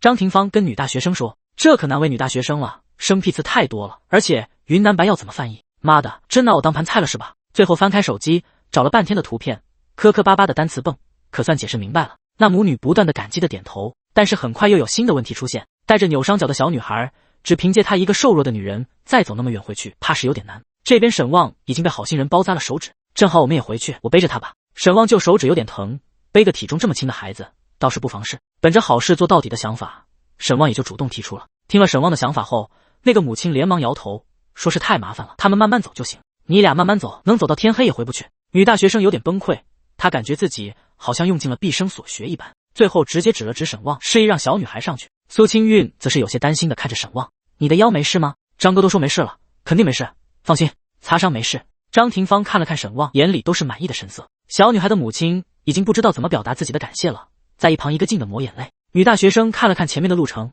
转过头跟上来，算了，反正我也一个人，我跟你们一块吧，别等你们有交流障碍。沈旺感觉缘分这事还挺奇妙，来的时候坐着同一辆缆车上来，走的时候又是一起离开，还真的是有缘。小女孩很瘦，估摸着也就不到50斤不到，这妈妈也是心大，带着这么小的孩子来爬长城，得亏沈旺现在的体质点今非昔比，不然负重爬长城还真的吃不消。很快他们返回到了缆车地点，沈旺还没怎么觉得累，看看身旁担心的苏清韵，沈旺咧嘴一笑，走吧，要不我背着她，我们去逛完整段长城吧。不行，你都这样了还逛？我啥事没有，而且根本也不累啊。沈旺耸了耸肩，逞强？没有，我想去做滑道，好不容易来一次，要是不体验就回去了，岂不是可惜？苏清韵看着沈旺面色如常，汗出的都不多，咬了咬嘴唇，你真的不累？我的体力你又不是不知道，抱着你都能抱半个小时不带累的，要死了，别乱说。苏清韵脸红的拍了沈旺的胳膊一下，不过想一想，反正他们也不知道啥意思，他也就只能脸红心跳的撇过脸，随你。得到授权，沈旺回头跟小女孩的母亲沟通，最后5个人继续游玩长城的东段。最乐呵的还是女大学生，原本想着做好人好事，把人送下去，没想到还能继续游览，票钱没白花。不过走了大半程后，沈旺还是高估了自己的体能，从缆车上下点去做滑道，这路程不是一般的长，很快他就有点气喘了。要不我来背一会儿？张廷芳问道。没事，前面就到了。沈旺喘了几口，之前的表现能看出来，这大哥对于外国人似乎没有那么友好。沈旺想着也别让人膈应了，自己还是坚持。就在沈旺有些疲惫的时候，突然想起面板，换出面板，果然一个崭新的属性点停留在面板上，加点体质，体质84，第65章骨骼清奇，身上立刻一轻，涌现出新的力量，但是腹中却有些饥饿感。不过这也足够了，足够撑到目的地了。随着一声悠长的长啸，沈旺站在敌楼上，对着远方的群山和夕阳畅快的大喊，气息十足。苏清韵看着沈旺开心的笑容，也被感染，也鼓起全身的力气对着群山大喊。紧接着女大学生也跟着大喊，情绪是会感染的，大家都被沈旺的一声畅快的喊声激起心中的渴望，一时间此起彼伏的怪叫声在山间回荡。哈哈，到达目的地了，排队做滑道。沈旺带着众人去做滑道，这东西会不会甩出去啊？苏清韵有些担心，她属于又菜又爱玩，很多新奇的都想尝试，但是本身胆子却小得可怜。临阵退缩说的就是她这样的。不会，你只管加速，剩下的交给上帝。沈旺坐在了苏清韵的前面，嘿嘿的笑着，切，待会看我撞翻你，你先追上我的车尾灯再说吧。沈旺摆正了手机位置，笑了笑，随着操作杆前推，滑车开始移动，同时也开始加速，迎着夕阳来一次紧张刺激的滑行，也算是给这一趟画上了完美的句号。下了山之后，两人跟那对母女告别。张哥，你到底学什么拳的？我是五子拳传人，也就孙膑拳，听说过吗？沈旺沉默片刻，有些不好意思的笑了笑，嘿嘿，没有。张廷芳脸皮抖动了一下，也干笑一声，没听说过也正常，小拳种都快失传了。这样啊，不过看张哥你是有本事的人，嗨，武艺稀松，也只能靠点医术换口饭吃。张哥你学中医的，会点粗浅的针灸和推拿，开方抓药就不是那么擅长了。沈旺一听，哪还不知道他这是在谦虚，不过这些东西都快失传了，下一辈孩子都不喜欢学，一个个小兔崽子根本吃不了练武学医的苦。说到这个，张廷芳还有些气馁，应该是之前有过经历了。是啊，毕竟这些都得长年累月的吃苦积累，现在孩子吃穿不愁，都想着玩游戏，哪还愿意学这些？哎，老祖宗这点东西迟早得丢完。苏清韵在一旁听后笑了笑，要是以后弄个职业考试，有相应的福利待遇就好了，不知道多少人会趋之若鹜呢。有啊，就是这东西从小练起才行，半路出家，除非骨骼清奇，不然练不好的。这些小娃子小时候哪懂得那些？张廷芳有点郁闷，沈望哭笑不得。张哥，你该不是说我骨骼清奇吧？张廷芳板起脸，认真的点了点头。我会摸骨，你的筋骨是我这辈子见过最好的，至少目前是这样。沈望寻思了一下，这可能跟自己这属性加点有关，敏捷和体质都对他的身体素质有改造作用。这超过平均值的含金量有多少还真不好说。苏清韵歪头，那张哥，你给多少人摸过骨？不多，1800的是有了，给人正骨的时候就会试探一下。苏清韵捂嘴笑，给人正骨的时候，那些需要正骨的，你确定能有身体素质很好的？沈望也想到这一点，干笑一声。我跟你说，你要是跟我学，别的不敢保证，入伍协绝对没问题。我这拳种快失传了，国家其实很重视的，只是我看不上那些安排来学拳的小年轻，有底子，但是心性不纯粹，而且我这拳也不是花拳绣腿的，对他们来说根本悟不到精髓。学拳还得学医，很多人又没有那个耐性。唉，难啊！入了武协，就你这拳种，可以进名校当教授的，会破格录取。哼，毕竟说出去，快失传的孙膑拳传人在校任职，能提升学校名望。说到这个，张廷芳似乎颇为不屑，似乎被当成提升名望的筹码和工具，让他很不爽。哈哈，我也没什么兴趣。沈望笑着摇头，听起来就是很多麻烦的名号，可能很多人喜欢这样，但是沈望不是很喜欢。但是对于学拳稍微的有点兴趣，沈望能感觉到这个大哥的实在，再说也帮了自己的忙。想了想，便邀请道：“张哥，要不一起吃个饭？咱们也算老乡了。吃饭就算了，我还是抽空来帝都的，待会我就得去其他地方吃饭。这样，我们加个微信，你要是想好了，随时联系我。就算最后你不想学也没事。沈老弟，你也是个勇毅之人，我们这也算交个朋友。好，我们加个微信，回头聊。”两人交换了微信，而后张廷芳很是郑重的抱了抱拳，洒脱离开了。张廷芳走后，苏清韵搂住沈望的胳膊，笑道：“骨骼清奇，万中无一。”哈哈，老公，没想到你还有这天赋。苏清韵笑盈盈的想要拉手，但是突然摸到手上的伤口，又缩了回来。还疼吗？疼，怎么能不疼？沈望实话实说，十指连心，现在这手指头疼麻了，但是还是疼。要不去医院看看吧？我估摸应该没事，等去买点碘伏消消毒，再包扎一下就行。沈望看了看手，非必要不去医院，费劲还费时间，最后搞不好还得拍片啥的。好吧。苏清韵看沈望态度坚决，也没再劝。走，带你吃农家乐，我订了一家，下山直接去。好呀。苏清韵开心的点头。吃过饭，因为沈望多少还是受伤了，两人也没在外面逗留，直接返回了酒店。老公，你看抖音，你好像又火了一点点。苏清韵刷着抖音，突然笑了起来。什么？正在刷牙的沈望叼着牙刷走出卫生间。你看看这个视频，你就像是只大壁虎一样，不过没正脸。哈哈。苏清韵起身拿给沈望看，沈望看了一眼，是个远距离的拍摄，应该是无意间拍到的。视频之中，自己的身影速度确实很快，几乎是手脚并用，嗖的一下冲了出去，一把抱住了即将摔下去的女孩。从启动到抱住女孩，感觉也就几秒的功夫，是不是像是一只大壁虎？沈望，救人呢，动作不雅观也正常。哈哈，底下都让你去攀岩队报名呢，我真的是谢谢了。沈望无语，老公你今天救人真帅，不过以后也得注意保护好自己。苏清韵拉着沈望的手，在沈望脸颊上亲了一口，微笑的嘱咐道：“一定。”第66章，让我们荡起双桨。视频火了，对沈望有影响吗？没有任何影响，毕竟只是背影，顶多让人感叹一下小伙子身手敏捷，见义勇为。今天是在帝都的第3天了，上午两人早早的起床，去早早就计划好的北海公园。尽管酒店还提供早餐，但两人却没有去吃。早餐奢华，却缺了点想要的烟火气。路边小店的油条豆浆，尝试一下传说中的豆汁。苏清韵只喝了一口，本着不浪费的原则，咬着牙咽下去了。哇，果然网友诚不欺我。苏清韵喝了口豆浆，缓解口中的味道。沈望则是看着这碗豆汁，闻着味道，突然就不想体验什么烟火气。这你都咽得下去？看着脸都绿了的苏清韵，沈望竖起大拇指，不能浪费。苏清韵脸色还在持续的扭曲，不停的砸着嘴，眼睛鼻子嘴巴似乎都在皱到一起了。我喝过了，该你了。苏清韵手在胸口里顺了一下，目光灼灼的看着沈望。不是，我能不喝吗？沈望看着微微有点泛绿的豆汁，有些惶恐。不行，我都喝了，你要不喝，别怪我惯你啊。大姐，你这有漏斗吗？苏清韵转头问早餐小店的大姐。啊，有倒是有。大姐被问懵了。苏清韵转头回来，面带微笑。你也不想我喂你吧？沈望咂咂嘴，端起碗，喝，我喝，不管啥味，还能比较难喝？沈望做足了心理建设，藿香正气水，我都能一口闷，还喝不了这个？一咬牙一跺脚，仰脖子就灌进去，一口还没咽下去，噗！啊，沈望，你喷我身上了！苏清韵绝望的喊声在小店里回荡，直接化身炸毛的猫咪，开始佛山无影手的手掌连击，打在沈望的肩膀上，啪啪作响。沈望脸上表情似笑非笑，还在噗噗的往外流着，肩膀还在承受成吨的输出，一边又被自己逗笑，笑个不停，发出了鹅叫声。我错了啊！这味道，死，给老娘死！好在放在最后喝，不然这顿饭算是吃不了了。两人带着奇怪的味道又返回酒店，走在酒店的大堂和走廊里，两人的造型惹来频频的回眸，似乎都没想到这样高端的酒店里居然还有这么狼狈的人。洗澡换衣服，沈旺让工作人员把衣服拿去清洗烘干。高端酒店这点还是很不错的，服务到位。折腾了一圈，两人这才前往北海公园。没逛多久，租了条船，两人划着船进入北海。湖中泛舟，阳光明媚。戴着宽大的遮阳帽的苏清韵，两手撑着下巴，闭着眼，长长的睫毛微微颤动，恬静又有一种活泼的感觉。船桨划入水中，激起的水浪声，轻轻的风声，远处岸边微弱的交谈声，水汽凉意混着初秋的暖风，让他两个的心中都平静下来。老公，我们来唱歌。好啊。沈旺也戴着大大的渔夫帽，租的，看着苏清韵恬静的笑容，心情平静。唱什么？北海公园还能唱什么？当然是让我们荡起双桨，小船儿推开波浪。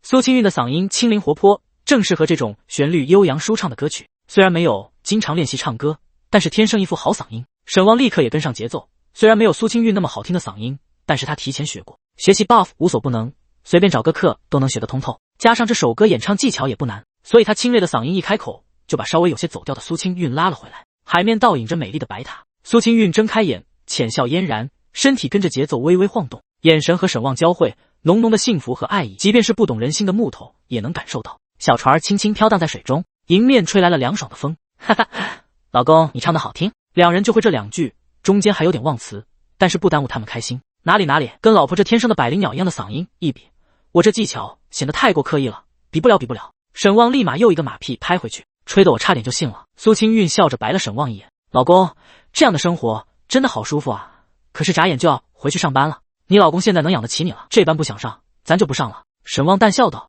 苏清韵笑着摇头，没有，班还是要上的，我还是很喜欢现在的工作的。再说不上班我干啥去啊？想干啥干啥，周游世界，干啥不行？苏清韵笑笑，偶尔这么出来玩玩还行，真让我周游世界，我感觉用不了多久我就想家了。哈哈，那以后咱们就经常出来玩。沈旺豪气地说道。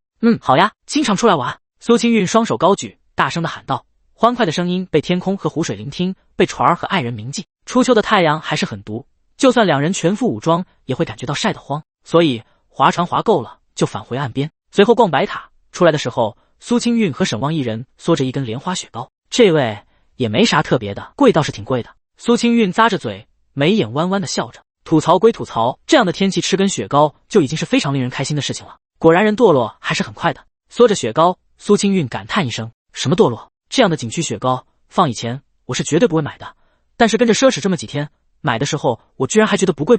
苏清韵虽然说着，但是脸上还是很开心，有一种从小没有得到的满足，现在可以随便造的感觉。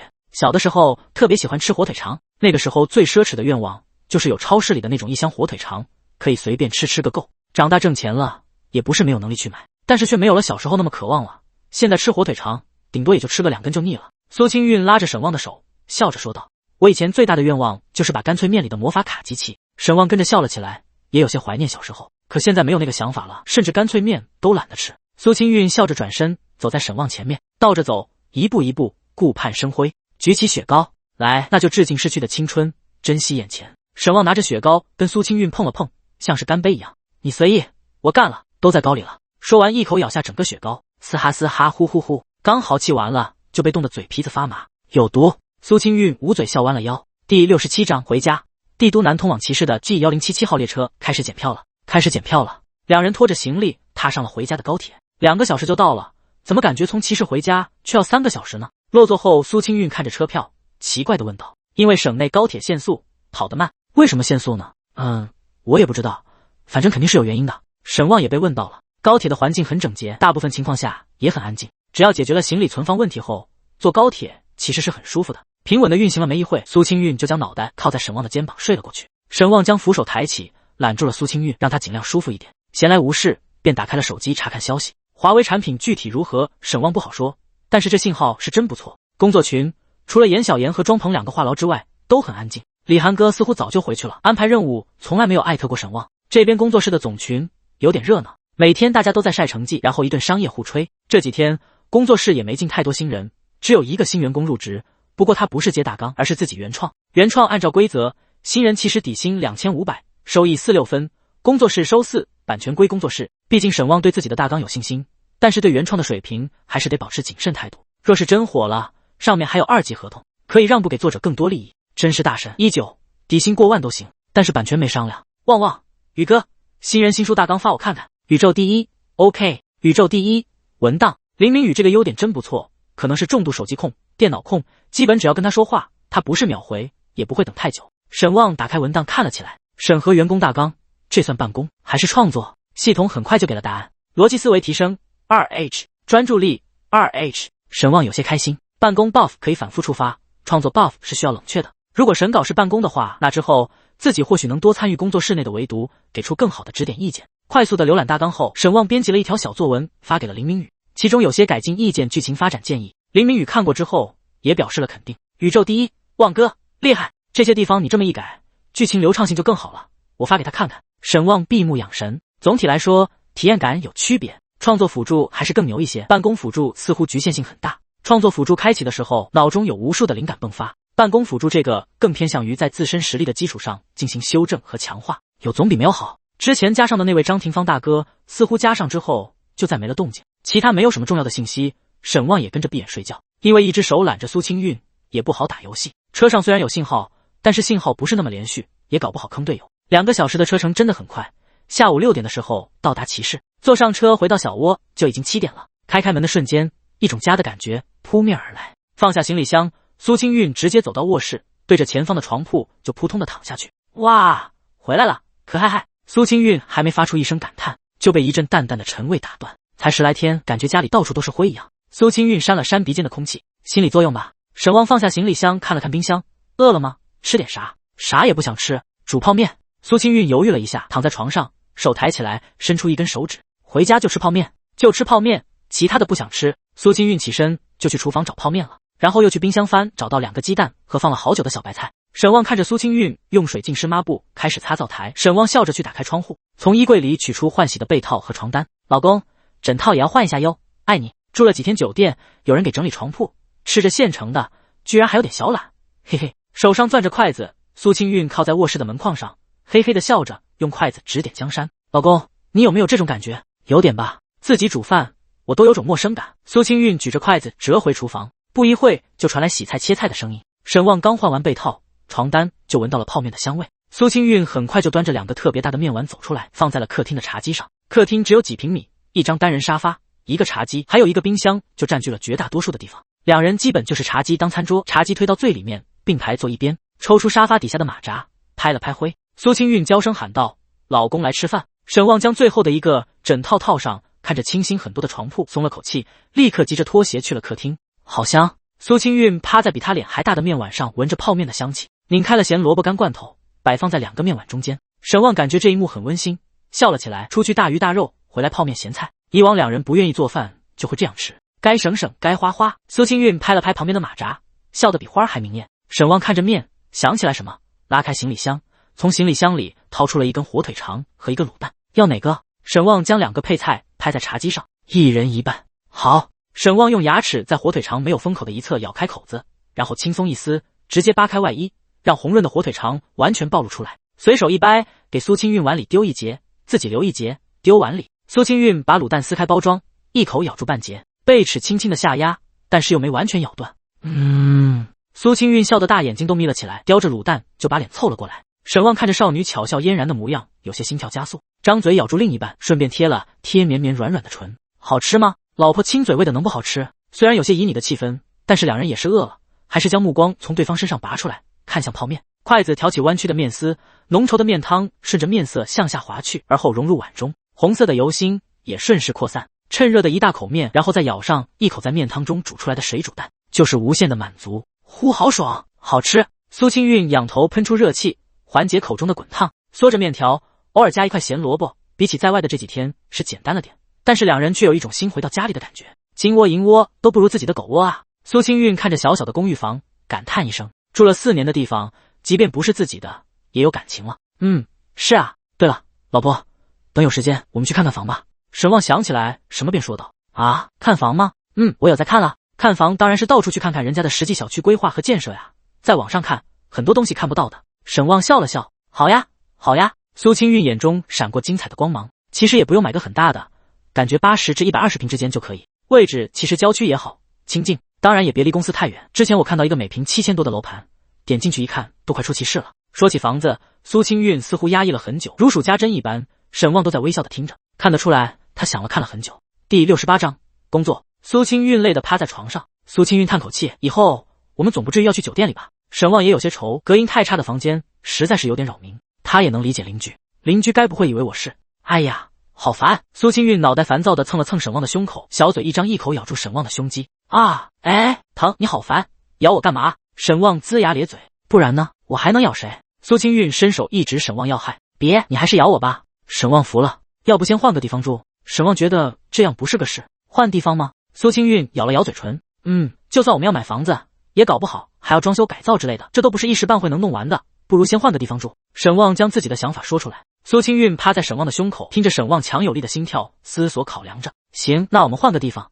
哎，再找肯定找不到房租这么便宜的了，便宜没好货，难道你还想遇到……咚咚咚！沈旺做了个敲墙的手势，似笑非笑。讨厌！行吧，那我们换。沈旺亲了亲苏清韵的头顶，等以后有钱了，不如买别墅，这样就不会有人听墙根了。都怪你！住口！你这咬人的症状怎么还越来越严重了？口感很好，我且当你是在夸奖我了。沈旺无语，不管出去旅游过得如何，该上的班还是得上。早上两人起个早，错峰出行，避免遇到邻居，感觉尴尬。休息时间太长，坐在办公位置上后，感觉浑身不自在。来得早，随便看看消息。昨晚已经跟林明宇说了自己回来的事情了。今天林明宇就说要不要晚上工作室聚餐，也算庆祝工作室成立，主要是让大家都认识一下大老板。林明宇写书可以，但是管理这方面似乎有些发怵，很多事情都会询问沈旺。就像是之前那个百思的事情，他应该好好探究一下他状态的问题，但是他应该也就只问了一句，怕是本来性子就软，也不好意思拉下脸来说。但是写文方面的指导意见还不错，沈旺感觉他应该去开网文补习班，讲的东西通俗易懂，比那些网站推出来的金牌讲师也不遑多让。这些写手虽然有些水平，但是能写到现在这个成绩，跟林明宇的指导绝对脱不开关系。为什么他之前写不好呢？沈旺有些奇怪，自己那本攒了5万存稿的书已经荒废到现在了。看了看时间，现在也攒点吧，反正工作室那边暂时不需要大纲了，不然这创作功能现在就是在浪费。5个小时一次的机会，这不得利用起来。开稿、辅助加持、开挂一样的顺滑，那些文字和环节，沈旺都感觉不像是自己能写出来的东西。1个小时极限8000，毫无卡顿的无情码字机器。沈旺舒了口气，要是我干全职作者，有这本事，怕也是吃喝不愁了。不过这创作辅助功能感觉上限远不止于此。沈旺写完了之后，没过多久就看到有人来上班了。先到的是2个新人，毕竟新人对工作还是有热情的。啊，旺旺哥，你休假结束了？2人给沈旺打招呼。结束了。旺旺哥，你是不是去住那个国贸大酒店了？里面豪华不？2人看到沈旺有些激动，似乎有很多问题想要问。看你拍的照片，真的好好看。那个云库酒吧消费贵不贵啊？沈旺哭笑不得。不过刚毕业学生嘛，对于这样的地方自然是好奇的。他也就简单的说了一下云库的消费。听完之后，2人情绪稍有些低落，稍微一算计，也知道这不是现在的他们消费得起的。2人回到工位，还在有些兴致勃勃的聊天，看得出来刚才简单的交谈对他们的刺激还不小。随后来的是刘成、庄鹏。刘成来到公司，看了沈旺一眼，也没打招呼，直接坐自己工位上了。沈旺也懒得理他，这人也不知道谁惹他了，甩脸子给谁看呢？庄鹏一来，同样的询问了沈旺住酒店的经历，并且大呼牛逼。不过没咋呼多久，就老老实实的开始办公。不是，你突然这么积极，我怀疑你被夺舍了。沈旺看着正在工作的庄鹏，有点不会了。不对，你还减肥了？庄鹏露出一个比哭还难看的笑。我这不是减肥，是累瘦了。啊！沈旺有些懵。那个死矮子，看你在帝都潇洒，也请假去体验了，活都 TM 给我了。不是，你也接了？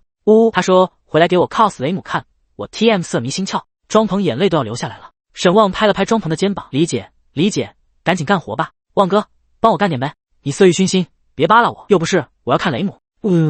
你好狠的心，你都忘了，你回老家的时候，我帮你顶任务的情分了，没爱了。你忘了我以前帮你和你老婆带钓炉烧鹅的情分了。快闭嘴吧，我看看都有啥活。沈旺不胜其烦地说道。好嘞，旺哥，你看这一块的产品是这周要交付的，咱俩顶过这周就完事。沈旺看了一眼，下个季度的教材排版开始了。是啊，行，不难。沈旺感觉自己一上午就能搞定，便也就应下了。旺哥，你可太帅了，摸奥一个，改天还给你俩带烧鹅。滚！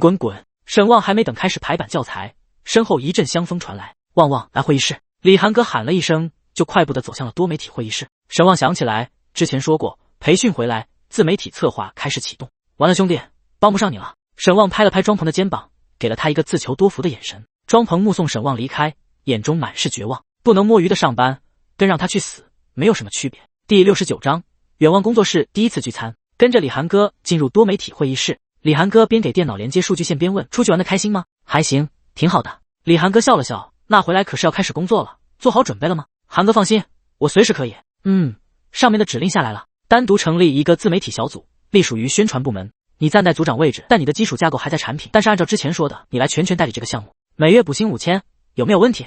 没问题。沈旺点头，他都没想到居然还有借调工资，现在工资收入居然有1万了，也得提前跟你说好，新组部门很难做，压力会很大，要是做不出成绩，怕是总部会有相应调整。李涵哥说的隐晦，但是沈旺明白，要是没干好，就得把自己打回去，然后换人来干呗。明白。为了方便你沟通办事，我给你提了临时职级3.1，比我低1级，这样跟其他部门沟通的时候，他们就得掂量掂量，能方便你工作开展。谢谢涵哥，还是涵哥考虑的周全。这是集团大事，你应该也从李涵路那里差不多猜到我的身份了，所以我是希望你能做好的，自然全力配合你。李涵哥说的语重心长，言语中全是对沈旺的信任。换个其他人来，怕是恨不得当场立军令状表忠心的。沈旺却只是淡淡的点头，涵哥放心，我会尽力的。好，那我们来开会吧。李涵哥点点头，打开了会议，然后一一邀请产品部、师资部、教研部、人事部、宣传部各部门的话事人汇聚一堂。这次会议是李涵哥主持，主要是通知，先让所有部门都有个心理准备，别等到时候跟你要人要资源的时候，你拿不出来。李涵哥的身份到了他们这个层次都知道，谁也不是傻子。李涵哥的话，那就是下一步公司的资源倾斜方向。各位领导好，之后还希望前辈们多多关照。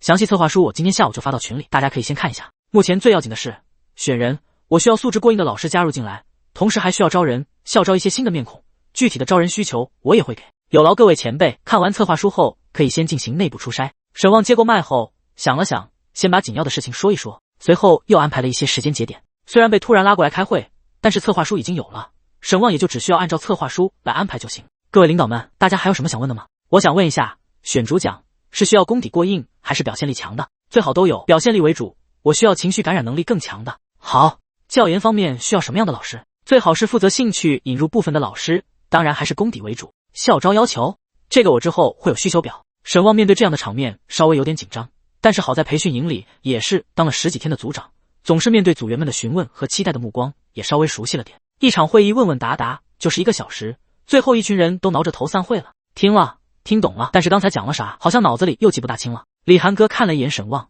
脸上浮现笑意，果然没看错，他是有天赋的，至少能这么自信冷静地面对各种问题，就足够难得可贵了。沈旺回去之后，将早就丰润过的策划书发到新群之中。没过多久，那些看过策划的领导都有些兴奋地发着表情和感叹：可以，真可以，要是搞成了，我都不敢想。策划不错，看起来还行。沈旺看着里面几个大领导的态度，笑了笑，有吹有捧，也有中立的，但是有几个是好心思的，就不知道了。跟他没关系，他就随便干干。现在产品部那些搬砖的事情已经不用他干了，总得忙活点啥。跟苏清韵说了提薪的事情后，苏清韵直接在楼道里就开心地巴结了沈旺好几口。下午快下班的时候，几个部门把人员名单提交上来了，沈旺扫了一眼就没再管。管什么管，老子下班了，晚上还要跟工作室的一起吃个饭。一起去吧。我就不去了。苏清韵笑着说，我可不喜欢那些应酬场面。哪有什么应酬，你老公是老板，老板还需要应酬吗？沈旺眨了眨眼。苏清韵看沈旺得意的样子，嘟了嘟嘴浅笑，恩色，可别摆什么架子，都说己所不欲勿施于人，也希望我们不被人背后里讨厌吧。嗨，真不去？我不去，我还得回去做数据表格，上面不知道发了什么疯，招聘季都快过去了，又来新的需求，而且还要求那么高，招个人还得形象气质好，越漂亮越帅越好，还要求功底，我的妈！苏清韵吐槽道。沈旺听后略有些尴尬，但是又没敢说这要求是他给的，选校园男神女神也就这标准了吧。不说了，送我回去，然后你就去吃饭吧。苏清韵有些心累，沈旺也不敢提，这事等吃完饭回去再跟他说吧。开着车在路上堵了半个小时，终于把苏清韵送回去了。沈旺转头再冲回市里，又是半个多小时才到了约定好的饭店。金源酒楼是龙海大厦附近最大的一家饭店，人均消费200元左右的。既然是工作室的第一次聚餐，沈旺也没安排太差的地方，这里已经是相当够可以了。远望工作室的其他人都已经到了，不过菜品还没上，因为真正的大老板还没到，大家心里都还有些忐忑。在场的8个人，除了林明宇还算放松，其他人都有些紧张。终于要见到旺哥了，我怎么还有点紧张？戴眼镜的女生推了推鼻梁上有些下滑的眼镜，声音微微颤动。不是柳神，你是最不用紧张的好吧？你这放到公司里，妥妥的销冠。有些瘦小的看起来贼眉鼠眼的男人嘿嘿笑道。是啊，我才要紧张死了好吧，就我一个吊车尾。另外一边梳着中分打扮有些洋气的男青年叹气：“咱远望的薪资待遇算是这个行业里顶尖了，而且还给大刚，旺哥有点厉害。宇哥，旺哥以前到底是干什么的？”突然被扣，林明宇有些猛地抬起头：“干什么的？开工作室的。”嗨，大家都露出无奈表情。跟林明宇混熟了，都知道这位二老板的脾气，大家互相之间也没有那么多的敬意和规矩。等会我去接个电话。林明宇有些慌，说着拿着手机出去了。喂，陈教练，不好意思，我明天去，今天有事啊，明天一定去。林明宇满头大汗的对着电话道歉。谁啊？沈旺刚上楼就看到林明宇点头哈腰的。嗨嗨，不说了，我先挂了。一定，骗人我是狗。挂断电话，林明宇整个人都放松下来。陈教练让我去健身，难崩，最近一直在催。沈旺听后笑了笑，1个月快结束了，那能不催你吗？不催你去健身，怎么续课啊？沈旺手搭在林明宇的肩上，笑着说：“是啊，那也得去啊，都答应教练了，长点心吧。宇哥，陈教练不错的。”沈旺眨了眨眼。林明宇：“是啊，还真的是认真负责。原本以为这点钱的私教课根本没人管，结果每天都在催上课，要命。”沈旺笑了笑：“得了。”林明宇没懂他什么意思，算了，随便了。旺哥你先进，都等你了，我让服务员开始上菜。林明宇欢喜的笑着。沈旺回来，工作室更要走上正轨了。第70章家中电话。沈旺推门进去，一进去，所有人的目光都落了过来，也就是沈旺现在今非昔比了，底气十足，不然被这么一看，心中也不免忐忑。帅哥，你是？一个戴着贝雷帽、打扮小清新的长发妹子眼睛一亮，好奇的问道。大家好啊，我叫沈旺。旺哥，是旺哥。沈旺笑了笑，拉开主位笑道：“如果咱们都是远望工作室的，那我可能就是你们口中的旺哥了。如果不是的话，那不好意思，我可能走错包间了。”7个员工有3个女员工都瞬间发出惊叫声。真的是旺哥啊！旺哥好帅，好帅啊！没想到自家老板这么帅。沈旺摆了摆手，哭笑不得：“嗨，夸张了，我爱听，但是不涨工资。”众人都露出笑意。大老板爱开玩笑，似乎没有那么严肃和难相处。抱歉来晚了，路上太堵了。沈旺先道了个歉。没有，我们也就刚到。贝雷帽妹子笑着说道：“你是杨磊，笔名风铃草是不是？”沈旺看向贝雷帽妹子，妹子一脸惊喜：“是啊，旺哥我是风铃草，你怎么猜出来的？爱打扮，黄毛大波浪，长得很可爱。”什么鬼？哈哈哈哈！这可不是我给你的标签，是你们林总告诉我的。探头探脑进门的林明宇一脸懵：“我告诉什么了？林总，我有那么爱打扮吗？”杨磊妹子眨了眨眼。林明宇老脸一红：“嗨，我有点脸盲，所以整理了点特征，辅助记忆。中分头，打扮洋气，前景新，笔名百思不其解。是我。”青年有些受宠若惊。沈旺笑着一一认人。智力增加之后，沈旺的记忆力很好，大家都很惊讶，没想到这位大老板居然这么厉害的能够认出所有人，还以为快1个月不来公司的沈旺是个什么都不管的主呢。气氛活跃起来，大家都对沈旺很好奇。旺哥，咱们工作室那么多大纲，都是你写的吗？后面没人告我的话，那就都是我写的。沈旺微微一笑，其他人都跟着笑起来。那旺哥你好厉害，你这实力完全可以自己写书啊。沈旺笑着摇头，咱得有自知之明，成神很难的，柳神除外。哈哈，刘雅有些脸红，直推眼镜。简单交谈后，开始上菜。这家饭店主打的就是鲁菜，糖醋鲤鱼、九转大肠、爆炒腰花、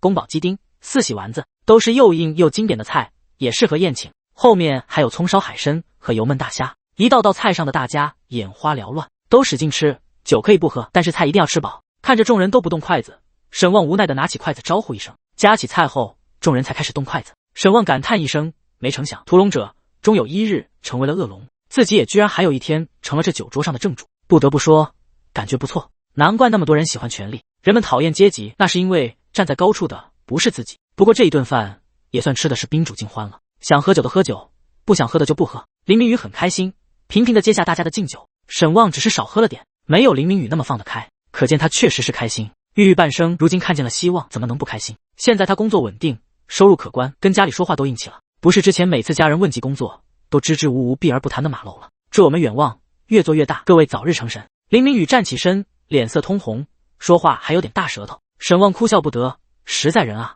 不过也很给林明宇面子的站起身，跟着一块举杯。大家兴致很高，喝完之后叽叽喳喳的讨论着。沈旺看了看有些兴奋的林明宇，笑了笑问道：“各位明天有存稿吗？”有，那必须的有。那走吧，唱歌去。沈旺手一挥，金源旁边1930年代。好呀。喝了点马尿，沈旺虽然没醉，但是也有了点挥斥方遒的豪气。好在也没有昏了头的去什么商 K， 只是一家相对高端的量贩，开了个大包间，然后点了一批酒水。沈旺陪着坐了一会，就告辞回家了。我先回去了，你们接着玩吧。沈旺拍了拍林明宇的后背，说道：“好，旺哥你慢走，叫个代驾。”好，今天没喝多少，改天再请你。沈旺笑了笑，嗨。嗨，说那么生分的话。林明宇比平时健谈很多。沈旺离开 KTV， 在前台扫了个码，喊了个代驾，取了车。沈旺坐在副驾驶上，闭眼静思。师傅，前面那条街停一下，我去买点东西。好嘞。这条街是条小夜市，对面是骑师大学。晚上的时候，这里生意和人流都不小。要2根烤肠，2串面筋，5串羊肉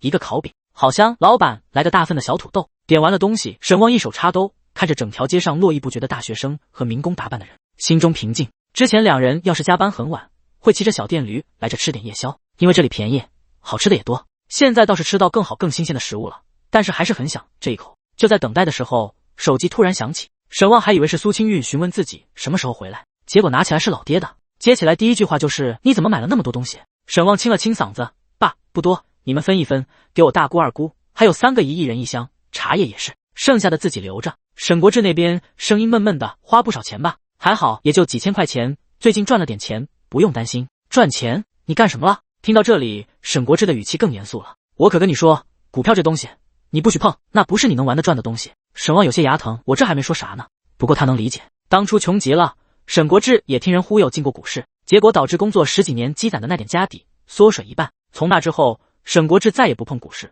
只是偶尔看着大盘乐呵。沈旺深吸一口气，整理了思路。我创业开了个公司，之前一直没跟你们说，刚好开始赚钱，正打算跟你们说呢。沈国志沉声问道：你不在学校干了？沈旺还干着，创业是额外的。沈国志沉默了很久，沈旺似乎更感觉到老父亲复杂的表情。干什么的？网文工作室。沈旺简单讲解了一下。沈国志那边松了口气，因为大学期间沈旺写小说的事情，他们也知道。当时还颇有些骄傲的跟亲戚说过，孩子自己在学校上学也能挣到钱。现在沈旺彻底入了这一行，他反而没有那么担惊受怕，毕竟沈旺之前是有过工作经验了。创业跟你上班不一样，你可得好好经营，多干一点，就是一点的钱。别以为当了老板就能轻松，你要是不好好干，员工更不好好干。沈国志自己开了一个小型的机械加工厂，养了2、3个人，自己也是一线工人，所以对于创业也有很多自己的见解。听到儿子创业，心里头有些开心，也有些担心，所以恨不得一口气把自己踩过的雷都跟沈旺说一遍。第71章出成绩了。沈旺也不着急，笑呵呵地听着沈国志传授经验，时不时的还应一声。沈国志从沈旺上大学的时候，从原本的国企失业，自己下来开个小厂子，这些年开得很艰难。沈旺还记得大2那年的学费实在是凑不出来，还是跟二姑借来的。也就沈旺毕业之后折腾了4年，摇摇欲坠的小厂子也因为报价实在，干活麻利，积累了不少的客户，才好了起来。别人家嫌数量少的，沈国志愿意接，哪怕零零碎碎只有几个、10几个的零碎件，他也做。家里条件好起来，也就这2年的事。深知创业艰难的沈国志，只希望自己的儿子能少走弯路，脚踏实地。最后，沈国志还是被自己老妈林青梅打断了。儿子又不是小孩子了，你那些经验对他这公司能好使？别整天瞎指挥了。怎么不好使？生意都是相通的。听着那边吵吵起来的声音，沈旺无奈的大声说道：好啦，爸妈，我得回家了，等11回去再跟你们详细聊。好，小杰，你爸跟你说那么多，就是让你多用点心，也别因为工作太忙忽略了清韵。你们2个在外面一定要自己做饭吃，不要总吃垃圾食品。知道了，知道了。沈旺有些头大，总感觉老爹训完话后，老妈要接力上来了。哼，你儿子又不是小孩子了，吃啥还用你操心？那边又传来沈国志不服气的声音，而且还直接来了个以彼之道还施彼身，赶紧去把地拖了。我不拖，地又不脏，谁爱拖谁拖。沈旺扶额，这老2口。好了，妈，真不聊了，改天回去再说。好，回来再说。挂断电话，沈旺摇了摇头，他点的东西都做好了，提着袋子走到路口。大姐，盛个烤梨。好嘞，10块。提着一堆食物上了车，钥匙拧开大门，还没等拉开门，就听到屋里咚咚咚的脚步声。老公，如雁投怀一样，苏清韵光着脚丫就冲了过来，轻轻一跳就挂在了沈旺身上，2条长腿盘住，牢牢的把自己固定住。嘿嘿，带什么好吃的了？一手托着苏清韵的小屁屁，迈步走进屋里，提着东西的手只剩下小拇指，勾住门把手，轻轻一拉，关上大门。你怎么知道我给你带东西了？你每次晚回来都会带啊？苏清韵嘴对嘴的亲了一口，咦，还喝酒了？不过他也没嫌弃，而是歪头目光瞄向沈旺的左手，闻到烧烤和烤梨的味道了，将小吃放在茶几上。饿了？沈旺戏谑道。有点，嘿嘿，晚上还没吃呢。沈旺坏笑道。那你是先吃我，还是先吃饭？谁要吃你？想得美。拍了拍苏清韵充满弹性的屁屁，将它放下来。他立刻去抽出了马扎，坐在了茶几上，兴奋的一个个袋子拆开。还有小土豆，好久没吃了，没买铁板豆腐吗？忘了。沈旺坐在苏清韵身旁，看她吃得满嘴酱料，脸上带笑。聚餐怎么样？咬着烤面筋，嘴唇上沾满了酱料，灵巧的粉色香舌将唇角的酱料舔去。还行，都还挺好的。那就行。你现在两边都要开始顾着，能忙过来吗？目前还行，工作室那边林明宇能管，等周六休班我去一趟。沈望说着，苏清韵也有些惆怅和心疼。老公辛苦了，赚钱养我的漂亮老婆，有什么辛苦不辛苦的？沈望手搭在苏清韵的肩膀上，将她搂过来。以后下班后家务我全包，老公你专心搞钱，嘻嘻，让我早日住进大别野。苏清韵蹭了蹭沈望，没问题。沈望信心满满。苏清韵的决心，沈望还是低估了。当早上起床吃上红烧牛肋排的时候，沈望是有点懵的。早上几点起来的？嗨，没有也就5点才起来。好吃吗？沈望看着苏清韵脸上明媚的笑意，心中有些暖。好吃，必须好吃。苏清韵之后的一段时间，上班之余就开始精研厨艺，每天变着花样的做早晚饭。沈望在家只要伸手，身边必然会有水果或者鲜榨果汁在手边。感受到了苏清韵的决心，沈望也自然开始全身心的投入工作。半个月的时间，蓝峰那边的基础准备完全准备完毕。这稿件就算不是完全背出来，也需要缓解一点不差，明白吗？好，没问题，我过了10几遍了。OK， 都准备好了，开拍吧。镜头前的老师声情并茂的开始讲课，这些内容不是节选内容，而是真正的一个系列的课程，免费投放观看，但是夹带私货。生命是一段旅途，生活便是其中的过程，翻山越岭还是涉水乘舟，一切全凭自己。走在生活的阡陌中，不必让自己背负太多，淡淡听风才会走得轻松。那相貌并不出众的老师，总是语出惊人，一句话便可以催动无数成年人的泪腺。正值备考，正在追求人生的转折的人，吃过苦的人，对未来充满希望的人，最受不得这样的话。认真教授你知识的人，用最真挚饱满的情感跟你说出这样的话，无疑是催人泪下的。很好，纳兰老师很厉害。一遍过了之后，沈望对后面的内容充满信心。这些稿件内容产自教研团队，但是串起整个内容的逻辑是系统出品。沈望很有信心，适当的时候给观看的人适当的震撼。这是课吗？这是催人上进的精神食粮。纳兰宁是沈望精挑细选出来的第一位，虽然长相普通，但是情绪感染能力极强，而且本身家境不好，一路波折才站在了一个大公司的主讲位置上。对于这次机会也很重视，全程拍摄没什么毛病，沈望也很轻松。这草台班子好不容易搭起来的，摄影师也是从宣传部借来的。到点，下班。沈望挥了挥手，说完就掉头就走了。要不说沈导还是洒脱，到点了真的是1秒钟不带多待的。摄影师跟旁边的几个打光辅助打杂人员聊天。卧槽，兄弟你怎么眼睛这么红？没什么，突然想考研了。啊，那一套或许还不足以让纳兰火，但是好歹纳兰后面也是有蓝峰这个底子的，运营也是成功的关键。这任务沈望懒得管，大概告诉了运营部的运营方向了，让他们自己想办法拱火去。第一个成品出来之后，立刻内部先传播了一遍。蓝峰帝都总部董事长办公室禁烟区，此刻却有些弥漫的烟味。李寒露推门进来，一脸嫌弃：犯什么疯？医生不让你抽烟，你还躲在办公室偷偷抽。就是有些感慨。感慨。李寒露把文件放在桌子上，一脸莫名其妙的看着李董。是啊，人生是一场修行，我都不知道多久没有静下心来学习和休息了。李寒露，你看什么毒鸡汤了？不对啊，什么鸡汤能喂到你嘴里？自家老爹的迷之操作，把李寒露都整不会了。本就优秀的作品，再配合运作，活只是时间问题。沈望完全不担心，那边继续拍就行。他稿子准备得很充足，毕竟生生的干了半个月。第二个类别也可以开始了。不对，你的气质不对。沈望对着一位漂亮的过分的女人说道。女人穿着洁白的白色衬衣，微卷的长发披散在身后，淡淡的妆容像是校园之中无法触及的女神，书香气质，不是你板着脸自信表情收一收。不对，先休息一下吧。那女老师有些气馁的走下台，来到沈望眼前。沈望坐在凳子上，看着眼前像是犯错小学生一样的女老师，有些无奈。你要清楚，你要达到的效果是什么？看到你的第一眼，让所有人感觉小说中学霸型女主角都有了模样。你的颜值条件足够了，就差气质。我知道气质这东西很难，但是你要养，行走坐卧都要求自己，尽快调整你的拍摄进度，往后调，后面多去学校图书馆。好吧，女老师是新招进来的武道口大学的优秀毕业生，基础薪资开的就很高，她也不想放弃这个机会。更重要的是，学霸天生的倔强和不服气。学霸女主角人设先放一放，先拍幽默风趣的男神人设吧。神导，火了！你看纳兰老师的账号了吗？第一周80W 赞